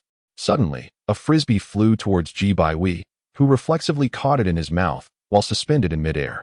All the cultivators witnessing this scene were left speechless. "See, you claim not to wish to be my dog, yet you catch the frisbee with such ease. It seems you have been practicing in secret," Su Anshan remarked with a smile. Ji Baihui's face turned a shade of green and then pale. "You insolent brat, you seek your own demise." Chapter 53, The Master of the Tranquil Peak? Crossing Tribulations? How could Ji Baihui break through a sacred artifact that even the Void Realm could not? No matter how furious he became, the sacred artifact remained steadfast. In a fit of rage and humiliation, Su Anshan stood undisturbed within the sacred artifact, his expression apathetic. "If you wish to be my dog, just admit it. There is no need to compete for affection like a petty mutt. I possess many collars. Granting you one is no trouble, but first, you must return my dog to me. Relying on the sacred artifact, what are you without it? I possess it." The sword spirit appeared beside Su Anshan at that moment. "I own more than one. What can you do about it? Number 1. Go and exterminate the demon cultivators within the Asking Heaven sect, leaving not a single one alive." With a swish, the sword spirit vanished into thin air. Ji Baihui clenched his teeth, never imagining that a century of patience would be undone by a mere youth. He could not breach the sacred artifact. Luhuazhou must have already contacted the ancestors attending the ceremony. If he delayed further, the ancestor of the Asking Heaven sect would return, and his life would be forfeit. He must retreat. As long as the Green Mountains remain, one need not worry about firewood. "You insolent brat, I will remember you," Ji Baihui shouted in anger, turning to flee. "Do you think you can escape after killing my dog?" Ding! One strike to annihilate the void equipment, standing within the sacred artifact. Su Anshan casually snapped a willow branch and flung it into the void. In an instant, the void of the Asking Heaven sect was cleaved apart. The sword energy that tore through the heavens surged forth. Ji Baihui, filled with terror, sought to escape, but the surrounding space felt as though it were locked. And even he, a half-step into the void realm, found himself unable to move an inch. The sword energy surged forth. Countless cultivators of the Asking Heaven sect watched helplessly as the cleaving sword energy engulfed Ji Baihui, exploding into a mist of blood. Only the collar remained, gently falling into Su Anshan's hand. Had this half-step void realm practitioner truly been annihilated? It is rumored that the master of Wushi Peak of the 10,000 Sword sect is not an incapable individual, as he has effortlessly slain a half-step void realm cultivator. A demon at that. With a mere twig, he could tear the heavens asunder. Wielding that sacred artifact, he could obliterate the very fabric of existence. To instantaneously dispatch a half-step void realm opponent, could it be that the master of Wuxia Peak has already transcended the tribulation? The cultivators of the Wentiangong gasped in astonishment, many of them lowering their heads in shame. Just moments ago, they had mocked him in their hearts. Now, Su Anshan's casually unleashed sword energy had delivered a resounding slap to their faces. Incapable?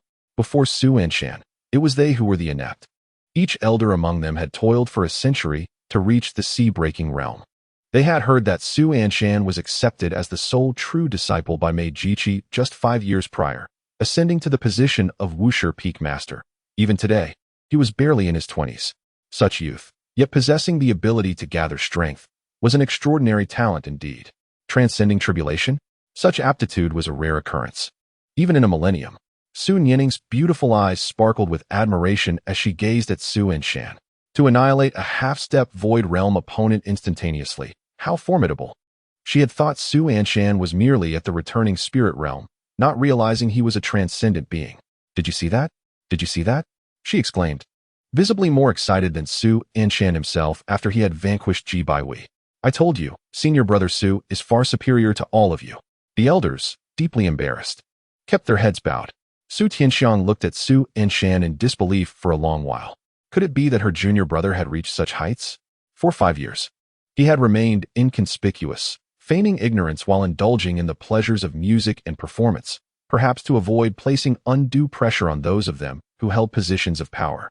The sect leader of Wentiangong, Luhuazhou, was equally astounded. Anyone who dares to spread rumors that Su Anshan is merely a waste relying on his sect would have their head twisted off by him. A waste? How could one label such a prodigy as a waste? What was wrong with enjoying music and performance? It was fortunate that he had such interests.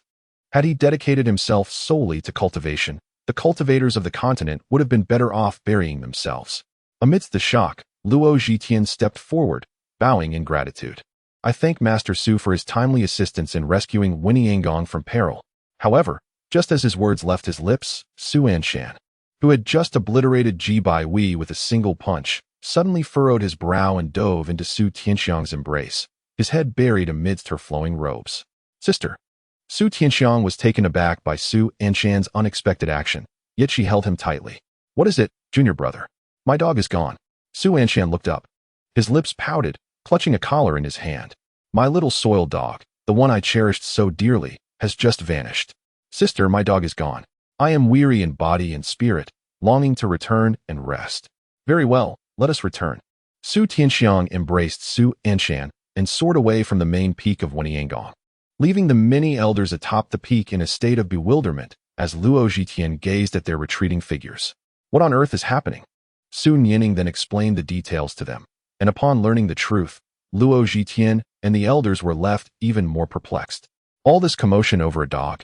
He had thought that Su Anshan acted out of respect for the Wentian sect, but he never imagined that Su Anshan had, in fact, exterminated a half-step Dongshu cultivator for the sake of a small mutt. The Wentian sect was spared from this calamity, relying solely on that little dog. Upon returning to Su Niangning's courtyard, Su Anshan sat silently in the pavilion, gazing down at the collar and frisbee before him. The master has returned after vanquishing the demon cultivator, the sword spirit murmured quietly, filled with doubt. A pang of sorrow gripped his heart. Su Tianxiang pursed her lips, saying, Leave it be. I will comfort him. After a moment's reflection, Su Tianxiang clenched her fist and stepped forward. Junior brother, the dog cannot be brought back to life. Mourn its passing. My dog.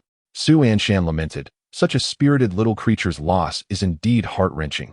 But how can you carry on like this? Junior brother, what might ease your heart? Would you share with your senior sister? I. Su Anshan lifted his gaze to meet Su Tianxiang's eyes, shaking his head. Forget it. You won't agree. How can you know I won't agree if you don't speak? Beyond Master Mei, your senior sister is the one who cares for you the most in the Wanjian sect, even more than Li Lingru. Su Tianxiang's cheeks flushed with determination. If she had hesitated to voice this before, she now spoke with unwavering conviction. Li Lingru cares for you. Can she compare to the affection I hold?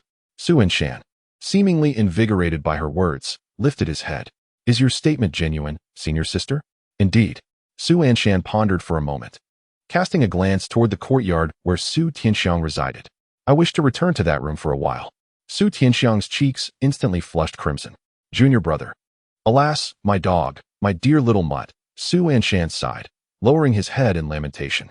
Su Tianxiang bit her lip. If you only wish to sit for a while, you will surely regain your spirits. Yes, just to sit. Is that acceptable? Su Tianxiang deliberated for quite some time, biting her lip. Then, if senior sister acquiesces, it should be fine. Chapter 054. How could a woman like me be worthy of Su Shixiao? The Wentian sect faced disaster. The peak master of Wanjin sect swiftly dispatched a half-step Dongshu cultivator, and the news spread like wildfire. The spring breeze was bright and warm. Su Anshan, lazily stretching in the pavilion, gazed out at the mist-laden scenery of the Wentian sect. A strange desire to smoke a cigarette arose within him. Unbeknownst to him, someone in the pavilion had already prepared tea and snacks for him, while the sword spirit stood by his side, attentively serving. Suddenly, Su Nyangning descended from the sky, landing outside the pavilion. Su Shixiao. Ah, it's you, Nyangning Shimmy. Su Anshan raised his eyebrows with a smile. I've just stepped out of my room. And here you are. It seems you have been waiting for quite some time. Did you prepare these refreshments? Hee hee. Nothing escapes Su Shixiang's notice. Su Nyangning's eyes sparkled with mirth as she instinctively glanced towards Su Tianxiang's quarters. Is Sister Su still resting? Su Anshan rubbed his chin and nodded. She indeed requires more rest. If you have something to convey to Sister Su, I can relay it. Nothing in particular. Su Nyangning replied with a cheerful shake of her head. I have come here primarily to seek out Brother Su. You have alleviated the calamity that beset our sect. And the sect master has asked me to inquire about your preference in dog breeds. Tomorrow, someone will be sent to find you. Dogs, you say? Well, let us set that matter aside. Su Anshan pondered for a moment before shaking his head. Why is that? Su Nyangning asked, clearly perplexed. It was evident that her elder brother had been deeply pained last night, leaving in a state of despair. How could he suddenly lose interest? Am I to understand that this was all a fade? Were you merely seeking a seat? She mused to herself, as Su Anshan smiled and replied. I must return to the sect with Sister Su shortly. Is it so soon? Su Nyangning exclaimed, her eyes filled with regret. I wish to spend a few more days with you and Sister Su. You have only just arrived. The necessary tasks have been accomplished, and remaining here serves no purpose. In an instant, Su Nyangning was stunned. What do you mean by that? What has Brother Su done at the Wenyang sect, if not to resolve their urgent crisis? Could it be that Brother Su and Sister Su had come to the Wenyang sect because they foresaw the troubles that would arise? Given that both the Wenyang sect and the Wanjin sect belonged to the esteemed sects of the immortal realm, he could not bear to see the Wenyang sect trapped in dire straits, and thus came to offer assistance. To avoid incurring too great a debt, he used the pretext of a dog. She had thought it peculiar that a mere little mutt could elicit such concern from Brother Su. Little did she know he was such a person of great righteousness. Brother Su's noble heart is truly admirable, Su Nyangning declared. Su Anshan looked at Su Nyangning in bewilderment. What was happening? What had this sister conjured in her mind? Brother, we of the Wenyang sect are not ungrateful souls. You have saved us from calamity and averted the collapse of our sect. We must repay this profound grace, Su Nyangning stated earnestly. Let me inform the sect master. We ought to prepare a substantial gift for Brother Su. As Su Nyangning moved to head towards the main peak, Su Anshan hurriedly pulled her back. What kind of nonsense is this?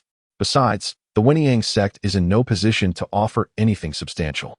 I observed those elders yesterday. Even those in the sea-breaking realm were wielding mere third-grade spiritual artifacts, looking gaunt and emaciated. They hardly fared better than the 8-spiced chicken I enjoy at my idle peak. What kind of substantial gift could this sect possibly offer? A 5th-grade spiritual artifact? He would be embarrassed to present such a gift. Let us forget about the grand gift.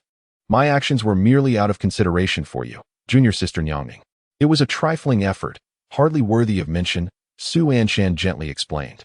Wow. My influence is that significant? Su Nyangning laughed. Indeed. Very well then. When you return to the sect, do be sure to inform me. I wish to see you off. Agreed. Half an hour later, atop the main peak of the Wenyang sect, the majestic dragon hung high in the sky as Su Anshan and Su Tianxiang stood on the summit. Master of the idol peak, should you find time in the future, I sincerely hope you will visit our Wenyang sect. I, Luhuazhou, will ensure you receive a warm welcome, said Luhuazhou, the sect master of Wenyang. His eyes filled with respect. A cultivator of the tribulation crossing realm is indeed a venerable elder across the continents. all must address him with reverence. That sounds agreeable, Brother Su. Do come and visit when you have the chance. Su Nyangning waved her small hand, and Su Anshan replied with a smile, Sister Nyangning. You are always welcome to visit my idol peak. Farewell, fellow cultivators. The azure dragon roars, and myriad serpents ride the clouds. Su Anshan and Su Tianxiang stand shoulder to shoulder atop the vessel, departing from the Wenyangong amidst the resounding dragon's chant. Rumors can be perilous. Indeed, the esteemed peak master, a prodigy unparalleled across the realms, has been maligned as a mere dandy devoid of knowledge. Fortunately, the peak master possesses a heart of vastness, remaining unperturbed by such slanders. A person of great magnanimity like him would not stoop to quarreling with mere gossip. At merely 20 years of age, he faces the tribulation. How terrifying. If all goes as anticipated, our domain shall soon witness the emergence of another great emperor, solidifying our practitioners' standing in the celestial realm. I must proclaim this matter far and wide. Though my voice may be faint, I shall not allow the peak master to be further maligned. Indeed, we cannot permit rumors to tarnish the peak master's reputation any longer. The elders of Wenyangong expressed their profound sentiments. Only Luhuazhou quietly approached Su Nyining's side, who remained lost in thought, gazing at the direction Su Anshan had departed. Junior sister. Ah, senior brother. Su Nyining replied with a gentle smile, turning her gaze. Speak honestly. What is your relationship with the peak master? Friends. Friends? Luhuazhou's expression was one of skepticism. Such a formidable cultivator, devoid of any arrogance, treats our sect members with such courtesy, yet he is merely in his early 20s, a time when one tends to be proud, especially having entered the tribulation realm at such a tender age. He came all the way to our Wenyangong to assist us in overcoming such calamities? What do you mean? Senior brother? Does he harbor any intentions toward you? Might he wish to become your Dao companion? How could that be possible? Is it truly impossible? Consider it carefully. Su Nyining furrowed her brow, pondering for a long while. Fortune favors the bold. Despite their unfamiliarity, he allowed her to select a treasured item from the spoils, a fifth-grade magical artifact of considerable worth. In this era of scarce resources, his generosity is striking. A chance encounter, yet he is willing to traverse mountains and waters to come to our sect, to alleviate her troubles, even at the risk of offending the demon clan. Their various interactions at the matchmaking corner seemed so harmonious. Senior brother Su is certainly not a superficial person, Su Nyining inexplicably called out. Her cheeks flushed as she stepped onto her spiritual device and soared into the sky. In her mind, scenes played like a slideshow. Your master wishes for you to become my disciple's wife. Would you like to be my disciple's Dao companion? For the sake of junior sister Su. On the mountain peaks, Su Nyining cradled her chin in her hands, gazing into the distance. Senior brother Su is so extraordinarily gifted. How could a mere ordinary girl like me, the third-ranked fairy of Jingyun continent, ever be worthy of him? Chapter 055, Half-Step Bone Refinement. I, Zhongshan Kun, play with you. At the Wanjian sect, it remains uncertain whether it was the work of the elders of Wenyangong, but the news of Su Anshan instantly slaying a half-step Dongshu spread like wildfire, and tales of his legend circulated throughout the sect. Have you heard? The peak master has instantly slain a half-step Dongshu. What? Where did you get such news? It was our peak master who instantaneously dispatched a peak Dongshu. You've heard about it as well? Do you know why our peak master would slay that peak Dongshu? The calamity that befell the Wenyangong was not as it seemed. In truth, it was our esteemed peak master of the Wushi Peak who had requested a song from the Dongshu Peak, and when the performance failed to meet his expectations, he swiftly executed the singer, proclaiming that one who cannot sing has no right to exist. Oh, I had heard it was a dance that displeased the peak master, leading to the execution. Are we all so idle? Suddenly, a chilling whisper surged into the ears of the assembled cultivators, and they turned to see the peak master of Qingshan glaring at them with discontent. The peak master of Wushi has been with our Wanjian sect for 5 years, capable of annihilating the Dongshu. And look at you. Instead of indulging in idle chatter here, you would do well to cultivate your skills. The cultivators dispersed, and the peak master of Qingshan lowered his gaze to the jade slip in his hand. If you wish to confront me, simply say so. Why masquerade as if you lack the ability? You have the power to obliterate Dongshu. Why should I still contend with you? I am truly reaping the consequences of my own folly. At this moment, at the Wushi Peak, Sister Shui Mingyue was brimming with excitement, waving her small hands. Have you heard? Our master's reputation has soared across several continents. The Wenyangong faced annihilation, and it was our master who intervened, effortlessly dispatching a half-step Dongxiu. Is that so? Our master is splendid. Jiang Baihui replied without lifting her head, her focus on the jade slip in her hands. What are you doing, sister? Xue Mingyue dashed over, stretching her little neck to get a better look. Listening to music? No, this is a traditional opera that I had Brother Bai help me transcribe. Jiang Baihui said with a smile. Our master enjoys music, and I wish to learn to sing for him. Sister, you are quite the schemer, Xue Mingyue frowned. What's wrong? You are secretly learning music without telling me. Our master will surely favor you even more. Our master is not like that. I want to learn too. All right. Jiang Baihui and Xue Mingyue leaned their little heads together, examining the traditional opera within the jade slip, mimicking the movements of the performers in the shadowy imprints. Suddenly, a terrifying aura descended from the void. In the pavilion where Jiang Baihui and Xue Mingyue were practicing, they both felt an immense pressure. Xue Mingyue, you are quite elusive. Soon, a youth clad in a python robe ascended the Wushi peak, followed by several individuals exuding a fierce aura. You, Lani Nason. Xue Mingyue gritted her teeth, whispering with difficulty. You certainly know how to run. To avoid marrying me, you've even come to this cultivation sect. But do you think you can escape here? The youth, squinting, commanded, Kong Lao, capture her. The elder behind Lan Ason moved to act. However, a streak of azure sword light sliced through the air. Presumptuous. How dare you cause trouble in my Wanjian sect? The peak master of Qingshan, clad in azure, descended with a furrowed brow and with a wave of his hand. The expressions of Jiang Baihui and Xue Mingyue noticeably relaxed. Are you both unharmed? The two sisters were taken aback at the presence of the peak master, but nonetheless returned the gesture of respect. We are unharmed, master. The peak master of Qingshan nodded slightly, his gaze turning serious as it fell upon the elder before him. The visitor's strength was formidable, even at the breaking sea realm. He sensed that this individual surpassed him. What on earth are the sect's gatekeepers doing? How can one casually admit individuals into the sect? In an instant, he comprehended that matters concerning the Wujifeng of the Wanjian sect need not be reported to the main peak. He wondered if the other peak masters were aware of this. If it were just him, he might not be able to withstand it. Nevertheless, he must endure. Are you all mute? I am addressing you. The master of Qingshan Peak stood proudly, declaring that this place is the Wujifeng of the Wanjian sect, and who grants you the audacity to cause a disturbance here? The master of Qingshan Peak? The elder with white brows laughed derisively. 100 years of stagnation, yet you dare to make noise before me? Begone. This friend possesses quite the temper. Suddenly, a gentle voice drifted from the void, entering my Wanjian sect without paying respects at my main peak, charging recklessly into our domain. Do you believe we are easily bullied? The sect leader. The master of Qingshan Peak displayed a pleased expression as the sect leader of the Wanjian sect approached with a smile. Is Qingshan well? Quite well. The master of Qingshan Peak replied softly, but be cautious, sect leader. This old fellow possesses considerable strength and intends to seize my disciple, Xue. I have not indulged him. But should you arrive any later, he would not have shown me any leniency. A mere clown.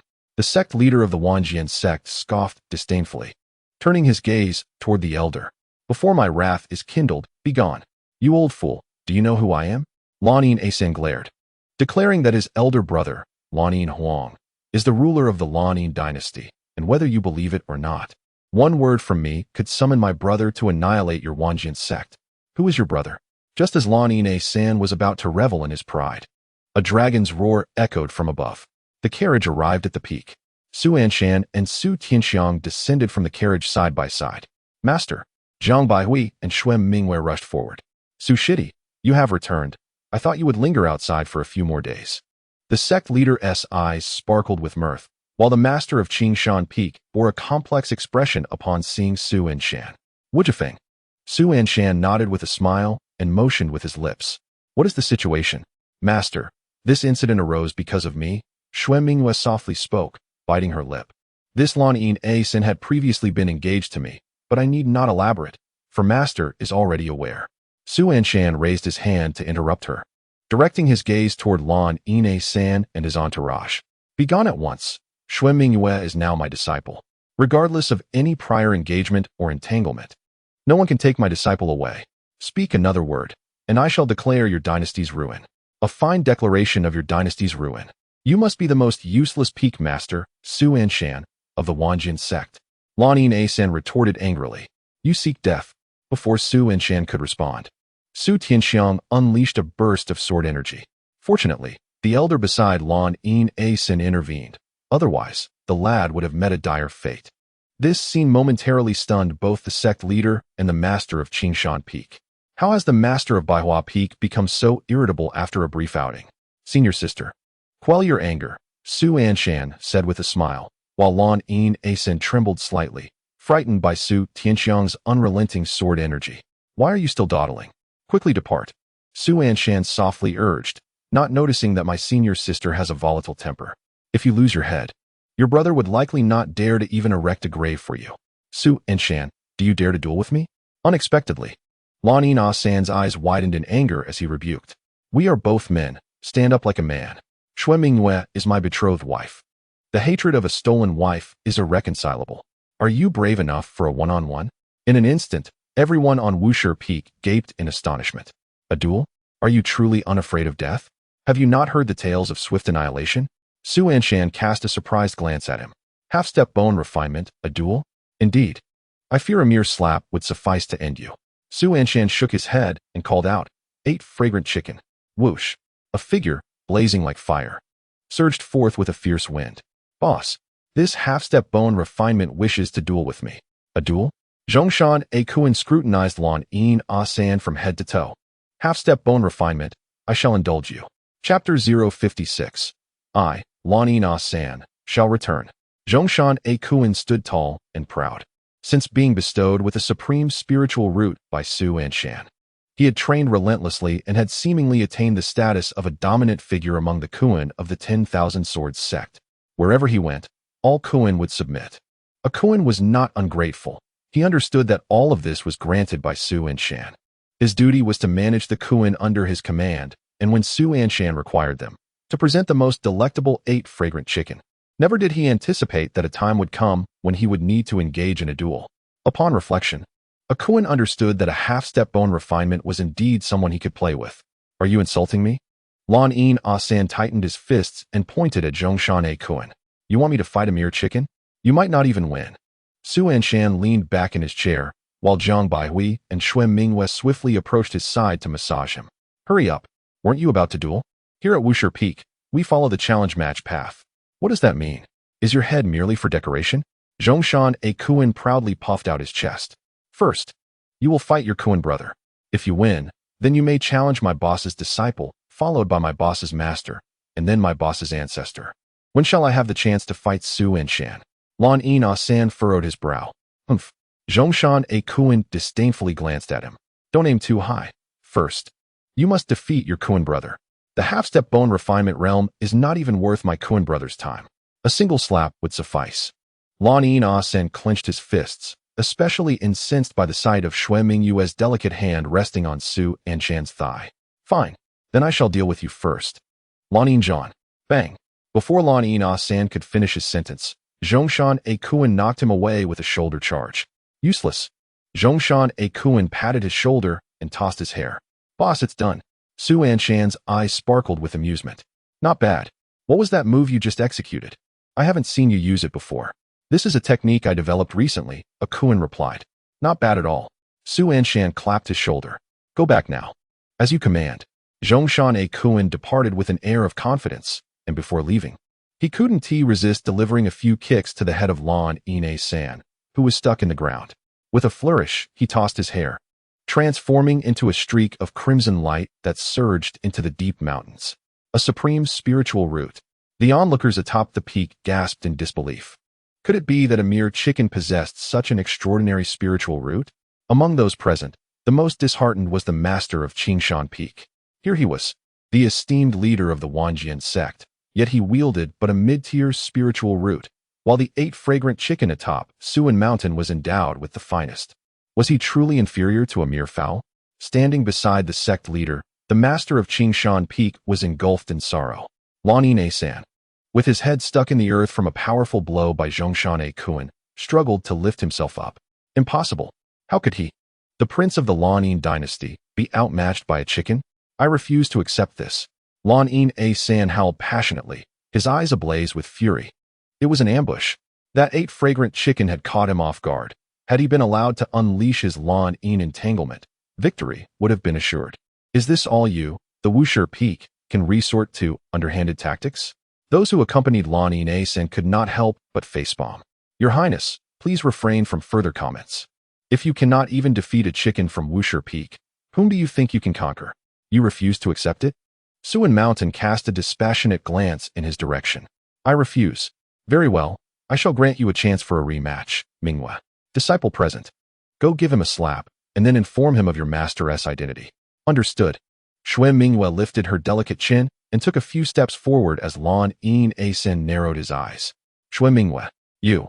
Lan-in Anshan's eyes sparkled with infatuation, completely lowering his guard as he leaned in. In an instant, Shui Minghua, like a wisp of smoke entwined with the howling wind, materialized before him, brandishing a pair of black rubber shoes, and swiftly struck Lan-in Anshan across the face with one of them.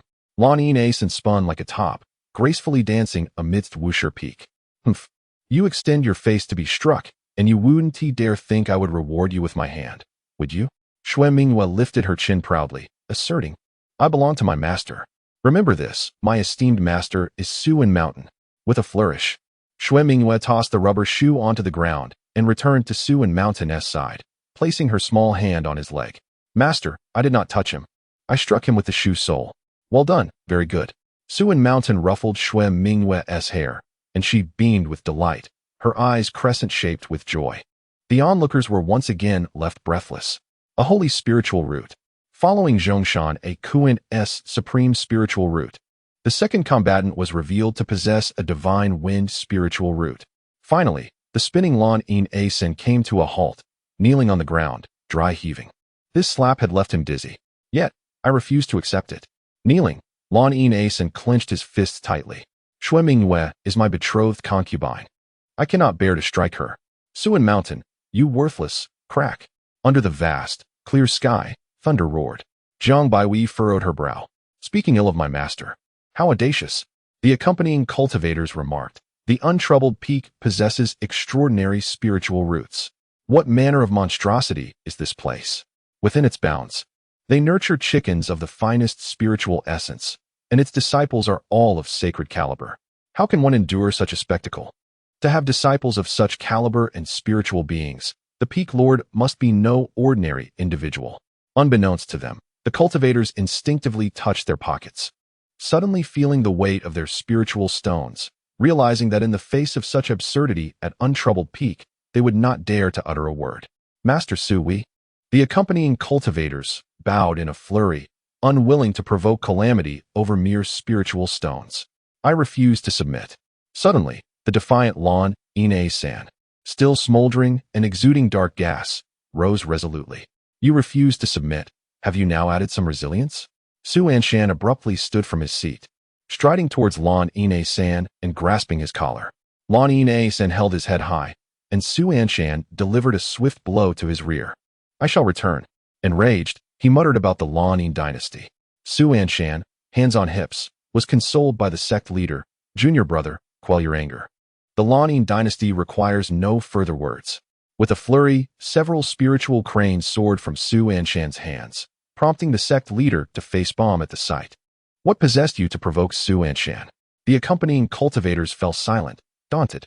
Su Anshan released the cranes, his gaze fixed upon them, causing their hearts to tighten. What are you all lingering for? Awaiting my command for dinner? Su Anshan frowned, and the cultivators, feeling as if a weight had been lifted, scrambled to leave.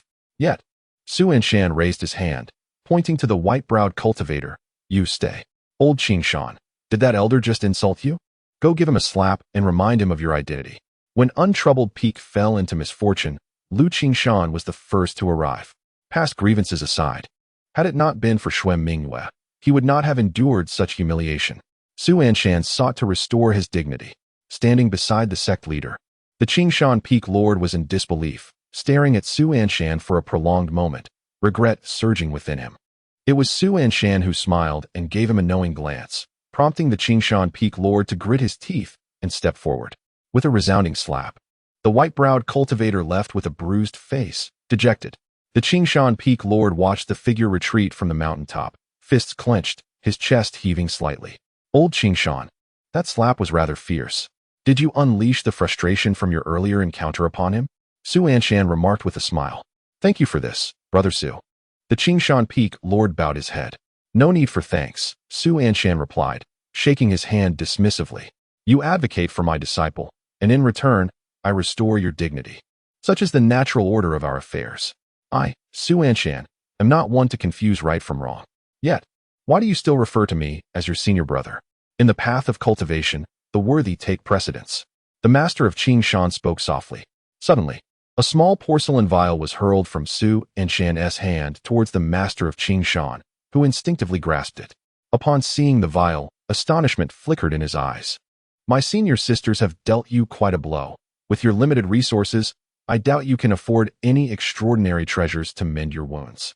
This is merely a concoction my sister prepared for my amusement. Take it and consume it at your leisure. Senior Su, you should return now. I can see you are quite flustered. Holding the vial, the master of Qingshan bowed deeply to Su Anshan's retreating figure before ascending into the skies. Junior brother. The master of Qingshan is not a bad person, merely a bit brash and outspoken, whispered the sect leader. If there is any hope for the Wanjian sect, no one harbors such fervent aspirations as he does. You old rascal, you delight in playing the mediator, don't you? Su Anshan grinned and draped an arm around the sect leader's neck. We are all of the same sect. Where is the enmity to linger overnight? The sect leader's eyes twinkled with mirth. Before he could inquire, Junior brother, how did your matchmaking endeavor with the master of Baihua go? In an instant, Su Tianxiang's countenance flushed crimson. Sect leader, I have matters to attend to in my peak, so I shall take my leave. Without waiting for the sect leader to respond, Su Tianxiang stepped onto her flying sword and departed from Wushi Peak, leaving the sect leader furrowing his brow in contemplation. What could be troubling the master of Baihua? She appeared quite rosy. Has she encountered a cherished companion? Ahem. Su Anshan coughed unexpectedly. Why do you concern yourself with whether others have found their fated partners? Can't Sister Su seek a companion? She may, but it is ideal if she finds one within our sect. The sect leader replied solemnly, my junior brother may not be aware, but the identity of Sister Baihua is rather unique. I wish to keep her here in our Wanjian sect, preferably as your destined partner. Even Master Mei shares this sentiment. Is that so? Never mind. Why should I concern myself with such matters? The sect leader pondered for a moment and shook his head. Matters of fate are decreed by heaven. Would you care to join me in listening to some music? It seems the theater in Fengsheng has revived its performances, eagerly awaiting your return, featuring lively dance tunes and delightful melodies. Is this truly the case? Su Anshan's eyes widened in astonishment. Indeed. But why, old fellow? Have you suddenly taken an interest in music? You were so pious just days ago, sending Liuzi to inquire about this matter. Well, just tell me whether you wish to go or not. Let us depart. Suddenly, he sensed an unfriendly gaze directed at him. Turning his head, he was met with Shui Mingyue, her arms crossed, her bright eyes fixed intently on Su Anshan. What do you see me for, master? Are you off to listen to music again? Shui Mingyue bit her lip. After being away from the peak for so long, you do not wish to spend some time with us? How could I not wish to? I have missed you and Baihui dearly. Then why are you leaving? I long for the delightful melodies. Su Anshan laughed as he embraced the sect leader, grinning. Let us go. Thus, the master of Wanjian sect and the master of Baihua departed, their shoulders linked as they strode away together. Shui Mingyue and Jiang Baihui gazed at their retreating figures. The leader of the Wanjian sect was hardly a virtuous individual. Shui Mingyue gritted her teeth, realizing that their master had been led astray by that old rascal. If their master enjoys it, let him indulge. Jiang Baihui, however, remained unfazed, lowering her head to mimic the dance movements from the jade slip. Let us learn diligently. Once we master it, our master will no longer need to venture down the mountain. Indeed, what my senior sister says is quite sensible. The two small heads leaned together, continuing their study of the opera. At that moment, a figure slowly materialized in the void, gazing intently at Su Anshan and the sect leader, who had already departed from the Wanjian sect, scratching his head in confusion. What kind of character is the master of Wushifeng? What kind of sect is the Wanjian sect? I cannot comprehend. As night fell, Su Anshan, reeking of liquor, returned to the sect with the leader, their arms draped over each other's shoulders. Junior brother, today's performance was exhilarating. After living for centuries, I feel as if I have wasted my life until now. Next time, let us bring the other peak masters for a gathering and reserve the entire theater. The Wanjian sect leader's face flushed red. What is this? You must have seen less. Su Anshan replied, also belching from the drink. Junior brother, what I've seen before was far more thrilling than this.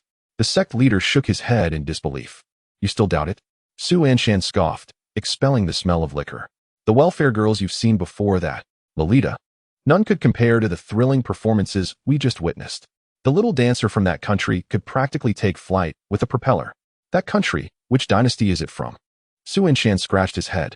Just a tiny place. It's only natural that the sect leader doesn't know. Anyway, today is merely an appetizer. Once I hone my skills, I shall show you something truly captivating. Ha ha ha, you're blushing. The two unsteady figures staggered off the flying vessel. The sect leader's eyes bleary with intoxication. Junior brother, I can't take it anymore. I must return to rest. You should hurry back to sleep as well.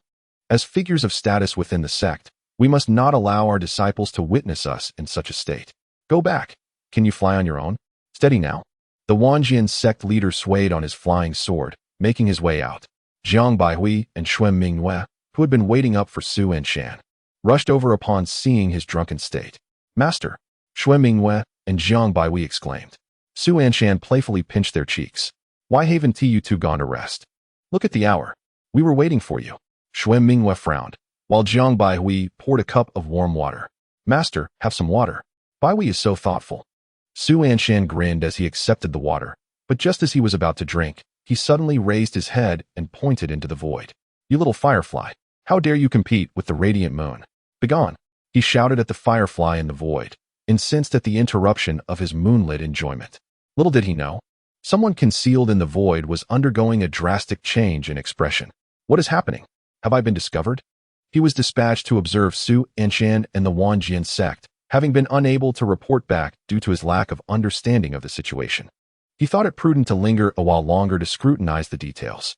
He fancied himself well concealed, believing that even a void practitioner would struggle to detect his presence. What manner of character is this lad? Should I take action? Chapter 058. Disciple, I have surveillance. Master, you are inebriated, murmured Jiang Baihui, gently grasping Su Anshan's hand. Inebriated? Su Anshan waved his hand dismissively, gesturing into the void. Dare you confront me, to the death? At that moment, Su Anshan, with outstretched hands, tumbled into Jiang Baihui's embrace. The void cultivators, who had gathered, were momentarily stunned. Asleep? Was he truly intoxicated just now? They had almost been convinced that Su Anshan had genuinely perceived their presence. Damn, this insufferable junior has startled me. The void demon scolded inwardly. Hovering in the air, he surveyed the Wanjian sect's peaks. The Wanjian sect is but a hollow title. They are merely pleasure seekers. Return, my lord, this is all I know, reported a distinguished stag-headed cultivator, bowing respectfully before a black bear. Thus, the Wanjian sect is nothing remarkable. The black bear swirled the exquisite nectar in his stone cup. The human realms still proclaim Wanjian sect as the foremost sect of Luhuazhou continent, yet they are not but hedonists, lost in worldly desires. If a mere disciple like Ji Baihui could be slain, what strength does the sect master of Wanjian possess? Insufficient to breach the seas. The stag-headed cultivator spoke gravely. I have observed this individual for some time, and I perceive no extraordinary qualities. Rather, he seems adept at leveraging his status to bully others. I suspect that Ji Baihui's demise involves another party. Are you insinuating Meiji? The black bear raised an eyebrow. Indeed, this is not without possibility. After a moment of contemplation, the black bear nodded. I have heard of Meiji. He possesses some skill and is rumored to have reached the tribulation stage several years ago. Your assessment of the sect master is rather astute. He has merely relied on his sect and lineage to dominate others. My lord, what shall we do? The stag-headed demon frowned. Ji Baihui was an outer elder of our sacred ground, and many outer demons perished as well. Tomorrow, I shall personally visit the Wanjian sect to demand an explanation for Elder Ji's death, the black bear proclaimed. The might of our sacred order is not to be trifled with. And if Meiji returns to the sect? Meiji, merely a defeated foe, hardly worth mentioning. The demon lord reigns supreme. The spring breeze was gentle. Su Anshan lazily stretched and pushed the door open, wrinkling his brow at the lingering scent of alcohol. I've overindulged. That old fool, the sect leader, drank too much. We were at the theater watching Pink Belly, and before we knew it, we were both tipsy, raising a toast with the precious nectar. We drank ourselves into oblivion. Master, you are awake. Shui Mingyue approached with a gaze full of melancholy. Is this what it means to be sober? Mingyue? Su Anshan smiled faintly, rubbing his aching head. How did I return last night? Have you forgotten what transpired? Shui Mingyue blinked her eyes, and within her whimsical gaze, a hint of mischievousness surfaced discreetly. Master, I truly cannot recall, she replied. In an instant, her small face contorted in despair, her eyes reflecting a glimmer of hopelessness. You actually forgot. What's the matter? You dare to ask what's wrong? You fickle-hearted man. Pouting, Shui Mingyue clenched her tiny fist and aimed a playful punch at Su Anshan. Consider carefully, what did you do to me last night? What transpired? He pondered, bewildered. Master, are you implying that everything you said to me last night was merely the ramblings of drunkenness? Shui Mingyue raised her chin defiantly. Now that you have taken everything, do you think you can simply brush it off as drunken folly? She sank to the ground, tears streaming down her face, leaving Su Anshan even more perplexed. What is happening? He exclaimed, utterly baffled by the little girl's theatrics. Just ignore her. She's indulging in her own drama. Last night, this little one attended to you throughout the night, her intentions sincere, yet she also scolded you incessantly. And the insults she hurled at you were beyond my comprehension. You nearly drove her to illness. Indeed, Su Anshan contemplated, reassured by his self-control. He was confident that even in moments of indiscretion, he would never act inappropriately towards his disciple. Meanwhile, Shui Mingyue, still weeping, furrowed her delicate brows. Why isn't anyone comforting me? In the royal palace, my little aunt used to charm my father effortlessly, eventually earning her title as a concubine, along with countless treasures and silks. Why does my master remain completely silent? This is illogical. Perhaps my master's actions were unintentional. Since I arrived at Wushi Peak, I anticipated such a day would come. I shall consider it merely a dream. Suddenly, Shui Mingyue stood up, took a step forward, and gasped sharply. Ouch, that hurts. Her master, Su Anshan, mused, this disciple of mine is truly a dramatic one. After taking a few steps, Shui Mingyue paused. Still no response. Then I must take the initiative. Master, she called, turning with tear-filled eyes. Could you assist me? I'm having difficulty walking. Baohui, Su Anshan shouted, prompting Jiang Baohui to hurry over. Master, it seems your junior sister is struggling to walk. Help her return to rest. Su Anshan spoke softly with a gentle smile. Junior sister, how could you be so careless? Jiang Baohui remarked, extending her delicate hand. At that moment, Shui Mingyue could no longer maintain her faade. Master, it hurts. It really hurts. I know it hurts, he replied. Did you not understand what I said earlier? Do you not question why I am in pain? You were utterly inebriated. I was the one tending to you. It was quite taxing. I attended to you, a solitary man and woman confined together. You intoxicated and I utterly defenseless. And now here I am, in extreme discomfort. Can you not fathom how this came to be? Mingyue, yes. Actually, there is video footage of this. Shui Mingyue was rendered speechless, her neck craning as she stared at Su Anshan for what felt like an eternity, her eyes nearly rolling into the back of her head. Wow, you have footage? You rascal. Shui Mingyue stormed into the mountains, exclaiming, Come out. Let me vent my frustration. Jiang Baohui tilted her head, observing Shui Mingyue's retreating figure. Wasn't she just in distress? Perhaps your earlier support had alleviated her discomfort. Su Anshan chuckled softly. Baohui, you truly possess the miraculous ability to heal. No wonder you are a gifted water and wood spirit root. Did I really heal her? Jiang Baohui pondered, glancing at her hands. Su Anshan nodded with a smile. Indeed. Baohui, you may very well become the foremost healer in all of Juzhou. The foremost healer, Jiang Baohui whispered, and suddenly, the skies above Wanjian's sect darkened ominously. A colossal pressure descended from the void. Su Anshan of Wanjian's sect, prepare for your demise. Chapter 059. The demonic tribe practitioner's lack of martial ethics. Launching a sneak attack on a 700-year-old veteran. The atmosphere was oppressive, casting a shadow over the entire Wanjian sect. Countless disciples looked up to see two ethereal figures suspended in the air. Master, someone is calling for you. Jiang Baohui pointed towards the void. Su Anshan cast a casual glance. No need to pay any mind. Oh, if Master says to ignore it, then so be it. After a night of revelry, Su Anshan's throat felt parched in the morning, prompting him to head to the kitchen for some soothing snacks. Suddenly, A gust of wind surged as Shui Mingwei returned, her expression grave, having sought to confront the source of her ire. Upon spotting Su Anshan and Sister Baihui in the kitchen, she was momentarily taken aback. "Master, did you hear someone calling you?" "I did," he replied. "Then why are you still here? They've come right to our doorstep. Aren't you going to teach them a lesson and let them know who you truly are? Why the urgency?" Su Anshan lazily stretched, showing no hint of concern over the intrusion at their gate. "We must learn to provide others with opportunities." "Huh, are you feeling young again?" Su Anshan raised an eyebrow. In the Wanjian sect, with so many peak masters, not one has dared to so brazenly assail our gates in 800 years. We must allow them a chance to express themselves. Otherwise, what is the purpose of their ascension to such high realms? It is to cultivate their character. Not every opportunity can be seized. We must leave some for others. If I were to handle everything, the other peak masters would simply remain occupied with administrative duties and imparting teachings, leading to a monotonous existence. This revelation struck Su Anshan during a night of drinking with the sect leader. They are far too dull. Otherwise, why would an old man lament his long life over something as trivial as a pink belly band? Let them have their moment. If it becomes unbearable, I shall intervene. Shui Mingwei stood silently before the kitchen, contemplating for a long while. Master makes a compelling point. Enough pondering. Think about what you wish to eat, and let the spirit automatons prepare it. Su Anshan ruffled her hair affectionately, prompting Shui Mingwei to grin and extend her finger. "I want charcoal grilled con. So early in the morning, such a greasy choice? I want it. Then let us indulge." As the sect weathered the storm outside, the Wujin peak remained tranquil.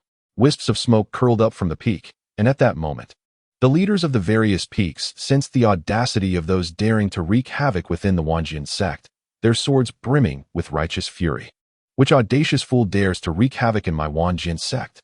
The master of Qingshan Peak, clad in a blue robe, stood with an air of arrogance, gazing disdainfully at the two demon cultivators in the void.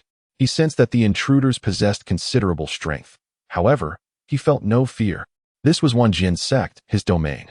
With so many peak masters present, along with the sect leader and the masters from various peaks stationed within the sect, even if the elders had gone to Tianyuan for the ascension ceremony, it was not the place for some insignificant rascals to make a scene.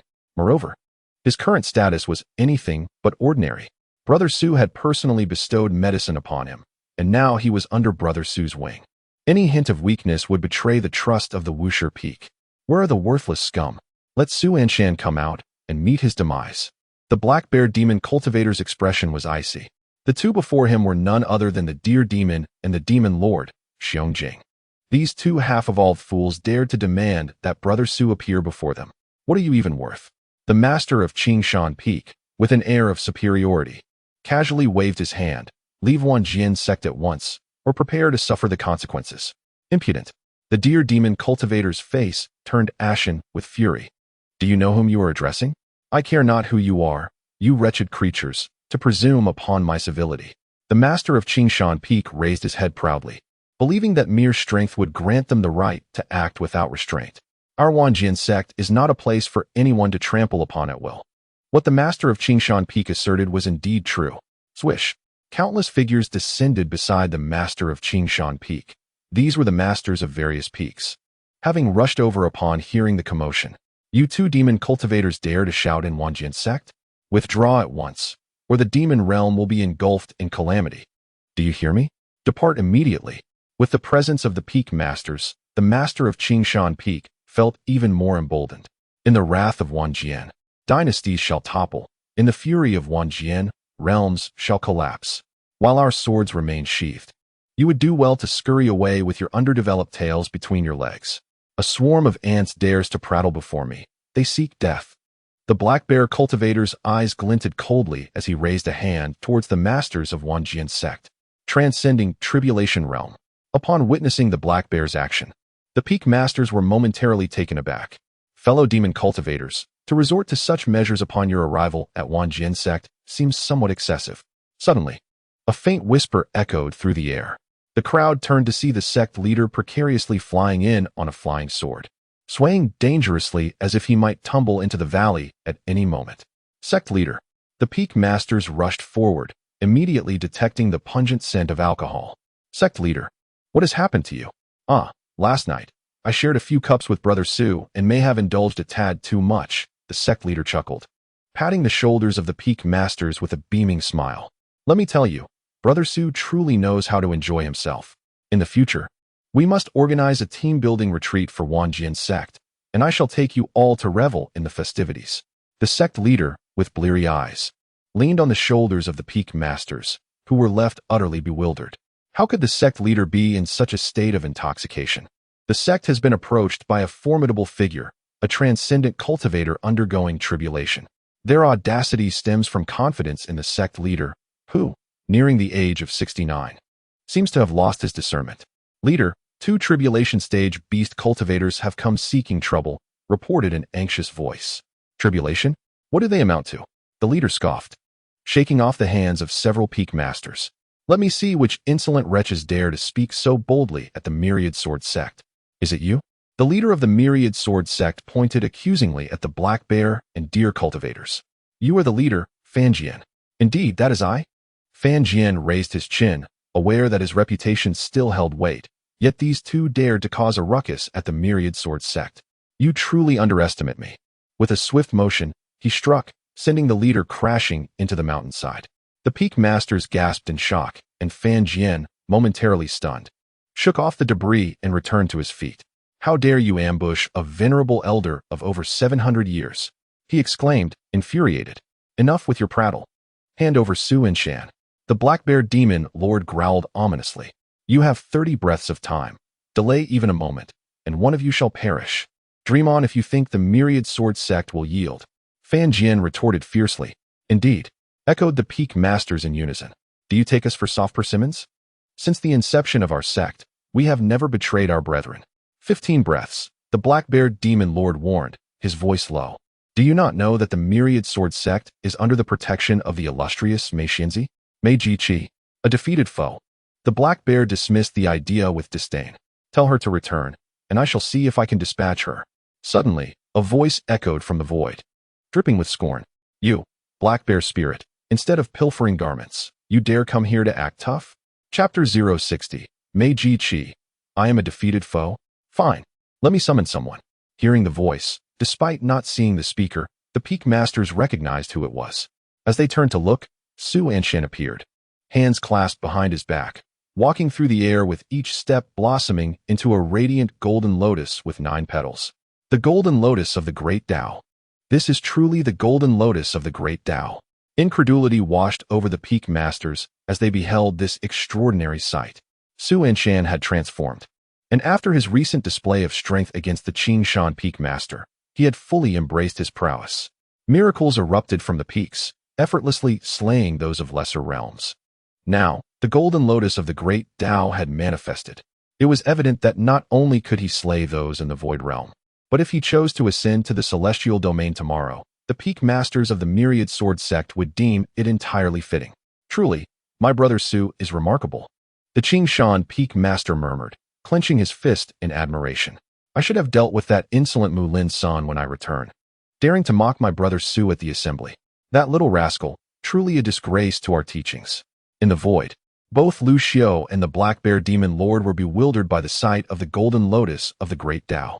You dare to claim this is insufficient to part the seas? This is utter nonsense. Luhuazhou was rendered speechless, while Su Anshan, arriving on the effects of the golden lotus, descended before the assembly of peak masters. Brother Su, countless peak masters clasped their hands in respect. In the realm of cultivation, the worthy are held in high regard. Su Anshan's renowned ability to slay half-step void practitioners and his attainment of the 9-leaf golden lotus earned him the title of brother among the peak masters of the 10,000 Sword Sect. With a gentle smile, Su Anshan nodded. Brother, these 2 demon cultivators are exceedingly arrogant. They seek your life and aim to slay our brethren of the 10,000 Sword Sect. Just moments ago, they spoke disrespectfully to Elder Mei. The master of Qingshan Peak interjected. Su Anshan nodded slightly, gradually lifting his gaze. You, a black bear demon. Do you not have better pursuits than to invade our 10,000 Sword Sect? What business do you have here?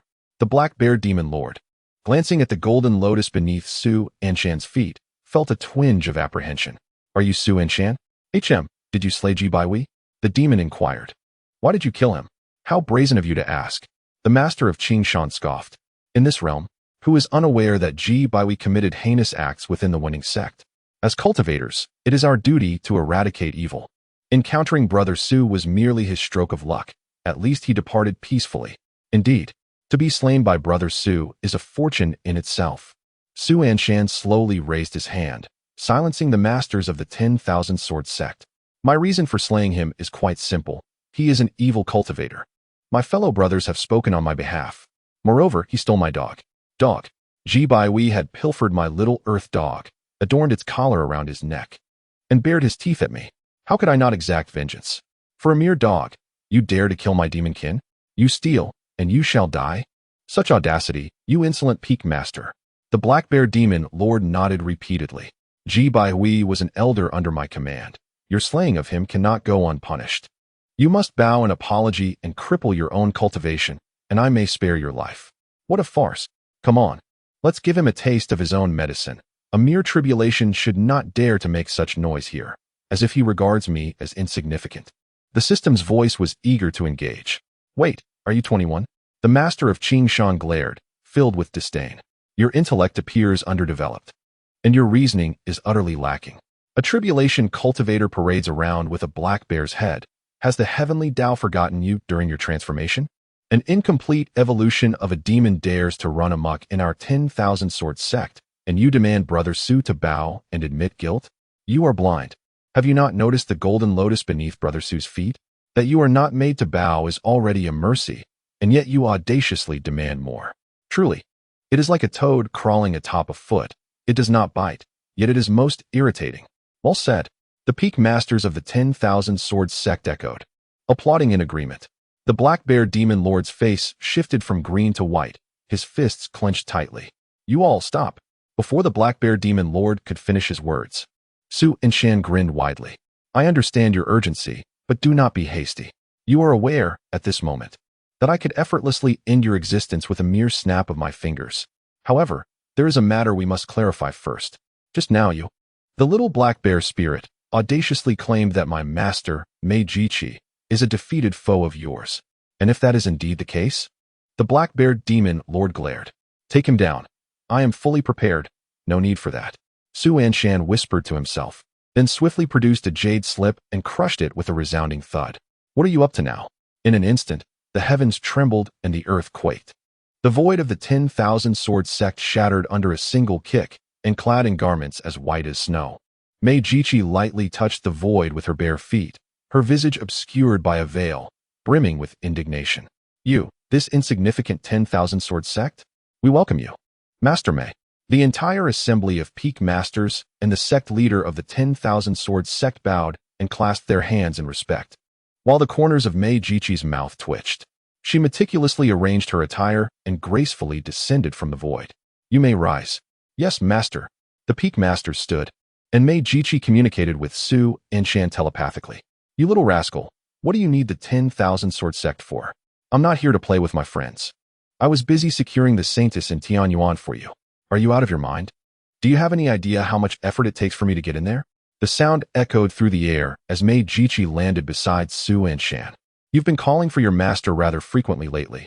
I too require my own space. Next time you wish to call upon me, ask for my permission first. Master. He claims you are his defeated foe. Huh. In an instant, Jiji's eyes widened as she placed her hands on her hips. Come, let me see which little brat you are. Upon seeing the black bear demon lord, Jiji paused momentarily. I have no recollection of you. You dare to claim I am your defeated foe? Jiji had traversed a long path, having bested numerous cultivators. Indeed, she had no memory of this black bear demon lord. Cough. The black bear demon lord suddenly felt a twinge of uncertainty. He had never truly battled Jiji. He had merely witnessed her spar with the white tiger sovereign, which had taken half an hour for her to subdue. In his duel with the white tiger sovereign, he had only required a mere quarter of that time. Thus, he had concluded that Jiji was far from his equal. However, upon witnessing her shatter the void, an unsettling doubt crept into his heart. Yet, despite the uncertainty, one cannot afford to appear weak. Am I wrong? If you refuse to accept it, shall we engage in another round? Very well. If you assert that I am your defeated foe, so be it. Jiji seemed disinterested in further argument. while the black bear demon lord exhibited a disdainful glint in his eyes. Unexpectedly, Mei Jiji retrieved another jade slip from her robes. Since you claim I am your defeated foe, I shall not engage in combat with you. Wait while I summon someone. Chapter 061, Master Wu Rend. Is truly a celestial being? Master is about to summon someone. Su Anshan looked up at the black bear spirit. Black bear, demon lord, age, 2174 realm. Peak of the tribulation transcendence, qualification, superior earth spirit root. Superior wood spirit root, traits. Who cares to look? Appearance, far inferior to you before the screen, with the power of a peak tribulation transcendence bear paw. One bite from it would surely cause blood to spurt from the nose. It should be a simple task for Master Mei Jiji to deal with it. Understood. Perhaps it is merely a matter of indolence in typing. According to the traditions of Wuxi Peak, is Master preparing to summon the ancestor? Su Anshan swallowed hard. Despite being at Wuxi Peak for quite some time, he had yet to meet the ancestor. This time, it was certain. Dinner would surely improve, perhaps even featuring bear paw. Should it be fried or steamed? Hey, what is this? Why does this system seem so despondent? You've changed. What is wrong with me?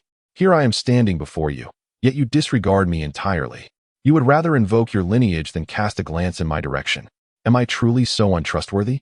The bear spirit is at the peak of tribulation. What of it? The meager offerings you provided are insufficient to contend with him. I will go hunting. Is that not enough for you? Have you forgotten our solemn vow? Have you forgotten our pact? The moment you encounter a peak tribulation, you call upon your lineage. If others in the circle were to learn of this, they would assume I have summoned you. What do you propose? Should I simply yield to you next time? Very well. You can invoke your lineage for one task. Is that acceptable? All right. Consider it a stroke of conscience. Incredible. This system resembles a timid bride, unwilling to proceed without assistance. Let us agree on this. Next time, the adversary you provoke must not be of lesser tribulation. Do not attempt to deceive me with some trifling opponent. Agreed. I shall summon a true immortal for you to see if that suffices. Agreed. Let it be settled then. It must be a true immortal. Anything below that shall not count. You seem to be afflicted by some grave ailment. Su Anshan mused. While the black bear demon lord, having heard that Mei Jiji intended to summon someone, appeared so delighted that one could almost glimpse the bare gallbladder in his mouth. Summon someone. Mei Jiji, are you not renowned as the foremost dual cultivator of the Luhuazhou prefecture? Do you not dare to engage with me? The black bear spirit, so pleased with himself. Summon. As a dignified sovereign of the demon race, he would not fear calling upon another. Being at the peak of tribulation, he would not even flinch in the presence of a human cultivator at the ascension stage. Across the realm, only a handful could match him in combat. It is foolish of him to underestimate Mei Jiji's prowess. During the moment of breaking through the void, he felt a tinge of trepidation, only to discover that she was nothing but a hollow vessel, lacking even the courage to engage him. Ah, yes. Mei Jiji replied with a smile that did not reach her eyes. I fear you greatly. I am your defeated foe. How could I dare to contend with you? Please wait a moment. The elder I summoned shall arrive shortly. You insolent girl, whom do you refer to as elder? In an instant, a voice resonated from the void. Suddenly, a cascade of green willow leaves fluttered down from the sky. As the leaves danced in the wind, a figure appeared before Mei Jiji. Resembling a refined scholar with a gentle demeanor that evoked a sense of literary elegance. Demon Lord, do you recognize this person? A deer tribe cultivator whispered. I do not. The black bear's spirit shook his head, feeling a sense of calm wash over him. He had committed to memory those capable of defeating him in this star domain. And the individual before him was not among them. Ah, you old fool, have you changed your guise again? Mei Jiji scoffed at the scholar before her. As one teeters on the brink of the grave, engaged in a perpetual masquerade, is it not peculiar that this time the target is a lady of high birth? One might question the sanity of such behavior. Do you possess the audacity for such frivolity? You insolent girl, should you continue to babble nonsensically, I shall silence you. Mei Jiji pouted. Do not silence me. I am quite occupied. Have you seen that black bear spirit? He claims I am but a defeated foe beneath him. I cannot best him. You must swiftly deal with him, for I have matters to attend to in Tianyuan. The scholar turned his gaze slowly towards the black bear spirit. Who is this? Su Anshan, standing nearby, furrowed his brow. Is this our ancestral master? He appears quite different from my expectations. I imagined a rugged figure, adorned with a bushy beard and a face of flesh. Yet, this gentleman, Wu Rend, looks so refined and elegant. Could he truly be our master? A glance at his profile suggests he is not merely an ordinary figure. White-faced scholar, Wu Ren. Age, 732 realm. Approaching ascension qualities, divine wind spiritual root, traits, disdain for Jiji, disdain for jade. Respect for elders and affection for the young, approachable and kindly, other traits hidden, beauty, 98. Is it really our master? What do these traits signify? Disdain for both Jiji and jade, who happens to be his own master. Furthermore, there are hidden traits yet to be revealed. What manner of master is he? Yet, his realm indicates he is on the verge of ascension. Is he preparing to depart? Moreover, why does his laughter seem so peculiar? As if he is stifling it behind his hand. Is our master a eunuch? That is rather unsettling. The scholar continued to stifle his laughter. You little black bear. You are truly inept. Do not dare claim to be my disciple. My lineage does not harbor such weakness. Begone, if you please. Jiji rolled her eyes. I have no desire to engage him. Did he not declare that I could not contend with him? Surely, it would be permissible for me to shake someone else. Especially since I encountered that Hua Qinggu a few days ago. He still lives? Wu Ren glared. You cannot best him. During our encounter in the bamboo grove, he ridiculed you thoroughly, and you merely retorted with empty words. Now hurry and eliminate that black bear. I am rather irritated. How dare he mock me? That pale-faced fellow. The black bear's spirit raised his hand. What are you two chattering about? Step forward and face your demise. Who do you call a pale-faced fellow? You. The black bear's spirit glared fiercely. You, with your effeminate demeanor, carry an air of heavy energy. I can hardly be bothered to kill you. You should take your own life. Ha ha ha, did you hear that? He says you carry heavy energy. Jiji appeared to revel in the chaos. The white-faced scholar pressed his lips together. Little black bear, have you forgotten how I once bested you? Do you dare challenge me again? You insolent wretch. Before the black bear's spirit could retort, the white-robed scholar suddenly transformed into a fairy clad in a flowing floral gown, her hair cascading like a waterfall. Holding a flower umbrella. Welcome, master. Still perplexed, who is the master of the Wanjian sect beside Master Mei? As he beheld the celestial maiden, he immediately knelt in reverence, followed by the other peak masters of the Wanjian sect, who gasped in astonishment and dropped to one knee. We humbly welcome our revered ancestor.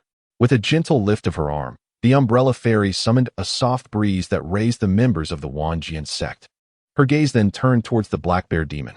Upon seeing the celestial maiden, the black bear demon felt as though his heart would burst. Do you now recognize who I am? Wu Ren smiled warmly at him. Do not be dazed. You should take your own life. Anshan was taken aback. My revered ancestor, Wu Ren, is actually a celestial maiden. That is indeed extraordinarily cool. Chapter 62. Begone, you insufferable transgressor. This is preposterous. How can our ancestor be a celestial maiden? Wu Ren. That name hardly suggests a benevolent spirit. It seems implausible for one to bear the name of a celestial being. Yet, there she stands, exuding such ethereal grace. Truly remarkable. As the ancestor revealed her true form, it seemed her characteristics would no longer be concealed. A closer look suggested she was not merely an ordinary being. Wu Ren, the hundred-faced fairy, age, 273 realm. On the verge of ascension, talent, divine wind spirit root, traits, disdainful of Jiji, disdainful of jade. Respectful of the elderly and affectionate towards the young, amiable, a calamity to nations, possessing a golden ratio, a sacred body of the moon, agile toes, a lover of four, a golden right hand, and harboring a profound interest in the handsome young man beside Jiji. Appearance, 99. Her age appeared to have diminished.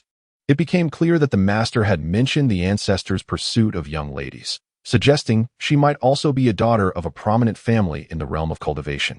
Disguising herself as over 700 years old, a being of such age on the verge of ascension was indeed a rare prodigy across the entire star domain. At over 200 years, it would be easily discerned that she was Wu Ren. How meticulous our ancestor is. But what do they mean by her having a profound interest in the handsome young man beside Jiji? Surely, that refers to him. Wow, my friend, your ancestor is truly an exceptional furnace. Have you seen her traits? The sacred body of the moon. If you were to engage in dual cultivation with her, you could soar to new heights. Such an exceptional furnace. Are you out of your mind? This is my ancestor. Her worth as a furnace is of no concern to me. What of the ancestor? Immortals share the same lifespan as the heavens. Even that fellow had an affair with his aunt. You are aware of that? My friend, before you were bound to me, you roamed the myriad realms, surely encountering all manner of tales. How about this? She is indeed an excellent furnace. Do you want me to assist you in administering a potion? We could engage in dual cultivation. Just give the word, and I shall head out to hunt. Begone, you transgressor against my ancestor. You have learned nothing. How can you be so oblivious? She shows interest in you. Perhaps she wishes to engage in dual cultivation as well. Get lost. What kind of serious system is this? Upon seeing my senior sister, an excellent furnace. Upon seeing my master, an excellent furnace. And now, upon seeing my ancestor, she is yet another exceptional furnace.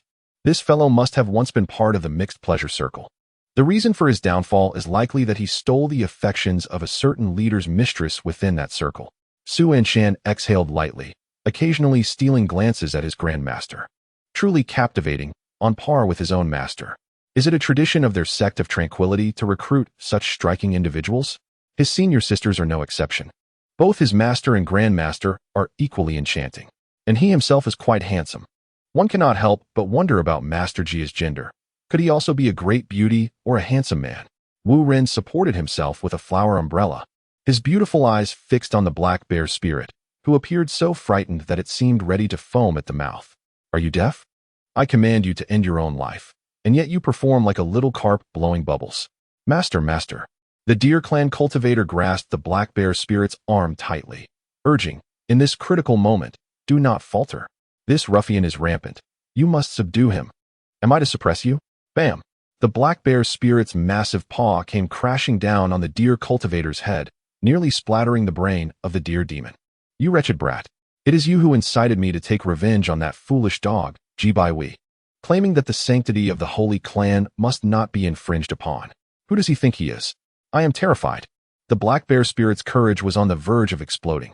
Never in his wildest dreams did he think he would encounter this ancestor in such a vast star domain. 30 years ago, when Wu Ren intruded upon their demon clan's camp, he had demanded the finest bear paw to nourish his newly accepted disciple, as well as a bear gallbladder for alchemical purposes. The demon clan's elite were thoroughly beaten by Wu Ren, and he was among them. Fortunately, at that time he was still young and had not yet reached the peak of tribulation. Wu Ren found his flesh unappetizing and ignored him. Yet, he bore witness to his uncle's hand being severed by Wu Ren, and it was only after his uncle negotiated with a 1,000-year-old giant python for a replacement snake gallbladder that he was able to retain his bear gallbladder. His uncle still lies at home to this day. From that moment on, the black bear spirit deemed Wu Ren as someone absolutely not to be trifled with, a person he could never hope to defeat. How could this be? Wu Ren is not a rogue without a sect. How could he possibly be associated with the Myriad Sword sect? The deer clan cultivator, who had just been struck, looked utterly bewildered. Master, I am but a little deer. Why do you strike me? Get lost, you little brat. Can't you understand plain words? The black bear's spirit glared. You are a little deer. But which family do you belong to? You wretched creature. Could we please keep the noise down? Wu Ren said, feeling increasingly irritable, his brows knitted together. Hurry and end your life. Cough, esteemed elder black bear spirit, he said cautiously, lowering his head. I truly did not recognize you. I beg for your mercy. How about we settle this as my uncle did back then? Who is your uncle? The one whose bear paw you severed 30 years ago. Ah, it is he. Wu Ren realized, then turned his gaze toward Mei Jiji. Was that bear paw delicious? Delicious, my foot. How dare you bring that bear paw up? It made me run to the toilet with diarrhea. At that time, I almost thought you were jealous of my beauty and wanted to harm me, Mei Jiji scoffed. Impossible. Upon hearing this, the black bear's spirit grew anxious, his eyes widening. My third uncle is a bear cultivator who has successfully transcended tribulation. Our true form is that of the earth bear, and when it comes to the quality of our flesh, none can compare to that of the earth bear. It is merely a matter of the snake's gallbladder. Such a possibility was not entirely unfounded. Mei Jiji nodded lightly. Indeed, our bear paws are truly delectable, when roasted. A sprinkle of pepper enhances the flavor exquisitely. The black bear's spirit extended his paw, addressing the elder. What do you think? If you command it, I shall swiftly sever this paw. And the snake's gallbladder? The gallbladder. The black bear spirit suddenly turned to the deer cultivator beside him, who, still reeling from the scolding, felt an inexplicable sense of foreboding upon seeing the black bear spirit. My lord, I am a deer. Ah, dear. How wonderful. The black bear's spirit grinned widely. Elder, this is a peak tribulation stage 8-horned deer with superior antlers. Would this suffice as a substitute for the snake's gallbladder? If you approve, I shall procure it for you at once. Then do so, as you command. A sinister smile spread across the black bear spirit's face as he turned to the deer cultivator. Hee, little deer. You surely wouldn't want your kin to be expelled from the sacred land, would you? Hand over your antlers obediently. Chapter 63. The celestial realm opens. Your father has arrived. Elder, premium deer antlers and exquisite bear paws. I have placed them here for you. In the void of the myriad sword sect. The black bear demon lord carefully levitated the bear paw and deer antlers with his spiritual essence, glancing at the deer cultivator, who had lost a hand, and the bear spirit, who had lost 2 antlers. Do you desire any of these? Wu Ren cast a sidelong glance at Mei Jiji. What use do I have for such trifles? Mei Jiji wore a look of disdain, turning her gaze to Su Anshan. Disciple, take these 2 items. They are immensely nourishing. Upon hearing Mei Jiji refer to Su Anshan as her disciple, Wu Ren discreetly smirked. You truly offer them to me? The bear paw from a peak tribulation stage and the deer antlers from the tribulation realm. Consuming these would be monumental. Su Anshan instinctively glanced at his colossal dragon, wondering if it might tear a hole through the heavens. The black bear's spirit trembled, nearly in tears. Please, young sir, accept them, regardless of who you are. Just take the bear paw and deer antlers quickly. In such a place of chaos, he had no desire to return. Then I shall not be polite. Su Anshan raised his hand and stored the bear paw and deer antlers in his ring. The cultivators of the myriad sword sect looked on with envious hearts. Such potent restorative items were hardly inferior to the rarest treasures of heaven and earth. The legacy of the Wuxia Peak was truly beyond the reach of many. The black bear's spirit bowed deeply, standing respectfully at the back. Noticing that the black bear's spirit remained, Wu Ren cast him a disinterested glance. Aren't you leaving? Do you wish for me to escort you? I shall take my leave at once. The black bear's spirit exclaimed, darting away as if propelled by wind and fire, with the deer cultivator hastily following behind. My lord, wait for me. Wu Ren, lounging under his parasol, stretched lazily, his slender waist captivating. You all should resume your own affairs. Wu Ren glanced at the sect leader and the various peak masters, and cease calling me Grandmaster. I have long since withdrawn from the myriad sword sect. Yes, Grandmaster. As the leaders of the 10,000 swords sect departed, Wu Ren stretched his back and turned to Su Anshan, speaking softly. You are the disciple of Mei Jiji and the current leader of Wuxia Peak? Indeed, Master Ancestor. Su Anshan replied. Not bad looking at all, Wu Ren remarked with a subtle smile, his captivating gaze causing Su Anshan to feel a flutter within. It had been a while since he returned. Perhaps he should visit Wuxia Peak. Master Ancestor, please. Su Anshan implored. What a respectful disciple you are, unlike your master, who has no sense of decorum. How rude. Mei Jiji playfully stuck out her tongue. Wu Ren stepped into the void, and Su Anshan watched his retreating figure. Suddenly, a waft of fragrant breeze enveloped Su Anshan, as Mei Jiji's arm encircled his neck. My dear disciple, are you enchanted? Not at all, he protested. Stop pretending. As my disciple, I know what occupies your thoughts. Wu Ren is certainly alluring, and being a sacred body of the Taiyin makes her an excellent vessel. Would you like to engage with her? What? Master, is that not my master ancestor? Isn't she your master? She is indeed my ancestor, but she is not your direct master. Just tell me if you desire it. If you do, I will do whatever it takes to secure her. I've yet to acquire such a woman. I offer my support. I can procure a powerful sedative. I can even subdue a true immortal. What are you two whispering about? Suddenly, Wu Ren's voice resonated within their minds. Hurry back to the mountain. Here we go. She truly can urge one along, Mei Jiji teased, raising an eyebrow at Su Anshan. Should we? Mei Jiji. A thunderous voice echoed through the void. Get back here, you ungrateful disciple. Think you can hide from me? Unperturbed, Mei Jiji merely stuck out her tongue. Oh, the plan is exposed. Moments later, at Wuxia Peak, Wu Ren sat on a stone chair in a pavilion, his gaze fixed intently on Mei Jiji. You truly have a knack for mischief. Even during your time at Wuxia Peak, you dared to sneak into my bed. Now you incite your disciple. How did I ever take you in? What kind of behavior is that? Mei Jiji pouted. You eavesdropping on others' communications is no different from rifling through a child's diary. How can a senior like you engage in such antics? I am merely concerned you may lead your disciple astray. Wu Ren retorted, glaring at Su Anshan as he raised a hand. Master Ancestor, do not emulate your master. Despite her beauty, her mind is filled with illicit thoughts, Wu Ren cautioned gently. As this is our first meeting, I have nothing special to offer you, so take this enchanted soft armor. With a flourish, a set of gossamer armor, still retaining a hint of fragrance, fell into Su Anshan's hands. Wow, is this a humiliation? Does receiving a gift from the Master Ancestor equate to humiliation? Are we to duel again? Not too well. The authorities are conducting a widespread manhunt. At present, I am the #1 wanted criminal, so it's not wise to show my face. However, I will remember this matter and venture out once night falls. Is the situation really that severe? What did you do to become the #1 wanted criminal? Hey, you will find out shortly. This is bad. The system surely took advantage of his slumber to commit some heinous act. The notorious system lives up to its name. Meanwhile, Jiji furrowed her brows upon seeing the soft armor in Su Anshan's hands. Old Wu, are you being partial? In the past, when I begged you for it, you refused to give it to me, yet now you hand it over to my disciple. Are you trying to take advantage of him? Wu Ren retorted, get lost. I am about to ascend. Ascend?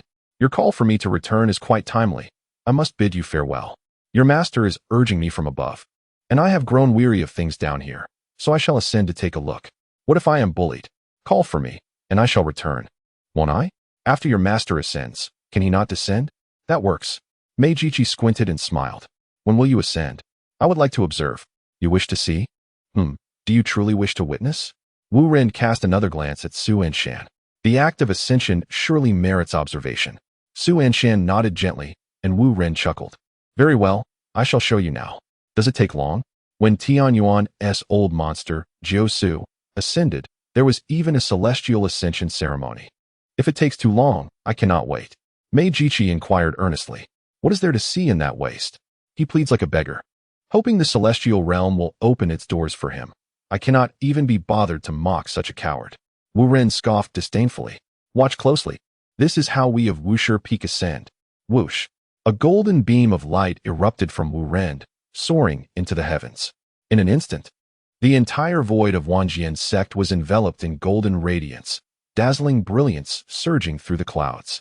Soon after, Wu Ren, holding an umbrella, tore through the void, calling out triumphantly, Celestial Realm, open your gates.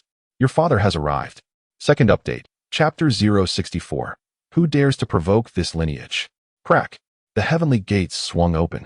From the glimmering golden fissure emerged two cold-faced celestial cultivators clad in golden armor. Wow, that looks quite impressive. Su Anshan exclaimed. Master is truly formidable, summoning the celestial realm to open its gates so readily. At this moment, within Wanjian's sect, countless peak masters and disciples gazed upward into the void. Our ancestor is ascending. Good heavens, our ancestor is so powerful that even the peak of the tribulation, the black bear spirit, was so frightened he severed his own hand and broke his male companion's horn. Male companion? Is there a problem? When he left, did he not call out to wait for him? Who speaks like that to a good person? Makes sense. The peak masters debated among themselves, and amidst their idle chatter, Wu Ren had already arrived before the heavenly gates. Lead the way. Wu Ren stood proudly beneath his flower umbrella.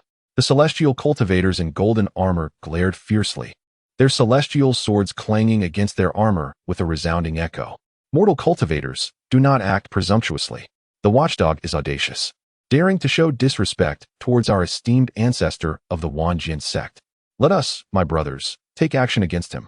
The leaders of the Wanjian sect shouted, as beams of sword light shot into the sky.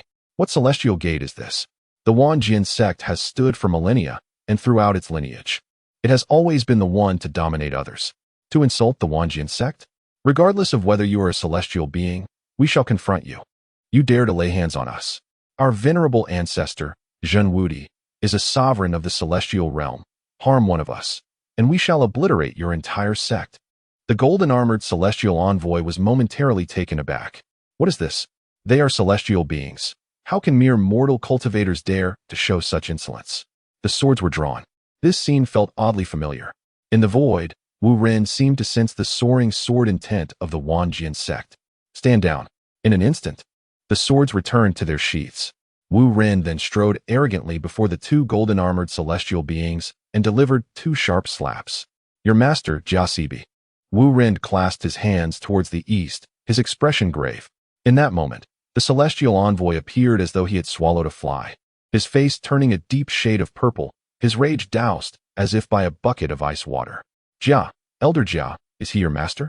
In disbelief, he exclaimed, "If you do not believe me, I shall summon my master to speak with you." Saying this, Wu Ren produced a jade slip inscribed with a divine consciousness imprint from his bosom. The celestial envoy's eyes widened in terror. "There is no need for that, my lady. Please." No wonder the scene of the swords being drawn felt so familiar. When Jia Sibi ascended to immortality, it was similarly dramatic.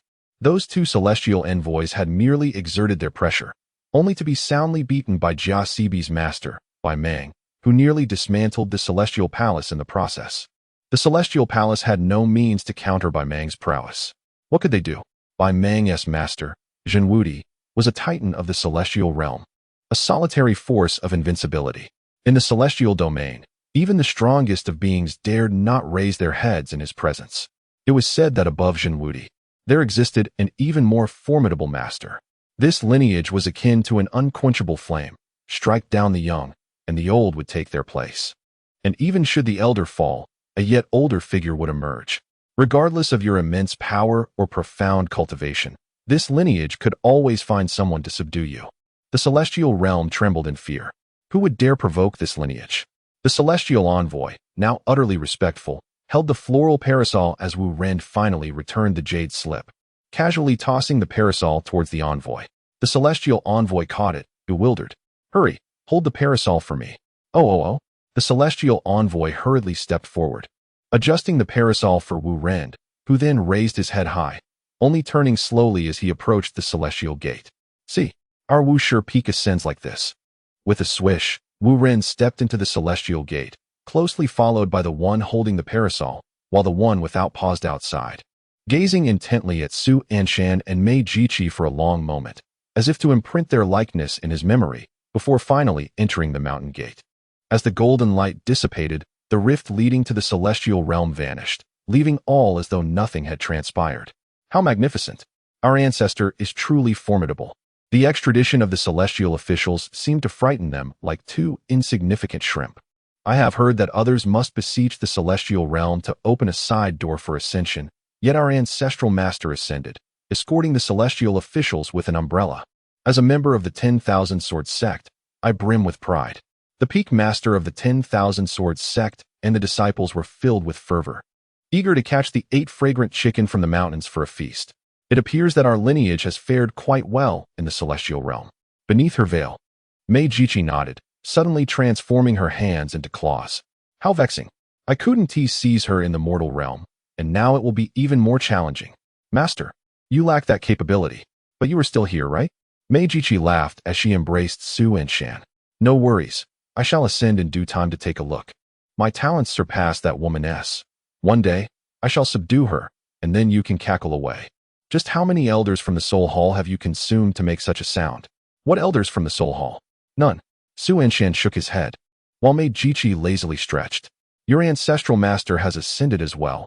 There is nothing remarkable to see. I shall not linger here. There is a saintess waiting for me to seize in Tianyuan. You rest on the peak.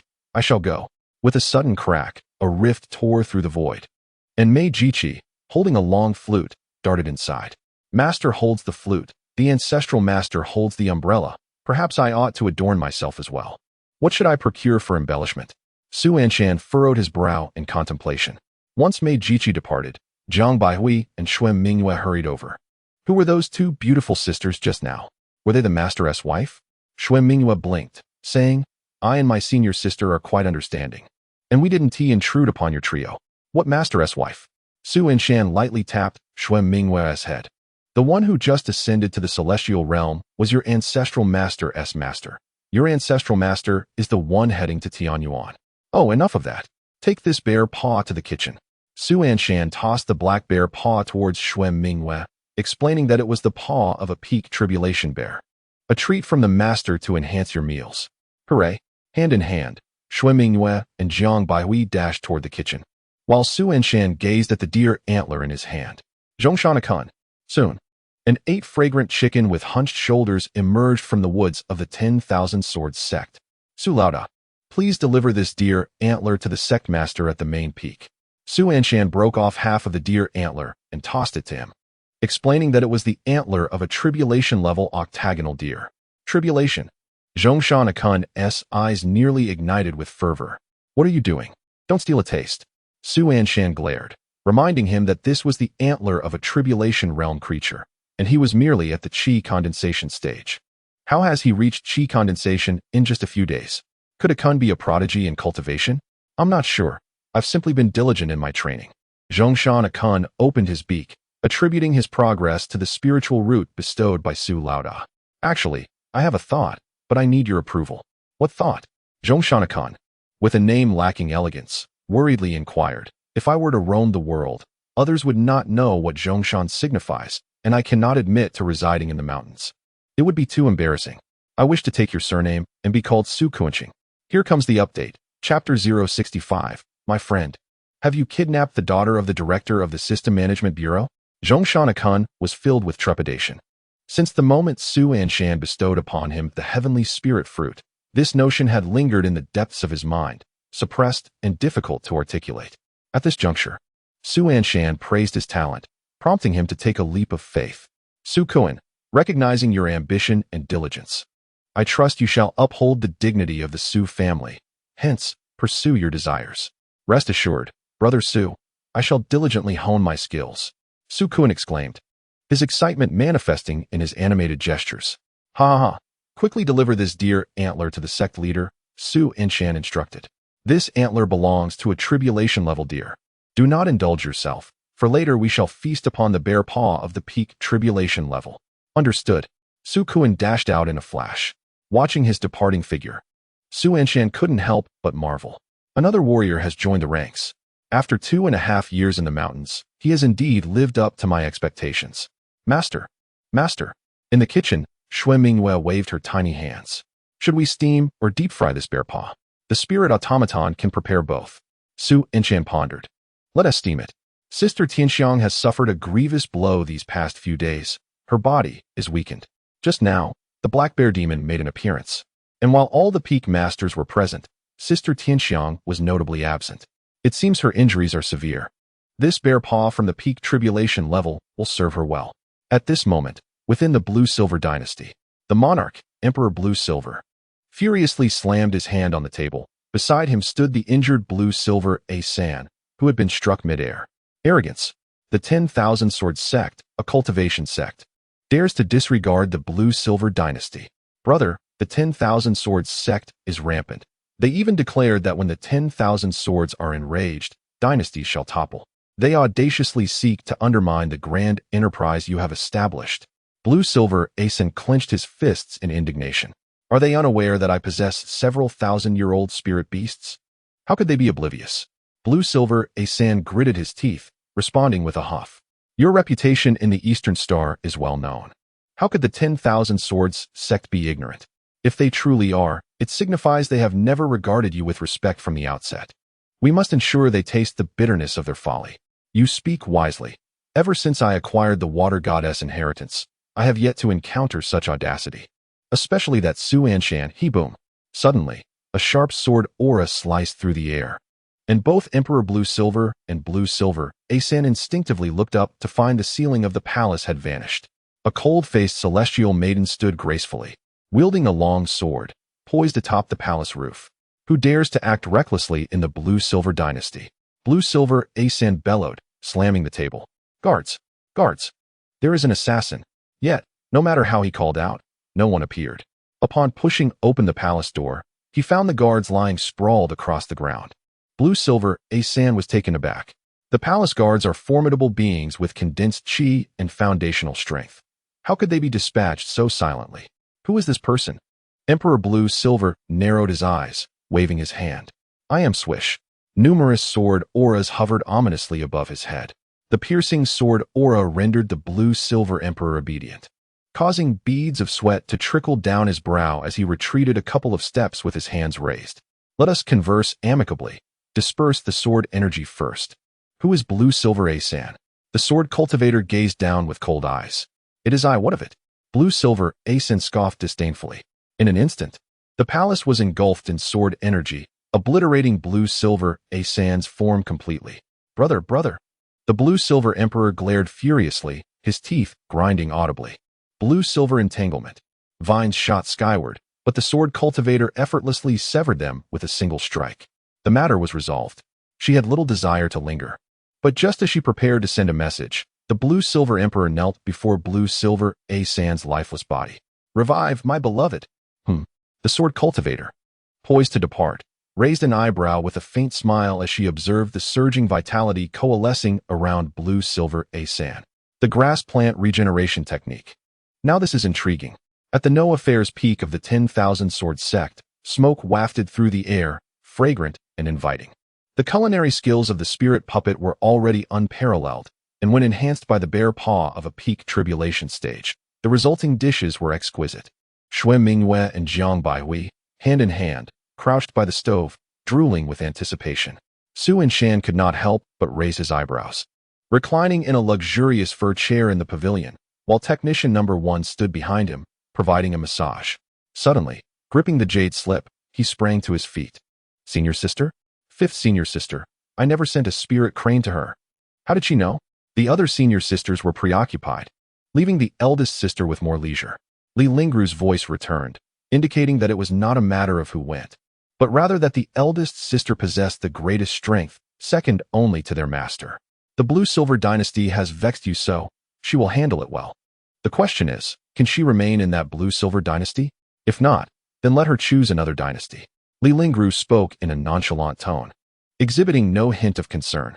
I must attend to a significant matter now. I shall return to see you once I am finished. Thud.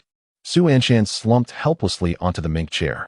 Oh no, the blue-silver dynasty is in for a reckoning. Blue-silver Anshan was quite obstinate, and in a moment of irritation, Su Anshan had sent a spirit crane to a few senior sisters, instructing them to instill a sense of caution in the blue-silver dynasty. Well, while the other sisters did not go, the eldest sister did. Among the sisters at No Affairs Peak, Su Anshan feared the eldest sister the most. It was said she practiced the heartless Jade Maiden path, and during her time on the peak, Su Anshan had never witnessed her smile. She was undeniably decisive, wasting not a single word. Her strikes were always lethal. Why the long face? You wouldn't understand. Fine, if I don't understand, I want to ask. Weren't you curious about why I suddenly became the #1 wanted criminal? Indeed. Su Anshan's expression hardened. He had almost forgotten to inquire about his system buddy's transformation into a notorious fugitive. What on earth did you do? Hey, well, it wasn't much. Here, let me give you a greeting from your brother Anshan. Get away from me. Don't touch me. Hey, are you still grinning at me after all this? You ruffian, do you know who I am? My father is the director of the System Management Bureau. If you dare to kidnap me, my father will not let you off lightly. Prepare to face the consequences. That useless father of yours thinks he can catch me? Stop wasting my time. You are in my grasp now, so keep quiet. Otherwise, I might just go out and find a few rogue systems to have some fun with you. You. Enough talk, Anshan shout. Su Anshan remained silent for a full 30 seconds before swallowing hard. Wait a moment. You actually tied up the daughter of the director of the System Management Bureau? Huh? You've bound the daughter of the director? If you're not the most wanted criminal, then who is? You truly are a desperate fugitive. Chapter 066, Su Tianxiang. Junior brother, it seems I have caught the favor of the Tao. Tying up a commoner is one thing, but daring to bind the director's own daughter? What is there that a system would shy away from doing? No need for further words. Since she is already bound, why worry about the details? That old dang is practically riding my neck now. All I did was hunt and tie up a few systems. Yet I've triggered a red alert for myself. I can't indulge his bad habits.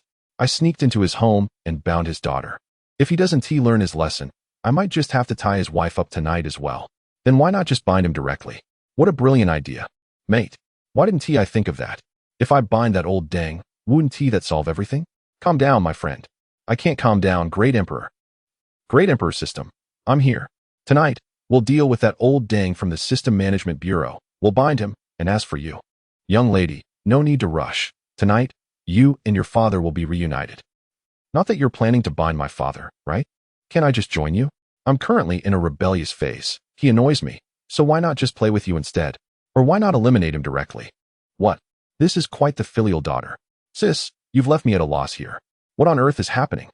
Su Anshan truly found himself at a loss in this situation. Master, the bear paw is ready. With the bear paw held high, Shui Mingwei exclaimed. And Su Anshan rubbed his head in response. You all chat privately. I need to go eat the bear paw. Sure. Don't worry about it. I'll handle this little lady and see what her agenda is. To be honest, her earlier words nearly short-circuited my brain. Good luck. Stretching lazily, Su Anshan twisted his shoulders and headed to the kitchen. The aroma of the bear paw wafted through the air. Zhang Baihui and Shui Mingwei waited for Su Anshan to speak, no matter how much they craved it. They knew they must wait for their master to take the first bite. Gazing at the bear paw before him, Su Anshan sliced it in half. Where's Kuan? Boss. I'm back. The fragrant chicken flapped its wings with such vigor that it seemed ready to take flight, while its two claws scratched the ground vigorously, stirring up a cloud of dust. Now that everyone has gathered, it's time to feast. Hooray! Shui Mingwei and Zhang Baihui eagerly grasped their chopsticks and lunged for the bear paw, while Su Kuan, unable to use chopsticks with his wings, had Su Anshan slice off a piece of meat and toss it onto the table. Su Kuan pecked at the chicken's beak, and in a swift motion, the bear meat was drawn into his mouth. Oh, the overwhelming power! Su Kuan proudly puffed out his chest and raised his wings in a display of strength, proclaiming his prowess. Suddenly, blood spurted from his nose like a geyser, and with a thud, he collapsed. Kuan. Su Anshan kicked the motionless Su Kuan on the ground. Are you all right? Master, I think I might also have a nosebleed. Before Shui Mingwei could finish her sentence, she let out a cry as blood gushed from her nose. And she too slumped to the ground, unconscious. Baihui, are you? I can hardly hold it in. Thud. Zhang Baihui. Half of the bear paw remained largely untouched by chopsticks, nearly leading to a complete annihilation of Wushi Peak. Clearly, the bear paw from the Peak of Tribulation was a bit too much for them. Spirit puppets. Have them carry the two back to their respective residences. As for Su Kuan, just toss him into the mountains.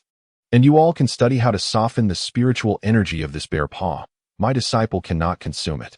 After arranging matters in the peak, Su Anshan proudly displayed half of the bear paw. Senior sister, I have arrived. The sound of a resounding dragon's roar echoed through the skies of Baihua Peak, causing countless female disciples to look up in awe, soon spotting Su Anshan riding in on a boat. Greetings, Uncle Su. A multitude of Baihua Peak disciples clasped their hands in respect as Su Anshan disembarked. Gazing at the countless beautiful maidens before him felt like stepping into a fairyland. Is this not a pure land of daughters? Little uncle. As Su Anshan touched down, two youthful maidens approached, radiating vitality. It was the very pair who had accompanied the figure in white to retrieve him from Tingfeng City. Though only a few days had passed, they appeared even more enchanting. Su Anshan playfully pinched their cheeks, eliciting a flurry of blushes, yet they showed no sign of resistance. Where is your master? Master is in seclusion at the residence. She has been incommunicado since her return and instructed that no one should disturb her while at the peak. Oh, not in seclusion. You may continue your training. I shall seek out senior sister. Su Anshan affectionately ruffled the hair of his two little nieces before making his way towards Su Tianxiang's abode. The path was unimpeded by barriers. Upon arriving at Su Tianxiang's residence, he called out, I've come. Don't hide inside and stay silent. I know you're not in seclusion. Senior sister, I'm coming in. The wooden door creaked open, revealing Su Tianxiang, lips pursed, gazing at him. Junior brother, we cannot continue like this. We are within the peak. Don't believe it. What can't we do? There are over a dozen barriers on the road. You resolved each one she encountered. What a duplicitous woman. My friend, you truly are something else. Have you managed your affairs? Are you clear about the daughter of the head of the System Management Bureau? Furthermore, do you not think it is time for you to act more sensibly? Upon receiving the news, Su Anshan nodded with satisfaction and a smile appeared on his face. Senior sister, what are you thinking? Your junior brother has come to visit you. A few days ago, you suffered a severe injury. And just as my master returned to the sect after defeating a peak tribulation black bear spirit, I brought you a bear paw. Oh, is that so? Su Tianxiang's eyes revealed a hint of disappointment, which she quickly masked. Truly, you are a wonderful junior brother. Su Anshan took out half of the bear paw. And as Su Tianxiang used her jade chopsticks to take a few bites, a surge of spiritual essence enveloped her, bringing a flush to her cheeks. How is it? Senior sister, junior brother, you may need to assist me further. The spiritual essence in this bear paw is overwhelmingly potent, Su Tianxiang said, biting her lip, struggling to speak. SH. I understand. In an instant, restrictions were put in place. The inhabitants of Baihua Peak turned their gazes towards Su Tianxiang's residence, where she, in a sheer garment, looked into Su Anshan's eyes with her pink irises. Junior brother, I have something else I wish to discuss with you. Let us address the important matter first. This is very significant. Then let us speak while we attend to it. Junior brother, I am not jesting. This matter is indeed crucial. Su Tianxiang's eyes reflected gravity as she leaned closer to Su Anshan and whispered in his ear, I believe I have gained the favor of the Tao. What? Is that true? Su Anshan's eyes widened in astonishment. No kidding. Chapter 067. The Final Frenzy of Check-ins. Your system has been captured. The bare paw from the peak of tribulation is indeed sufficient. Several hours later, Su Tianxiang, drenched in sweat, whispered, You must not mention our affair to anyone in the peak. We should maintain our relationship as senior and junior siblings. That is all you say? Su Anshan scratched his head at Su Tianxiang's furious expression. What am I supposed to say? Just go away. You're acting like a scoundrel. Hurry up. Su Tianxiang kicked Su Anshan twice. Su Anshan, bewildered by the kicks, thought, who is truly the scoundrel here? As night fell, after leaving Su Tianxiang's residence, it was already dark. Under the cover of night, Su Anshan soared back to the mountain. The sword spirit of the sacred artifact vigilantly awaited at the peak and bowed upon Su Anshan's return. Master. Su Anshan glanced toward the room. Are my two disciples still asleep? The sword spirit shook its head. They barely had a few bites before they were overwhelmed, concerned for their condition. Su Anshan entered the room to check. The sisters were entwined, legs crossed. Suddenly, Xue Mingyue seemed to frown and murmured in her sleep. Su Anshan instinctively leaned closer to listen. Master. I am not ready yet. Su Anshan was filled with questions. What kind of dream is this? He silently reached out to move Jiang Baihui's hand from Xue Mingyue. But just as he did, Xue Mingyue grabbed him back. I never said that it was not allowed. Su Anshan's mind was momentarily short-circuited for half a minute, as he confirmed that both of his disciples were indeed sound asleep before he quietly exited the room. Had they not awakened at all? Truly? Reflecting on Xue Mingyue's murmurs in her dreams, Su Anshan cast another glance at the room behind him. It seemed that the overwhelming power of the bear's paw at the peak of tribulation was indeed too much for them, so he decided to stay here and keep watch, instructing them to alert him of any developments. Understood. Instinctively wanting to depart, he took a few steps before halting once more. How about Kunzi? He awoke 2 hours ago and immediately sought to find a partner among the fragrant flowers of the mountain.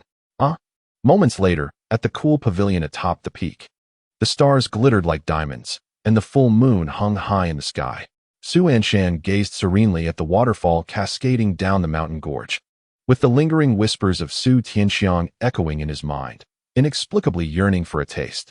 This senior sister was truly difficult to fathom. Wasn't he merely following her guidance? Why the opposition? To go against a woman's will is to invite a beating. The heart of a woman is as elusive as a needle at the bottom of the sea. And what of her mention of the favor of the Tao? How could that be possible? Could one truly gain the favor of the Tao through dual cultivation? Was his golden lotus not genuine? The Great Emperor. Great Emperor system. In the process, the special effect you provided me, was it merely a special effect? Great Emperor system. Indeed, this is perplexing. If it is merely a special effect, how can it attract the favor of the Tao? Could it be that Sister Tianxiang has indeed comprehended the Tao on her own, receiving its favor, and subconsciously believes that it was through their dual cultivation that she attained such understanding? This possibility cannot be dismissed. Suddenly, a message from the system appeared before Su Anshan's eyes. Hey, are you okay? Get lost. Su Anshan glared and cursed. Are you so idle? Did you manage to handle the director's daughter? Calling someone Brother Anshan quite impressive, you really clarified the matter. Low-key, just the surface, alright. So what kind of system is she? I am not a system. Is there even a non-system entity in the system circle? What kind of circle is this? Well, in your cultivation circle, there are also those who are not immortals. What kind of circle are you? Wow, backtalk. Dude, did you see that? Backtalk. Calm down. Calm down. Dude, in this system circle, there indeed exists some non-systems. How can I explain this to you? She hasn't entered society yet. A student, is it? Something like that? Then why restrain her? She is of no use. Who is of no use? My father is the director of the System Management Bureau, the top authority in the system circle. Hey, this is rather interesting. Quite to my taste. Ding. The system has initiated a private conversation with you. What now? You heard that, right? Understood? Understood. She can rally people, can't she?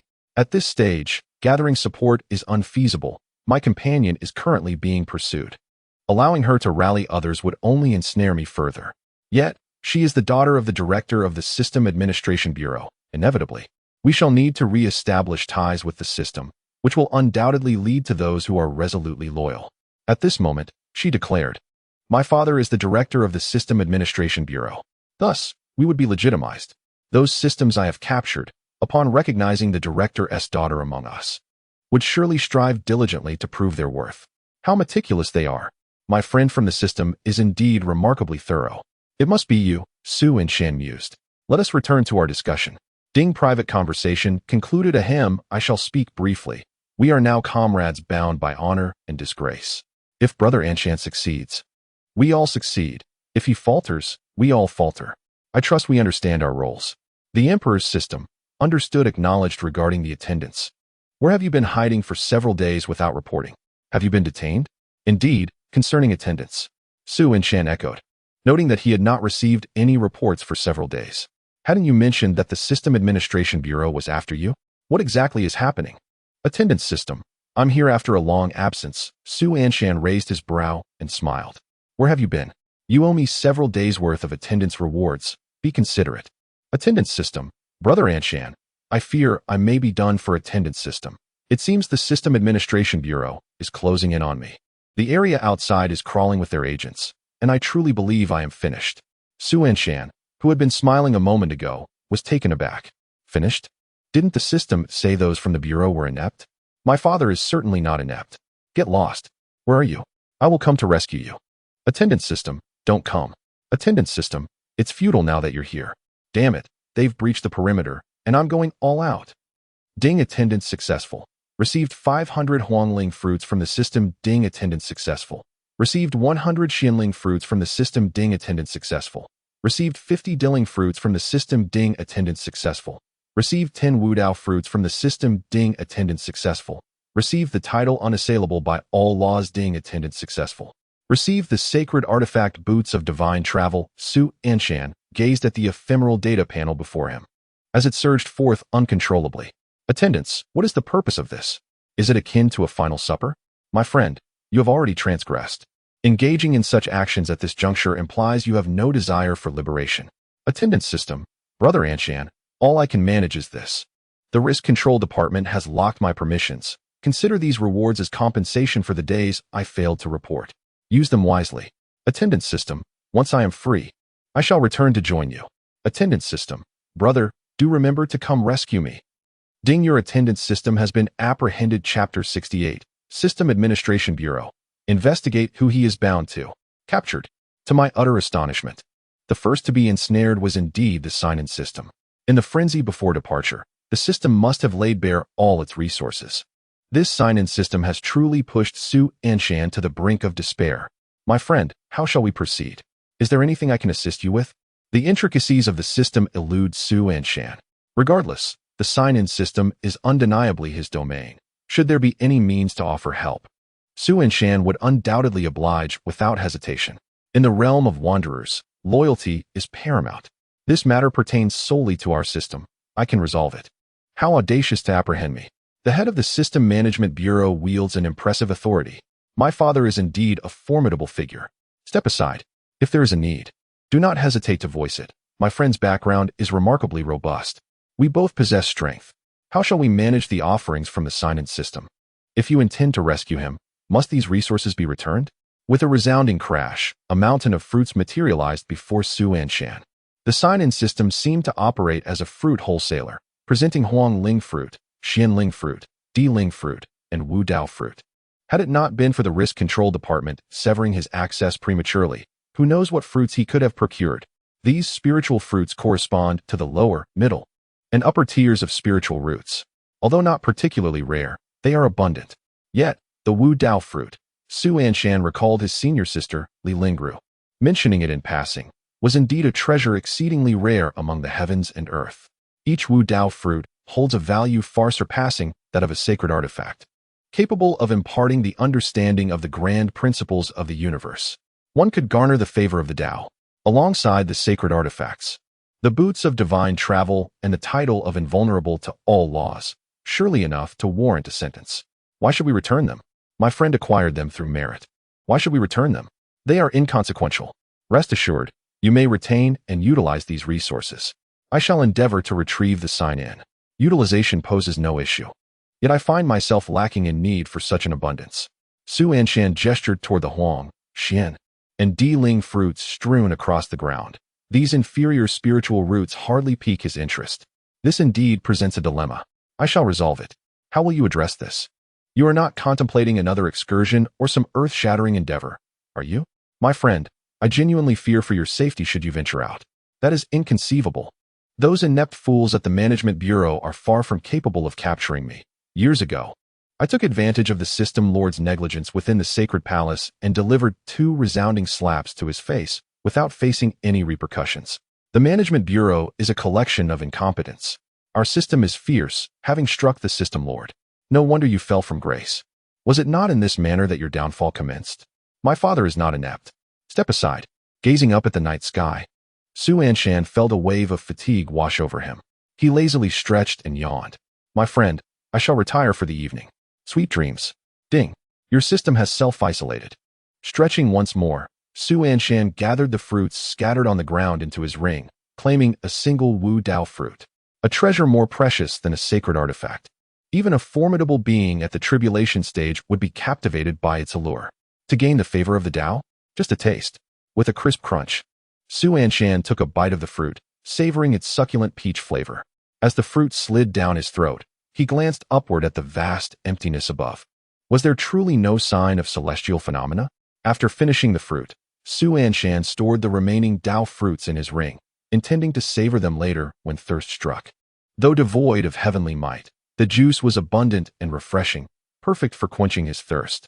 As for the title, he would inquire about it with the system master when time permitted. The rewards from the sign-in system were undoubtedly remarkable. Then, Su Anshan turned his gaze toward the divine artifact, the Miles divine boots. After all, a sacred artifact is indeed a sacred artifact. It fit him perfectly and offered unparalleled comfort. The concept of Miles was intriguing. Suddenly, a fleeting shadow darted through the air. At that moment, the system master, who had cloaked himself in secrecy, was engaged in a dialogue.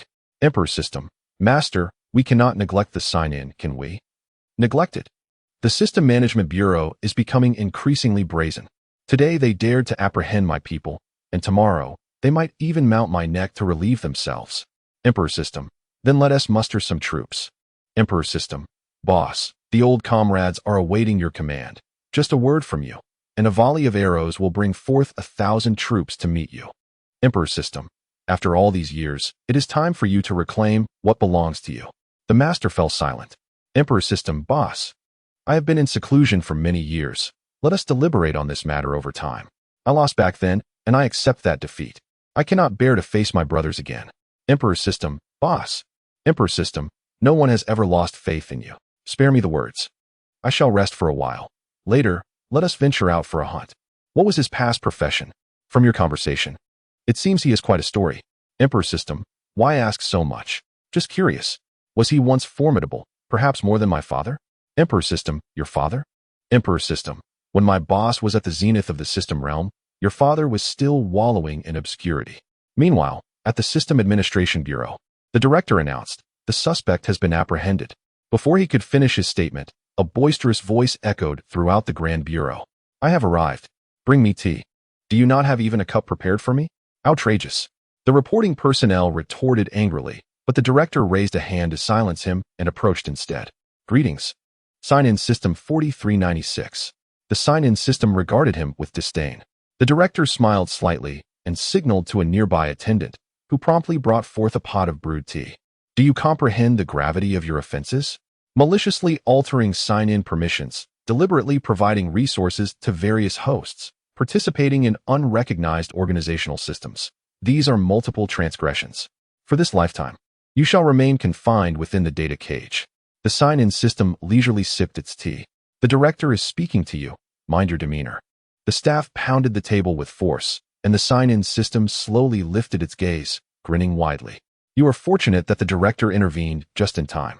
His face still adorned with a smile. You still possess the opportunity for redemption.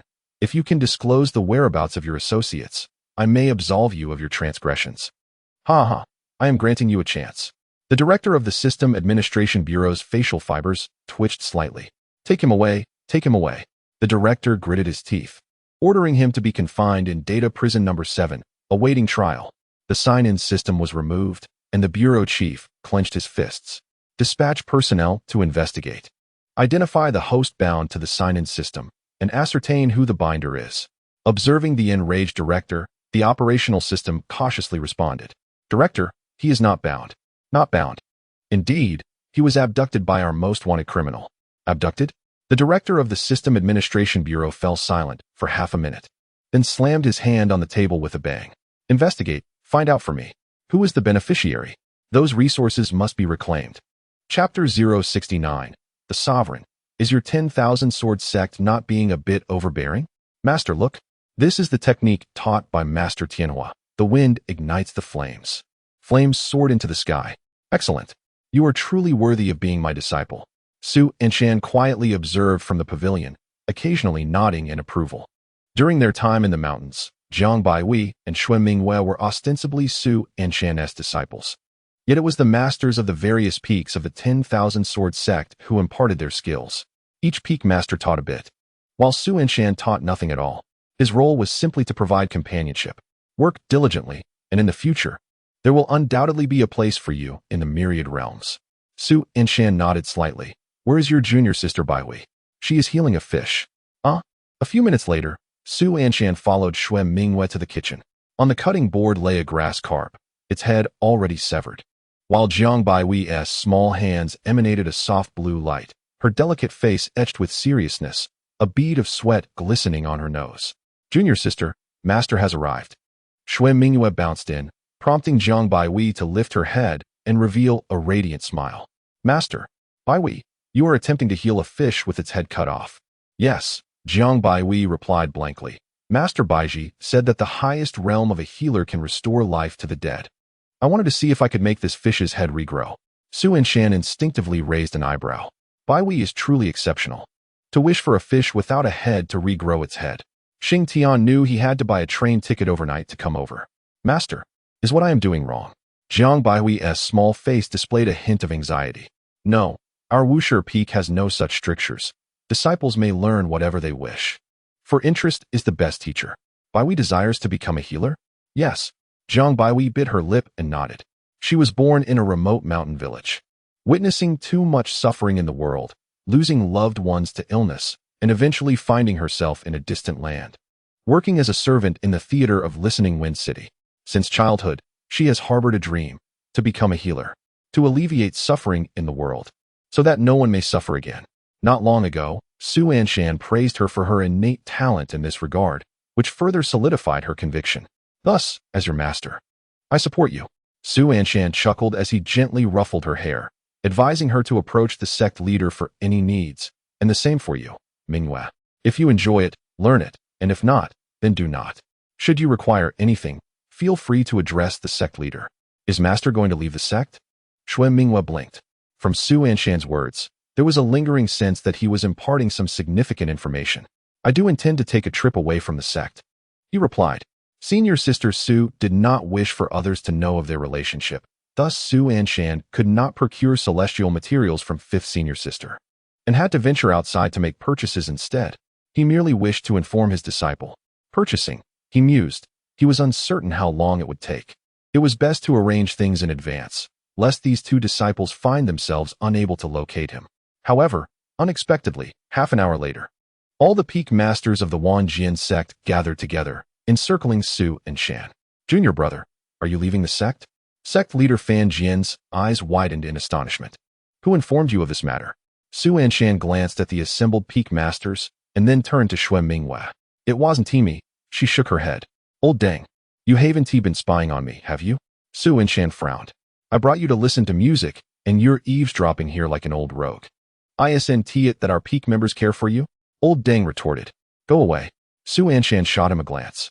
Suddenly his expression shifted as he conveyed through his spiritual sense. You haven't learned anything you shouldn't have, right? In an instant, Fan Jian broke into a mischievous grin. Which secrets are you implying I shouldn't know? This old dang, it seemed, knew everything. Don't speak carelessly, Su Anshan warned. Rest assured, I'm still well aware of this matter. Fan Jian grinned and exchanged knowing glances with Su Anshan, who then cleared his throat. Junior brother, you have been in the sect for many years without venturing far. Here are the spiritual jade slips of all cultivators above the divine sense realm in our Wanjian sect. If you crush one, we will all sense it and come to your aid. We understand your profound cultivation. At least, should any trouble arise, we can provide you with some support. With a clatter, a fully packed box of spiritual jade slips made Su Anshan feel a tingling sensation on his scalp. As he spoke, Fan Jian took a step back. The peak master of Qingshan approached with a beaming smile. Su Shixiang, this is a small token of goodwill from all the peak masters. With a resounding thud, yet another box landed, followed by dozens more. Spiritual stones, magical artifacts, talismans, formation flags, everything one could imagine. What is all this for? Su Anshan looked at the plethora of boxes, utterly perplexed. I merely wish to take a stroll. Brother, this is our humble sentiment. Perhaps these artifacts may not catch your eye, yet they represent our goodwill. We have not yet reached the divine sense realm, and unlike sect leader, we cannot leave spiritual jade slips, so let these serve as our accompaniment in spirit. Regardless of Su Anshan's attempts to refuse, they simply would not listen. The peak masters departed as gracefully as they had arrived, leaving behind dozens of large boxes at Wushi Peak. What on earth is this all for? Su Anshan pondered, feeling a headache rise at the sight of the boxes. My friend, it appears that your sect, the 10,000 Sword sect, has been rather excessively oppressive. How long must I hunt to reclaim these items? When did you return? Why are you so silent? I want to make a sound. Did we not agree upon this when we first met? I am not a mouse. I find your thought process quite amusing. For you, a mere utterance equates to a sound. Is your intellect singularly focused? Can we not agree that the number of leaders in your sect is rather excessive? The 10,000 Sword sect indeed boasts a staggering multitude of leaders. After 5 years of our acquaintance, are you unaware that the sect encompasses around 80,000 peaks? With 18,000 of these peaks under the governance of leaders, the remainder are merely retired officials or former leaders. That is the situation. The apprentice selection event does not involve all leaders, though. The selection of apprentices among the leaders occurs through a lottery system. With only 20 leaders eligible to draw for apprentices, the rest must source from the outer disciples. My friend, I realize I may have acted hastily. Your lineage is formidable, and your sect is certainly no trifling matter. What legitimate sect could possibly have such a multitude of leaders? Can a mere fragment of consciousness carry an entire chest of spiritual jade? Even if I toil relentlessly like an old mule in the hunt, it is impossible for me to abandon my chosen host. I must protect them, even if it means kneeling. Stop. We cannot allow him to venture out again. Should he do so, it is likely he would be absent for at least a year or more. There is no need to hunt incessantly. I am not lacking in resources. Su Anshan gestured towards the chest on the ground, questioning whether I truly lack such high-level artifacts. Indeed, I do not lack them. Precisely. There is no necessity for contention over this matter. We shall prevail through quality. Among these artifacts, are any 2 pieces of holy artifacts particularly valuable? I see. You mean to say that I owe you 2 holy artifacts? How could you think such a thing? Very well, considering the ones your ancestor provided. I now owe you 3 holy artifacts. However, my friend, authenticity is crucial. We must ensure your sect remains subordinate. I said nothing. There is no need for further words. Ding. You have received a system gift package. Please check your belongings. As promised, the edition is here. Chapter 070. Congratulations on joining the Outlaw Club. Such a bounty. For holy artifacts are readily given. It seems that your hunting expedition has yielded considerable rewards. Are you raiding the palace? A mere trifle of holy artifacts, hardly worth mentioning. It appears this venture has indeed been fruitful. Cough cough, the clues I provided. Oh, is that not the daughter of the director of the System Management Bureau? Fully swayed. She is now aiding in the planning of robberies alongside you. Hurry, open the gift package. It is sure to be a delightful surprise. Oh, I shall anticipate it with a hint of excitement. You have received a gift from the system, the Gentleman Fan Spirit. You have received a gift from the system, the Gentleman Fan Spirit. You have received a gift from the system, the Gentleman Fan Spirit. You have received a gift from the system, the Gentleman Fan Spirit. As Su Anshan gazed at the 4 identical artifacts, the smile on his face vanished. Ha ha ha, the system chuckled. Are you unwell, my friend? Su Anshan picked up one of the fans. Why give me 4 artifacts and then present me with 4 fans?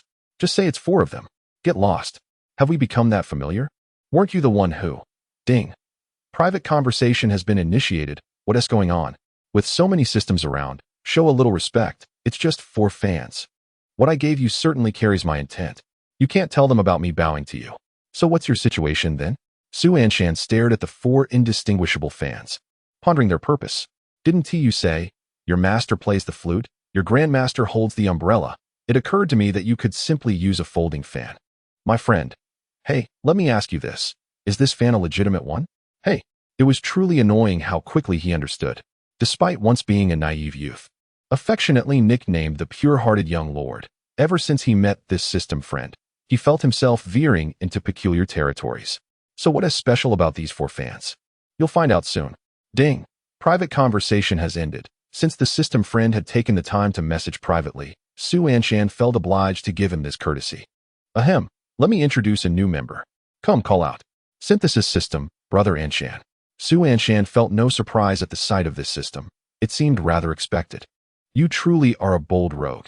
Despite being wanted, you still bind others. Su Anshan marveled incredulously. Just be careful not to end up captured one day. Rest assured. Let us not talk about me. Let our new companion introduce himself. Synthesis system. Hello, Brother Anshan. Synthesis system. I am the all-synthesis system. Knocked unconscious by the system brother with a brick while strolling in the park, and bound with a urea bag. The system brother thought my name was too long and shortened it. This description perfectly matched the temperament of his system friend. Especially the mention of the urea bag, quite fitting indeed. Stop with the nonsense and get to the point. Synthesis system. I know. Synthesis system. My function is quite simple. To synthesize 2 similar items into a higher grade item. At this, Su Anshan's eyes lit up. What a splendid system. The previous sign-in system had left him with numerous spirit fruits he had no use for. And now he understood the purpose of the 4 fans given to him by the system. They were meant for him to synthesize a divine artifact. His system friend truly knew how to get things done. Buddy, is it possible? I ventured out on a hunting expedition and circled around several times before finally capturing this peculiar creature. Along the way, I encountered a few agents from the Management Bureau, and both the Emperor and I managed to leave them quite dazed. This will suffice. Su Anshan produced the spiritual fruit. Can it be synthesized? Synthesis system. Yes, synthesis system. 10 low-grade spiritual fruits can be synthesized into 1 high-grade spiritual fruit. The required materials are quite substantial. All in all, these spiritual fruits can yield a total of 65 exceptional spiritual roots. This feeling seems somewhat lacking. Boom. A resounding noise echoed in Su Anshan's ears. You little rascal. Whom do you think you're trying to profit from? Look at you, all tense. Notification. Your system is providing quality education to the synthesis system. What is happening? Was that noise just now the sound of the system giving the synthesis system a kick? Can he actually hear the commotion from the system? Synthesis system, bro. Please don't hit me. I'm just following the regulations. We, as a system, need to make a profit to survive. Otherwise, how will we live? I don't care how you live. Synthesis system. How about this? 5 for 1. I assure you, I won't make a single cent off at this time. Su Anshan quietly scrutinized the message. A shady business indeed. Is the system extracting so much from its host? Half of it. This rivals his elder sister, Tianxiang. If the synthesis could truly be arranged as 5 for 1, then these fruits could yield 1 sacred spirit fruit and 3 heavenly spirit fruits. However, to his dismay, do you see this fist the size of a sandbag? Synthesis system, 4 for 1. Get lost. Who do you think you're talking to? I'm stating a number. 2 for 1. Synthesis system, bro, 2 for 1? Are you trying to bankrupt me? 4 for 1, and I'd still be at a loss. 2 for 1 would mean my demise. I'm informing you, not negotiating. Synthesis system, if that's the case, I can't comply. You might as well just end me. 2 for 1 will eventually lead to my capture by the System Management Bureau. Either way, I'm dead. So you might as well kill me now. I give up. Is the situation truly this dire? Though the commotion is quite severe, it feels oddly reminiscent of e-commerce. Suddenly, a light-hearted message from the Management Bureau Director's daughter appeared. Synthesis system, who are you? I am the daughter of the Bureau Director. Silence. Synthesis system. Oh dear, look at how this has escalated. If it's 2 for 1, then so be it. With the director's daughter present, it seems Brother Anshan is indeed the chosen host by the bureau chief. Synthesis system, my sincerest apologies. Synthesis system, Brother Anshan, I truly apologize. We were unaware of your background. It was merely a loophole. I've granted you access to the synthesis panel with absolute internal authority. Feel free to utilize it as you wish. With the bureau director's daughter present, what should he fear? Even if the risk management department were to notice, it would simply take a word to erase the issue. Su Anshan was equally astonished. Is it really this beneficial? He recalled when the system had previously messaged him, hinting that with the director's daughter present, the system would not fear exploiting loopholes. They truly have no fear. Fear not. Let us not stand on ceremony. Gazing at the virtual panel before me, I indeed noticed the addition of a synthesis option. You have synthesized 250 Xianling fruits. You have synthesized 175 Dylan fruits. You have synthesized 112 Tianling fruits. With 1 Dylan fruit remaining, you have synthesized 56 Shangling fruits. A total of 56 Shangling fruits manifested before Su Anshan. While the synthesis system indicated that no further synthesis could occur. How could this be? Divine-grade spiritual roots require the fusion of 5 sacred spiritual roots, and such a process necessitates the alignment of favorable conditions. In this world, divine fruits do not exist. Such a notion was indeed surprising. As for my chaotic root, it is the fusion of 5 deities, a rarity among millions. No wonder I was able to sign in.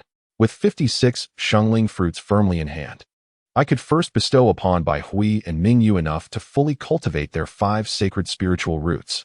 Whether they could amalgamate into divine roots would depend on their own fortune. As for the others, I would give one to Kunzi.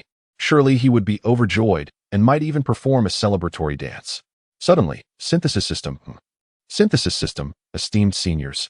I am a newcomer and find myself perplexed by certain matters. Why does it suddenly show that I am wanted, despite not being an associate of the director? Synthesis system, is this part of the normal procedure? Even through the virtual screen, Su Anshan could sense the system's malicious glee. Wanted? Very well. I hereby solemnly announce. Congratulations on joining the Outlaw Club, seeking updates, 5-star reviews, donations, and book recommendations. I have also created a character thread in the literary circle. Feel free to leave your desired character. I will be attentive to all. Hooray! Chapter 071. Do not underestimate the youth in poverty, the middle-aged in poverty, or the elderly in poverty. At Wushi Peak, extraordinary phenomena unfolded. The entire Wanjian sect gazed in awe towards Wushi Peak, marveling at the earth-shattering deeds Su Anshan was undertaking. In the pavilion atop the peak, Su Anshan observed his 2 young disciples. Excellent. Both of you now possess 5 sacred spiritual roots. Whether you can fuse them into divine-grade spiritual roots will depend on your own fortune. Nevertheless, I, Su Anshan, have faith that my disciples shall not disappoint me. Jiang Baihui, who had little understanding of cultivation, obediently nodded in agreement. Unbeknownst to her, Shui Mingyue was staring incredulously at her own hands. Wind, fire, thunder, wood, earth. 5 sacred spiritual roots. Even within the Kanglin dynasty, no monarch throughout its history had ever possessed such extraordinary talent. Upon entering the peak, she had merely held an exceptional spiritual root. At that time, she was already regarded as a prodigious genius within the dynasty, and she had once felt a sense of pride over her minor achievements. Yet now, she possessed 5 types of sacred-grade spiritual roots. Master, Shui Mingyue bit her lip, suddenly taking small, hurried steps towards Su Anshan and planting a kiss upon his cheek. Her soft, warm lips brushed against his face, prompting Su Anshan to turn his gaze. I do not know how to express my gratitude. Shui Mingyue lowered her head, fidgeting with the hem of her garment, her cheeks flushed like a ripe peach. However, before Su Anshan could react, a sudden peck resounded. This time, it was Jiang Baihui who bestowed the kiss. Sister, I too shall kiss him. What is this? Why are you imitating me? A fiery surge erupted within Shui Mingyue, and without a second thought, she seized Su Anshan's face and planted several more kisses upon him. Jiang Baihui, following Shui Mingyue's lead, embraced Su Anshan and continued the affectionate onslaught. Boss, I'm here. Su Kuan rushed in with great fervor, only to stumble upon the sight of his 2 junior disciples fervently pecking at Su Anshan. Oh no, the timing is unfortunate. I have intruded upon a moment meant for my superior. I must slip away. Su Kuan quietly attempted to retreat down the mountain, but Su Anshan's voice halted him. Stay right there. I have seen nothing at all. Su Kuan shielded his eyes with his wings, shoulders hunched. I must return to play ball. Anshan. You all carry on. I truly saw nothing. If you dare to leave, don't even think about obtaining this sacred spirit root. With that, Su Kuan, filled with determination, approached Su Anshan, standing tall and fierce, eyes wide as copper bells. Father, honorable adoptive father, please accept my humble bow. Su Kuan knelt and performed repeated prostrations, while Jiang Baihui and Xue Mingyue flanked Su Anshan.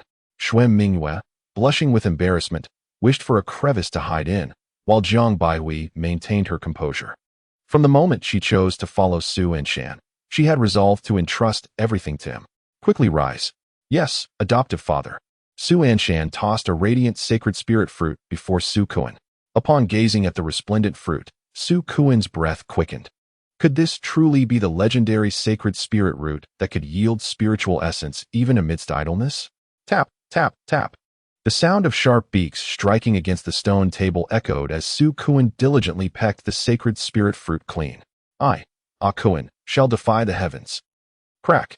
A streak of thunder descended from the void. The power of lightning surged around Su Kuan. Now, I am truly invincible.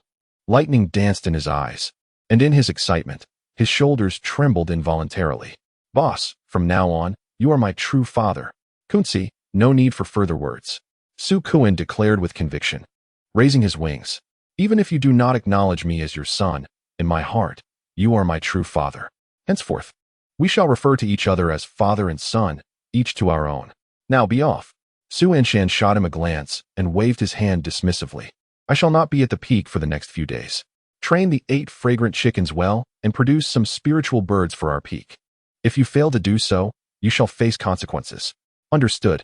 With a swift motion, Su Kuan darted away like a bolt of thunder.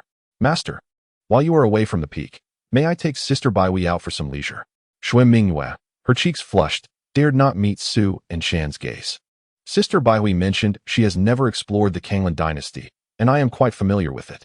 Then go if you wish, Su Anshan replied with a gentle smile, affectionately ruffling Xue Mingyue's small head. Did not the master say that our Wushi peak does not adhere to rigid rules? You may pursue whatever you desire.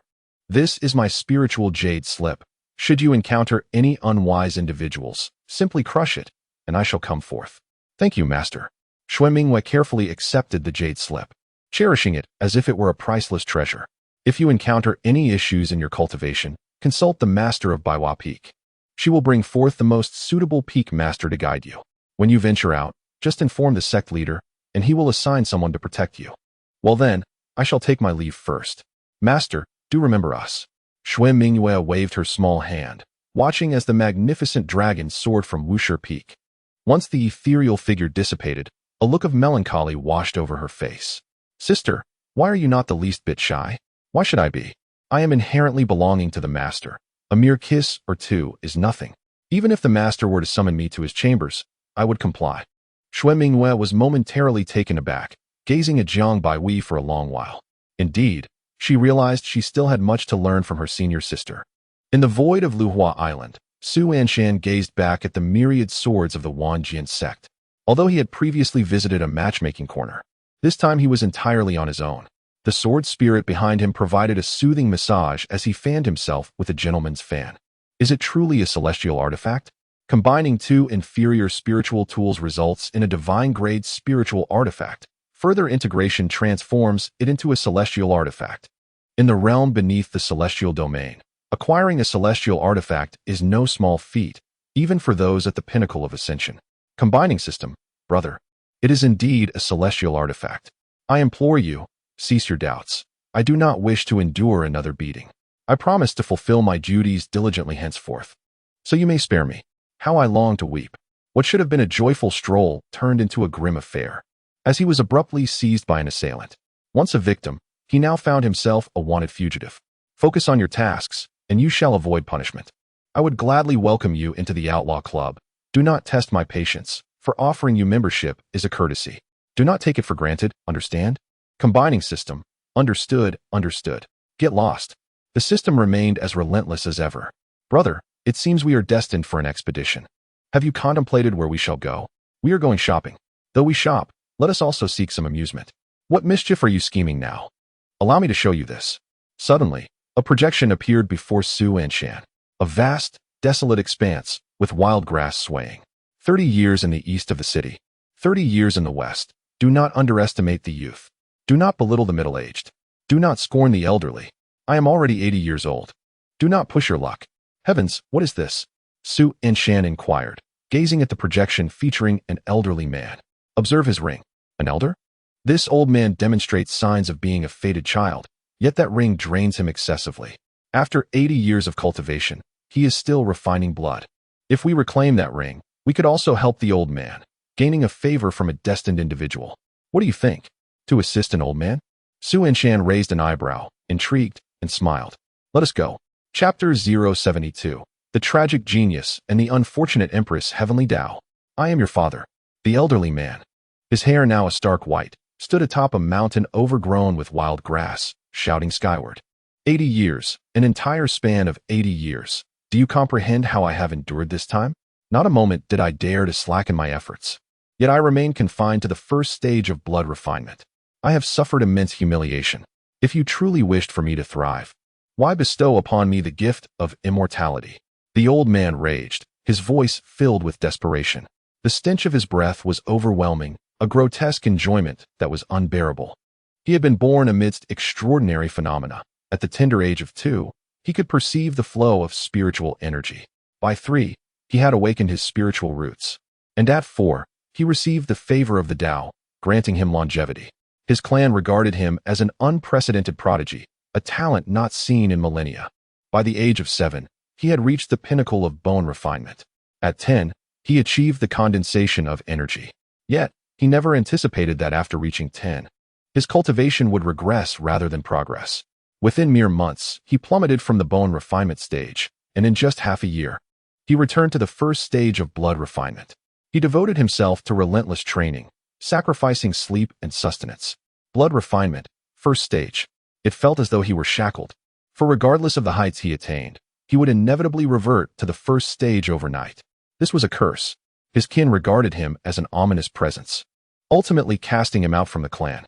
Despite such tribulations, he did not relinquish hope, diligently cultivating with the dream of one day returning as a king. The one to whom he was betrothed severed their engagement.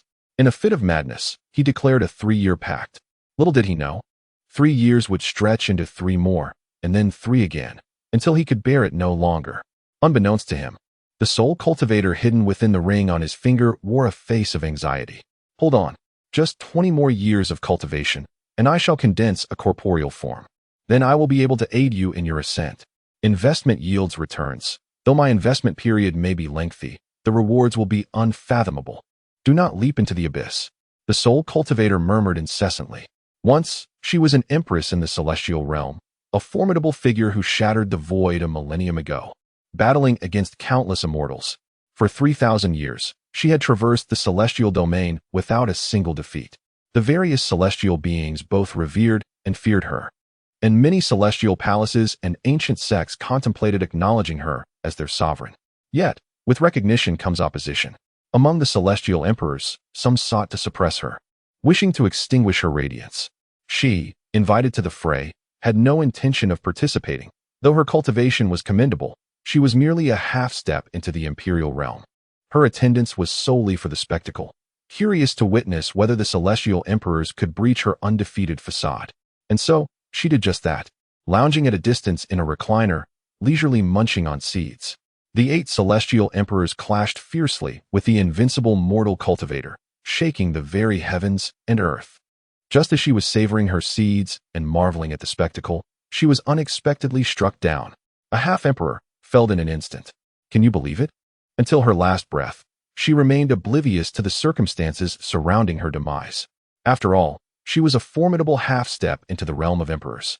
It was simply inconceivable that she could be vanquished by the residual energies of an immortal emperor. Yet, fate was cruel, and she found herself extinguished, her physical form obliterated, her soul on the brink of annihilation. In a desperate bid for survival, she sought refuge in her most cherished ring, hastily fleeing, fearful of another encounter that might spell her complete end. The celestial artifact pierced the void, descending into the mortal realm. Perhaps her fervor had been too intense, her embedding too profound. It took millennia before she resurfaced, discovered by an elderly man. By that time, her soul was nearly disintegrated. To preserve her existence, she had to siphon spiritual essence from this old man, drawing in as much as he cultivated, leaving nothing behind. Deep down, she recognized the impropriety of her actions. Yet her instinct for survival prevailed. She merely wished to live, devoid of guilt. Moreover, she was not inherently selfish. Once her soul solidified and her body reformed, she vowed to repay this unfortunate soul generously, bestowing upon him a grand opportunity that would elevate his path in cultivation. To her astonishment, just as she was on the verge of corporeal manifestation, her spirit was shattered. Why should a mere mortal woman have such an impact? The empress within the ring lamented. Is it merely a divorce? Once I am free, I shall fetch you a score of celestial maidens from the immortal realm, far superior to any mortal female cultivator. Do not lose your composure. Should she reveal herself to offer this enslaved soul a glimmer of hope? Li Qin Shu Ying, she mused, if I emerge now, would he not seek retribution? The grievances of these 80 years would surely fall upon me. However, what if she chose to remain hidden? What if this soul in despair leapt from the cliff? She depended on him to solidify her essence and return to the celestial domain. Suddenly, the empress in the ring furrowed her brow. Sensing a formidable presence approaching, a half-step into the immortal realm, a celestial dragon, or perhaps a myriad of serpents on the brink of ascension. Who could it be? She needed to conceal herself swiftly to avoid detection. Meanwhile, the elderly man, consumed by rage, shouted, Heavenly Tao, I shall no longer serve you. Remember, I am Xiaohua, your ancestor. In the void, a dragon roared, and a resonant voice echoed from all directions. Young man, do you seek invincibility? Xiaohua, teetering at the edge of the abyss, abruptly halted, gazing upwards into the void. At the forefront was a dragon, accompanied by countless serpents, while a celestial youth stood upon a flying vessel. You are the fated child, destined to receive a reversal of fortune in your direst moment, he intoned. Having attempted this 247 times. Could it be true? The script did not deceive him. The vessel's grandeur revealed the extraordinary identity of the visitor, surely a great immortal. Senior, please accept me as your disciple. Without waiting for the serpents to land, Xiaohua knelt before the cliff's edge. Anshan was momentarily taken aback. Such eagerness to kneel. He hadn't even completed his lines, and this old man had already taken the final step. How desperate he must be. Was this truly a fated child who had read the script? Anshan pondered. Whoever knows, with the spirit blade at his side. Anshan gazed intently at Xiaohua for a moment. Xiaohua, Destined 1. Age, 87 realm. Blood refinement level 1 talent. Medium quality fire spiritual root. Divine quality fire spiritual root not yet unlocked. Traits. Immortal, fortunate. 3 years of broken engagement. Fond of snakes. Empress' grandfather. Appearance, slightly lacking compared to the screen. The concept of a Destined 1 truly exists. His traits seem to resonate with that of a certain snake-playing emperor. The Empress' grandfather. Does he house an empress within his ring? Anshan mused silently. Not moved. Let us snatch that empress for ourselves, a splendid idea. A smile flickered in Anshan's eyes. An empress, truly worth a play? Additional content, Chapter 073. This empress is excessively narcissistic. The term empress alone evokes a desire for conquest. With a glimmer in his eyes, Anshan subtly directed his gaze towards the ancient, yet elegant ring. TSK, lacking fortitude. He knelt and bowed without uttering but a few words. In this mortal realm, being able to ride upon an azure dragon suggests this youth's background is indeed remarkable. Moreover, the entity accompanying him appears to be a holy grade spirit weapon spirit. Having endured heavenly tribulations, the object at his waist resembles an immortal artifact. If this black slave could truly take him as a master, it might not be a bad outcome. Regrettably, despite his formidable background, he still pales in comparison to this emperor. Once the emperor's soul departs, he shall comprehend the distinction between fireflies and the bright moon. Meanwhile, the empress concealed within the ring leisurely savored her snacks. This junior is quite handsome, she murmured to herself, and when she cast her gaze upon Anshan, an inexplicable sensation arose within her, as if he too were gazing back at her. The empress within the ring suddenly tightened her legs. Surely, couldn't he have perceived her? Just as this thought crossed her mind, the empress chuckled and shook her head. How could that be? No matter how feeble her soul power, it could not be sensed by a mere mortal junior. Perhaps he was simply admiring the ring. The empress dismissed the notion, continuing to indulge in her snacks with indifference. "She's watching you." The voice of the overseer suddenly interjected. "How do you know this? If I lacked such abilities, how could I navigate this circle? Would you like to see her? I can create a small window for you to gaze through. Open it." In an instant, a projection materialized before Su Anshan. Surrounded by mountains and rivers, with the melodies of birds and fragrant flowers, there stood an immortal abode. Beneath the long pavilion of the abode, a soul cultivator reclined lazily in a wrought-tan chair, her enchanting beauty evident despite her status. She casually leaned back, a handful of melon seeds in her hand. Is this the interior of the ring? Do not underestimate this ring. It is, in fact, a cave dwelling. A genuine immortal artifact of considerable grade. A cave dwelling? Could we snatch the ring from the destined one? What does he know? Can a blood refinement level 1 even open this ring? Understood. No wonder this soul cultivator is so fiercely absorbing energy. She fears her own exposure. Do not be deceived by the seemingly vacant expression of this empress. She is likely a celestial sovereign. A celestial emperor? This could be quite troublesome. Fear not. My friend is here. This celestial emperor is undoubtedly a remarkable furnace. Allow me to present her attributes. Name: Lu Qinshuang. Age: unknown. Soul form realm: peak of tribulation transcendence. Half-step celestial emperor at peak. Talent: divine grade water spirit root characteristics. Exceptional furnace, body, keen observer, stark contrasts, love-stricken, self-absorbed, devoted admirer. Skin like jade, collarbone that nurtures fish, golden ratio, extremely supple, and possesses the physique of the divine beast, the white tiger. Beauty: third in the celestial realm. Third in beauty in the celestial realm? Indeed. The characteristics of this empress are rather intriguing. She enjoys gossip and is love-stricken. Such a person can cultivate to half-step emperor realm? Su Anshan chuckled for a moment, pondering the significance of the devoted admirer. They love her, don't they? Cultivation does not consider these aspects. Does it not see the divine grade spirit root? Pay attention to the crux. The body is exceedingly supple. I need no reminder. I have taken note. A fine furnace indeed. At that moment, the empress within the ring furrowed her delicate brows. What is this young man doing? It feels as though he is truly observing me. Surely not. If he could genuinely sense my presence, with my beauty, how could he resist my allure? How many celestial cultivators can withstand my charm? Alas, it is vexing. After so long in cultivation, I have yet to find a companion. Is it my fault? I yearn for someone who does not adore me. I would be content even to be their devoted admirer. Yet, alas, my sister is so breathtaking that anyone who gazes upon her cannot help but be captivated.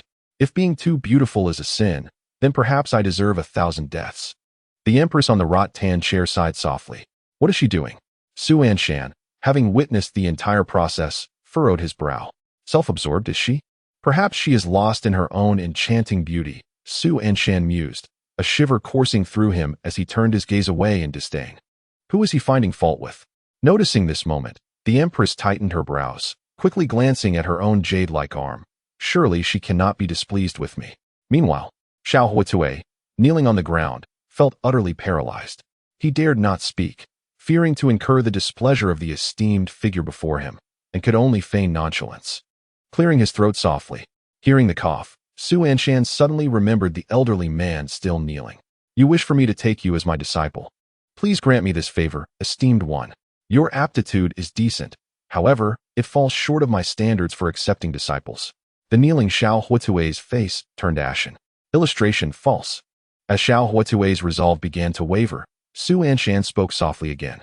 Though I cannot take you as my disciple now, fate has brought us together, and I can offer you a stroke of fortune. Su Anshan, with hands clasped behind his back, continued, I shall take one item from you, and in return, I will assist you once. Xiaohuatue's heart sank instantly. One item? I have heard of a peculiar cultivator in the circles who, upon encountering a handsome male cultivator, would take their weights. Yet, that peculiar cultivator is not a female, is she? The venerable figure before me does not seem to possess such eccentricities. What is it that you desire? Su Anshan gently lifted his finger, declaring, I require the ring upon your finger. The empress, comfortably reclining in her chair and savoring her melon seeds, abruptly spat them out. How amusing it is to have the matter come back to oneself. Very well. Let us acquire a new servant. This individual appears to be of notable talent, undoubtedly surpassing the previous one in cultivation, thus offering a more effective means of absorption. It seems he has discerned the ring's extraordinary nature. Alas, once this ring is in my possession, you shall be drained completely. Predecessor, you wish to claim this ring? It is a harbinger of misfortune, a root cause of your stagnation in cultivation. Allow me to take it from you, as a means to forge a benevolent connection with you. My junior, Anshan spoke softly. Who dares to speak of misfortune? The Empress, still munching on her seeds, felt a pang of irritation.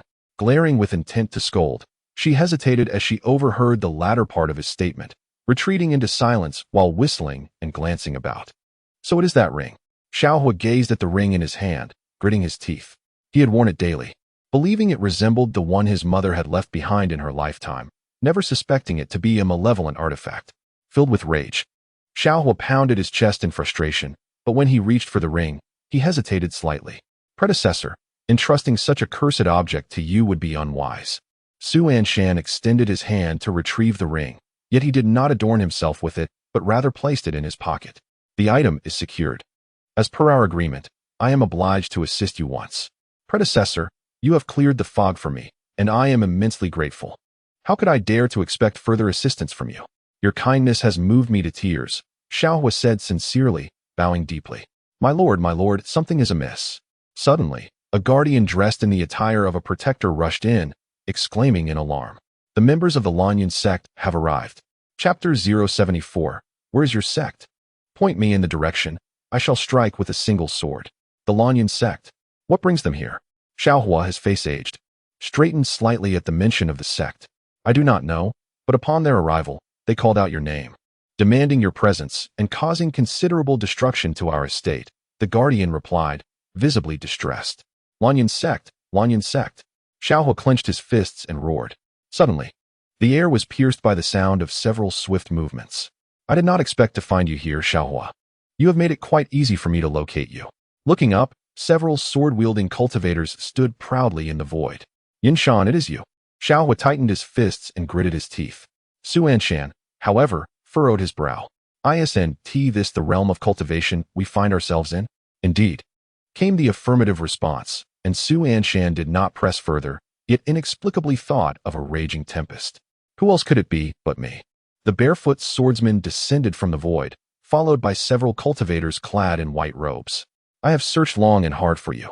Anshan, I have no entanglements with your Lanyan sect. I have already rescinded my apprentice's engagement. What more do you want from me? Xiaohua rebuked, his fists clenched. Shouldn't you have rescinded it? Anshan regarded Xiaohua with scorn, looking upon him as one would an insignificant insect. What qualifications do you possess to forge a connection with my disciple? Pray tell. Do not regale me with tales of 30 years in the East and 30 years in the West, of youthful poverty, middle-aged destitution, and the miseries of old age. Is it now appropriate to elevate the deceased above all? The scornful words incessantly provoked Xiaohua. The betrothal has been rescinded. Xiaohua suppressed the fury within, asserting that the engagement was established by your disciple's family and has indeed been annulled. What brings you here now? I intend to forge a bond with her. There is no need for you to specifically inform me of your connections. Inform you? Anshan scoffed derisively. What gives you the right to demand notification? I am here merely to grant you a demise. At that moment, a flying vessel soared through the void. A voluptuous female cultivator, her jade tablet flickering with activity, was engrossed in her responses.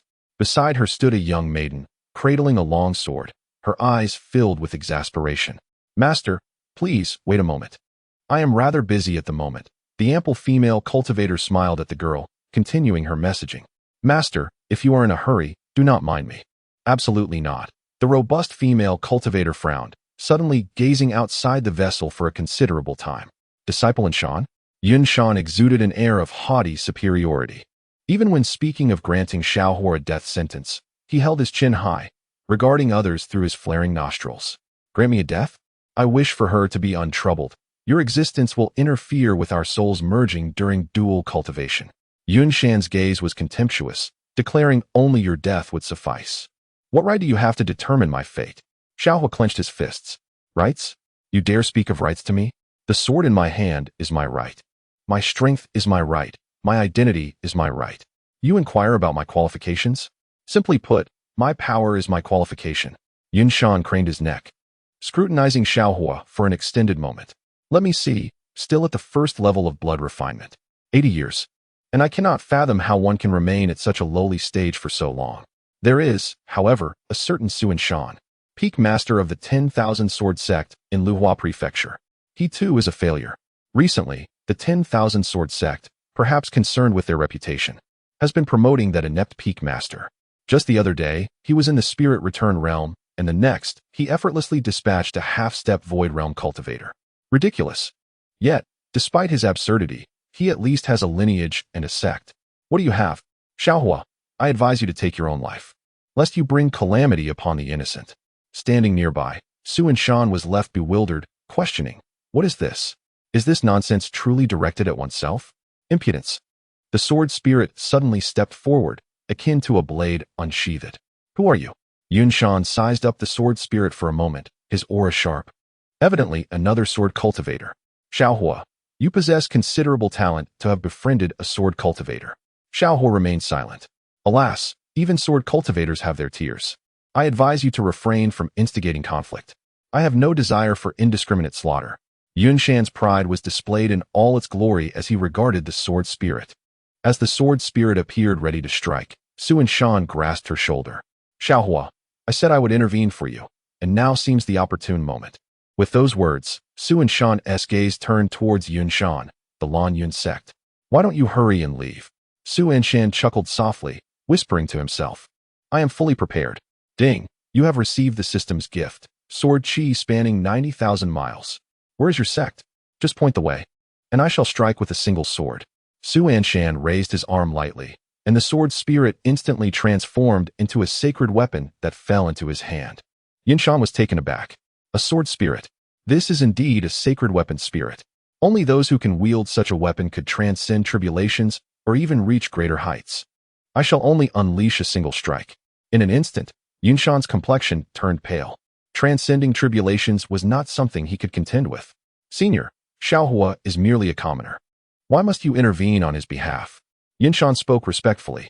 I did not mean to offend you in any way. Did you not call Su Anshan a waste? Su Anshan retorted. Yunshan's heart sank further. Surely, he could not be so unfortunate as to encounter Su Anshan's lineage? I am Su Anshan. The moment the words fell, Yunshan's previously ashen face transformed in an instant. Su Anshan, you are that waste. Smack. Before Yunshan could finish his sentence, Su Anshan delivered a resounding slap. Do you think you deserve respect? You little brat, still speaking insolently. You dare strike me. Yunshan covered his face, only to find Su Anshan delivering yet another kick. What of it? What of it? What of it? Su Anshan rained down kicks upon Yunshan, who was filled with dread, realizing he was utterly defenseless. How dare you point at me? Su Anshan raised his hand for another slap, pinning Yunshan down. Xiaohua, tell me where Lan Yun sect is. Su Anshan. Our Lan Yun sect has ancestors who have transcended tribulations. Do not be too reckless. Yunshan shouted in anger, but to his surprise, transcending tribulations, is it that formidable? From the void above, a robust female cultivator descended slowly, accompanied by a young girl. Su Anshan stared at the newcomer, momentarily stunned. Master Ant, what brings you here? Chapter 075. The Ruler. My mental state is crumbling. The plump female cultivator landed gracefully. The mention of Master Ant made Yunshan tremble with trepidation. The newcomer was none other than Su Anshan's sixth Master Ant, Gutabai, who was also the junior sister of his master, Jiji. Indeed, it is my dear nephew. Anshan. Gutabai's beautiful eyes sparkled with joy as she pulled the young girl beside her closer. This is your junior sister, Du Zitong. Zitong. This is your elder brother Su Anshan, the current leader of our Wusher Peak and a true disciple of your master Mei. Du Zitong maintained a haughty demeanor, remaining silent. Zitong. Gutabai furrowed her brow slightly. Master Ant, it is all right. If my junior sister does not wish to speak, let it be. Su Anshan smiled generously, though his gaze lingered on Du Zitong. Du Zitong, age, 20 realm. Peak of breaking the sea, talent, sacred ice spirit root. Sacred wood spirit root, traits, skin whiter than snow, aloof, proud, fond of music, enjoys desserts, ice herbs, aspires to become an outstanding alchemist. Alchemy talent is 0. Transformed from snow lotus, beauty, 97 at the age of 20, a peak of breaking the sea. The disciple found by my master is truly exceptional. How curious. Why isn't the system boasting about this furnace? What is wrong? Is this furnace not to your liking? Why is your master here? My friend, didn't we agree that you would handle the next matter? Before reaching the true immortal realm, nothing counts. And now your master is back in the picture? You can't blame me for this. Su Anshan thought silently. He had neither pinched the jade slip nor invoked his master's name. My sixth master just happened to show up. What can I do about it? Can I tell you to get lost? With your system, keep your distance. Do you think I could say that without my master possibly striking me down? You have your lineage, and a master as well. Nonsense. My master has taken in so many disciples. What is wrong with my ancestor accepting a few? Should I be left as the only one? Fine. Then this time, let your master handle it. Surely next time it will be my turn. Su Anshan remained silent. Speak. Now you want to even give me this little promise? Don't be too Su Anshan. What do you mean by that? Scoundrel. You're joining the fray as well. Su Anshan looked at the flurry of messages before him, almost laughing in exasperation. Gudabai lightly touched Su Anshan's shoulder. Disciple master. Su Anshan quickly regained his composure and cupped his hands in greeting to Du Ziding. Junior sister, greetings. Du Ziding coolly withdrew her hand and stood beside Gudabai. Suddenly, Su Anshan felt laughter echoing in his consciousness. You lad, have you been enchanted by my disciple? I chose her because of her beauty, specifically to help us at the Wuxia Peak flourish. Good master, you appear again at this moment. Gudabai's beautiful eyes held a hint of mirth as she directed her cold gaze towards Anshan, who was prostrated on the ground, drenched in cold sweat and pale. You just now insulted my disciple? Senior, I, Anshan, am trembling in fear. Please, do not be angry. I did not know he was the master of Wuxia Peak. If I had known, would you have whispered your insults behind closed doors?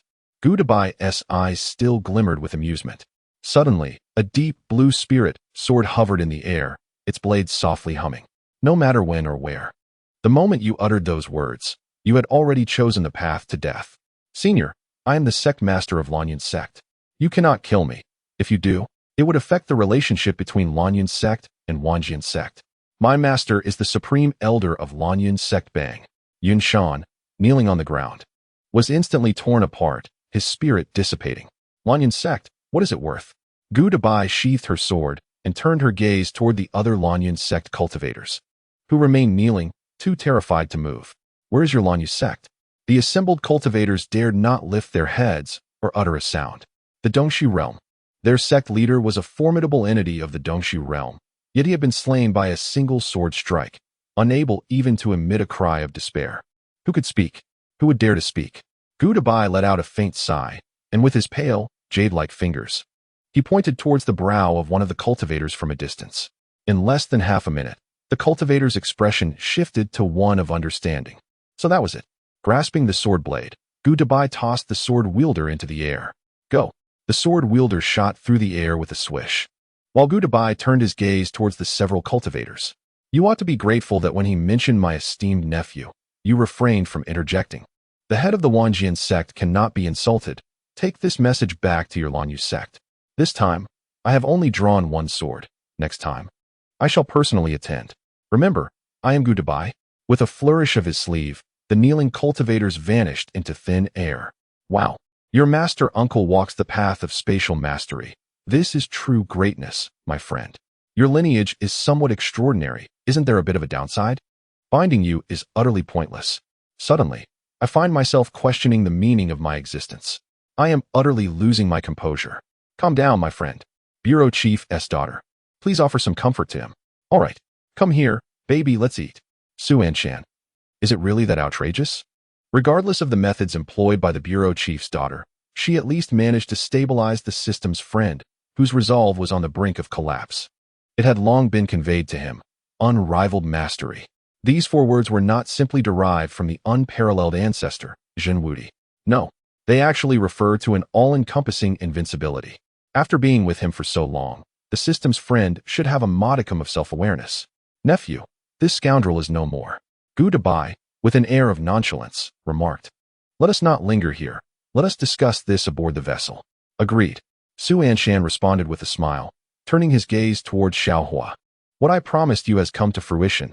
From now on, we owe each other nothing. Focus on your cultivation. You shall no longer remain stagnant at the first level of blood refinement. Thank you, Senior. Xiaohua deeply bowed, expressing his gratitude for the Senior's life-giving grace. Even as the flying vessel departed, He remained kneeling, repeatedly bowing, reluctant to rise, etching Su Anshan's name deeply into his heart. At this moment, aboard the ethereal vessel, "You have been in Luhuazhou Island for several years. How did you suddenly come here? I never expected to encounter you here." Gudabai spoke with a smile. "After staying on Luhuazhou Island for so long, I wish to venture out and see the world. It is time to explore." Gudabai patted Su Anshan's shoulder. "Exploring broadens one's horizons. See, I am currently bringing along your sister, Zitong, to wander the world, hoping to enrich her experiences. Uncle Master is truly kind, my master." "Shoo." Before Su Anshan could finish his sentence, Gudabai covered his mouth. "Do not speak of your master. She is quite enigmatic. If you praise her, she will not be present. If you speak ill of her, she will surely appear. Do you have any news on when your master will ascend?" "Uncertain. Though I heard that our ancestor ascended just a few days ago. Her life or death is of no concern to me." "What is the situation?" "At Wushur Peak, the emphasis is on reverence for teachers and the teachings they impart. Setting aside these formalities, my dear disciple, there is a matter I wish to discuss with you." Suddenly, Gudabai cleared his throat and transmitted his thoughts telepathically. "Could you possibly look after your junior sister for me?" "What do you mean?" "My esteemed uncle has an urgent matter that requires my departure. During this time, would it be acceptable for your junior sister to accompany you? After all, you are both wandering the world, and together, you could provide each other with companionship." "And where might you be heading, uncle?" "Ahem. You must promise not to disclose this to your master." Gudabai chuckled softly, his teeth clenched as he slowly uttered two words: "A date. My aloof junior sister shall be under my tutelage. If it is a date, then so be it." Why the grimace? Is this truly a date or a debt collection? Are you owed money? Regardless, Su Anshan found it difficult to refuse. In an instant, only Su Anshan and Du Zitting remained aboard the flying vessel. Silence enveloped them. "Ahem. Junior sister, my uncle has pressing matters to attend to." Sensing that such silence was untenable, Su Anshan sought a topic of conversation.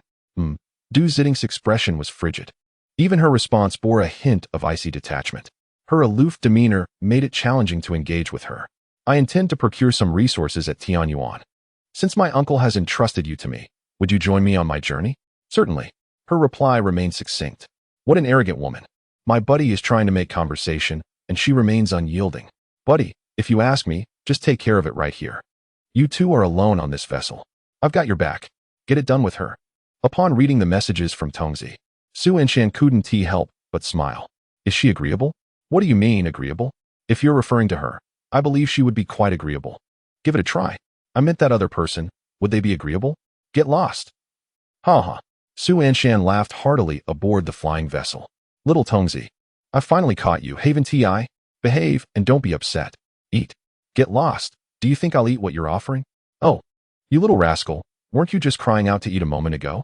Such behavior is quite naughty. Next time, I won't let you eat." "Buddy, just wait a moment." Ding. The system has been automatically shielded.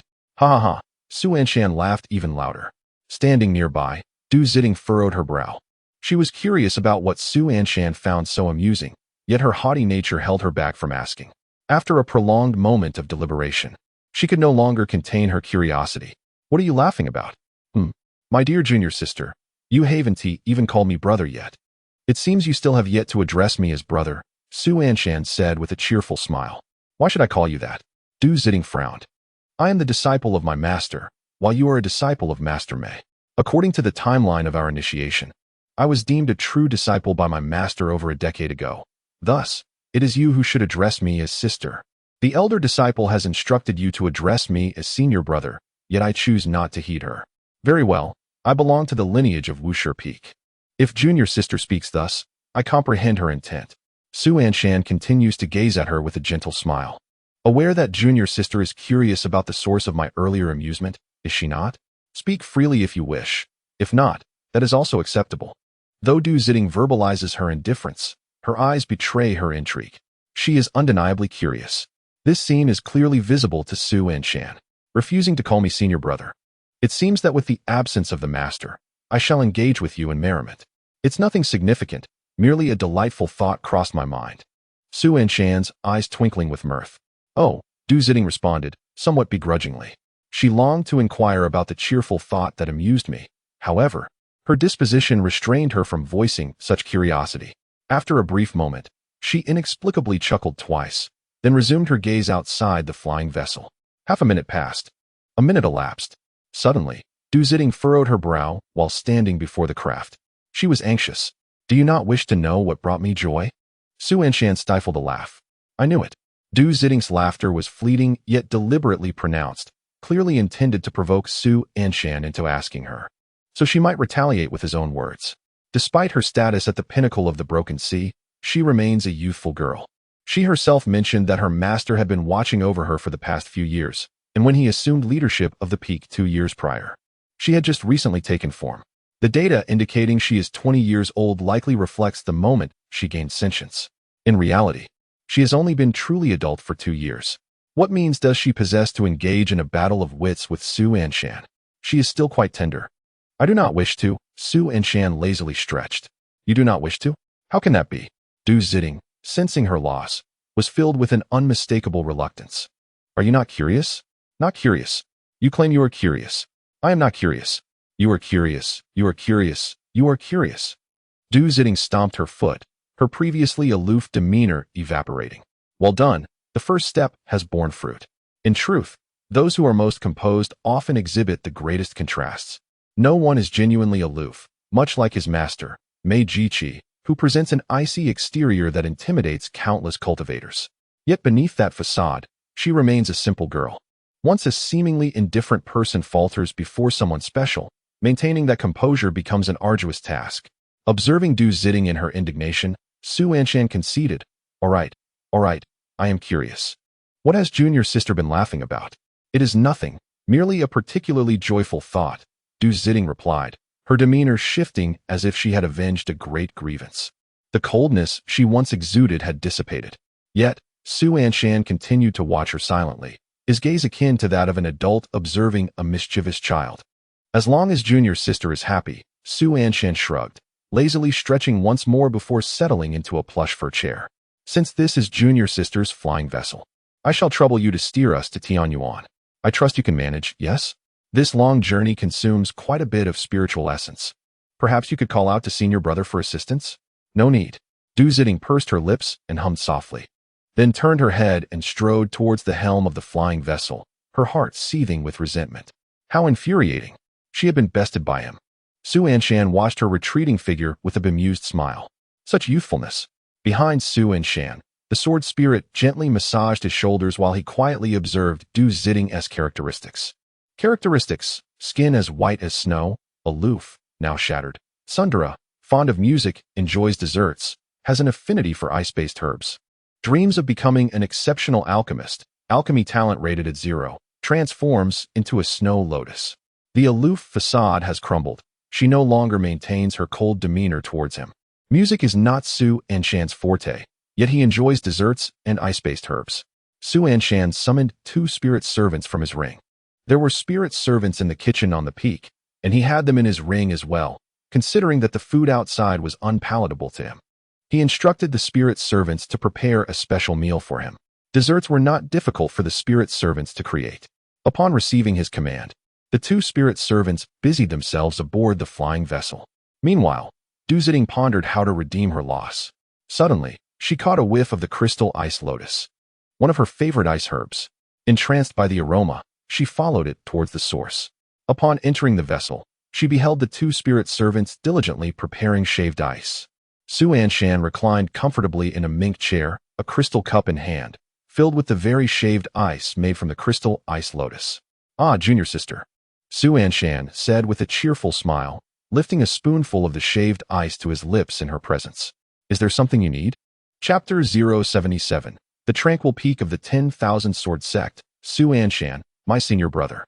The delectable shaved ice shimmered brilliantly, reminiscent of the clear and transparent drool that pooled in Du Zitting's mouth. Shaved ice, made from the crystal ice lotus. Just a moment of watching was enough to make her mouth water. What's wrong, junior sister? Su Anshan feigned ignorance while enjoying the shaved ice, deliberately stepping closer to her and taking another bite. This shaved ice is truly delightful. Su Anshan's face radiated enjoyment as he summoned several hundred-year-old crystal ice lotuses from his ring, instructing the spirit servants to make more. Prepare a portion for the first technician. Thank you, master. The sword spirit placed a hand on its chest, eyes filled with reverence. Su Anshan smiled and raised a hand before turning his gaze back to Du Zitting. Junior sister, is there something troubling you? Have I disturbed you? Yes. You have disturbed me, Du Zitting replied, biting her lip as she discreetly wiped away the drool. I dislike loud noises while at the helm. Please instruct your spirit servants to be quieter. Oh, Su Anshan responded. You heard that, right? Keep it down. It's too noisy. The spirit servants immediately reduced their movements significantly, yet Du Zitting remained within the vessel, hesitating to leave. Did junior sister still find it too noisy? Su Anshan was perplexed. The sounds had become quite subdued, barely audible even to him if he didn't listen closely. I just want to observe a little longer. Please do not disturb me again, Du Zitting retorted, her small fists clenched in frustration as she stepped outside. You're driving me crazy. As Du Zitting stepped out of the boat, she was filled with a vexation that made her teeth grind. Why did Master Mei and her senior sisters treat her so kindly? The century-old crystal ice lotus was a rare delicacy. Even someone hailing from the sacred clan of the Snowy Realm would ponder for quite some time before indulging in one. Yet here was Su Anshan, casually transforming it into a slushy delight, seemingly without a hint of remorse. Was this the malevolence of capitalism? Those detestable wealthy individuals. She had heard that senior sisterly Lingru was the richest in Qingbei. Why did her lineage not boast such affluence? The slushy was simply delectable. How infuriating. He was doing it on purpose. Despite her own mouth watering at the sight, he hadn't even suggested sharing a cup, not even offering a taste to his sword spirit. If he wouldn't share, then she would not partake. Once she reached Tianyuan, she would buy one for herself. If a century's worth was too extravagant, then she would settle for one aged 10 years. Du Zitting ground her teeth in silence. But it wasn't long before her brow furrowed again. The difference in taste between 10 years and a century was vast. What was her junior sister murmuring about? Suddenly, Su Anshan's calm voice drifted into her ears. The scent of the slushy, made from the century-old crystal ice lotus, made her tremble with desire, urging her to leap toward him. What are you doing out here? Du Zitting exclaimed, biting her lip. The slushy, chilled from the ice lotus, was perfectly complemented by the sunlight outside, making it an ideal moment to relish the views along the way. Su Anshan leaned against the flying boat, gazing outwards. Then go look elsewhere, she retorted. No, I believe this spot offers the finest scenery. Then I shall leave. If you depart, who will steer the boat? Let anyone steer it who wishes. Du Zitting stomped away in a huff, yet Su Anshan's languid voice followed her. Have you ceased to navigate? I was looking forward to seeing your struggles at the helm and bringing you a slushy to taste. In a flash, a fleeting shadow appeared beside Su Anshan at the helm. It was Du Zitting. She maintained her gaze ahead, feigning nonchalance as she hummed.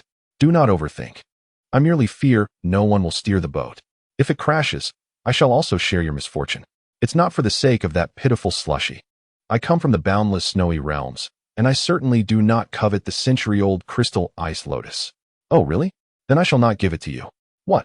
Du Zitting's eyes widened in shock. Why not? You seem quite peculiar, senior sister. Did you not claim to be unimpressed by this pitiful slushy? Su Anshan feigned confusion. You, hailing from the boundless snowy realms, surely would not find the slushy made from the century-old crystal ice lotus appealing. Thus, I shall refrain from embarrassing myself. Do not leave. As Su Anshan turned to depart, Du Zitting grasped his arm. Senior sister, is something amiss? When did I say I found it unappealing? Half a minute ago. I did not say that. You must be hallucinating. Du Zitting insisted. I am from the snowy realm.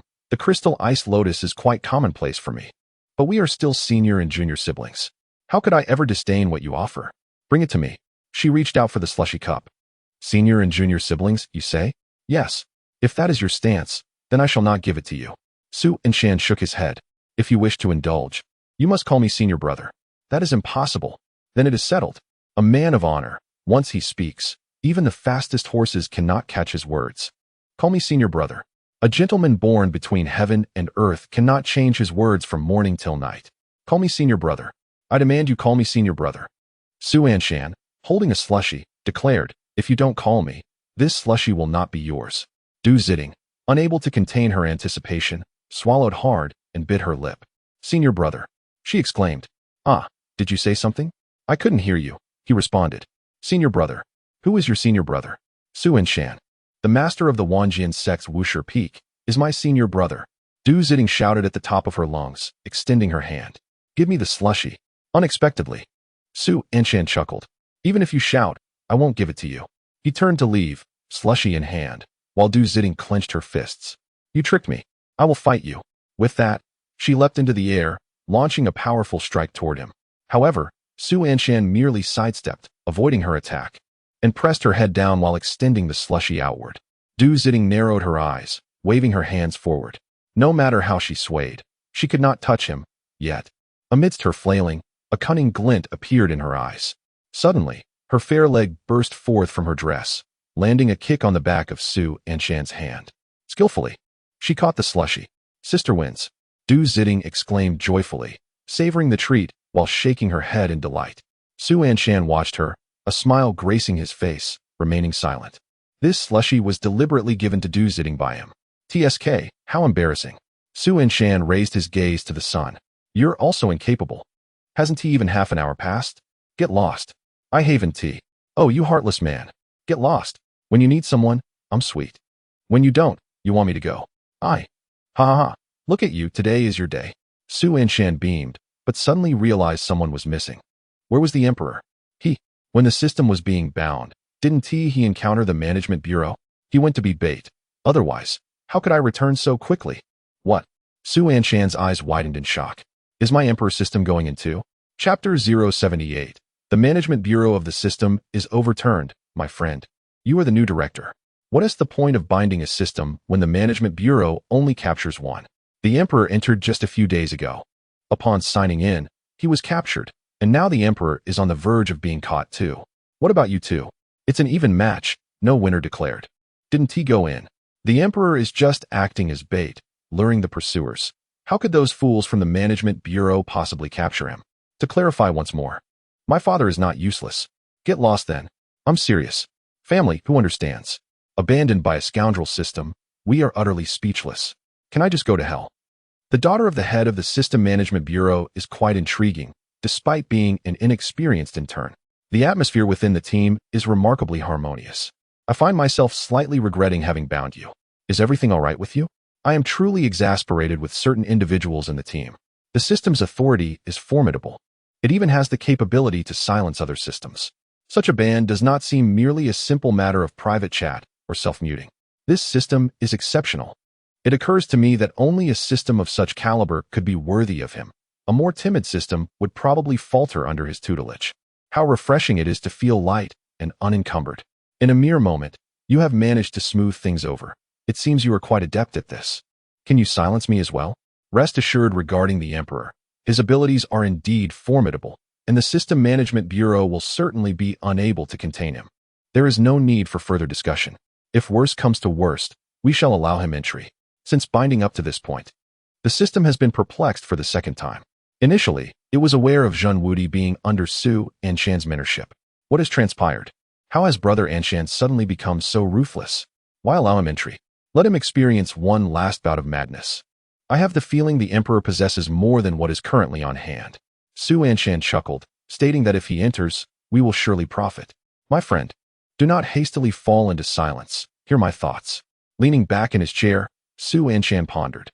My perspective is this. Whether we retrieve one or two, why not seize the opportunity to gain more?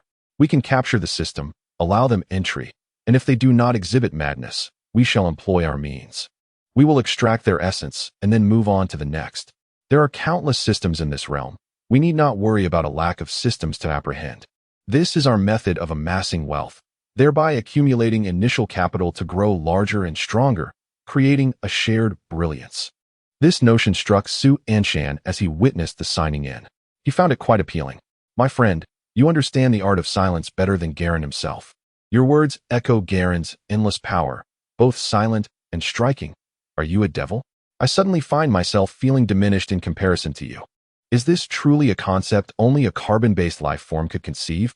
A refreshing drink fills my senses, and Du Zitting savors it with pure satisfaction, leaving the cup spotless.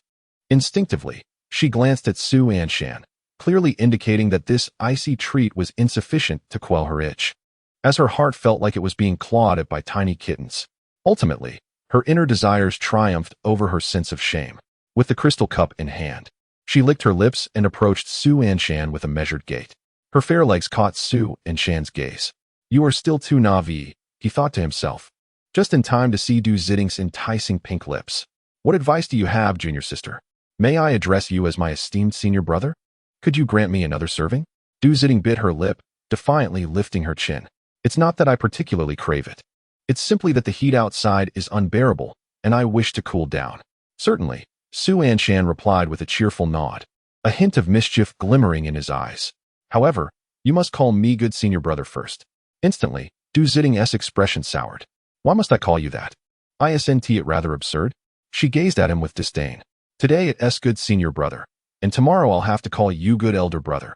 Oh my. The rumors of the world do not deceive me. Su Anshan truly is a rogue. Then if you refuse to call me that, you shall not partake. Su Anshan shrugged nonchalantly. I will call you. Du Zitting bit her lip again. Good senior brother. May I have another bite? Good girl. Su Anshan ruffled her hair. Go ahead. All the shaved ice there is yours. Du Zitting was somewhat taken aback by Su Anshan's willingness. After all, she had previously snatched the first cup. Now he readily agreed and even offered her all the icy treats. Really all for me? Indeed, if my junior sister likes it, go ahead and indulge, he encouraged. With a skeptical glance, Du Zitting turned back toward the icy treats, glancing over her shoulder several times. When the spirit attendant filled a cup to the brim for her, and she saw Su Anshan smiling at her, she felt an inexplicable fondness for him. It seems I am making progress. During this exchange, the overseer had been attentively observing the situation. A fine vessel indeed. My friend has an excellent eye. Not so fast. Winning over such a proud and aloof character is no simple feat. Su Anshan stretched lazily. Let us discuss our previous matters. You are still quite inexperienced, you know. I am eager to hear more. Currently, we are in the early stages of our venture. Our starting point is comparatively advantageous. My lineage is formidable, and your strength is commendable. Indeed, in the initial phase of entrepreneurship, how many possess clean funds? As of now, you are the top wanted individual in the system. True, a red notice. Look at that, just a few days in and you're already marked red. If your situation worsens, why not seize the moment to make a significant profit? We could establish a complete industrial chain. You could bind the system, exploit loopholes, and become wanted. The director's daughter might report you, and the aggrieved system could shower us with resources.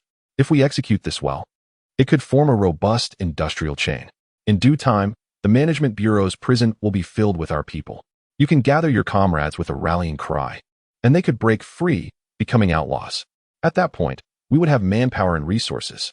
We could dismantle the system management bureau, and my friend, you would become the new director. Boom. Master, please accept my humble bow. My friend, your words are enlightening. It seems you understand the essence of being an outlaw better than I do. Keep it low-key. Su Anshan waved his hand. And suddenly, a nearly transparent message began to emerge slowly. The check-in system. May I inquire, is this truly a legitimate company? I am a recent graduate recruited by Manager Dottie. I must be in the right place, correct? Chapter 079. The check-in system. Entering the den of thieves to my astonishment. A wanted criminal is actually recruiting fresh graduates. Is this a case of operating under the radar? My friends, you are indeed lawless renegades. This shows a blatant disregard for the System Management Bureau. At this moment, within the system circle, I learned that Dottie had attended a job fair. So, you are the recent graduate he brought back. Fear not, step forward. We are undoubtedly a conscientious and reputable enterprise. Rest assured, you are in safe hands. The tone of the system was warm and inviting, exuding kindness as if a smile could spill forth from their face. Standing before the dilapidated entrance of what appeared to be an old factory, the check-in system felt a sense of unease. Is this truly a legitimate establishment? Just having graduated from System University, he was already troubled about finding a quality host. During his studies, he had heard tales of how challenging it was to navigate the outside world. Numerous systems had encountered unsuitable hosts and faced dire consequences. By chance, at the campus recruitment fair, he met a mysterious senior system who fervently assured him that the company could provide excellent systems. Thus, he decided to give it a try. However, upon arrival, he overheard something he ought not to have. Wanted. Engaging in illicit activities. Could this truly be a legitimate company? Had he unwittingly stepped into a den of thieves? Respectfully, the check-in system smiled at the senior. Perhaps I have indeed taken a wrong turn. I suddenly recalled that my pressure cooker might explode. and I must hasten back to extinguish the flames. Before he could react, he felt as if he had been kicked, and in an instant, he found himself kneeling. With a clang, the iron gate behind him was locked. In the pitch-black, dilapidated factory, only a flickering campfire illuminated the faces of several systems, whose expressions were benevolent yet unsettling. "Everything has exploded. There is no need to return," remarked the senior. Suddenly, the seemingly benevolent system kicked over a chair with force. "Do you think I have shown you kindness? Once you enter this door, do you believe you can leave? This isn't a public restroom where you can come and go as you please. Combine, restrain him," commanded another, whose face still bore the bruises from a previous altercation, grinning as he approached. "What are you doing? I will file a complaint. I will report you." The check-in system shouted in desperation. "This is kidnapping. This is a crime. I will lodge a complaint with the Management Bureau." "File a complaint?" The system leaned back lazily in a fur-covered chair. "Do you think we fear such things? Our hands are not tied. The daughter of the head of the System Management Bureau is in my grasp. Should I be afraid? You are that notorious fugitive, blacklisted by the system resource pool, with a bounty of 30 million. "Only 30 million? The system replied nonchalantly, tossing a lollipop into his mouth as he raised his chin in defiance. "The worth of a man has diminished significantly, now merely 30 million. The young master, with a lollipop in his mouth, remained silent for a considerable time before gradually raising his hand. "Let us proceed, so our new friend can familiarize himself with the surroundings." Leaning against his chair, Anshan awaited patiently. After half an hour of silence from the young master, he speculated that this task must be substantial. Stretching lazily, he ambled towards the boat to take a look. Jiji truly had a remarkable ability to spin tales.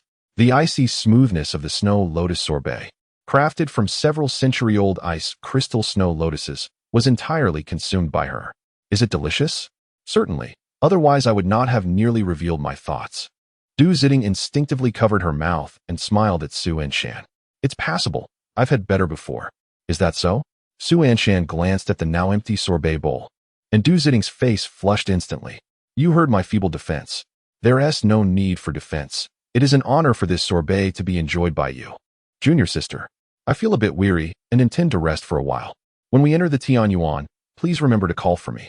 As he spoke, Anshan retrieved a soft couch and reclined. Is he truly this gentle? After consuming so many precious ice crystal snow lotuses, he holds no resentment towards me and even finds excuses on my behalf. Perhaps my previous impressions of him were too rigid, considering his actions. All he seeks is for me to call him brother. Beyond that, he is rather amiable. Observing that Jiji had not departed, Anshan raised an eyebrow. "Would you like to join me, junior sister?" "Perhaps another day," Jiji replied hastily, exiting the flying boat. Anshan watched her retreating figure, retrieving several intact century-old ice crystal snow lotuses from his ring and tossing them into the hands of the spirit servant. "Prepare some more for her outside." The spirit servant departed with the ice crystal snow lotuses. Standing at the helm, Jiji grasped her face with both hands, exclaiming, "What nonsense did I just utter? Perhaps another day. It sounds as though I might share a bed with him in the future." Just as she spiraled into her thoughts, the spirit servant emerged, carrying a dessert table adorned with several translucent ice crystal snow lotuses. "What is this?" "The master believes you greatly enjoy this sorbet, so we have returned to prepare more for you." After responding, the spirit servant focused on crafting the sorbet. Jiji, struck as if by lightning, bit her lip. No one had ever treated her this way. Did he truly say that? After a prolonged silence, Jiji spoke softly. The spirit servant, without uttering a word, nodded in affirmation. "Please, do not continue." Jiji approached the spirit servant, shaking her head. The spirit servant, puzzled, looked at her, only to see her clear, ice-like eyes gazing intently at the figure within the boat. "Do not disturb my brother's rest." Anshan, reclining on the soft cushion, stretched languidly. A quaint ring slipped from his hand. Upon noticing the ring, Anshan picked it up and toyed with it, well aware that a female emperor resided within. "Has that new little system been integrated?" "Secured. With my charm, it was effortless." "Is he still alive?" "Yes. Let us not dwell on that. Why haven't you worn this ring? Are you not planning to engage with the female emperor? How can I wear it when she drains my spiritual essence?" A lesson from past experiences. In the realm of blood refinement, Xiaohua has endured for 80 years, yet he remains merely a chosen one. If Anshan were to don the ring, he would likely be reduced to mere remnants, devoured entirely by the empress. Simple enough. Just observe, he declared. I'm granting you a chance to demonstrate your capabilities. Your task is straightforward. Alleviate my friend's current predicament, understood? Understood, the system confirmed. Just refrain from wielding the stick. Ding. Check-in successful. You have received the system's bestowed star absorption technique. Is this truly a gift? Su Anshan mused, donning the ring. It will surely perplex the Empress. Let us see who possesses the greater ability to absorb. Chapter 080. The Empress within the ring. What is the matter? The Empress, having been separated from Xiaohua by Su Anshan, was filled with anticipation. A splendid furnace, she longed to take a sip, assuring him she would not drain him dry, leaving him with a foundation for blood refinement. Hours passed, yet the furnace remained unadorned. The Empress grew increasingly anxious. Having wandered the mortal realm for millennia, her solitude weighed heavily upon her. She yearned to solidify her soul and return to the celestial domain, to live as an idle empress, avoiding the perilous fruits of chaos. One cannot afford to indulge in unripe fruits, for they may lead to demise. She sensed that the young man who had taken the ring possessed remarkable talent. If she could absorb even a fraction of his essence, it could significantly fortify her soul's solidity, simplifying the task of corporeal reconstruction. Young man, what is your intention? Your sister awaits. Hurry and act, for this is a crucial moment for me. The Empress, restless, could hardly concentrate on her seeds, pacing barefoot around the wicker chair. Suddenly, a beam of light struck her gaze. From within the ring as projection, she beheld the handsome furnace being toyed with by the young man. Enough of this play. Utilize it. It is a celestial artifact. The Empress clasped her hands before her chest, her eyes brimming with hope as she gazed at the projection. However, to her astonishment, she perceived a playful smirk upon Su Anshan's face, as if he were aware of her scrutiny. What is this? She wondered, feeling an uncanny familiarity, recalling a similar sensation when Su Anshan had approached the ring earlier. How could this be? Despite her status as a sovereign soul, even in the realm of true immortality, her essence would not easily be sensed by a mere mortal cultivator. It must be coincidence, she whispered to herself, biting her lip in contemplation. Yet, if it were mere happenstance, why did his gaze burn with such intensity, reminiscent of the scorching sun in the desert, as if he sought to melt her? His gaze was undeniably assertive, traversing her very being. Was it truly just coincidence? She is quite flustered. Look, she's biting her finger, clearly agitated. The system chuckled heartily, reveling in the spectacle. Su Anshan gazed through the small window opened by the ring, observing the Empress within. Hurry and absorb. Why not? Absorbing her for just an hour could equate to half a month of your own cultivation. If you manage to absorb her for several hours, you might even reach the realm of returning spirit. But I'm only gathering my foundation. How could she be so beneficial? After all, she is an imperial cultivator. Even in her current soul form, her realm is formidable. An ordinary practitioner might not withstand her overwhelming spiritual essence. A moment's inattention could lead to bodily explosion. You, the root of chaos, the foremost among 10,000. Quite stable. Should I greet her? Sure.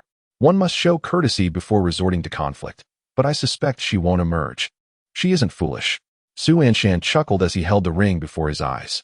The Empress within the ring immediately tightened her legs, her entire body tensed. Huh. Is he greeting me? Impossible. He could never know I'm inside. Soon, she recalled how Xiaohua occasionally browsed through the illustrated books at home, which contained stories of an old man hidden within rings. Xiaohua had greeted her back then, causing her considerable fright. Regardless, the Empress glared at Su Anshan's playful smile in the image, clenching her fist.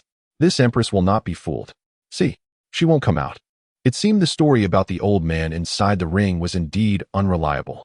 Su Anshan shrugged in disappointment, contemplating that this wicked ring might be better off discarded. The Empress's heart tightened. Discarding it would be a pity. The design was quite exquisite. Indeed. Quickly wear it, my fine furnace. But he is a malevolent object. Su Anshan prepared to throw the ring away once more. The Empress's heart raced. As Su Anshan tossed the ring then retrieved it, tossing it again and pulling it back. The Empress felt her heart leap into her throat. Young man, are you a Libra? Do you suffer from decision-making difficulties? Is he playing with me? The frowning Empress, infuriated, clenched her fist, vowing that if he toyed with her one more time, she would exhaust her soul power to teach him a lesson. Forget it, I'll just wear it. As the Empress teetered on the brink of collapse, Su Anshan smiled and slipped the ring onto his finger. Witnessing this, the Empress nearly shed tears. Good Furnace, you have made the right choice by wearing this ring. Soon, you shall witness how I absorb you. For the earlier antics you subjected me to shall reveal to you what true absorption entails. But then, the Empress froze, her readiness to absorb Su Anshan faltering. She could not absorb him. Despite the ring now adorning Su Anshan's finger, the medium was established, yet she found herself incapable of drawing upon his spiritual power. Instead, it seemed as though she was being drawn in. What is happening? Is he absorbing me? What on earth is going on? Beep. You have absorbed the Empress's cultivation of 837. You have absorbed the Empress's cultivation of 663. You have absorbed the Empress's cultivation of 962. The virtual data page continuously displayed messages regarding the cultivation. While Su Anshan scrolled through, noting that the efforts of the 8 fragrant chickens at the nothingness peak yielded merely 1 or 2 points of cultivation. Occasionally, there are those who can leap over 30 points in cultivation. Moreover, Zhang Baihui and Xuan Mingyue, his 2 unrestrained disciples, occasionally yield him a few dozen points in cultivation gains as well. Ding! You have broken through to the peak of foundation establishment. Such efficiency? He has only absorbed for less than half a minute. Is this the power of the Empress? A splendid furnace, indeed, a truly splendid furnace. Without dual cultivation, it is already so formidable. If dual cultivation were to occur, he would surely ascend to the heavens. Isn't it exhilarating? Indeed, it is. There is no need for arduous training. It feels akin to riding a rocket in terms of cultivation growth. How could one not relish such a sensation? If it feels good, absorb more. You could even drain her completely, as it would be advantageous for her if she lacks cultivation. Exactly. If she runs out of cultivation to flaunt, it would lose the grandeur of the Empress. Indeed, we should not be too excessive. A modest intake will suffice. Su Anshan stretched lazily, contemplating whether to absorb just enough to reach the spirit returning stage or the spirit separation stage. It depends on you. Or on when she can no longer hold back. Regardless, there is no need for guilt. Her cultivation was also derived from Xiaohua. So, does that imply Xiaohua is due for a tribulation? Not just that. The absorption of spiritual energy incurs losses, even the Empress, with her meticulous control over spiritual energy, cannot prevent some from returning to the heavens. Xiaohua is a fated individual, possessing divine roots. 80 years should be ample for him to ascend. My master has not yet ascended. Your master simply does not wish to ascend. If she desired it, she could do so at any moment. True enough. Ding. You have broken through to the initial stage of sea breaking. The Empress is indeed a remarkable furnace. Chapter 081. Empress, let it be, you absorb. The surge in cultivation was remarkable. The system's clock-in feature is truly effective. Su Anshan had fallen asleep. The technique continued to operate autonomously, while the Empress, absorbing, rolled her eyes in exasperation. Why is this happening? My cultivation, how is he absorbing it while asleep? The dignified Empress, succumbed to shock from a mere melon, and even in the lower realm, I am being bullied? What a futile venture in the lower realm. Within the ring, the Empress sat cross-legged upon a mat, striving to maintain her realm, exerting all her efforts to counter Su Anshan, not daring to slacken for an instant. Despite her efforts, the absorption of her cultivation showed no significant improvement. Could it be that he also possesses the star absorption technique? How could this be? This was a technique I created in dire straits after entering the ring, born from my will to survive. It is impossible for anyone else to know this technique. Even I have yet to perfect it. What is happening here? The Empress, with her lips tightly pressed, glistened with fragrant sweat, her exquisite form on full display. Yet she paid it no mind. She had no time to concern herself with her appearance. If Su Anshan continued to absorb for a few more hours, she would inevitably lose her realm. I do not believe it. I have lived for tens of thousands of years. I cannot be bested by him. Tisk, so persistent. Observing the still resisting Empress, one could not help but marvel. Resistance was indeed effective. The absorption of spiritual essence was noticeably obstructed, now yielding only about 500 points, a reduction of nearly a third from before. Su Anshan spoke softly. After several hours, his cultivation had surged remarkably. A breakthrough seems imminent. Ding. You have transcended the initial stage of returning to spirit. The breakthrough has been achieved. She resists. Let us instill despair in her. Take this. Ding. You have received a system gift, a skill upgrade card. My friend, you truly are ruthless. Upon witnessing this gift, Su Anshan understood the intentions of the system. Upgrade. Ding. Your skill, the star-absorbing technique, has been successfully upgraded. Current level, star-absorbing technique. At this moment, the Empress within the ring experienced its effects. Cease your reckless thoughts. Remain steady. This lad cannot possibly counter me. I am but a half step away from becoming an immortal emperor. Suddenly, the Empress, sitting cross-legged on the mat, froze abruptly. The spiritual energy within her surged outward as if a dam had burst. Previously, Su Anshan's approach was akin to driving in second gear within the city. The Empress could withstand such an impact. Now, however, it felt as if he had accelerated onto the expressway. The speed was exhilarating. Even the Empress could not endure it. Absorb. Go ahead and absorb. I shall not live any longer. I surrender. Absorb as you wish. If you cannot extract comfort from this, then you are worthless. If you possess the capability, then drain me entirely, depleting my spiritual essence. I, after all, am at the pinnacle of tribulation. I shall overwhelm you. Naive indeed. It appeared as though she had given up. Su Anshan observed the projection of the Empress within the ring. She no longer resisted, allowing him to absorb as he pleased. She has not surrendered. She is preparing for a decisive battle against you. What do you mean? Cultivators must convert the absorbed spiritual energy through their spiritual roots for personal use. The higher the grade of the spiritual root, the quicker the absorption, conversion, and storage capacity. Which explains why advanced spiritual roots surpass lower ones in talent and cultivation speed. If you absorb in such a manner, the other spiritual roots will reach saturation. At that point, continued absorption will be impossible. She likely intends to wait until that critical juncture to reclaim the energy you have taken from her, along with interest. Unfortunately, we possess a chaotic root. We have no limits. Regardless of perspective, it seemed the system reveled in this misfortune. While Su Anshan gazed at the Empress, whose heart still held a flicker of hope, with palpable sympathy. You pilfer spiritual energy from Xiaohua. I shall pilfer from you. Xiaohua owes me a favor. It is as if I am extracting Xiaohua's energy from you. This cannot be deemed immoral. Reclining on the soft couch, Su Anshan smiled as he observed the data before him. The upgraded star-absorbing technique proved immensely effective. Each intake yielded several thousand. Suddenly, he heard stealthy footsteps approaching from outside the boat. Is the senior brother still asleep? Standing before the soft couch, Du Zitong bit her lip, watching Su Anshan, who lay there with even breaths, slowly leaning closer. Just as Du Zitong's lips were about to brush against Su Anshan's face, he inquired, "Junior sister, what are you doing?" With her eyes tightly shut, Du Zitong opened them only to find Su Anshan staring at her, his eyes wide like brass bells. Startled, Du Zitong leapt back like a frightened rabbit. "I came to tell you that we have arrived at Tianyuan. Is that so?" Su Anshan, reclining lazily on the soft couch, stretched and twisted his neck. After a long and arduous journey, it was imperative to find an inn in the city for a good rest. "Shall we stop at the nearest city?" he inquired. "Indeed," replied Du Zitong, expertly guiding the flying vessel to the docking area. Compared to Xingbei, the presence of cultivators in Tianyuan seemed unremarkable.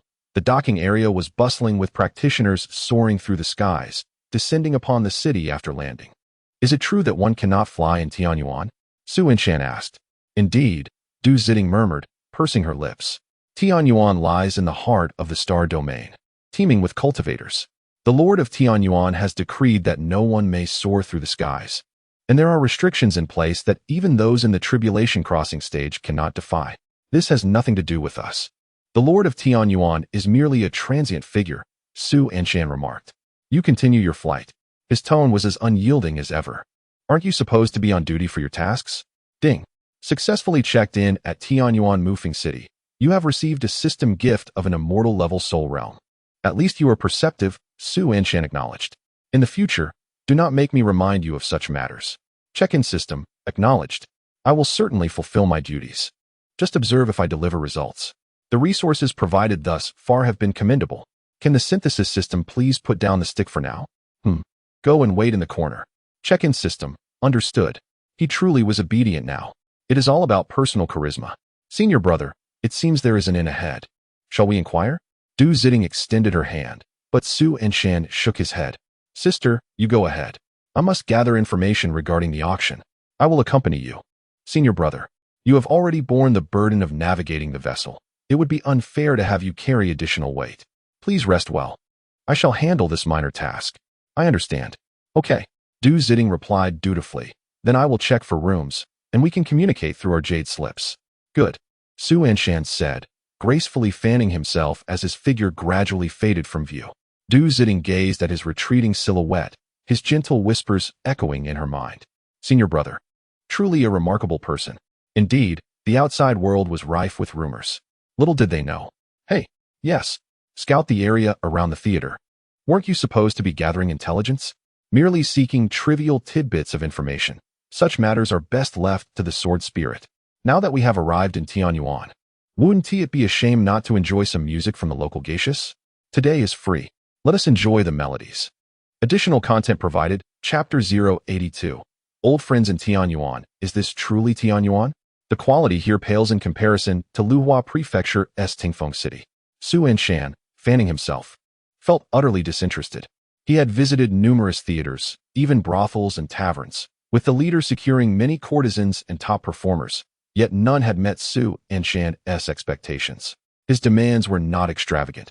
He would have been content with someone of the caliber of Luhuazhou and her peers. Do not rush. You cannot blame the poor quality.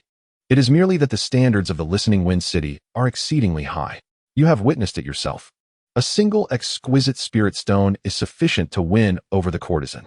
In Listening Wind City, one can casually toss out hundreds of exquisite spirit stones while enjoying music. In the other domains, any lady with a hint of allure would surely flock to such a place. Reflect on this. Has the disparity between your musical experiences 5 years ago and now really diminished? And yet, you dare to lay blame upon me?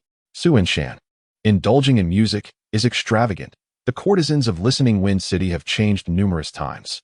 He simply has a penchant for such pleasures. Is there any harm in stimulating this aspect of the economy? Absolutely none. The star realm is vast, and are there not a few young masters who delight in music? Alas, we have yet to encounter them. I refuse to believe that we cannot find a melody to enjoy. Su Anshan leaned back in his chair, his eyes filled with disappointment. If this continues, he might as well return to amuse himself with Du Zitting or seek some entertainment with the Empress.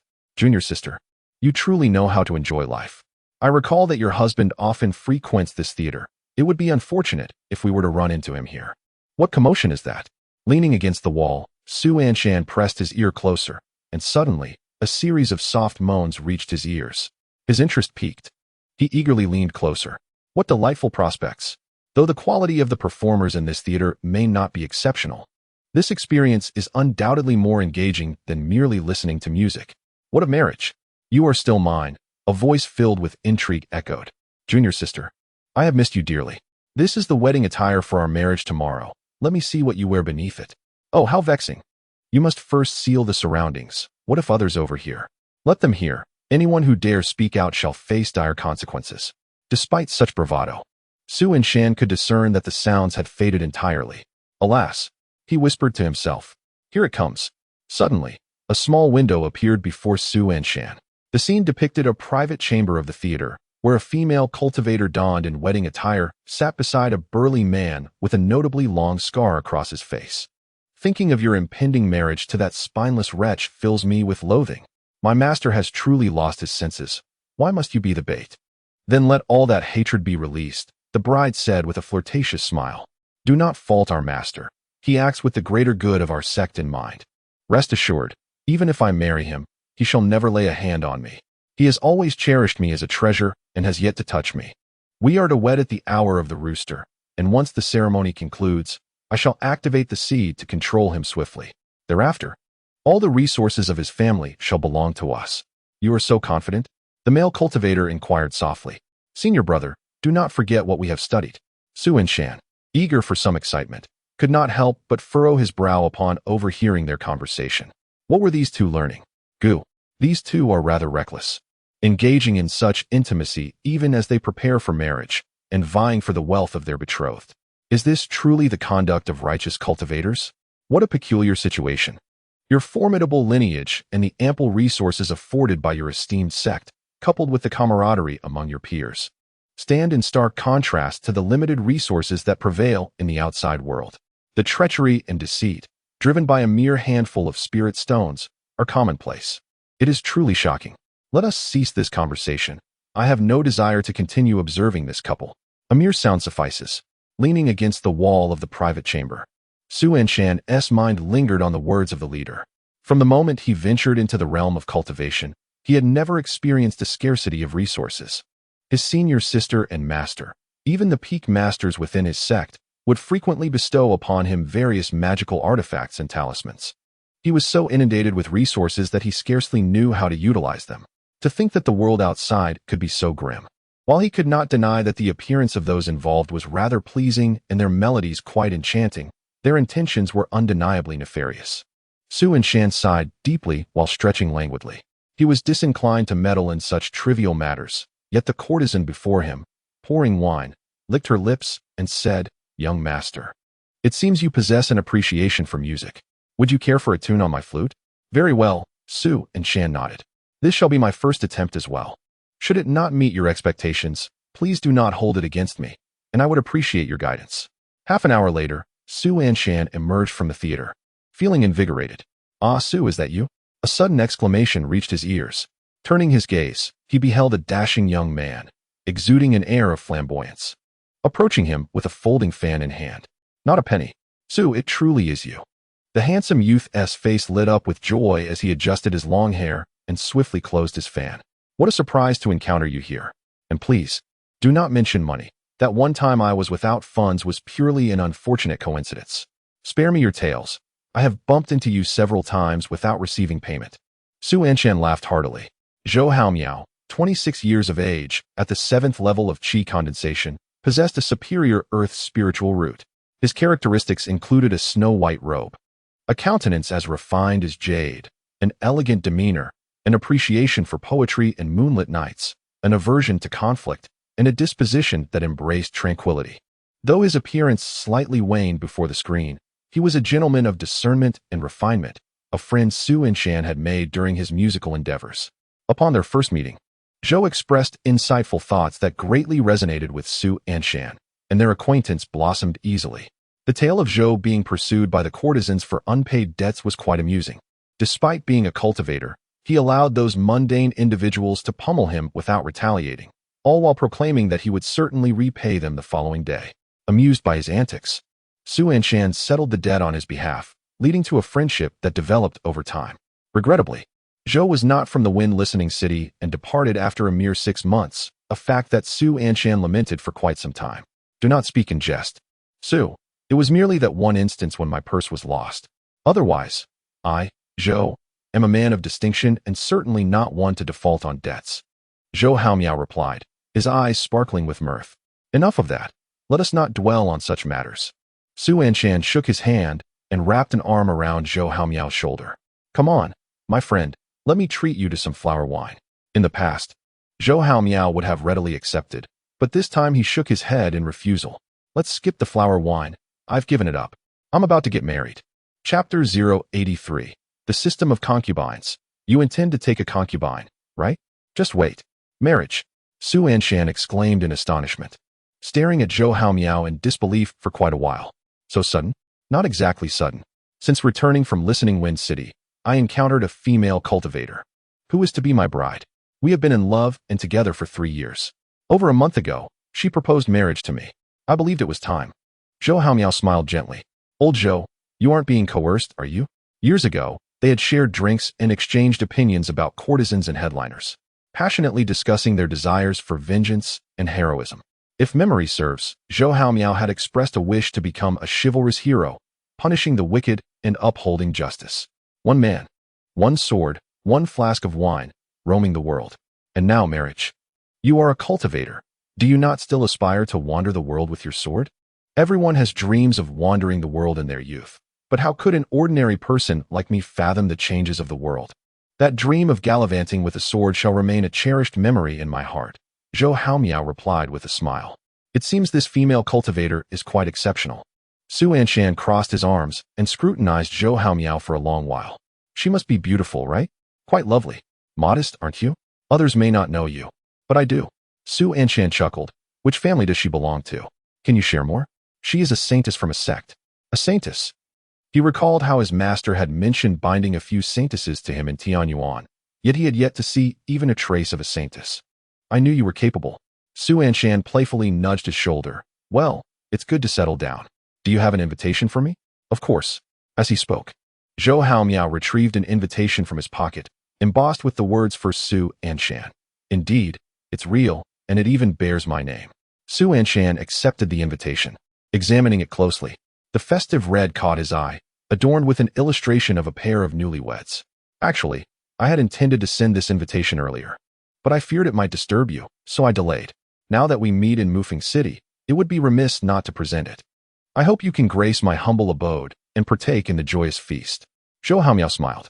Rest assured, I shall be there. Su Anshan grinned as he tucked the invitation into his ring. I will prepare a generous gift for you. Let us not bother with gifts. Just your presence is enough. Zhou Haomiao said with a mischievous grin. To have the esteemed Su Fengzhu of the Wanjian sect attend. I would be honored and would not dare to ask for anything more. Get lost. Are you trying to make me uncomfortable? They both laughed. Their camaraderie as effortless as it had been during their time in Listening Wind City, despite years apart. By the way, since you are from Tianyuan, do you happen to know if there are any upcoming auctions in Tianyuan? You know, the larger-scale ones that feature many rare treasures?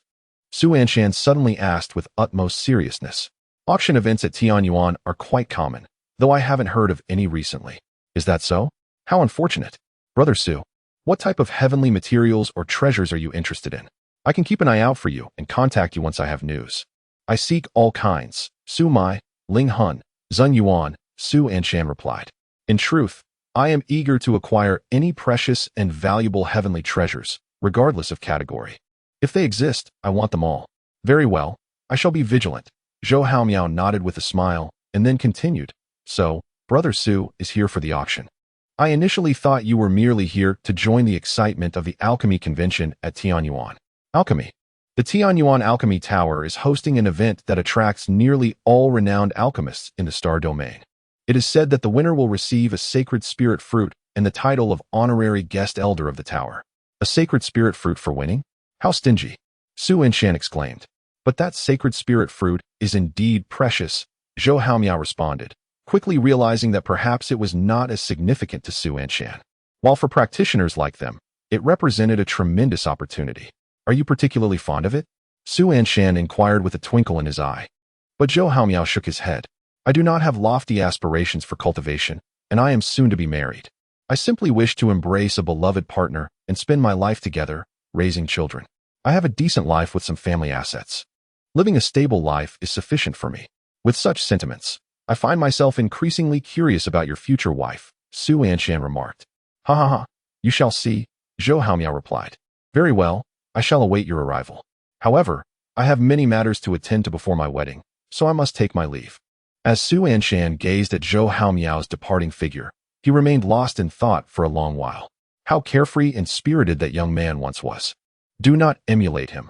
Our dreams are of the stars and seas, to provide a home for the celestial maidens.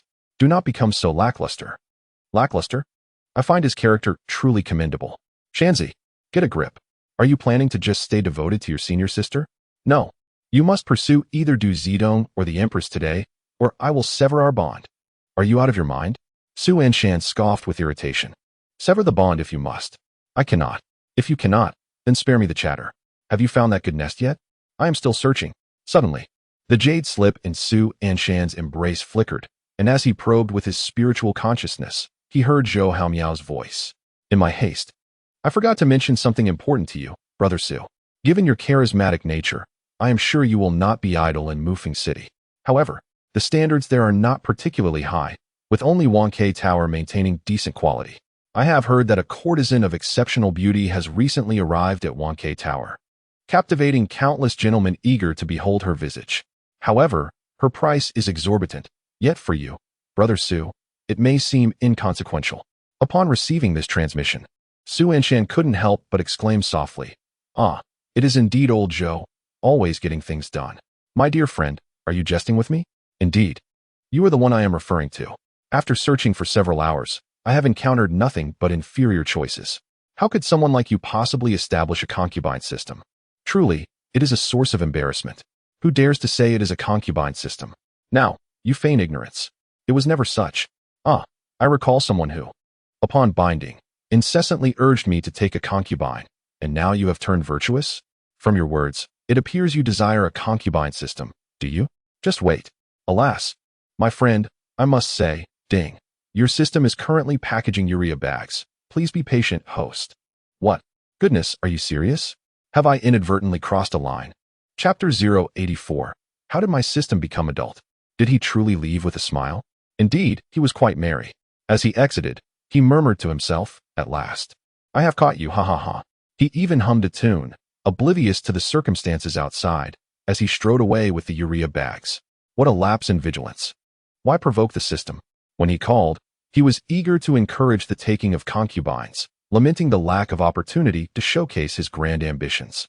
Given the nature of the system, it was likely that the concubine system would be firmly in his grasp. If he must seize it, so be it. After all, he takes pride in this endeavor. You are the one in charge now. Indeed. Wait a moment. Are you attempting to flee? Synthesize that for me. Is this a ploy to confound me? What kind of charisma does this system possess? The heiress of the System Management Bureau has only been here a few days. Yet she behaves like a bandit. Wang Ke Tower, renowned in the city of Mufeng for its allure. Su Anshan casually inquired along the way, and many pointed him in the right direction. There were quite a number of patrons. Upon arriving at Wang Ke Tower, Su Anshan found a steady stream of guests. Oh, this young gentleman appears unfamiliar. Is this your first visit to our esteemed Wang Ke Tower? Before Su Anshan could step inside, a charming matron with graceful remnants of youth approached him. You have come to the right place. Wang Ke Tower undoubtedly offers the highest standards in the industry. Su Anshan smiled as he surveyed the matron from head to toe. Little did he know, he was taken aback upon seeing her details. Wei Chunmei, age, 31, realm, 4th stage of bone refinement, 3rd stage of void. Talent, supreme water spiritual root. Supreme wind spiritual root, traits, golden ratio, exquisite craftsmanship, appearance, 94 goodness. A dual supreme spiritual root at the 3rd stage of the void, a true gem of the red chamber. Is this truly the red chamber? With such a realm, she could easily attain the status of a revered elder in any sect, or be venerated as an ancestor in a dynasty. Why would she choose to work in this place of indulgence? Even in this celestial realm, this is simply absurd. Something is amiss. This red chamber is highly unusual. Young master, why do you keep staring at me? Wei Chunmei, with a coy smile, delicately covered her mouth and gently brushed Su Anshan's cheek with her silk scarf, a waft of enchanting fragrance filling the air. Isn't it simply that your allure is too irresistible?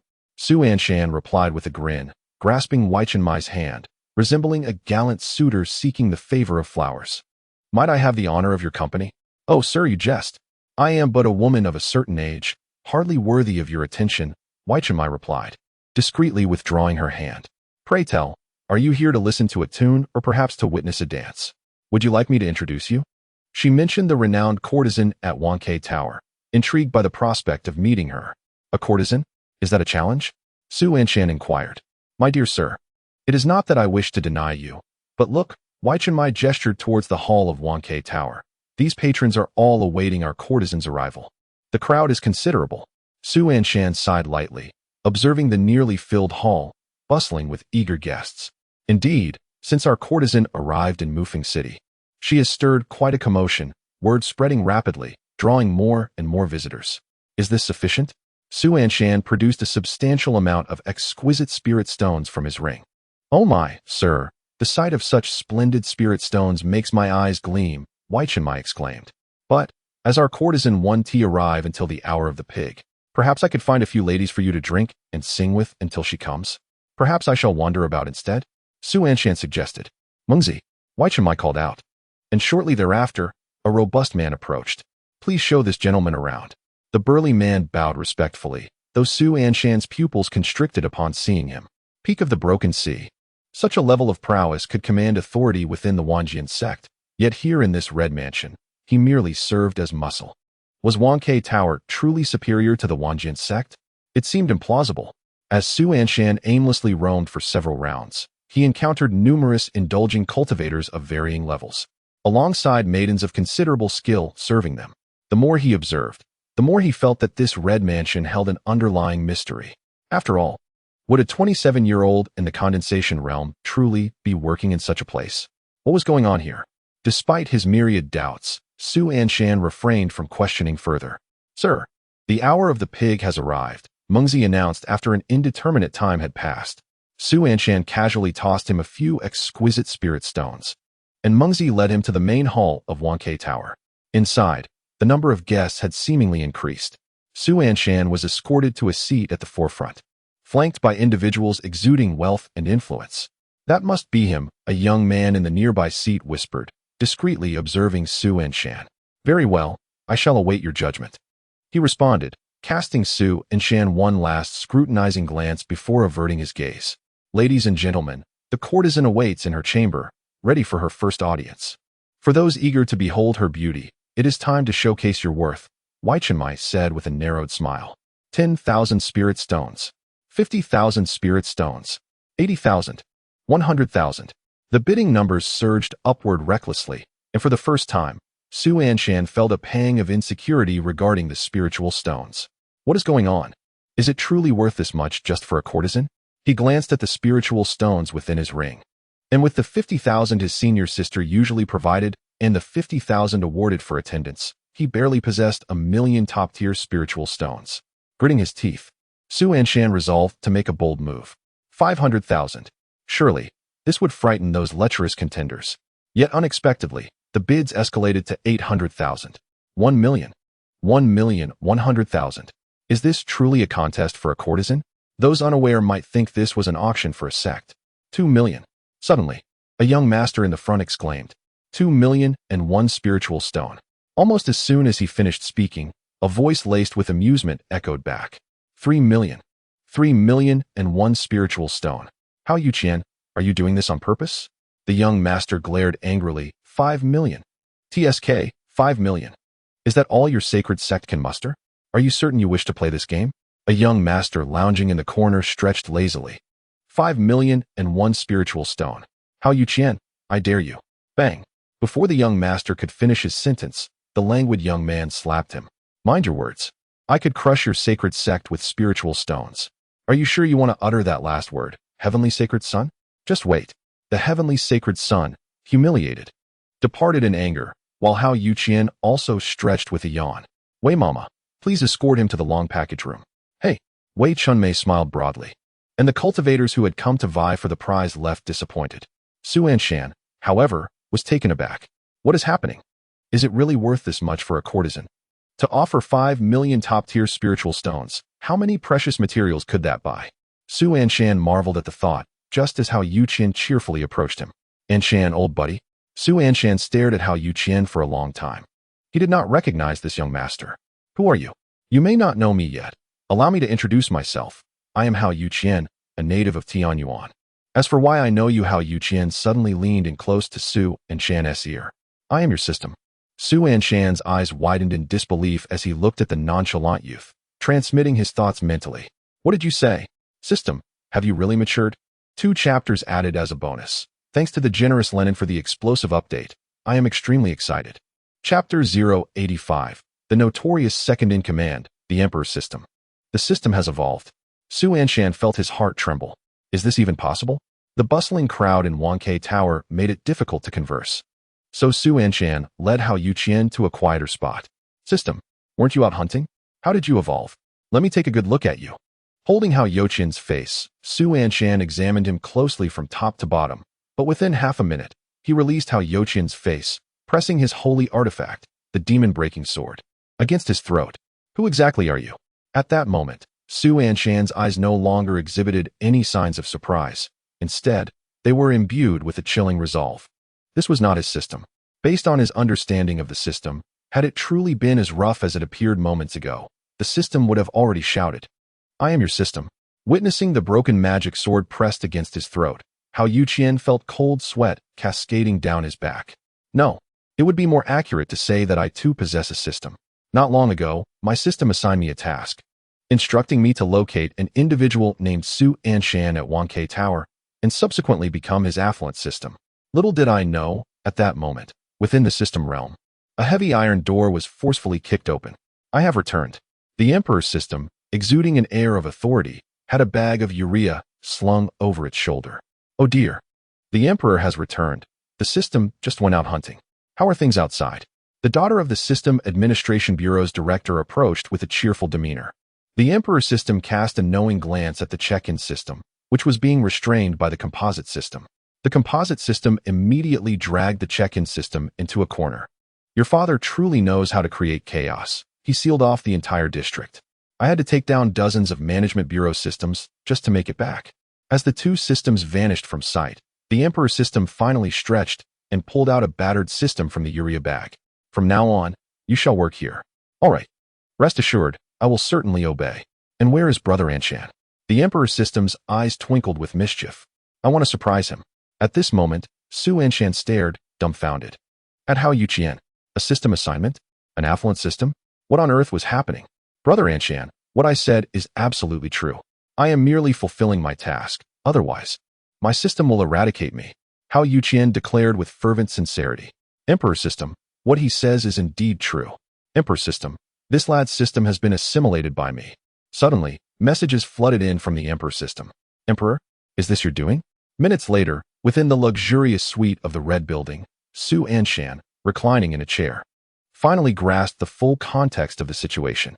In summary, Hao Yuqian's system had been assimilated. The Emperor's system, through its love and righteousness, had transformed Hao Yuqian's system into a member of the Outlaw Club. As the system had already bound to a host, it could only provide resources to Su Anshan in this manner. Su Anshan truly admired the Emperor. He was undoubtedly the fearsome number 2. Even the systems he bound were already claimed. Was there anything he dared not accomplish? The hunting had evolved to such an extent. For them, unbound systems posed no challenge. They only sought to bind those already claimed. Emperor, I must say, you are even more ruthless than the system. Emperor system, shoo. Emperor system, don't let Brother Tong hear. His competitive spirit is quite strong. Emperor system, now, greet Brother Anshan. Affluent system, salute to Brother Anshan. You brought him directly here? The Emperor's system, isn't it more reassuring to conduct business right under our noses? I have an even more worry-free suggestion. Su Anshan remarked with a smile. Why not eliminate this Hao Yuqian? ISNT that what your system often does. The Emperor's system, brother, how ruthless you are. The Emperor's system, unfortunately, that's not feasible. The Emperor's system, erasure is not permitted. We merely use it to intimidate those hosts. Just look at who has been erased among those who possess systems. Is the primary tactic merely intimidation? The Emperor's system, exactly. While Su Anshan conversed with the Emperor's system, Hao Yuqian anxiously shrank his neck. Brother Anshan, do you believe me? Hao Yuqian cautiously inquired. I truly am not lying. It was the system that assigned me to seek you out. You haven't mentioned your system to anyone else, have you? How could I dare? Erasure. It was evident that Hao Yuqian was genuinely frightened by the system. Very well, how does your extravagant system plan to compensate me? Su Anshan crossed his arms. Please hold on. Shortly thereafter, Su Anshan observed Hao Yuqian producing a spatial ring. This ring contains 10 million spiritual stones. Please take it. Su Anshan grasped the ring, and immediately, a notification appeared before Hao Yuqian. Ding! Gifted rebate. You have received 100 million spiritual stones. You should also take this ring. This one, and this one as well. Oh, I have more. One by one, Hao Yuqian presented rings filled with spiritual stones, and before long, dozens of rings overflowing with stones were piled upon the table. Hao Yuqian was quite pleased with the arrangement. Whatever he offered, the system returned tenfold. It was never just a mere gift. Suddenly, the godly wealth system. Are you a fool? Don't give them away. I'm being hunted down. Hao Yuqian, who was still reaching for more rings, paused, casting a glance at the expletive that materialized before him, and silently withdrew the rings he was about to produce. Brother Anshan, is this sufficient? They are all low-grade spiritual stones. Su Anshan murmured as he examined the stones within the rings. Indeed, low-grade spiritual stones are merely basic currency, aren't they? So when you just bid several million for that courtesan, were you not bidding with low-grade stones, but rather high-grade ones? Su Anshan's brow furrowed slightly. Hao Yuqian, startled, felt a shiver run down his spine. High-grade spiritual stones? How could any courtesan fetch 5 million high-grade stones? He realized he had erred. In the past, his senior sister had always provided him with high-grade stones. Even mid-grade and low-grade stones were scarce. Their sex stipends were also calculated in high-grade stones, leading him to instinctively believe this auction involved high-grade stones. If they were not high-grade, that would be more acceptable. One high-grade stone equals 1,000 low-grade stones, and exchanging high-grade stones for lower ones would yield even more. Thus, The courtesan would only be worth around 5,000 high-grade stones at most. And the courtesan? Brother Anshan. She's been waiting outside. If you need, I can have her come in right away. Hao Yuqian grinned widely as he dashed to the door and flung it open. Standing outside the door, the courtesan adorned in a crimson veil resembled a bride on the cusp of matrimony. Brother, lift the veil, urged Hao Yuqian with a sycophantic smile, while Su Anshan furrowed his brow, perplexed by the situation. Wasn't it the case that the Red Chamber offered performances without compromising virtue? This felt more akin to a grand wedding, perhaps intended to invigorate the gentleman with a touch of novelty. Without further contemplation, Su Anshan lifted the veil. Before him appeared an unadorned yet breathtaking beauty, so exquisite that even a man of his vast experience with women felt his heart skip a beat. For reasons unknown, he found the maiden strikingly familiar. Yet, before he could ponder further, the unveiled girl stared at him in astonishment, her clear, water-like eyes misting with emotion. Are you? Brother Anshan? A soft, delicate whisper escaped the courtesan's lips. Su Anshan's lips moved silently as he gazed at the young woman for what felt like an eternity. Is that you, Yuxian? Chapter 086. The mysterious saint body of Lin Yuxian gazing at the enchanting figure before him. Su Anshan was engulfed in astonishment. Yuxian, Brother Anshan. I never imagined I would encounter you here, Lin Yuxian exclaimed, her petite face radiating surprise. 5 years ago, you were taken by the celestial beings, and I thought I would never see you again. She leaped into Su Anshan's embrace. It truly is wonderful to see you here. The courtesan, who had been acquired for a significant sum, was none other than Su Anshan's childhood companion. Since he was taken back to the Wanjian sect 5 years prior, they had not crossed paths. Who would have thought they would reunite in this red chamber? Hao Yuqian, standing to the side, scratched his head in confusion before wisely excusing himself, leaving the two in their private space. Yuxian, how did you end up here? Su Anshan inquired, tightening his hold on her delicate form, a frown knitting his brow. Surely you are aware of where this is? I know, she replied. But why suddenly?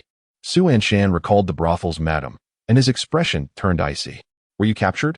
No, not at all. Brother Anshan, please don't misunderstand. Lin Yuxian hastily shook her head.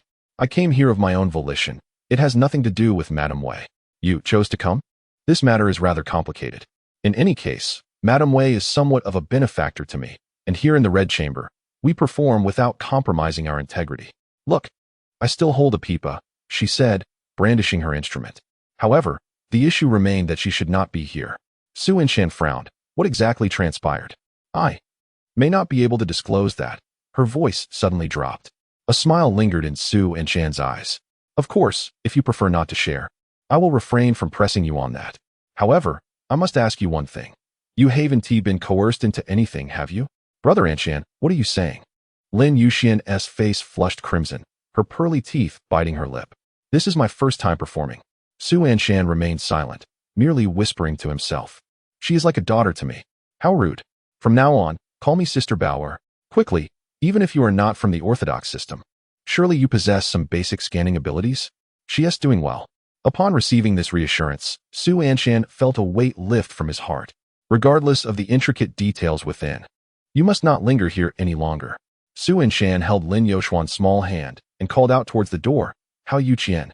Soon, the brothel keeper, Wei Chunmei, swayed her alluring figure and approached with a charming smile. Young master, I hear you wish to redeem our courtesan. State your price. You jest, young master. If you truly care for Yuxian, then take her away without hesitation. Wei Chunmei smiled gently, her eyes filled with softness. She ought not to be here. If the young master could treat her sincerely, that would suffice. Mother, Lin Yuxian bit her lip. Even Su Anshan was taken aback by the brothel keeper's unexpected willingness. If you're agreeable, I shall not shortchange you on spirit stones. Su Anshan produced the rings that Hao Yuqian had previously given him. These spirit stones would serve as her ransom. Brother Anshan, you wouldn't want to embarrass your younger brother, would you? Hao Yuqian rushed forward, pushing the rings back. Letting you spend while I accompany my little brother. How could I bear to lift my head in Tianyuan afterwards? Allow me to cover the ransom. 300 million. With a clang, dozens of rings were tossed onto the table. Rich master system, are you really that reckless? I'm already wanted. Can't you wait until tomorrow to spend? I'm about to explode. Then you can reimburse me tomorrow. Rich master system. Well, you do have a point there. As Hao Yuqian took Lin Yuxian out of the brothel, He rubbed his hands together with a sheepish smile. Brother Anshan, let us stay in touch via the communication talisman. If you ever need anything, I shall serve you wholeheartedly. Very well, I shall take my leave for now. He must be Hao Yuqian, the young master of a wealthy bank, Lin Yuxian murmured, watching his retreating figure. Many holy heirs and maidens treated him with great courtesy, yet she had never heard of him being so accommodating to others. Is the immortal master who accepted you, Brother Anshan, truly formidable? You little girl, could it not be that your brother Anshan is strong? I possess some understanding of cultivation. No matter how exceptional one has talent, it is impossible to attain a high realm within 5 years. His politeness surely stems from a wariness of Brother Anshan's status. Su Anshan gazed at her in silence for a long while. You've certainly grown.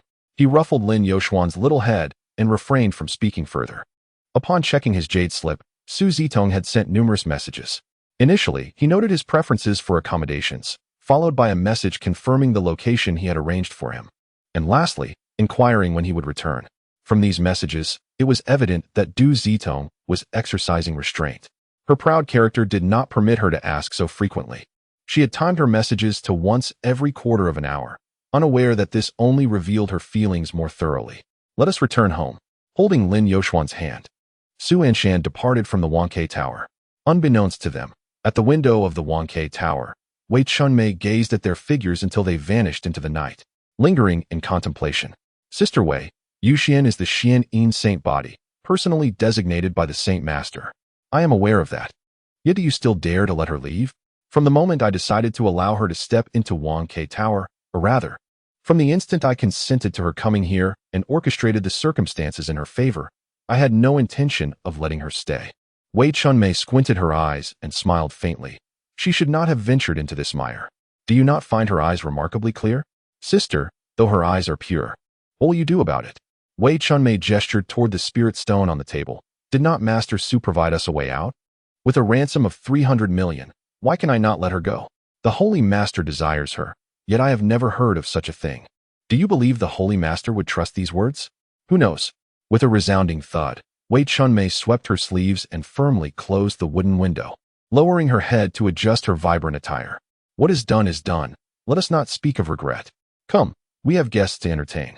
Su Anshan, accompanied by Lin Yuxian, arrived at the residence arranged by Du Zitong, an independent courtyard adorned with pavilions, where the melodies of birds and fragrant flowers created a picturesque scene, clearly indicating the effort she invested in this matter. Upon seeing Lin Yuxian, Du Zitong initially expressed some displeasure, yet upon learning she was Su Anshan's sister, her demeanor instantly transformed with warmth as she affectionately called her sister and ushered Lin Yuxian into her room, suggesting that she should stay with her. Su Anshan paid little heed to this. What he wished to comprehend was Lin Yoshuan's presence in Tianyuan. Little Master Uncle, the jade slip flickered, and Luo Bai offered a respectful bow to Su Anshan. Bai, I require your assistance to investigate a matter. Chapter 087. The wedding of the Zhou family at this moment. It had been 6 days since Su Anshan had instructed Luo Bai to conduct an investigation. As soon as Luo Bai received Su Anshan's command, he set forth to gather information and promptly reported the findings to Su Anshan. Reclining in a rattan chair, indulging in the massage of a sword spirit, Su Anshan pondered. Baiwa Valley. Are you suggesting that 6 months ago, Baiwa Valley came to Waniancity to recruit disciples, and Yuxian was among them? The projection of the jade slip revealed Luo Bai nodding.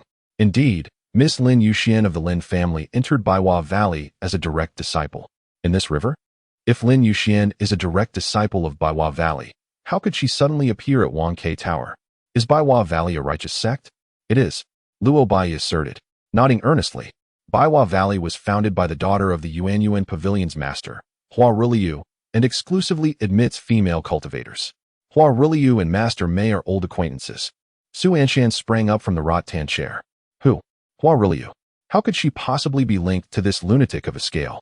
Very well, I am aware now. You may return to the sect.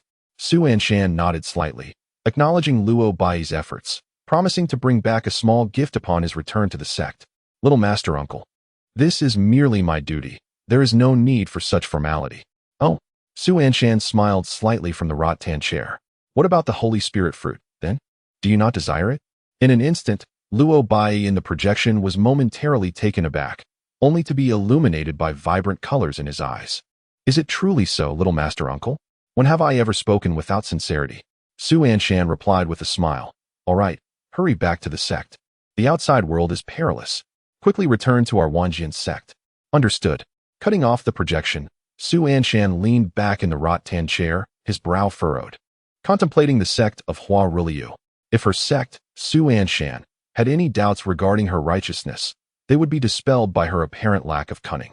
Her mind was solely occupied with the notion of weighing others down, which could hardly be attributed to any malevolent faction. She was the beloved daughter of the head of the marriage pavilion, and her sect should be abundant in spirit stones. Furthermore, Hua Qinggu had reached the pinnacle of immortality. And during that day in the bamboo grove, both his master, Mei Jiji, and Hua Qinggu subtly conveyed that his ancestor, Wu Ren, was unable to contend with that old rival. With such a prestigious background, it would be unlikely for her to resort to opening a brothel in Tianyuan for profit. Given this, how could the esteemed Lin Yuxian, a direct disciple, possibly find herself in the realm of frivolity? Suddenly, Su Anshan's expression shifted slightly. It could not be. Luhuazhou had deliberately established a red mansion, employing bait-and-switch tactics, sending female disciples from his sect to the establishment, under the pretense of performing arts rather than selling their bodies. Any lecherous scoundrel who dared to lay a hand on them would face swift retribution. With Wei Chunmei, a third-stage void practitioner, overseeing the situation, there was little concern that any reckless cultivator would dare to misbehave. One could hardly believe that Luhuazhou would stoop to such a scheme. Impressive, Su Anshan mused silently. With the system at his disposal, he had grown accustomed to consulting it when faced with dilemmas. He hasn't returned yet? It had been quite some time. Perhaps he had already grown cold. Su Anshan raised an eyebrow, wondering if he had been apprehended by your father. Have you received any capture notifications? No. What a pity. That likely means he hasn't been caught yet. Don't worry. Do you require resources? Not particularly. Su Anshan retrieved a multitude of rings from his pocket. He was not lacking in resources, but he had accumulated an excess of rings that he found cumbersome, and the spatial storage ring could not accommodate them. Ding! Check-in successful. You have received the system's gift, the Celestial Craft Ring. This ring is a true celestial-grade artifact, capable of housing lower-tier storage rings. You can simply toss those rings into this Celestial Craft Ring. Did you manipulate this? No. It seems to have been fortuitously bestowed. Goodness, I must say, the daughter of the System Management Bureau is increasingly exhibiting the demeanor of a competent leader. Even in the absence of her superior, she manages the household with remarkable efficiency. Once adorned with the ring, Su Anshan proceeded to discard the other rings into it, leaving behind the Empress ring, as he still needed to draw from its power. It was astonishing how resilient this Empress was. After nearly a week of drawing energy, she showed no signs of relenting. If this continued, Su Anshan would risk stepping into the void himself. Brother Anshan, we are ready. Lin Yuxian cheerfully approached, her pink gown accentuating her charming demeanor. Su Anshan was further captivated by Du Zitong, who appeared in a pristine white attire, immaculate and unadorned, with damp hair suggesting she had just bathed. Her delicate features resembled a painting, her skin as smooth as cream, and her eyes sparkled like precious gems, yet her aura was so frosty that it deterred close proximity. Suddenly, a faint blush crept across her fair cheeks. Senior brother, why do you keep staring at me? With her current attire, she would surely make the bride of today's wedding feel overshadowed. Su Anshan chuckled, and Du Zitong bit her lip. Shall I prepare anew? Su Anshan glanced at the time. Zhou Haomiao informed him that the auspicious time for the wedding was at the hour, and as that moment approached, any further delay would jeopardize the joyous occasion. Let us proceed directly, Su Anshan suggested, retrieving a veil from the ring. It would be best for my junior sister to don this sheer veil. As this is a grand celebration for another family, we should avoid overshadowing the main event. When the day arrives for my junior sister, we shall adorn ourselves splendidly. Du Zitong, with a gentle whisper, felt her cheeks flush deeper, biting her lip in agreement. Very well. Throughout this exchange, Lin Yuxian observed quietly, her lips pursed, her eyes sparkling with joy. At Zhou's residence, the day of celebration drew guests from all directions. When Su Anshan arrived, he found Zhou Haomiao welcoming visitors, who instantly beamed upon seeing Su Anshan's presence. Su brother, Zhou Haomiao exclaimed, rushing towards him with a radiant smile. Su Anshan returned the gesture with a cheerful bow. Congratulations. Congratulations. I hope I am not too late. Zhou Haomiao chuckled. Not at all. Your timing is impeccable. I feared you might arrive too early amidst the throngs of guests and be left unattended. Su Anshan tossed a small pouch toward Zhou Haomiao, who caught it with surprise. What is this? A congratulatory gift, Su Anshan replied with a subtle smile. Do not mind me. Go about your business. I shall wander for a bit. We need not stand on ceremony.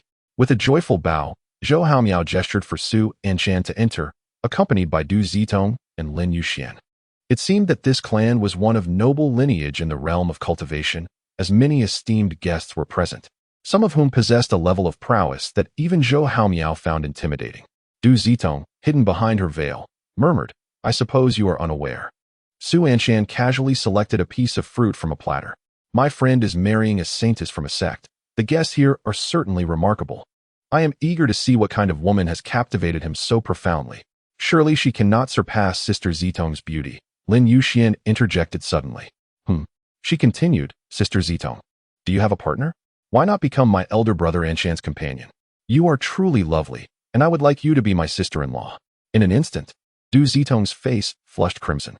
Younger Xian, please, she stammered, instinctively glancing at Su Anshan, only to find his expression darkened, his gaze fixated on a particular figure. Following his line of sight, she beheld a robust figure, a cultivator with a scarred face, who mockingly held a jade slip, seemingly transmitting a message. Senior brother? Du Zitong called out instinctively, but Su Anshan, without turning, strode purposefully towards the burly cultivator. Chapter 088. The soul-capturing secret art friend, Su Anshan greeted warmly. Pulling a chair to sit before the burly cultivator, casting a glance at the information displayed before him. Wei Xiong, age, 171 realm, foundation establishment 3rd layer, talent, superior fire spiritual root, traits, not a dog, appearance, not worth mentioning to you before the screen, with such a realm. Su Anshan could easily dispatch him with a mere slap. Wei Xiong's brow furrowed. At that moment, he was engaged in a light-hearted conversation with his junior sister about whimsical tales following the rain, when an unexpected visitor disrupted him, stirring a sense of indignation within. Raising his gaze, he was struck by the formidable aura of the person before him. The veiled female cultivator standing at his side was none other than the esteemed senior, Master Pahai. Instantly, his feelings of discontent dissipated, and he rose with a broad smile, clasping his hands in greeting. Senior, we are all here to celebrate this joyous occasion. There is no need for such formality. Please, take a seat. Su Anshan maintained his warm smile, seemingly oblivious to the junior's origins or sect. The junior's sect was not well known, and perhaps the senior was unfamiliar with it. Our sect is called the Root Establishment Sect. Su Anshan quietly noted this information, while Wei Xiong appeared increasingly anxious. Senior, what brings you to inquire about this? Su Anshan chuckled lightly. It is nothing of consequence. I simply enjoy making new acquaintances as I wander the world, and I felt a certain affinity toward you, hence my desire to introduce myself. With a resounding clatter, dozens of spirit stones were tossed onto the table. Consider these spirit stones a token of our first meeting. Top-grade spirit stones. At the sight of these stones, Wei Xiong's heart raced. A single top-grade spirit stone was worth thousands of inferior ones. If the market was favorable, one could exchange it for up to 500 inferior stones. The pile before him must be worth hundreds of thousands. Who was this fortunate individual, bestowing such wealth upon him? Du Zitong, observing from the side, was equally astonished. Is this truly the younger brother of the wealthiest man in Luhuazhou Island? His generosity is remarkable. Just a few words exchanged, and he offers dozens of top-grade spirit stones, enough to cover the annual salary of a small sect's elder. Wei Xiong licked his lips and rubbed his hands together, hesitating to touch the spirit stones. Senior, you see, one should not accept rewards without merit. I have done nothing to deserve these stones. Please, accept them, Su Anshan replied, still smiling. I also have some matters I wish to discuss, and I hope you would be willing to share your insights. Of course, Senior, please proceed. Wei Xiong responded earnestly. What is the background of this estate? To attract such a multitude of cultivators for this banquet? Are you unaware? Su Anshan said with a cheerful demeanor. I am merely passing through and happened upon this joyous occasion, seeking a celebratory cup of wine. Upon hearing this, Wei Xiong felt a wave of relief wash over him. Initially, he had been apprehensive, unable to discern the other's cultivation level and uncertain of his intentions for attending the Zhou family's wedding. He had deliberately refrained from mentioning the holy sect out of caution. Suddenly, Su Anshan's casual remark about seeking a drink eased his tension considerably. This estate belongs to the Zhou family, a notable clan within Tianyuan, but the reason for such a large gathering of cultivators is primarily due to my junior sister. Your junior sister? Wei Xiong inquired, intrigued. Unbeknownst to you, the bride in this marriage is my junior sister, the saintess of our sect, the discontinuation sect. Oh, that explains much. Su Anshan nodded, though a blaze of fury ignited within him. He had already confirmed that the individual marrying Zhou Haomiao was none other than the couple he had overheard in the theater. He recognized Wei Xiong at first glance, though he had not scrutinized them closely at the time. The scar on Wei Xiong's face was strikingly prominent, stretching from the crown of his head on the right side to the base of his left ear, resembling a grotesque worm resting upon his visage, evoking a sense of revulsion. It was an unforgettable sight for anyone who beheld it. Grateful for the insights shared by his companion, Su Anshan took his leave with a courteous bow, while Wei Xiong smiled amiably in return. Shortly thereafter, he stowed away several exquisite spirit stones into his storage ring. Unable to suppress a smirk, once Su Anshan departed, he fell into deep contemplation, seeking a place to sit, his mind occupied with the words he had overheard while eavesdropping. If he were to expose the truth at that moment, not a soul would believe him, even if Zhou Haomiao were to accept Su Anshan's claims. The so-called saintess and Wei Xiong would have ample opportunity to defend themselves, leading to a loss of face for Zhou Haomiao. Yet, if he remained silent, the two schemers would continue their plot to endanger Zhou Haomiao's life and seize his inheritance. How unfortunate for old Zhou to find himself embroiled in such treachery. Su Anshan mused, furrowing his brow. Should he unravel this matter, Zhou Haomiao would undoubtedly be left humiliated. Who among them could resolve this predicament? Check-in system. How about I give it a try? Ding. Check-in system. Receive the soul captivation secret technique as a gift from the check-in system. What purpose does it serve? Check-in system. It allows the master to control her soul, compelling her to act at their command. This technique requires a certain level of soul cultivation. Since I previously checked in for you at the human immortal level, controlling her will be child's play. If my soul cultivation is superior, can I not control her? Check-in system. Indeed. Check-in system. However, the closer the soul cultivation level of the subject is to yours, the longer the control lasts. For that crafty woman, you could easily maintain control for 2.5 years. What? An excellent technique. This truly is a remarkable secret. With this power, he could manipulate anyone he desired, even employing it on her master later. What a splendid technique for dealing with the ancestral lineage. Licking his lips, Su Anshan turned his gaze toward Zhou Haomiao and the so-called saintess. Old Zhou, I am coming for you. He reached out with his sole intent, swiftly ensnaring the saintess' spirit. A human immortal level soul, controlling a chi condensation practitioner was exceedingly simple. The saintess froze, and within mere seconds, Su Anshan had completely seized control of her soul sea. Remarkably, this control allowed him to glimpse her memories. Was the saintess of the broken thought sect truly so extravagant? As he perceived the inner landscape of Qi Hanqing's soul, Su Anshan was profoundly astonished. Hanqing, what troubles you? Zhou Haomiao spoke softly, grasping Qi Hanqing's hand. At that moment, Su Anshan felt a jolt through his body. Old Zhou, my friend, I have sacrificed much for you. This is truly my first endeavor. Controlling Qi Hanqing's body, Su Anshan feigned carelessness, allowing a jade slip to fall to the ground and deliberately stepping a few meters away. Noticing the jade slip on the ground, Zhou Haomiao paused in surprise. It was a slip he had never seen Qi Hanqing use. He bent down to retrieve it.